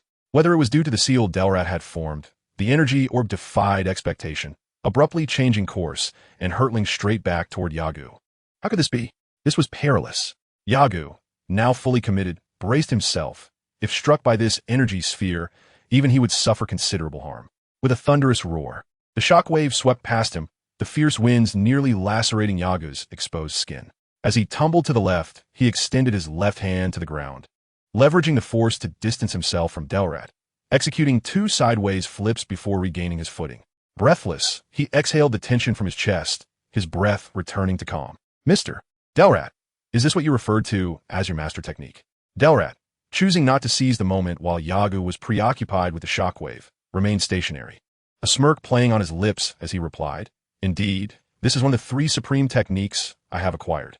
Thus, young man, any attack of the shockwave variety is of no consequence to me." Inwardly astonished, Yagu mused, is this not akin to a half-finished energy absorption android? While in Dragon Ball, Tien Shinhan formed a seal to deflect the Kamehameha. From that point on, everyone else retaliated against shockwaves. Only androids could absorb energy. This fellow had effectively nullified the most potent techniques of martial artists. Quite an impressive maneuver. No wonder he possessed advanced mid-tier martial skills. Truly remarkable. Yagu exclaimed in excitement. Speaking of which, Goku's father had been struck by the mystic fist, granting him the ability to glimpse the future. It's worth mentioning that the fortune-telling old lady had attempted to foresee the future, but regrettably failed, as the crystal ball revealed nothing. In addition to the demon from the fortune-teller, there exists a peculiar technique known as the evil ray, which was ultimately countered upon in countering Goku. The existence of such remarkable techniques, specifically designed to counter shockwaves, is hardly surprising. However, Yagu understood that the opponent's ultimate skill was distinct from the magic fist and the evil ray. It was a technique that could be learned. The former two required a specific bloodline, such as the transformation into a super Saiyan, which necessitated Saiyan ancestry, an impossibility for others. As the battle raged on, each combatant exchanged blows, executing punches and kicks while evading and maneuvering. Having honed his focus during rigorous training with the King of Worlds, Yaga displayed minimal extraneous movements while defending. In contrast, he perceived numerous openings in Delrat's actions. It was akin to a seasoned gamer observing a novice's gameplay. What appeared exceedingly simple to Yagu seemed to elude his opponent, rendering Delrat vulnerable. Did Yagu consider Delrat foolish? Certainly not. Yet, recognizing these vulnerabilities made Yagu's task of countering Delrat significantly simpler. Delrat could evade with instantaneous movement, and most infuriatingly, he wielded shockwave energy blasts. The moment Yagu employed such a technique, should he approach within 3 meters of Delrat, the shockwave energy blast would follow its original trajectory, simultaneously relinquishing Yagu's control over it. Yagu's fist grazed the edge of Delrat's garment, but the figure swiftly evaded using instantaneous movement. Sidestepping an incoming attack from behind, Yagu created distance between them. Breathing heavily, Yaga knelt and focused on Delrat, charging toward him from 20 meters away. Contemplating, he pondered the 3 techniques at his disposal. Instantaneous movement. Energy ball deflection. What could the third be? This uncertainty weighed heavily on Yaga's mind. As a traveler within the Dragon Ball universe, he was acutely aware of the abilities possessed by its characters.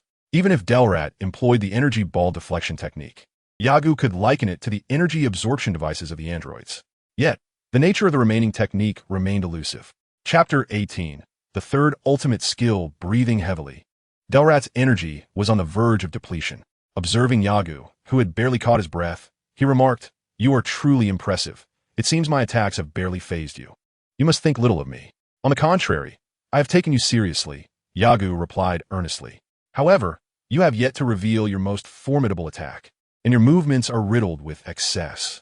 This is the distinction between us." Regardless of Delrat's thoughts, Yaga spoke with unwavering sincerity. The winds might have stilled his tongue, yet Delrat did possess the audacity to boast. "Very well, I had not intended to use this technique, but behold." Delrat extended his right index finger toward Yagu and shouted, "Light of good and evil." As the beam materialized, Yagu began to move, but when confronted with the intertwining shadows of black and white light, the technique Delrat dubbed the light of good and evil, he found himself struck. However, nothing transpired. While Yagu concentrated his energy within, Delrat advanced with a straight punch. Yagu turned his head to evade. The fist was evaded, yet Yagu sensed something amiss. At that moment, Delrat's relentless onslaught surged towards him, prompting Yagu to either block or dodge, rendering each of the opponent's attacks ineffective. Lowering his stance, Delrat's straight punch glided past Yagu's head. Realizing his strength was waning, Delrat exerted himself, leaping into the air. As Yagu sidestepped Delrat's fist, he retaliated with a strike aimed at Delrat's abdomen. However, in his perception, his own speed had inexplicably diminished, and his concentration seemed elusive. Though concerns lingered in his mind, the opponent was already airborne, compelling Yagu to harness his strength and charge towards Delrat. It was perilous to leap into the air without the skill of aerial maneuvering. In midair, there were no surfaces to leverage, and in a combat scenario where their strengths were equal, Any lack of contingency would certainly lead to severe repercussions. Yet in the sky, upon witnessing Yagu's approach, Dilat clasped his hands together, adopting the unmistakable stance of Tien Shinen's Kikaho. With a resounding shout directed at the advancing Yagu, an unusual force swept over Yagu's body. As he regained his senses, he found himself inexplicably plummeting towards the ground. Utilizing aerial techniques to halt his descent, Yagu floated in midair. Meanwhile, the spectating specters, positioned at a distance, pointed towards Yagu and Dilat, their mouths agape as if attempting to shout. Yet they were stifled by their own hurried breaths. Yagu, suspended in the air, suddenly felt something was amiss. Why had his energy diminished so drastically? Just then, he sensed a presence behind him and swiftly evaded, narrowly avoiding a whipping kick that would have struck him had he remained in place. As Yagu distanced himself from the assailant and turned to look, he was taken aback. What was this? Before him stood another version of himself, albeit with noticeable differences. This Yagu had white hair and red eyes. The concept of good and evil flickered in Yagu's mind, and he began to grasp the essence of this technique.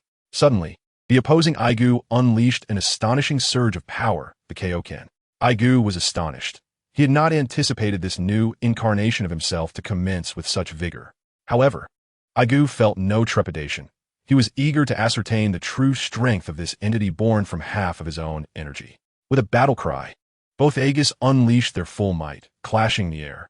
Each collision reverberated with palpable energy waves, felt even by the distant specters, who experienced the tremors in their bodies. The two Aegis parried each other's attacks, engaging in a test of strength, followed by knee strikes aimed at one another. Their tactics were largely similar, revealing no superior strategies. Just as Yagu sought to dislodge his counterpart and unleash an energy wave, the white-haired, red-eyed Yagu vanished before him. The strength returned to his body as he gazed at the swirling black and white mist before him. Yagu swiftly turned to observe the source of it all, Dilat. At that moment, Dilat was dripping with sweat, half kneeling on the ground, gasping for breath. Upon seeing a figure before him, he struggled to lift his head to meet Yagu, who had flown to his side. I have lost. You have won. This simple admission granted Yagu an additional 2.5 experience in his combat system. Yagu helped the weary Dilat to his feet, inquiring, "Are you all right?" Dilat shook his head, replying, "I'm fine, just a bit exhausted." "Huh.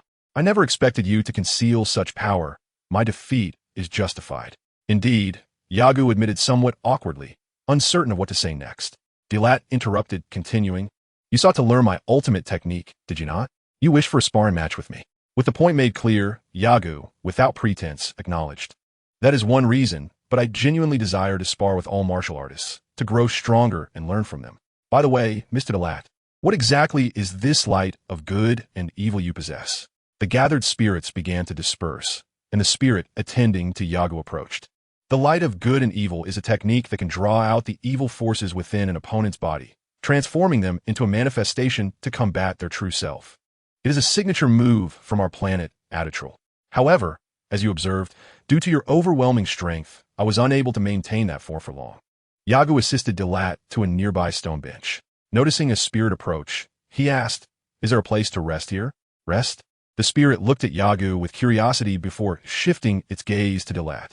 Understanding the implication, Dilat stated, "I do need some rest. In a few days, I will board a flight to heaven. Could you prepare a place for me?" "Of course. Please wait a moment while I fetch the vehicle," the spirit replied. "Thank you," Yagu responded. Dilat, still panting, added, "I appreciate your assistance." The area where they had fought was littered with broken stone slabs. Yagu felt a pang of embarrassment for having inadvertently damaged someone else's property. Fortunately, the spirit did not press the matter of compensation. Having expended considerable energy using the light of good and evil, Dilat took some time to steady his breath. Turning to the young man beside him, he inquired, "Your name is Yagu, correct?" "Indeed," Yagu confirmed. "Yagu, I can teach you, but your aptitude suggests you may not be able to master the light of good and evil." Dilat stated bluntly, "You harbor significant malevolent thoughts within your heart. I have employed this technique in battles with my kin back home. The manifestation of evil can only drain 2 to 3 layers of power from the original, and I can control it with ease. However, if your strength were not so vastly inferior to mine," cough, cough, "who would have thought you possessed such formidable power?" Yagu, perplexed, asked, "Are those with malevolent thoughts unable to learn the light of good and evil?" Dilat chuckled lightly. Exhaustion was evident on his face, beads of sweat adorning his temples. It was clear how much energy he had expended in maintaining the manifestation for less than a minute. What do you find impressive? Yagu nodded. Indeed, it was impressive. I never anticipated that I would be injured by my own technique. My legs, shoulders, and arms, which had successfully blocked the assault from the malevolent entity, now throbbed with pain. Fortunately, I managed to evade the critical areas. In our Aditella, this technique stands among the most elite, and even among 100,000 renowned martial artists, few would be capable of mastering it. Deltrat fell into reminiscence, his voice laced with reverie as he recounted. I spent my childhood in the mountains by my father's side. He was a celebrated martial artist. Yet the technique of the light of good and evil remained an enigma to him. Influenced by his dedication, I devoted myself to martial arts, remaining untouched by the mundane world for over a decade, until a fortuitous turn of events allowed me to comprehend this technique. Had I ventured to the grand city earlier, I fear I might never have learned it. However, even now, I can only unleash its power to the 6th tier. It is the most potent manifestation recorded in the history of our Aditella star. Chapter 19. Return. Yagu and Deltrat were escorted by a ghostly servant to a rather secluded chamber in the underworld. Yagu had previously surveyed the area, aware that such vacant rooms were a rarity in this realm. Shortly after the ghostly servant departed, he returned, presenting them with a platter of fruit, leaving them both puzzled by the presence of such items in the underworld. Deltrat's demeanor brightened considerably. Addressing Yagu, who sat beside him, he said, Yagu, speak now. Which technique do you wish to learn? If you possess the talent, I shall do my utmost to assist you. This was a significant favor. Yagu, lacking the extraordinary comprehension abilities of figures like Sun Wukong, understood that mastering any technique without a mentor's guidance was an arduous endeavor. Yagu had come to realize that within the Dragon Ball universe, even characters like Lepin and Jiaozi were but one in a million martial prodigies. Considering the vast number of humans on Earth, potentially hundreds of millions, it was astonishing that so few warriors emerged. Although the odds of transforming into a mutant were purportedly 1 in several million, the population of mutants was in the thousands. A stark contrast to the scant number of Dragon Ball warriors. The young guardian of the Korin Tower, UPA, if he could ascend the tower and receive guidance from Master Karen, though he might not enter the realm of Dragon Ball warriors, would still possess a sense of existence. Yet, due to the absence of a capable teacher, he remained merely an ordinary earthling. Yagu brought the fruit platter from the table to Deltrat, encouraging him to take a piece. Mr. Deltrat, I believe I would like to learn instant transmission. If the opportunity arises, I will seek you out again. Haha. You truly have a clever mind. Deltrat chuckled at Yagu. However, the energies of the lower realm and the upper realm are isolated from one another. We cannot sense each other. Yagu, however, contested this notion. No, I am aware of Lord Kai's energy. The location of Lord Kai is rather special, and with careful attention, I believe I can utilize instant transmission to reach him. Then, I would be able to sense your energy in this iteration. After a moment of contemplation, Deltrat nodded, saying, Indeed, that is a commendable idea. You are quite shrewd, but Yagu, there is something I must tell you. Do not take offense. I am listening, Yagu replied. Delrat's expression was somewhat grave. While your cunning may yield temporary benefits, it will significantly impact your martial arts cultivation. Throughout my life, I have observed and internalized all that I have seen and heard. I hope you can glean some wisdom from my words. The path of martial arts is unlike any other. An ordinary person may engage in business or pursue a political career, as their energies can be dispersed across multiple endeavors. However, martial arts demand innate talent, and if one does not exert effort, especially before the age of 10, such talent will gradually wither, ultimately leading to mediocrity. Yagu nodded heavily and said to Delrat, Thank you, Mr. Delrat. Your words have illuminated certain reasons for me. However, aside from self-restraint, are there alternative methods? Such possibilities are scarce. It is akin to the celestial beings upon this planet. Not everyone can ascend to that divine status. Their prerequisites are far more stringent, transcending martial arts to encompass the realm of spirit, particularly that which remains untainted by malevolent thoughts. Alas, such individuals are dwindling in number, Delrat lamented as he spoke. What Delrat articulated were fundamental truths, yet they are often the very aspects practitioners of martial arts tend to overlook. As their prowess grows, and when those around them can no longer restrain them, their hearts may undergo a transformation. There exists a genuine threshold, the stagnation of power. After a year or two of relentless training without improvement, the martial artist's resolve is most susceptible to erosion. Witnessing others ascend while remaining stagnant is a torment for the spirit. Those with weaker wills may abandon their arduous training. Few can escape the clutches of stagnation, save for a select few who are wholly devoted to martial arts. The number of martial enthusiasts in the Dragon Ball universe is limited. Goku, Vegeta, Ten, and Piccolo linger in Yagu's memory, particularly in their pre-fusion forms, but upon merging with the gods, they gradually transition towards more scholarly pursuits. Notably, during the Buu saga, Gohan emerged as the most powerful, yet regrettably, he squandered his potential on academic endeavors.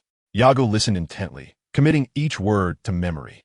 The power of the Kais is formidable for the inhabitants of Earth.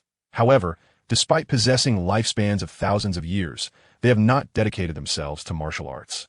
It appears that many significant figures in Dragon Ball are ensnared in this regard. As Yagu pondered this, Delrat suddenly remarked, "Just as many can foresee their demise, I too foresee the day I relinquish the pursuit of martial arts." What? Yagu was taken aback. After just discussing such matters with him and urging vigilance towards those who falter, Delrat lamented his own inability to transcend his limitations. What irony this was. If you are aware, why not take action to prevent it? Delrat sighed, uncertain as to why he had divulged so much to this unfamiliar youth. Upon scrutinizing the young man before him, Delrat began to comprehend. He was reminiscent of my younger self.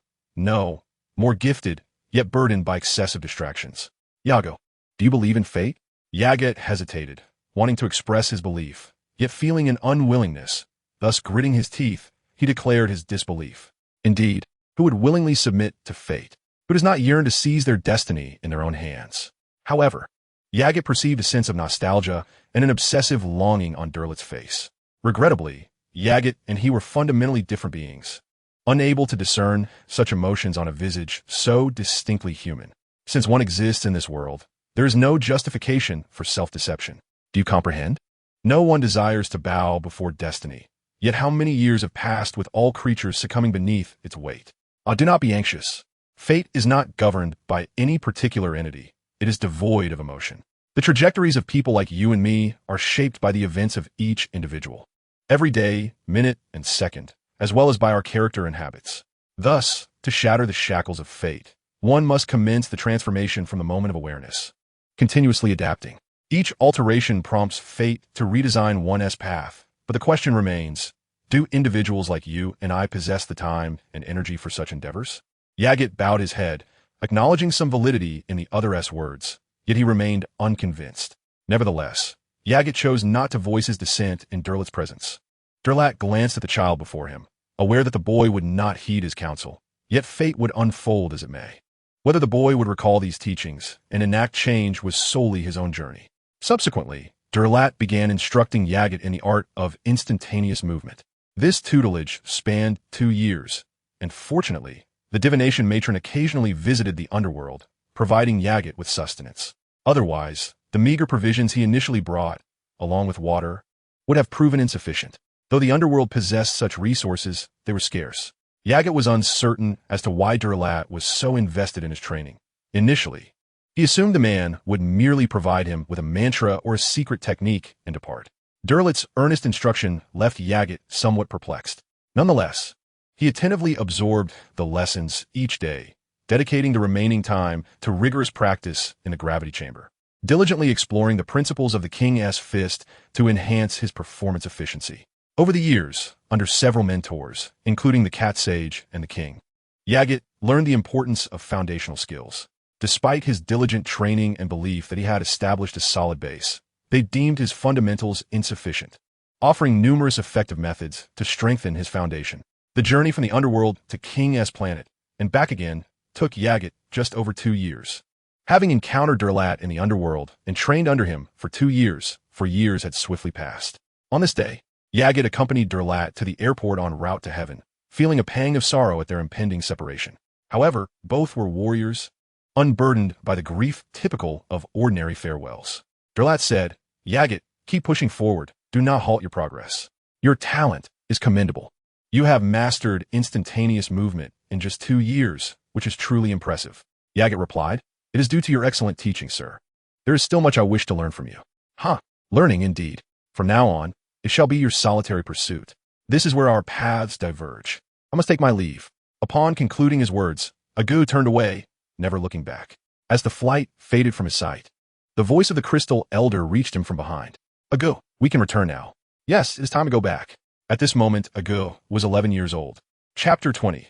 The Dragon God Consortium. A seductive warmth swept in from the Gobi Desert, and gazing upon the tranquil palace, the surrounding lakes, and the distant, ever-present black clouds. A smile graced Yagu's face. "Thank you, Elder. I shall take my leave now," he said.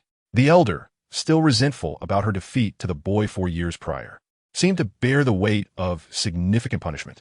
"Hurry along. It would be best if you never returned here."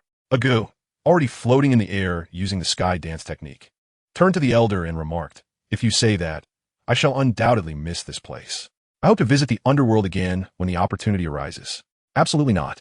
The Elder complained loudly, but it was in vain. After uttering his previous words, Yagu shot off like a cannonball, quickly becoming a blur and eventually fading into a mere black dot against the backdrop of nature. Yagu wielded the sky dance technique with remarkable proficiency. 3 days later, he returned to West City by plane, eager to thoroughly experience the state of the world.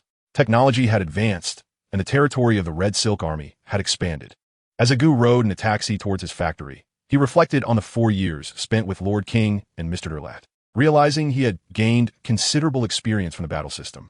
Although the returns from each sparring session diminished over time, he still calculated a remarkable gain of over 20%. 8,936. Almost there, he thought, having long regarded the battle system as a mere auxiliary tool. Yet, as the upgrade drew nearer, his attention unwittingly drifted back to it. Observing the multitude of newly constructed skyscrapers surrounding West City, Yagu couldn't help but marvel. Considering the sights he had seen along the way, he mused, although the government troops have relinquished substantial territory, their control within their domain has been reinforced. Perhaps it would be prudent to occasionally demonstrate some strength? But then again, my interactions with them are minimal. As long as they know it was a martial artist like Goku who brought down the Red Silk Army, that will suffice. Hee. Yagu, however, disregarded Durlat's cautionary words, believing that he should pursue whatever he desired. If, as a Saiyan, he truly did not relish combat, transforming into someone like Lepin would be of no consequence. In this life, if he could attain overwhelmingly powerful abilities, that would be splendid. If not, there was no need for anxiety as long as he lived comfortably. The taxi soon arrived at a massive edifice. "Is this my old factory?" He chuckled. Indeed, the Xylombeo business is thriving. He handed the driver a large bill, insisting there was no need for change, and stepped out with a confident stride. However, as Yagu was about to leave the vehicle, the driver's voice called out, "Kid, it's not that you gave too much, it's that you're short by 50. With rising fuel prices these days, you still owe me 50. "What? I still owe 50? In Yagu's eyes lingered a hint of skepticism. He endeavored to discern any trace of mockery on the driver's face, but to his dismay, he found none.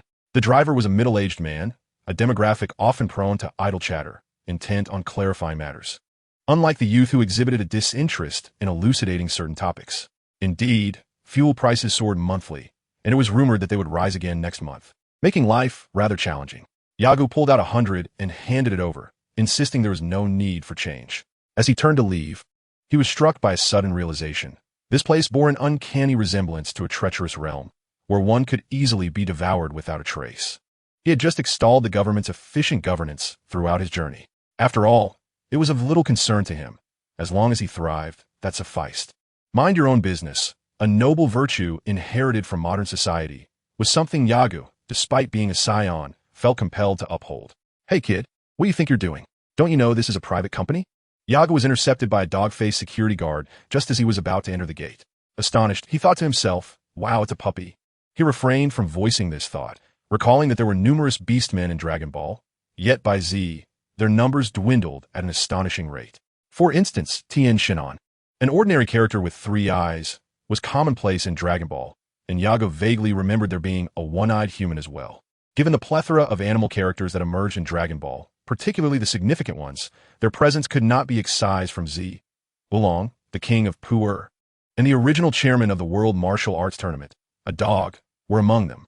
Yagu did not anticipate that the security guard at his company's entrance would also be an animal. However, the guard was an environmentalist, possessing a fondness for small creatures. "This used to be the site of the Shidu Soda Ash Factory, didn't it?"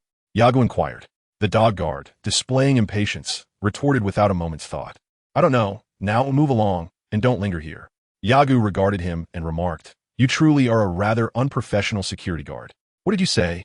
You little brat?" The exchange drew the attention of both the guard and the passers-by, prompting Yagu to leap onto the rooftop of the company building, a staggering distance exceeding 100 meters. Everyone stood agape in astonishment. As a media company, those who quickly regained their composure rushed to notify their partners to head upstairs and interview the young boy.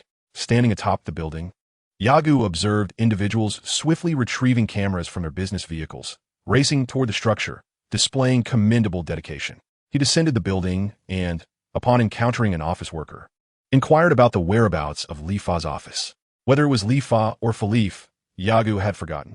The only name that lingered in his memory was the previous moniker, Steamed Bun, which the individual had changed upon arriving in Shidu, as such a meaningful name would surely not be used publicly.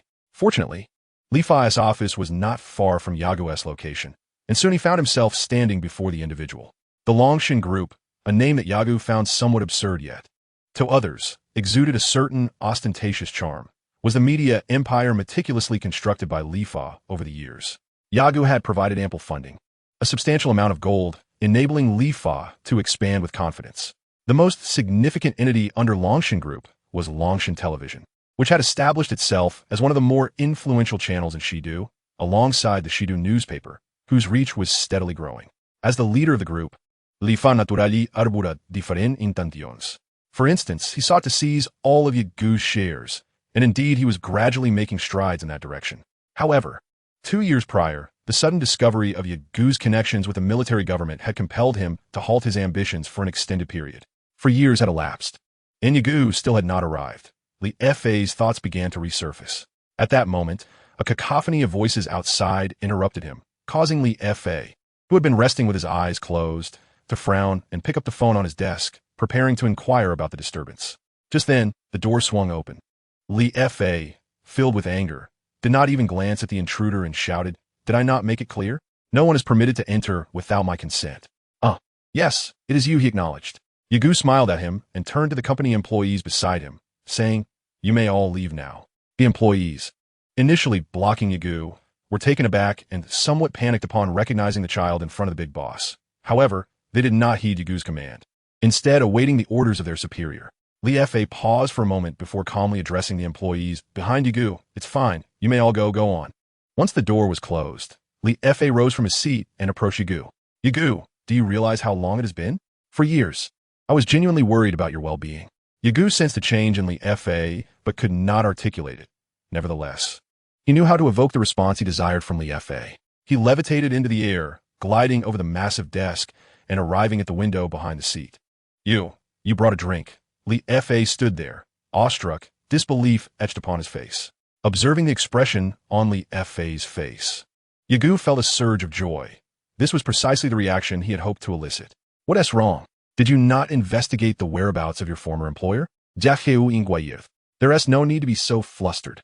Li Fa, being the president of the group, exuded the demeanor of an experienced leader, and at that moment, he realized that Yagu was intentionally displaying these abilities before him. He had indeed investigated his former boss, Poulon Air, and found that he had perished, along with many others that fateful night, seemingly due to the destruction wrought by a colossal beast. Regaining his composure, Li Fa maintained a gentle and amiable expression, making it hard to imagine that the square-faced man from years past had now transformed into a figure of warmth and grace. Chapter 21. An extraordinary life. Are there many people in this world like you? Li Fa pondered and asked a question that intrigued him. "Are you quite concerned about this matter? Let us discuss it later. I have been away from Shidu for 4 years and am unaware of many developments." Yagu replied as he moved away from the floor-to-ceiling window, taking the drink from Li Fa's hand. At 11 years old, he had already reached a height of 1.50 meters. "Now, tell me about the situation at the company.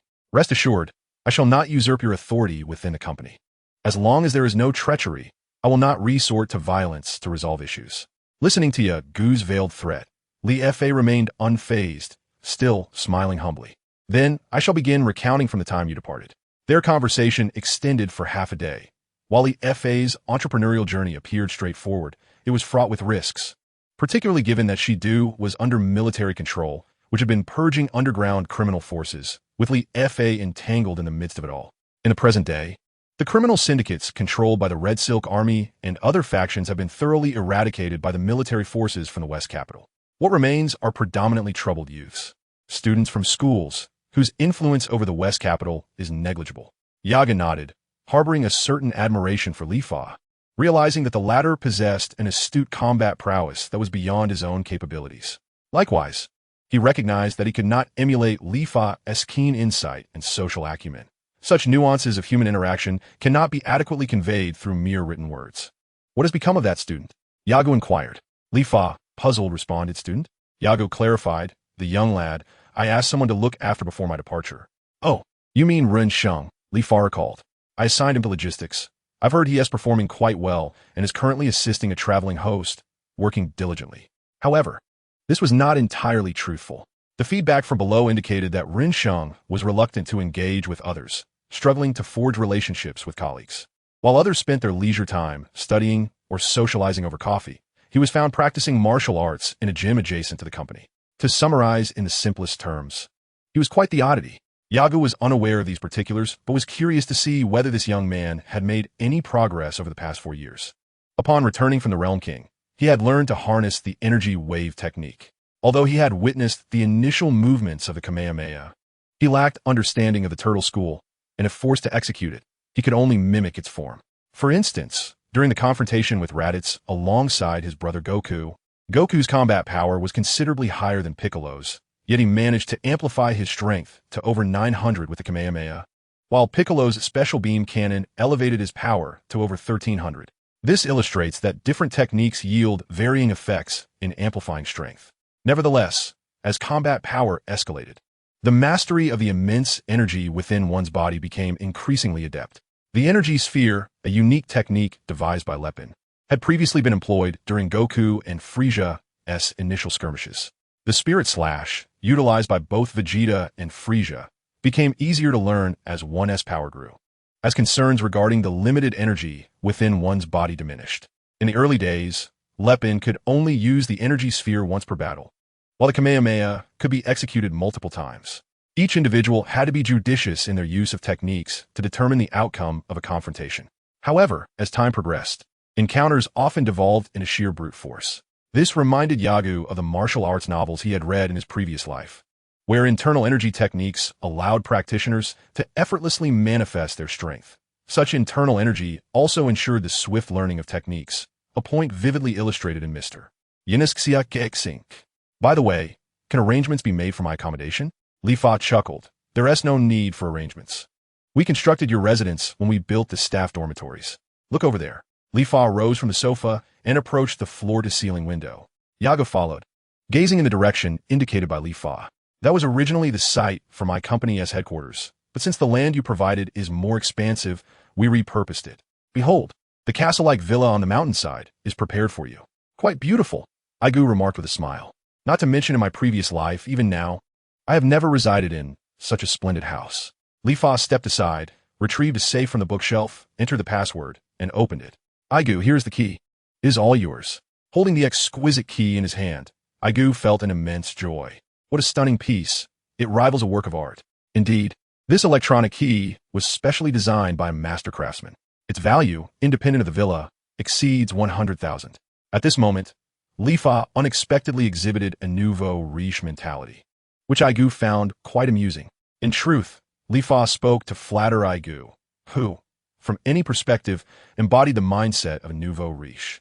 Thus, Li Fa naturally employed a bit of cleverness to amuse this esteemed individual. With a rustling sound, Yagu opened the window of Li Fa's office and leaned halfway out. Suddenly recalling something, he withdrew his body and turned to Li Fa, saying, I almost forgot to mention, earlier you asked if there are many individuals like me in this world, right? Quite a few, though their capabilities are relatively low. Perhaps around 100 individuals are unafraid of bullets. Rest assured, true martial artists usually only take a few items from wealthy households. They would not act excessively. Also, ask Ren Sheng if he wishes to come here. I would like to assess his martial skills. The act of casually taking a few possessions is epitomized by the character Majir B. Bay, who, while driving Wukong to Kailinta, famously remarked, What do you think? This car is quite nice, isn't it? I stole it. There are many who commit wrongdoing through their own strength, such as Tao Bai Bai and the fellow named Jilin, who bore a striking resemblance to a pterosaur during Wukong's first martial arts tournament. Such an unabashed proclamation of stolen possessions certainly marks a noteworthy individual. Soaring through the air, Yagu hastened towards his villa. Li Fa watched Yagu retreat into the distance, spat in disdain, and said nothing, reverting to his previous demeanor. Having previously worked under the proprietor of Pulinal, he was well aware that there are individuals in this world who exploit power to seize benefits, while the weak must passively endure. In an effort to restore his inner equilibrium, he began contemplating the substantial amount of gold Yagu had invested in the group. After all, the other party was not forcefully taking from him, but rather collaborating with him. Yagu directly employed his flight technique to reach the villa, bypassing even the gate at the foot of the mountain. The villa resembled a medieval castle at the front, while the sides and rear boasted modern architectural elements, with deep blue rooftops and walls alternating between moon-white and beige. The backyard featured a swimming pool, complemented by an abundance of transplanted greenery, rendering the scenery exceptionally beautiful.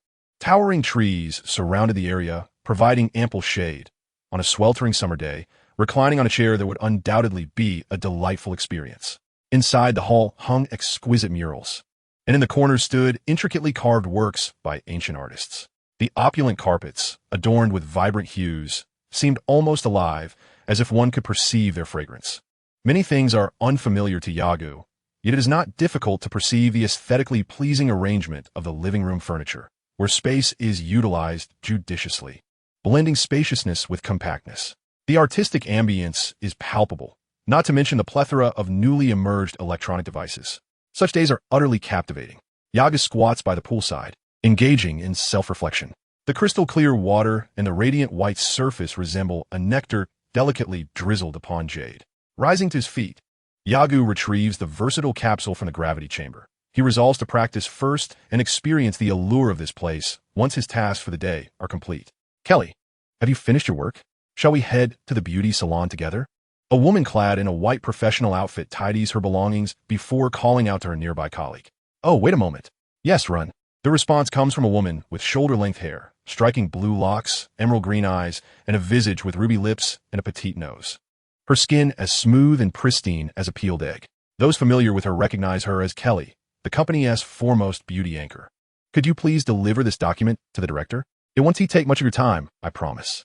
Ren, busy packing his camera, hears the request from the company's leading beauty and, rather than responding immediately, glances at the time before nodding. All right, if the director isn't in, I will leave it on his desk. You might want to call him. Okay, thank you. Kelly finds herself somewhat exasperated with the man before her, who possesses an air of superiority, as if the world revolves around him. A long-haired woman conversing with Kelly, adorned with flowing red hair that cascades down her back and resembles a flickering flame from a distance, approaches and sees Ren holding the document, smiling as she remarks, Run, you truly haven't changed. You were like this back in school. Even in this modern era, you still adhere to those primitive methods of physical training? Ren gazes at the red-haired woman with a fervent expression, yet when she comments on his training regimen, his demeanor shifts to seriousness as he replies, This is a method taught to me by my instructor. I do not wish to disappoint him. Lisa, would you like to join me for a meal tomorrow? I'm afraid not. Musa has already made plans with me for tomorrow. Sorry, but who is this instructor of yours? Lisa's sentence trails off as Kelly pulls her away, turning back to Ren to say goodbye. Nodding, Ren resumes his tasks, placing the document in a conspicuous spot, preparing to complete his work before visiting the director. Chapter 22. Belief Lisa and Kelly, two of the most exquisite beauties even in the Dragon Ball universe, walk side by side. Lisa glances at Kelly and inquires, Kelly, why do I sense that you have a particular fondness for my old classmate Ren? Do you perhaps harbor feelings for him? She teases.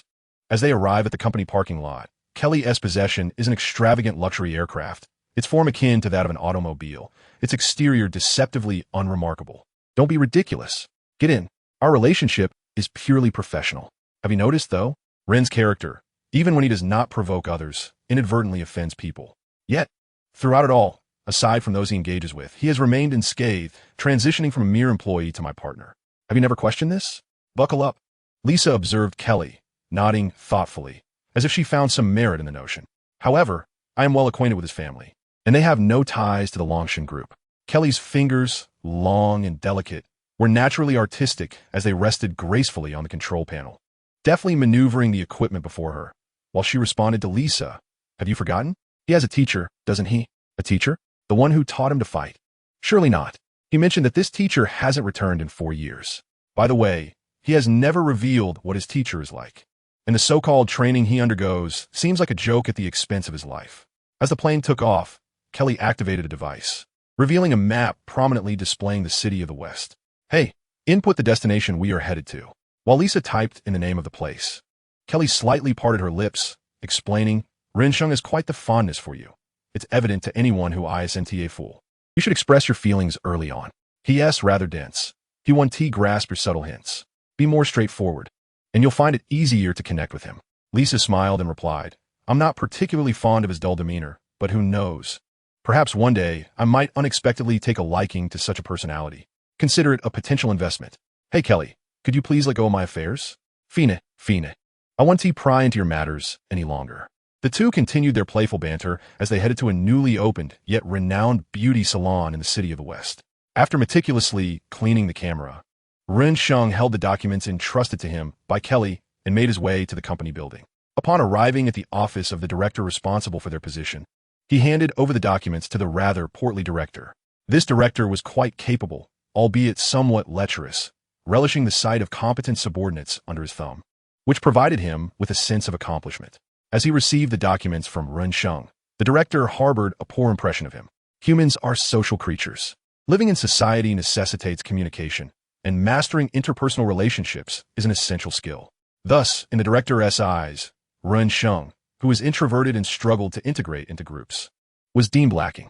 Nonetheless, the director maintained a facade of affability, never allowing his disdain to surface. Rensheng, he called, halting Rensheng as he turned to leave. What is it, director? The CEO has requested your presence in his office. You should go now. Oh, all right. Rensheng nodded and turned to depart. The director dismissed the matter, holding Rensheng in contempt but never crossing him. In his view, everything in the world was a resource to be utilized. Even a mere sheet of paper held value. Thus, unless someone specifically targeted him, he would never cultivate enemies. However, having ascended to his current position, he was acutely aware that one inevitably attracts adversaries in this world. His rise to power had been gradual, and he possessed his own strategies for dealing with those who were overtly antagonistic towards him. It seemed that the earlier speculation was indeed true. Rensheng was genuinely connected to the CEO. Yet, what exactly is the relationship between them? Rensheng's family background is rather unremarkable. As I perused the contents of the document, my mind wandered, contemplating the connection between Rensheng and Li Fei. In a state of fervent motion, Yagu executed basic maneuvers at the utmost speed he could achieve, leaping and spinning through the air, delivering rapid punches and kicks. After 4 years in a 40-fold gravity chamber, he still had not made a breakthrough. According to the prerequisites for utilizing the Kaioken technique, Yagu's adaptive training under the pressure of 20 to 30 times Earth's gravity was deemed inadequate. Under normal gravitational conditions, he could flawlessly perform the required movements with precision. His breathing and posture were impeccably controlled, devoid of any superfluous actions or deviations. He could seamlessly integrate perfect movements into his transitions. However, in high-gravity scenarios, such imperfections would inadvertently arise. To phrase it more favorably, he had yet to acclimate to the environment. More bluntly, he had not truly mastered these techniques and was ill-equipped to withstand the intensified pressures of life-and-death combat, where most of his energy was directed towards observing the enemy's every move. Only a fraction of his attention could focus on these aspects, heavily influenced by his subconscious thoughts. Thus, Yagu persistently increased the difficulty of his training, aspiring to reach a level where he could execute these actions effortlessly, even in the heat of battle. Those familiar with Dragon Ball understand that its warriors have ingrained these movements into their very bones. Moreover, those who are not specifically bred to kill are often seasoned fighters, having developed their battle techniques through a series of confrontations. Additionally, he needed to allocate time to rehearse instant transmission, ensuring it would be effective during combat. After several hours of training, as the sun began to set, Yagu emerged from the gravity chamber and took a shower. Just as he was about to commence his energy training, he suddenly realized an unfortunate truth. There was no one at home to prepare a meal for him. It seemed he would have to dine out. However, this was of little consequence. He chuckled to himself, thinking of locking onto Li Fei's energy and visiting him shortly. Sitting cross-legged on the mat in the living room, Yagu mused that, as it stood, there were no martial artists on Earth who could assist him. To enhance his strength, he could only rely on relentless training. Wasn't this the path taken by Sun Wukong and his companions during times of peace? Or perhaps he could cultivate someone to elevate his own abilities? The upgrade of the combat system was guided by explicit objectives. For instance, if one had just sparred with someone, they would gain experience. However, if either party had not yet assimilated the experience gained from the battle and continued to fight under the guise of sparring, no experience points would be awarded. Conversely, if one party achieved a moment of enlightenment after the battle and engaged again, the system would reward them with experience. Currently, Yagu's system was at level 0, a rank that raised considerable skepticism, as in any game, the lowest tier should typically be level 1 or a novice. Yagu was uncertain whether level 0 bore any special significance, but as he observed the experience bar nearing 90%, he envisioned what it would look like upon leveling up. It seemed that Demon Valley was the gateway to another world. He chuckled to himself, thinking that once he enhanced his mastery of the Kaioken technique, he would venture there for some exploration. Having contemplated these thoughts, Yagu closed his eyes and commenced his daily regimen of breathing exercises, or perhaps one might call it meditation. A great warrior requires a foundation built upon physical strength, mental fortitude, and vitality. Without extraordinary physical prowess, one cannot engage in intense combat. Without formidable mental resilience, maintaining composure amidst life and death struggles becomes impossible. Combat manifests in two forms: the intellectual duel and the physical confrontation. A martial artist fights with intellect, relishing in the power of destruction, while the majority rely on brute force to subdue their adversaries, achieving victory through oppressive might. As for vitality, it is paramount. The understanding of life and death offers martial artists the opportunity for transcendence. Without robust vitality, such opportunities are easily squandered. Not long after Yagu closed his eyes in quiet reflection, he heard a series of beeping sounds emanating from the room. What could it be? Could someone be seeking me? It must be Rin Sheng. Rising, he approached the source of the sound, a device resembling a public telephone situated near the entrance of the villa. The apparatus was mounted at a height, prompting Yagu to leap up, hovering about 20 to 30 centimeters above the ground, and press the red button atop it. As he did so, the screen gradually illuminated, revealing none other than his nominal disciple, Rin Sheng. Rin Sheng, is it truly you? Have you arrived at the door? Yes, master. It is indeed you. You have returned. How wonderful. Rin Sheng's voice was deeper now, reflecting his maturity as a 20-year-old young man. Yagu chuckled. Indeed, I have returned. Please come inside. Since you acknowledge me as your teacher, surely a mere door cannot hinder you. If you cannot even manage this, then there is no need for you to seek me out. To make those who come to pay their respects climb walls is undoubtedly a masterstroke. Yet, Rin Sheng complied with Yagu's words, responding, "A good teacher. I shall be there shortly." With that, his figure vanished from the screen. Yagu switched off the device, still harboring expectations for Rin Sheng. He had never envisioned training him to become a master, nor did he aspire for him to attain skills akin to those of Majiro Bei. Rather, he merely hoped that martial artists like Sun Wukong would be recognized by people around the world.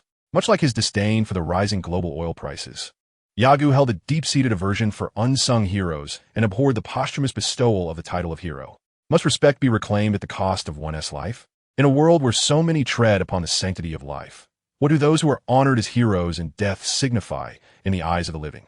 While respect may linger, it is fleeting. The impact of a deceased hero pales in comparison to that of a living one.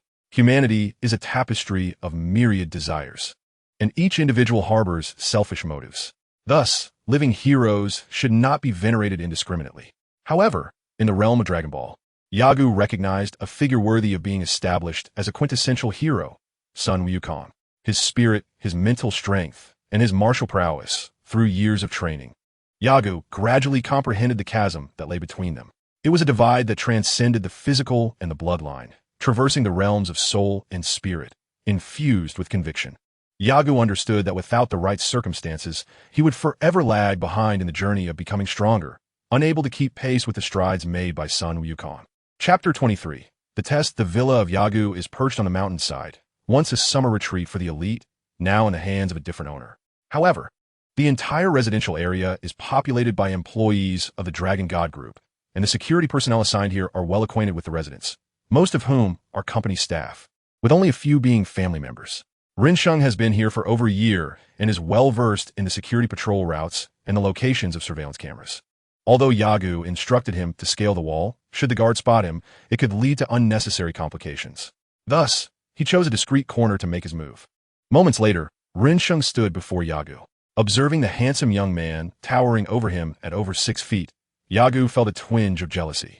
Why is it that, though they are both Saiyans, Vegeta and Goku possess such striking physiques, and even Broly from the movies exude such presence, while he himself appears rather unremarkable? Saiyan hair, once it reaches a certain length, remains unchanged forever. Touching his own short, tousled hair, Yagu pondered why he lacked the thick, flowing locks of Goku or Vegeta. Teacher. Yagu did not invite him to sit, but remarked, "You've grown into quite the handsome young man. However, I must inquire about your martial skills." "I have been training diligently, engaging in rigorous practice," Ren Sheng replied, eager to demonstrate his progress. "Let us head to the backyard to spar."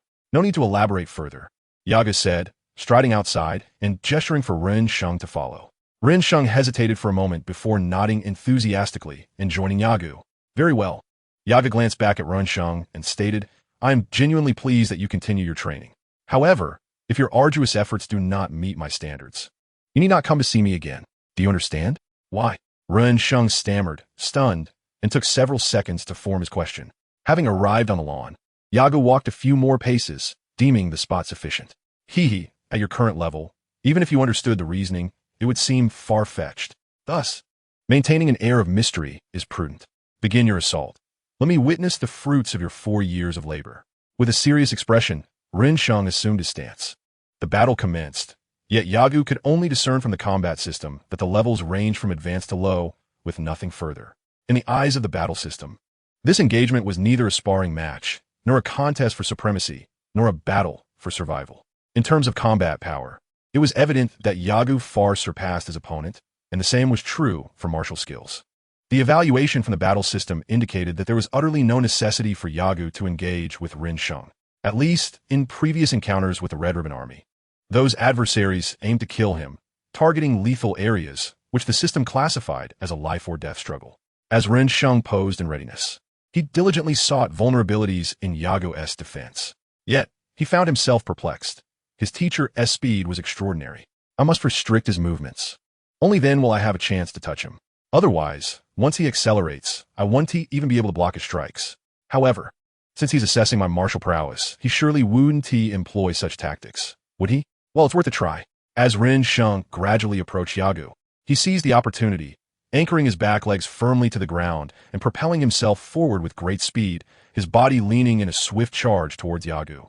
Given that the system did not classify this encounter as a battle for him, Yagu naturally perceived it as a training exercise.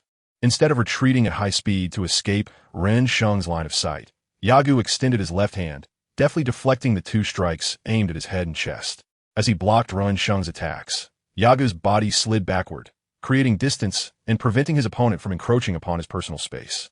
Ren Sheng continued his relentless assault, initially targeting Yagu's torso, with only a few strikes aimed at his head, yet he found himself unable to break the stalemate, growing increasingly impatient. Consequently, he began to widen the scope of his attacks, targeting the lower body, joints, waist, ribs, and neck, areas that demanded vigilance from the defender. His strikes quickened, reaching the pinnacle of his speed in no time. After swinging his fist in a broad arc, it was intercepted by Yagu's left hand. Ren Sheng transformed his punch into a claw, grasping Yagu's wrist as a pivot, rotating his body in midair and swiftly extending his left leg in a whirlwind-like motion towards Yagu's head. For those untrained in aerial techniques, executing a mid-air maneuver is a testament to one's abilities. Yagu's inaugural combat with a martial artist had ended in defeat due to such aerial tactics.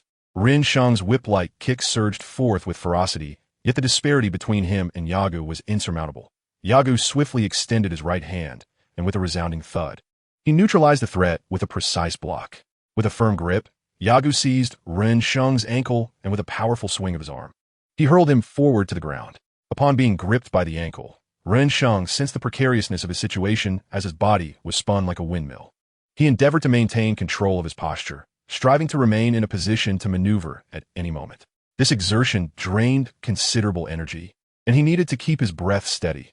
Releasing it would make it exceedingly difficult to gather strength again. As Ren Sheng was flung through the air, he curled his body, rolling continuously like a spinning top. However, Yagu understood that during this process, Ren Sheng was exhausting the energy he would otherwise use against him. Indeed, upon landing, Ren Sheng did not crash into the ground with a thud. Instead, he adopted a deep squat position, with his hands resting on his hips. He summoned power from his legs, launching himself towards Yagu like a cannonball.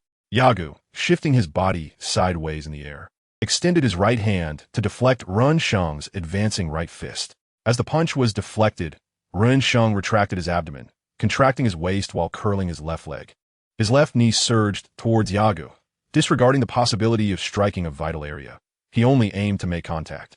In response, Yagu extended his left hand, forming a palm to meet Ren Sheng's knee.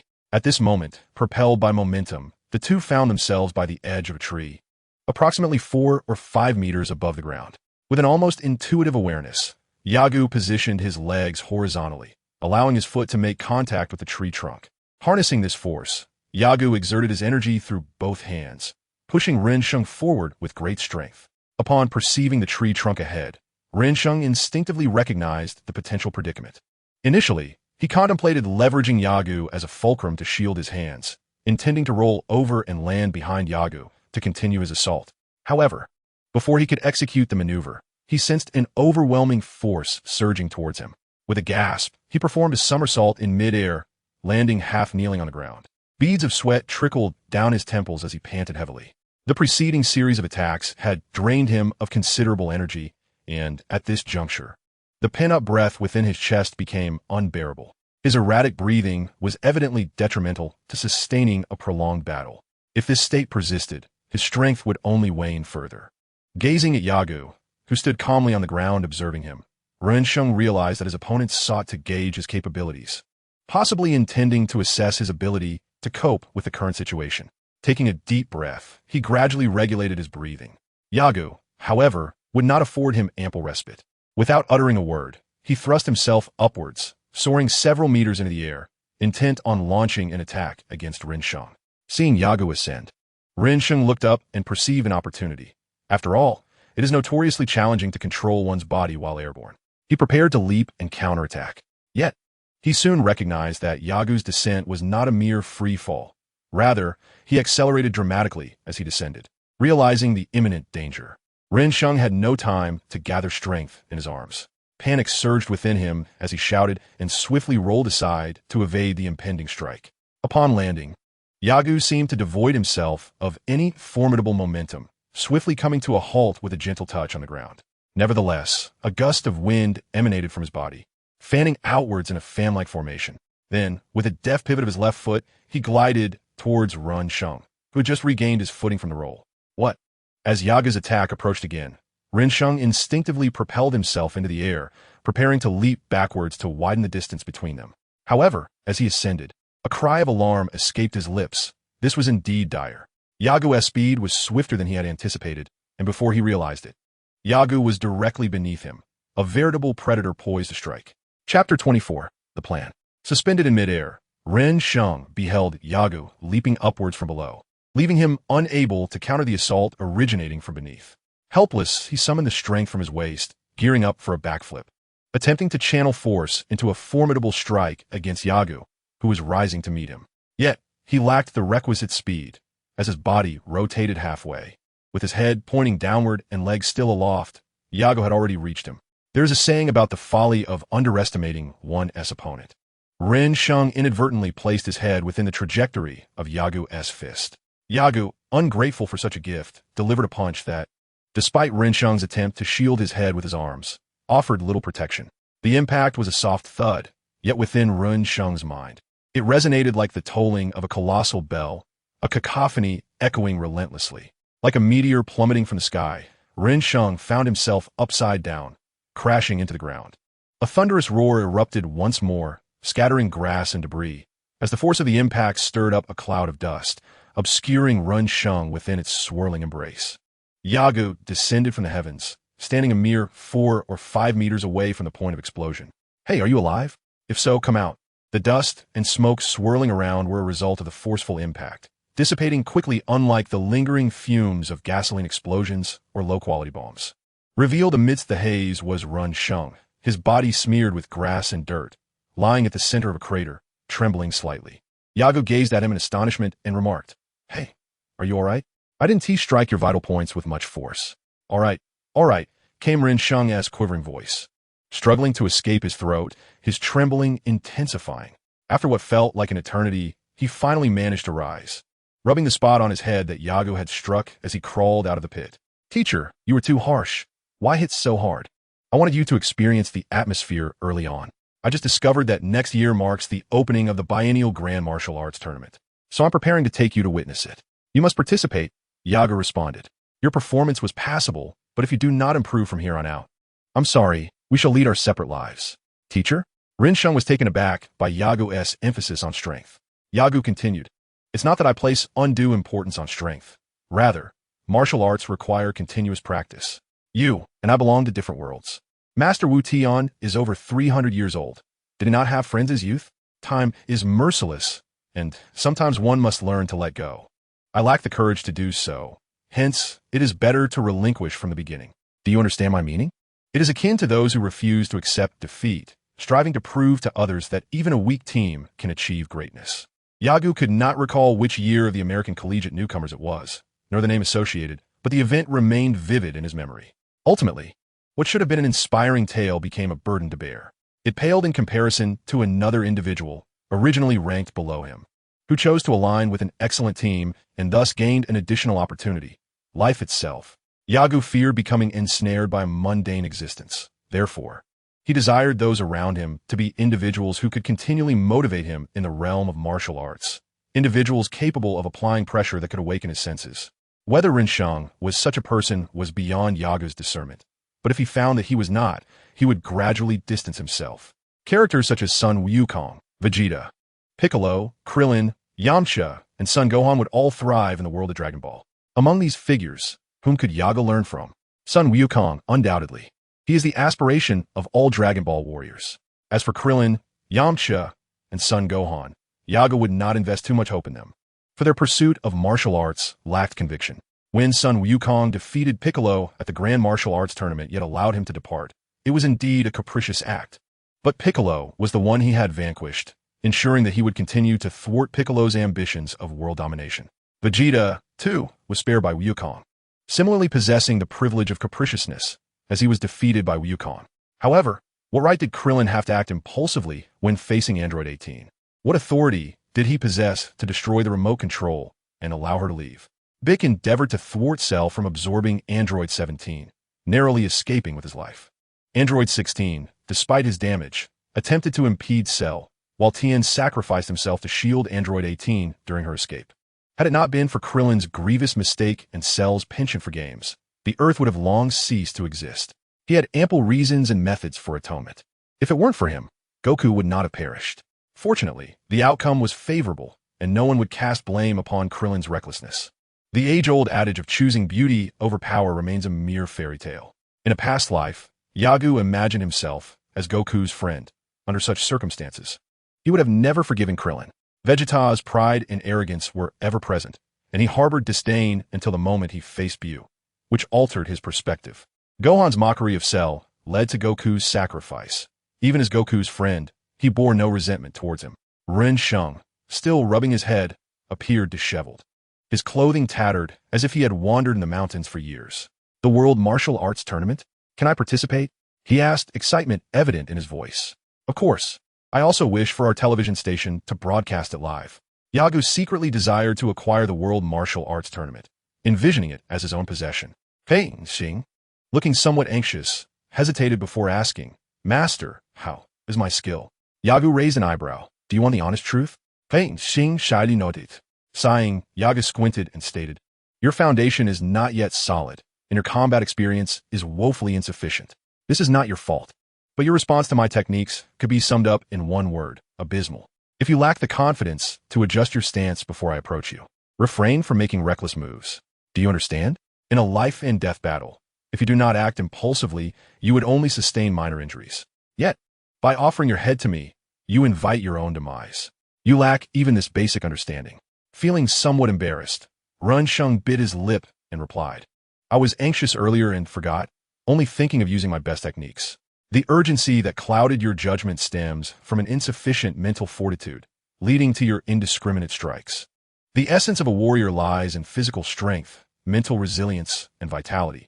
Techniques and skill are merely built upon these foundations. Even the most refined techniques are rendered ineffective if your fundamentals are lacking. Yagu spoke earnestly, believing wholeheartedly in his words. Returning from the King Kai's realm and under the guidance of Draelat, both of whom possessed advanced martial arts skills, Yagu had far surpassed the capabilities of Earth's warriors in physical prowess, having trained extensively. Not to mention, he had acquired a comprehensive understanding of martial techniques, at least for the warriors within the Dragon Ball universe. Observing Ren Sheng's bewilderment, unsure of what to do with his empty hands, Yagu suggested, "Never mind. These matters cannot be rectified in a short time. Let's go out for a meal. By the way, come here and place your hand on my shoulder." "Huh? What is this for?" "Do not ask questions, just do it." After Ren Sheng placed his hand on Yagu's shoulder, Yagu sensed the energy flow around him, noting the presence of others nearby, hence refraining from using instant transmission. 30 seconds passed, and Ren Sheng curiously inquired, "Master, what are you doing?" At that moment, it became apparent that the air around Li Fa had dissipated. Yagu softly murmured, "They've left," and then utilized his teleportation ability. Suddenly, the scene before Ren Sheng transformed dramatically. Li Fa's residence, nestled within the workers' housing complex, had been claimed by Yagu, thus he had no choice but to retreat to another villa nearby in the western city. Indulging in a bath while sipping on a drink, Li Fa was relishing a moment of leisure, when unexpectedly, two figures materialized in the empty space beside the bathtub. Who are you?" Li Fa exclaimed. Yagu was startled by a shout and turned to see Li Fa bathing, bursting into laughter. Ren Sheng, feeling somewhat awkward, greeted Li Fa. President Li Fa. "Hello. What is so good about it?" Li Fa's mood was undoubtedly sour. "Never mind. We'll wait for you outside," he said while heading out, waving goodbye to Li Fa. Left in the bathroom, Li Fa clenched his teeth, his chest heaving with agitation. Damn it, he thought, perceiving no humor in the situation. For ever since Yagu's appearance that day, he had lost far too much. Chapter 25. The rules of the Western City Hotel. Ha ha ha. Why didn't you call me before coming over? It would have given me a chance to prepare. Li Fa chuckled from the sofa, dressed casually, his earlier resentment concealed behind a smile. Yagu shrugged. "I learned this trick in the underworld." Surprising, isn't it? A playful smile adorned his face. Although he was poor at reading expressions, he could sense the emotions of others through their aura, be it anger or joy. Li Fa's animosity was well understood by Yagu, yet it mattered little to him. As to Yagu, Li Fa was merely an employee, a pawn in the grand scheme of his investment. Had it not been for sparing his life years ago, Li Fa might have long since turned to dust, rather than enjoying such leisure now. As for caution, Yagu possessed it, yet in a peculiar way. As long as Li Fa refrained from employing underhanded tactics like poisoning, it would not affect him. The hall fell silent, both Ren Sheng and Li Fa gazing at Yagu with peculiar expressions. Yagu, puzzled by their looks, asked, "Is something amiss? If a person can defy bullets, why can't the living venture into the underworld?" "Well, it does seem that way," Ren Sheng mused after a moment, turning to Li Fa. "What nonsense," Li Fa thought, but kept this opinion to himself. He acknowledged Yagu's formidable strength, nearing that of a monster, yet no matter how powerful, he remained human. How could he possibly traverse to the underworld? Thus, he interpreted Yagu's words as a veiled threat. Yagu continued, "Li Fa, where have you stashed my money? I was just thinking of having dinner when I realized there was nothing in the villa, so I came here to mooch a meal. My apologies." "Haha, it's a trivial matter. It was my oversight. Please wait a moment," Li Fa replied, rising to retreat to a side room while Yagu and Ren Sheng remained seated. He picked up a piece of fruit from the table before him. The apples were a stunning red, the oranges a vibrant orange, and the grapes resembled pearls, glistening with droplets of water, appearing delectable and making Yagu's mouth water. "I'll have a taste first. Do you want some?" Ren Sheng shook his head. "No, thank you." He took a bite, savoring the flavors with a nod. Delicious, truly delightful. Yagu, with a playful expression, leaned against the soft, snow-white fox fur blanket, relishing its comfort. He nudged it a few more times, noticing Ren Sheng's childish antics, and cleared his throat. "In the coming year, after the conclusion of the 21st World Martial Arts Tournament, if you meet my criteria, I shall take you to a place." Ren Sheng's demeanor shifted as he gazed at Yagu, inquiring, "What place? Can you tell me in advance?" Yagu pondered for a moment, recalling the words spoken by a little demon in the Valley of Demons, and replied with a reminiscent tone, "It should stir your emotions profoundly." Noticing the uncertainty etched on Yagu's face, and recalling his earlier mention of the underworld, Ren Sheng, despite his curiosity about how a living person could venture there, instinctively envisioned it as a perilous realm. Thus, he softly asked, "Master, is it dangerous there?" "Dangerous?" Yagu nodded, taking a bite of an apple. chewing thoughtfully before swallowing. Yes, it is perilous, but initially you will only need to observe from the sidelines. Oh, that sounds reassuring. As an ordinary person, the assurance that he would not have to engage immediately eased Run Sheng's anxiety. However, you do tend to trip while walking, Yagu added with a twist. Indeed, upon hearing this addition, the relaxed expression on Run Sheng's face vanished, replaced by unease as he stammered, Please don't frighten me. Yagu was uncertain of the strength of the beings in that space, but he knew that in the current world, he had few adversaries. A visit there should yield fruitful experiences. At that moment, Li Fei's figure appeared, approaching Yagu and handing him a card along with a small box. This card allows you to withdraw cash from the bank, and this box contains capsules for various modes of transportation, specifically for your use. Ah, thank you, Yagu said, accepting them. Li Fei suggested, let us dine at the West Capital Grand Hotel today. They offer a particularly exquisite dish. Yagu readily agreed. Sure, that sounds splendid. However, Ren Sheng hesitantly interjected, well, I have. Li Fei cut him off. Come on, it's a rare gathering, and you often isolate yourself at the company. Which is not good, is it? Yagu chimed in. Let us go together, shall we? All right, Fei and Xing responded awkwardly. Li Fei had changed into a formal outfit shortly after arriving. After a moment's thought, he called into the kitchen. Jilan. A woman's voice emerged from the kitchen. Yes. Sir, how may I assist you? Please retrieve my previous suit. Of course. Yagu was taken aback by the beauty of the woman who emerged from the kitchen. Glancing at Li Fei with surprise, he explained, this is my wife, though we have yet to hold our wedding. Before long, Li Fei's wife, Jilan, brought forth the suit. Go back to your work, Li Fei instructed, sensing her reluctance to engage in conversation. She regarded everyone with a gentle gaze, but remained distant. All right, you may return to your duties. We will dine out. Would you like to join us? Li Faska. No, I prefer not to partake in such gatherings, she replied, gliding past the corner and disappearing. Ren Sheng, please change into this suit. There are leather shoes inside, Li Fei instructed, gesturing towards the suit laid out on the table. Addressing Ren Sheng, who appeared to be completely detached from the situation. Ren Sheng looked astonished, huh? The West City Grand Hotel has a dress code for dining, so it would be better to change into appropriate attire. Fortunately, my clothes fit you as well. As for Yagu, will you purchase a suit for yourself or change at the hotel? Noticing Yagu's puzzled expression, Li Fei continued to explain, the hotel offers a clothing rental service, where you can don garments that meet the requirements. Yagu replied, I think I'll change there. I'm not accustomed to formal wear. Ubabe, Li Fa. Are you sure someone like me is suitable for dining at such a hotel? Li Fei, puzzled, wore a strange expression.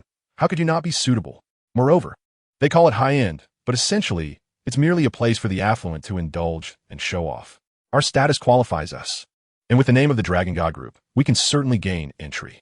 Yagu meant something different. Dining that was about savoring the flavors. As a Saiyan, Yagu found it distasteful to have a plate that contained food occupying less than a quarter of its space, merely to fill a gap. After Run Sheng changed, Li Fei led them to the garage, where they entered a sleek, silver car with a streamlined design and wings at the rear, its body tapering into a shuttle-like shape.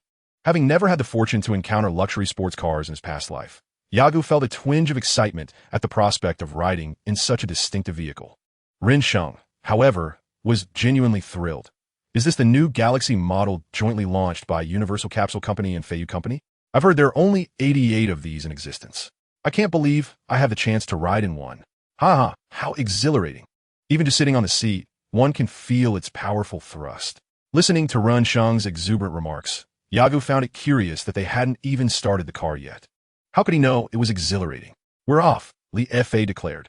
Though in his 30s, his expression at that moment made him appear barely in his 20s. The allure of cars seems universal among men, yet Yagu felt indifferent. He merely acknowledged that the vehicle was impressive, even desiring to possess one. Though he couldn't quite grasp what made it so remarkable. Even without instant movement, his speed could rival that of a sports car.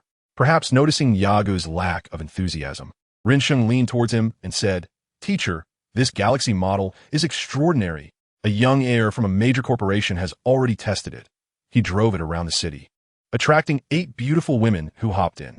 Isn't that impressive? It's a real chick magnet. Yagu had never considered using a luxury car to attract women. Thus, aside from finding the preference for handsome men and beautiful women somewhat peculiar, he remained oblivious to its supposed allure.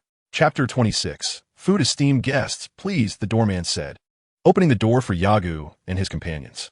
As Li Fei, Yagu, and Rin Sheng stepped out. The lobby manager, recognizing the Galaxy model, promptly approached to welcome them. Upon seeing Mr. Li Fa seated in the driver's seat, the lobby manager was taken aback, but quickly regained his composure and hurried to greet him. "It is indeed our honor to have you here, Mr. Li Fa." And these two? Although Li Fa had a chauffeur, he preferred to keep his relationship with Yaga private. Hence he drove himself. "They are my invited guests. By the way, prepare a set of small-sized formal attire." The lobby manager noticed Yaga dressed in practice attire and nodded. "Certainly, sir. May I ask your name?" Yaga looked at him and replied, "I suppose I'm to change my clothes?" "Very well.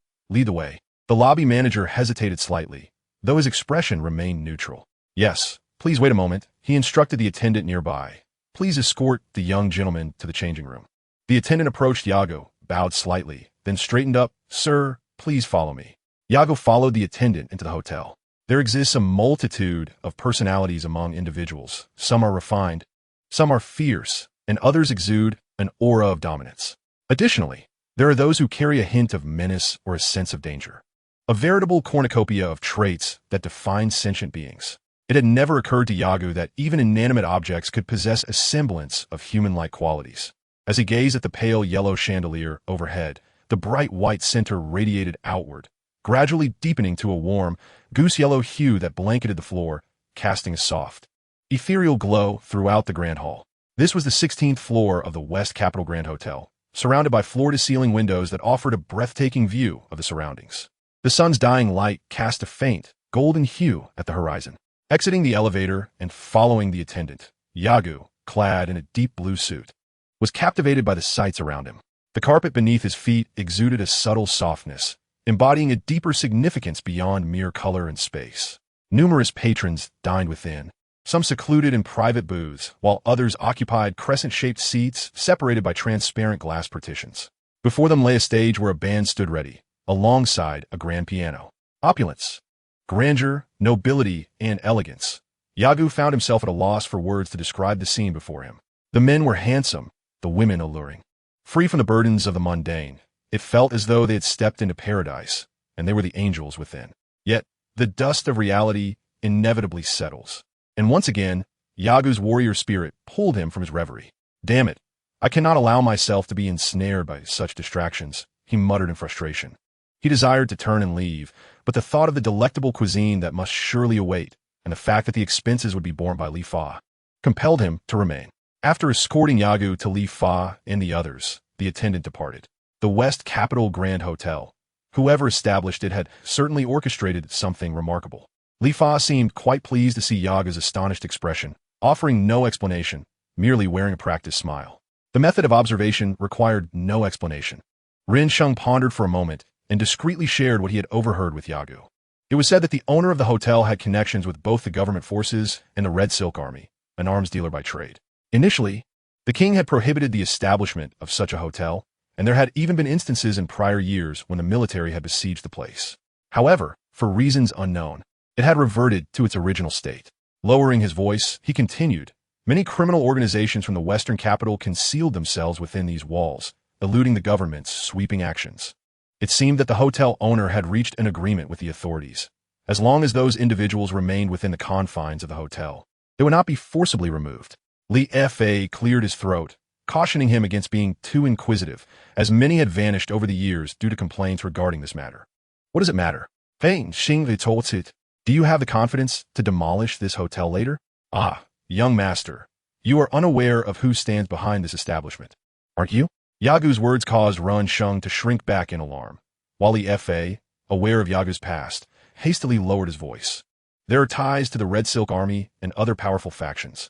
Furthermore, there are individuals within the government holding shares, not to mention our own Dragon God group. In any given region, hotels typically allow influential local powers to invest." Yagu, influenced by Li Fa's expression, also whispered, "Are you implying that such hotels exist worldwide?" Li Fa nodded with a smile. "Indeed, destroying this particular hotel would only lead to immense trouble. Then I shall have it all torn down," Ren Sheng replied playfully. "Just kidding. However, if it provokes me, that becomes an entirely different matter. Have you ordered the food?" Yagu inquired. With an exasperated expression towards Yagu, Li Fa nodded. "Yes. All the signature dishes of the hotel." Ren Sheng remained silent, appearing somewhat restrained. This was his first visit to such a hotel, and unlike Yagu, he did not possess the mindset of someone who could command life and death with sheer power. After a brief silence, a waiter clad in a deep black tailcoat approached with a dining cart, presenting intricately crafted dishes that resembled works of art before the trio. Each plate contained an individual's meal, while in the center of the table lay a selection of side dishes chosen by the three of them. Li Fa had opted for a private room, yet the side facing the grand hall was open, allowing them to enjoy the splendid night view of the western capital through transparent glass as they sat close to the wall. Once the waiter departed, Yagu quietly asked Li Fa, "Is this all we will be having tonight?" Li Fa gazed at him in surprise. "What? Is it insufficient? We can order more." His confusion was evident, as he could not comprehend Yagu's intent. Yagu replied, "Having listened to your analysis, I wonder if I were to speak openly. Would the hotel owner perceive it as me deliberately causing trouble? You do not like it here?" Li Fa still failed to grasp Yagu's meaning. "Shall we change venues?"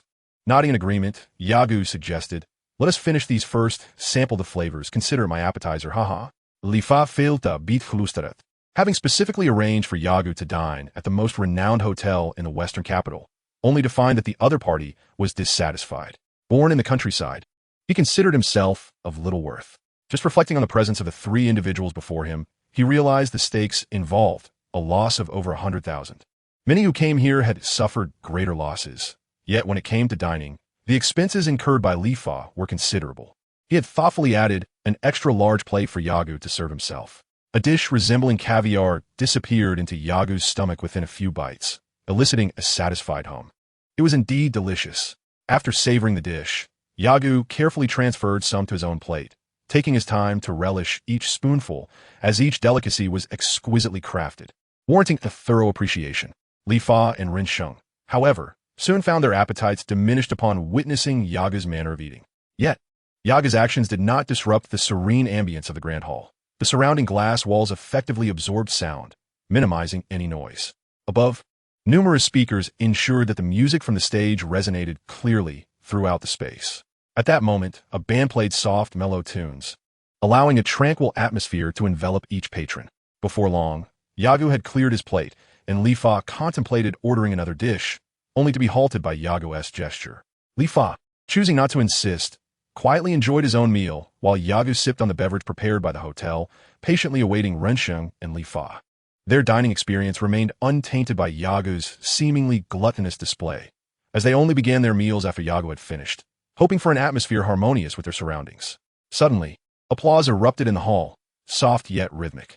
Yagu looked up to see many patrons clapping in unison towards a particular direction. The lights dimmed slightly, and a beam of pure white light illuminated the entrance on the opposite side of the hall, resembling the silvery moonlight descending to greet a celestial being. Chapter 27. The Heart's Door. A woman clad in a black dress entered through the doorway, and at her appearance, the applause grew louder. Her raven hair cascaded down her back, seamlessly curving with her high heels to form an elegant silhouette. The pristine light accentuated her exquisite features, delicate brows like willow leaves, captivating yet resolute eyes, a nose sculpted as if from jade, and lips as red as blood. The earring she wore, paired with a necklace, formed a gently curving inverted triangle, starkly contrasting her fair, delicate skin, which seemed so fragile that a mere touch might shatter it, evoking an instinctive desire to cherish her. She moved gracefully, bowing to the audience before taking a seat at the piano, her slender fingers poised above the keys. Yagu was entranced by this earthly angel, only to be jolted by Li Fa's remark beside him. "She's a treasure of the Western Capital Hotel. Isn't she stunning?" Yagu glanced at Rensheng, who nodded, his expression growing somewhat dazed. Sensing an unpleasant shift in Rensheng's demeanor, Yagu felt as though something precious of his had been sullied. However, a question arose in his mind. Observing the admiration in Li Fa's gaze, he whispered, "Li Fa, who is that person?" Li Fa did not respond immediately. Instead, she suggested, "Wait a moment, I will tell you later.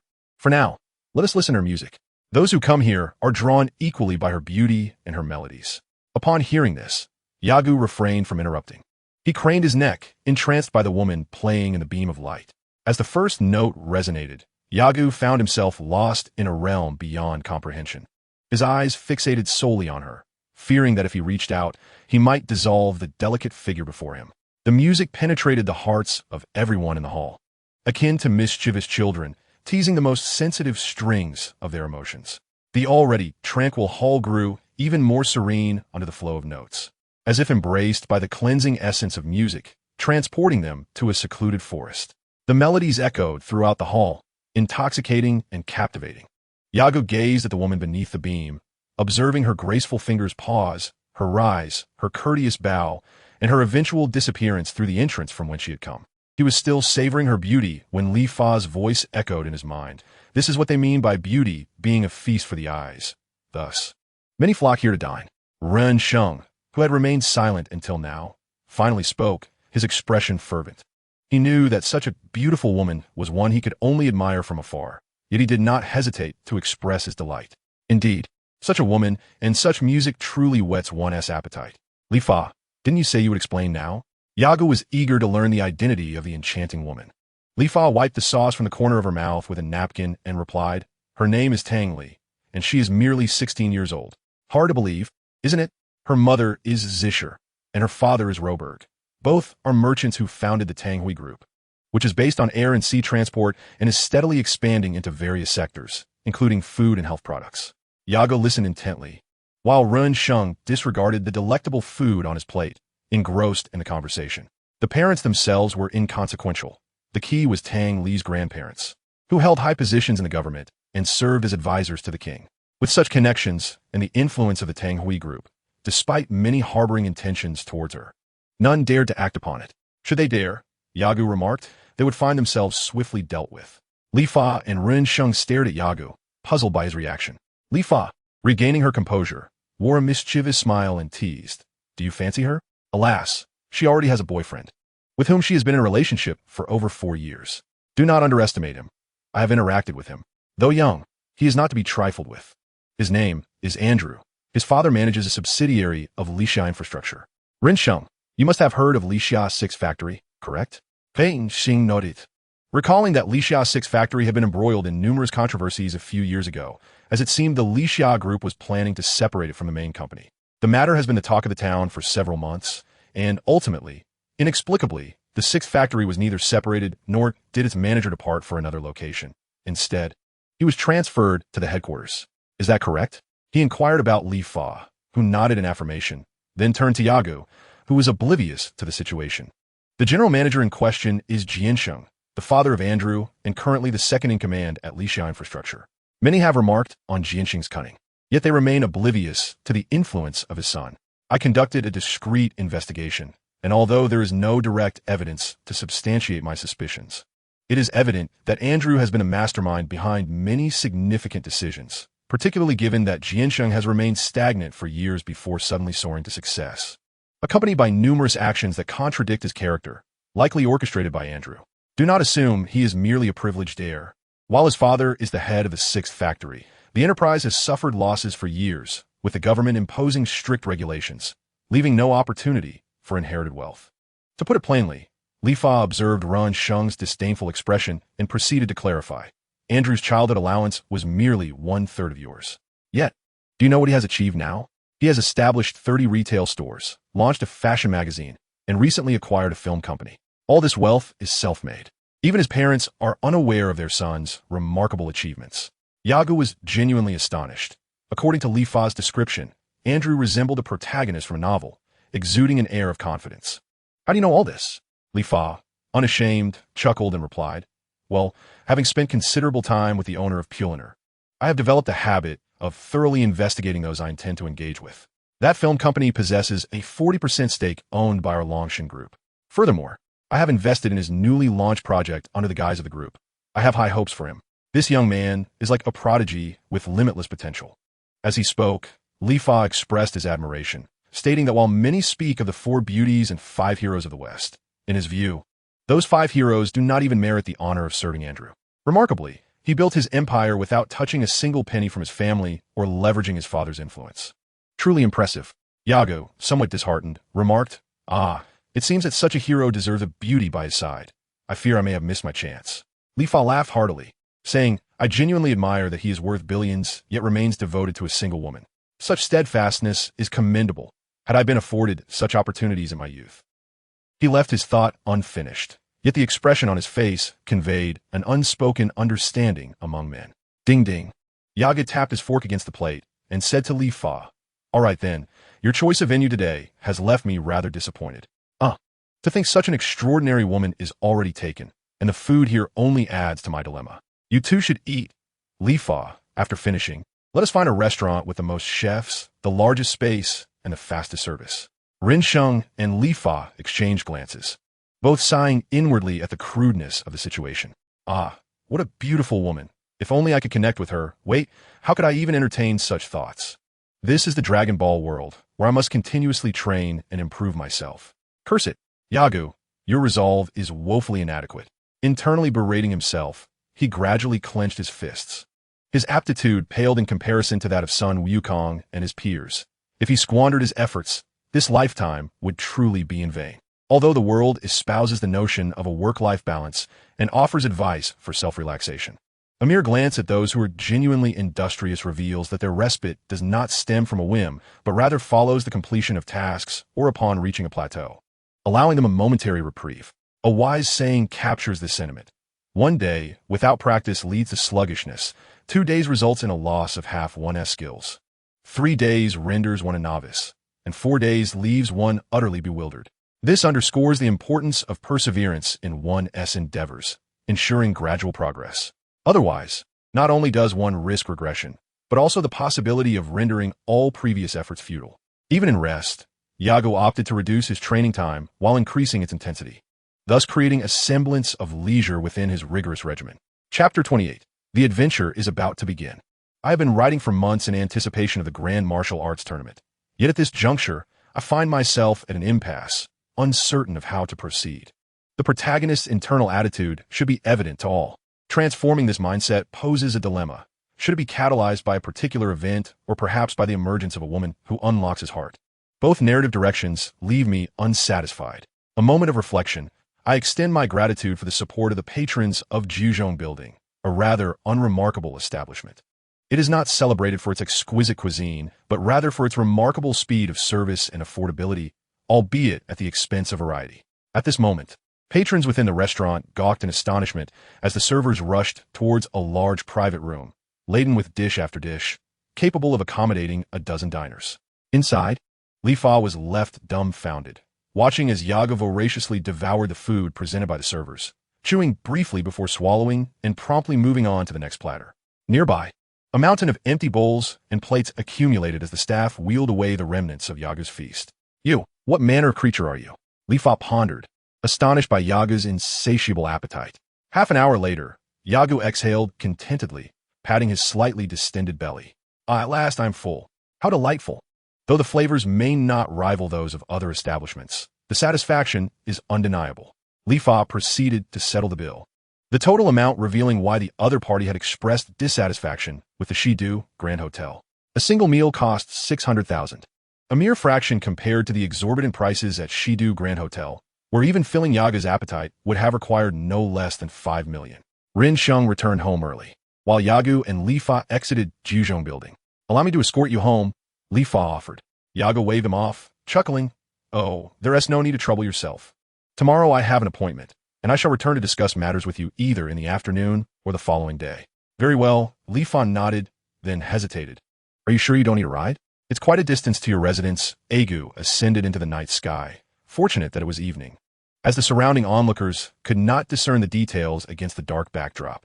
"No need," he declared. "As a martial artist, I shall return in my own manner." With that farewell, Yagu soared upwards, vanishing into the depths of the night in the blink of an eye. The smile on Li Fa's face gradually faded as he entered his car, pondering. "This fellow, perhaps I should remain prudent. After all, our interests do not conflict. However, if he possesses such power, it seems unlikely he would share it. Yet, should this strength become public knowledge, it could afford me considerable leverage. When the time is right, I shall speak with him." The galaxies swiftly traversed the road, Li Fa's mind preoccupied, oblivious to the enchanting scenery surrounding him. Suddenly, the image of Rin Sheng materialized in his thoughts. He was Yagu's disciple, a martial artist in his own right. Why not test his skills? Li Fa mused. Yes, that's the plan. Once I ascertain Yagu's true capabilities, everything will fall into place. However, King Kaisu of the Jin Kingdom was tightening his grip on the territories under his rule, and if this continued, the collusion between officials and businessmen would soon unravel. He was a man who preferred to wield force to regulate illicit economies. Although I have connections with those individuals, they are merely circumstantial. If adverse situations arise, I can always abandon those enterprises. But what stance will Aga take? The death of Boss Pulinal remains a mystery. What a vexing little rascal. To this day, Li Fa could not decipher Yagu, particularly after witnessing the sudden demise of the once mighty boss Pulinal and his thousands of subordinates overnight. While he did not believe Yagu was directly responsible, he recognized an undeniable connection. Li Fa harbored thoughts of resisting Yagu, but had always hesitated to act. As long as he remained unaware of Yagu's true hand, he would forever remain under Yagu's influence. As Yagu ascended over the western capital, he pinpointed his basic location and flew towards his residence. Today's feast had been quite satisfying, and he had not anticipated encountering such exquisite women in this world. It seemed that even the mundane life in the Dragon Ball universe would not be devoid of excitement. Was this also the reason Yamcha had parted ways with Bulma? Speaking of which, I have yet to meet Bulma in person. Perhaps I shall pay her a visit tomorrow and see how she appears in this Dragon Ball realm. His flight was swift, and the distant mountains soon loomed large before him. Gradually, a castle-like villa nestled halfway up the mountain came into view. At night, the road leading to the staff dormitories was lined with numerous streetlights, illuminating the path from the base of the mountain to the villa. Identifying his abode was a simple task.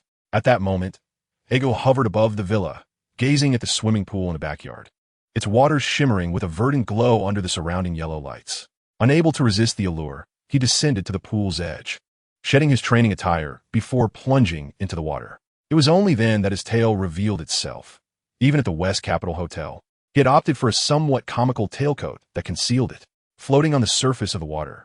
Yagu pondered why Vegeta and the others could consciously control their transformation into great apes while he could not. His expression suddenly became resolute. No, I certainly can control it. The time simply has not yet arrived. Is it possible that my limited transformations and prolonged duration as a giant ape will allow me to gradually exert control through sheer will?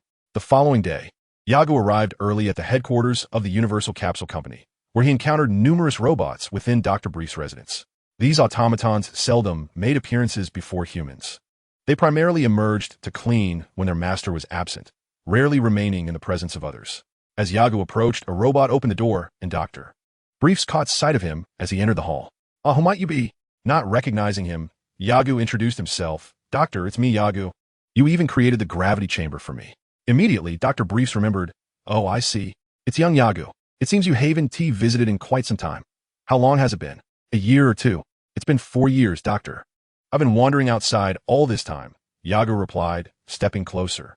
Dr. Briefs was engrossed in a magazine, and Yagu glanced over to see a risque image of a beautiful woman, causing Dr. Brief's face to flush a deep crimson, resembling a red chili pepper.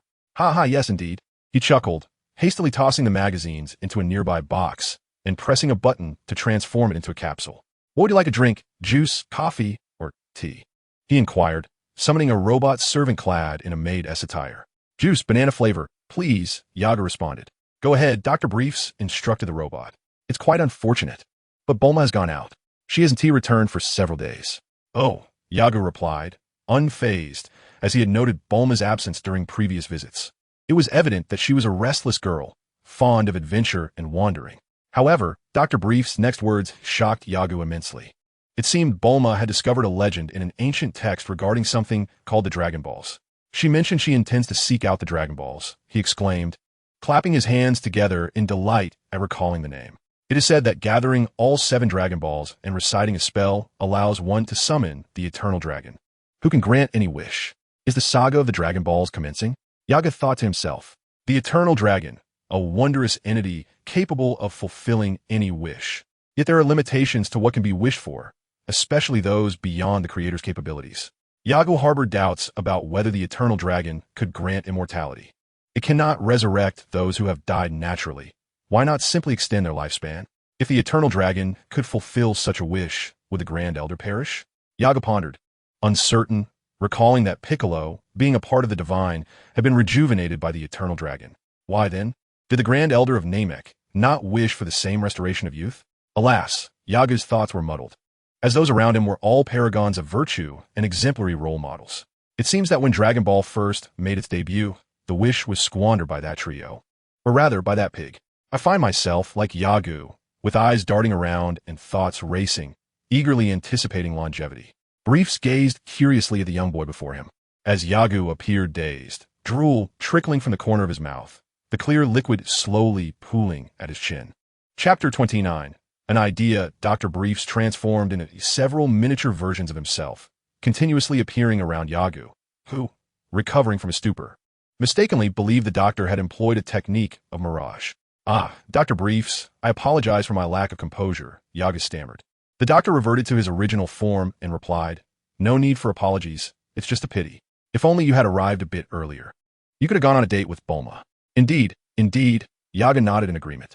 "Well, your mother will be back soon, so you should stay here for dinner." "Yes." No, Yagu shook his head, casting aside his chaotic thoughts. "Doctor, here's the thing. I would like you to design a device that allows a spherical object to float in the air like a planet. However, when one lands upon it, it should feel as though they are standing on the surface of a planet." Dr. Briefs, upon hearing Yagu's request, appeared quite perplexed, puffing on his cigarette, evidently eager to resolve the conundrum. "Could you clarify a bit more?" Yagu nodded, retrieving paper and pencil from his side, drawing while explaining the device he envisioned. Essentially, it resembled the gravity chamber, but first, a device must be established to negate the Earth's gravitational pull. Then, a core artificial gravity system would be needed, which would be a mere sphere followed by a layer of other materials on the surface. Its shape would mimic celestial bodies in the universe. "Do you understand?" Dr. Briefs nodded in comprehension. "I see, but this technology far exceeds what we possess on Earth. We must also consider the challenges of infinite energy transmission or reverse energy magnetic field technology. These are formidable hurdles to overcome." He shook his head. "Success is unlikely, at least not within the next decade." Yagu's idea originated from the arena he had witnessed in a parallel dimension, where he believed such a structure was indeed remarkable. The weak need not participate and risk humiliation. With a single move, they could expel the imposters. "What? Is it truly impossible to see results within 10 years? Dr. Briefs nodded, his expression appearing quite natural, as if Yagu were an oblivious child to the ways of the world. "Of course, creating a gravity chamber took considerable effort, and the conditions you propose are not trivial. Many materials are not readily available, needing to be produced incrementally in a small laboratory." At that moment, Yagu suddenly recalled the spaceship he had arrived in when coming to Earth. "It is possible, but no matter. Am I not capable of escorting my own spaceship safely now?" Previously, he had feared his strength would not suffice to protect the ship from the Red Ribbon Army's attacks, but now he could hardly imagine anyone capable of thwarting him. "It seems that a deeper collaboration with the Doctor is about to commence," Yagu mused. He learned the art of instantaneous movement and various remarkable martial techniques from the Ardetra alien, Drat. Such skills are unattainable through conventional means. One must endure countless life-and-death battles to truly comprehend them. Yagu believes that there must be races within the cosmos that possess even more advanced techniques, and his gaze should not be limited to Earth. In the words of the inhabitants of planet Vegeta, Earth is merely a low-tier planet in terms of combat prowess. Low combat ability implies that even if martial arts exist, they cannot be particularly profound. In stark contrast, Ardetra is a planet where warriors abound. It is likely that among 100 million individuals, there exists at least a handful of martial masters. Furthermore, the universe is vast, containing more than just Ardetra. Moreover, for Yagu, while the universe remains an enigma, it is far safer compared to Earth. This thought brings to mind a phrase from his past life that seems fitting for his current predicament. "Earth is too perilous. Perhaps it is better to roll off to Mars."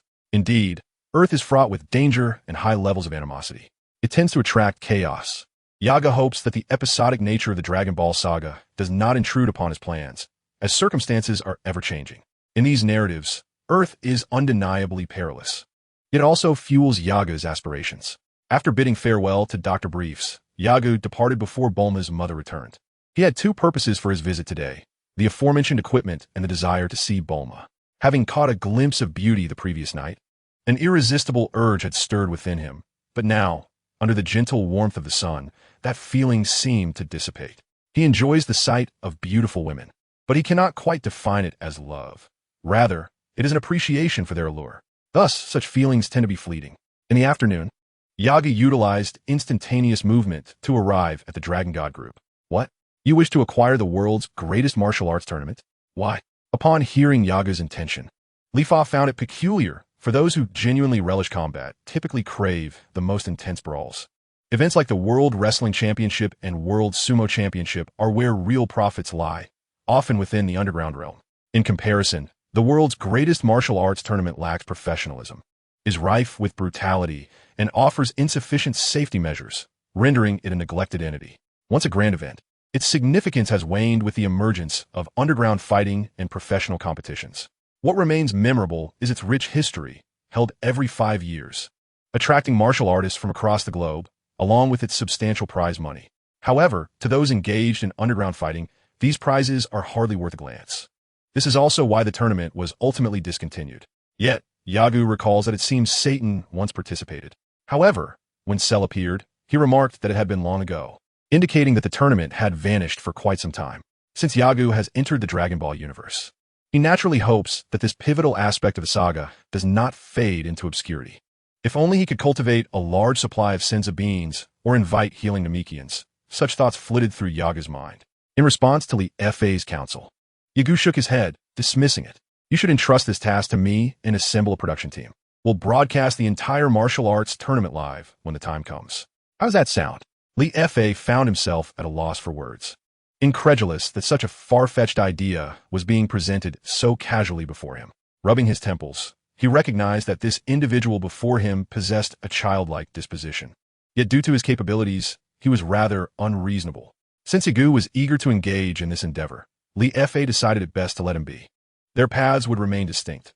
After all, Yagu was the one funding this venture. Li Fa allocated a portion of his investments in other sectors to Yagu, knowing that the funds were derived from the company, and that Longshin Group held a 60% share owned by Yagu. Should Yagu fail to return, those funds would undoubtedly end up in Li Fa's possession. He prepared to draft the necessary documents, but reconsidered, realizing that Yagu might struggle to distill comprehensible information from the extensive details. Therefore, he reiterated, on behalf of the company, I will invest $50 million to oversee the matters pertaining to the world's premier martial arts tournament. Additionally, I will assign a team to handle interviews and filming. However, if the ratings for the first episode are unsatisfactory, I shall have all subsequent investments. Upon hearing this, Yagu deemed it acceptable. Very well. Is it possible for you to send a representative to negotiate the purchase of the tournament? Rest assured, I will arrange for someone to go. All matters will be overseen by dedicated personnel. Should we also dispatch Ren Sheng? That is inconsequential. Ren Sheng will partake in the competition. If he sustains an injury, he won't be able to work either. He is participating as well. And you? Of course, I shall also participate to immerse myself in the atmosphere. Suddenly, an idea struck Yagu, and he exclaimed, I have a thought. With martial artists converging from around the globe, they will all need to cover their travel expenses. I propose we establish a basic testing point in each region. Those who pass this test and register for the competition will be personally transported by the tournament organizers. What do you think? This could enhance our influence. Li Fa internally berated Yagu for his impractical suggestion, feeling his frustration rise to the surface, causing his breath to quicken. After several moments spent calming his anger, he replied, though the world may seem unified, many regions remain beyond government control. The Red Silk Army stands in opposition to the government, and numerous factions disregard governmental directives. The cost would be exorbitant, and we lack the means for maritime and aerial transport. Forcing our way in would only invite backlash from the entire industry. He elaborated extensively, gradually extinguishing the fervor ignited in Yagu. In the end, Yagu, feeling disheartened, muttered, let us just focus on completing the tasks at hand for now. I'll find my own solutions for the rest. With that, he exited Li Fa's office.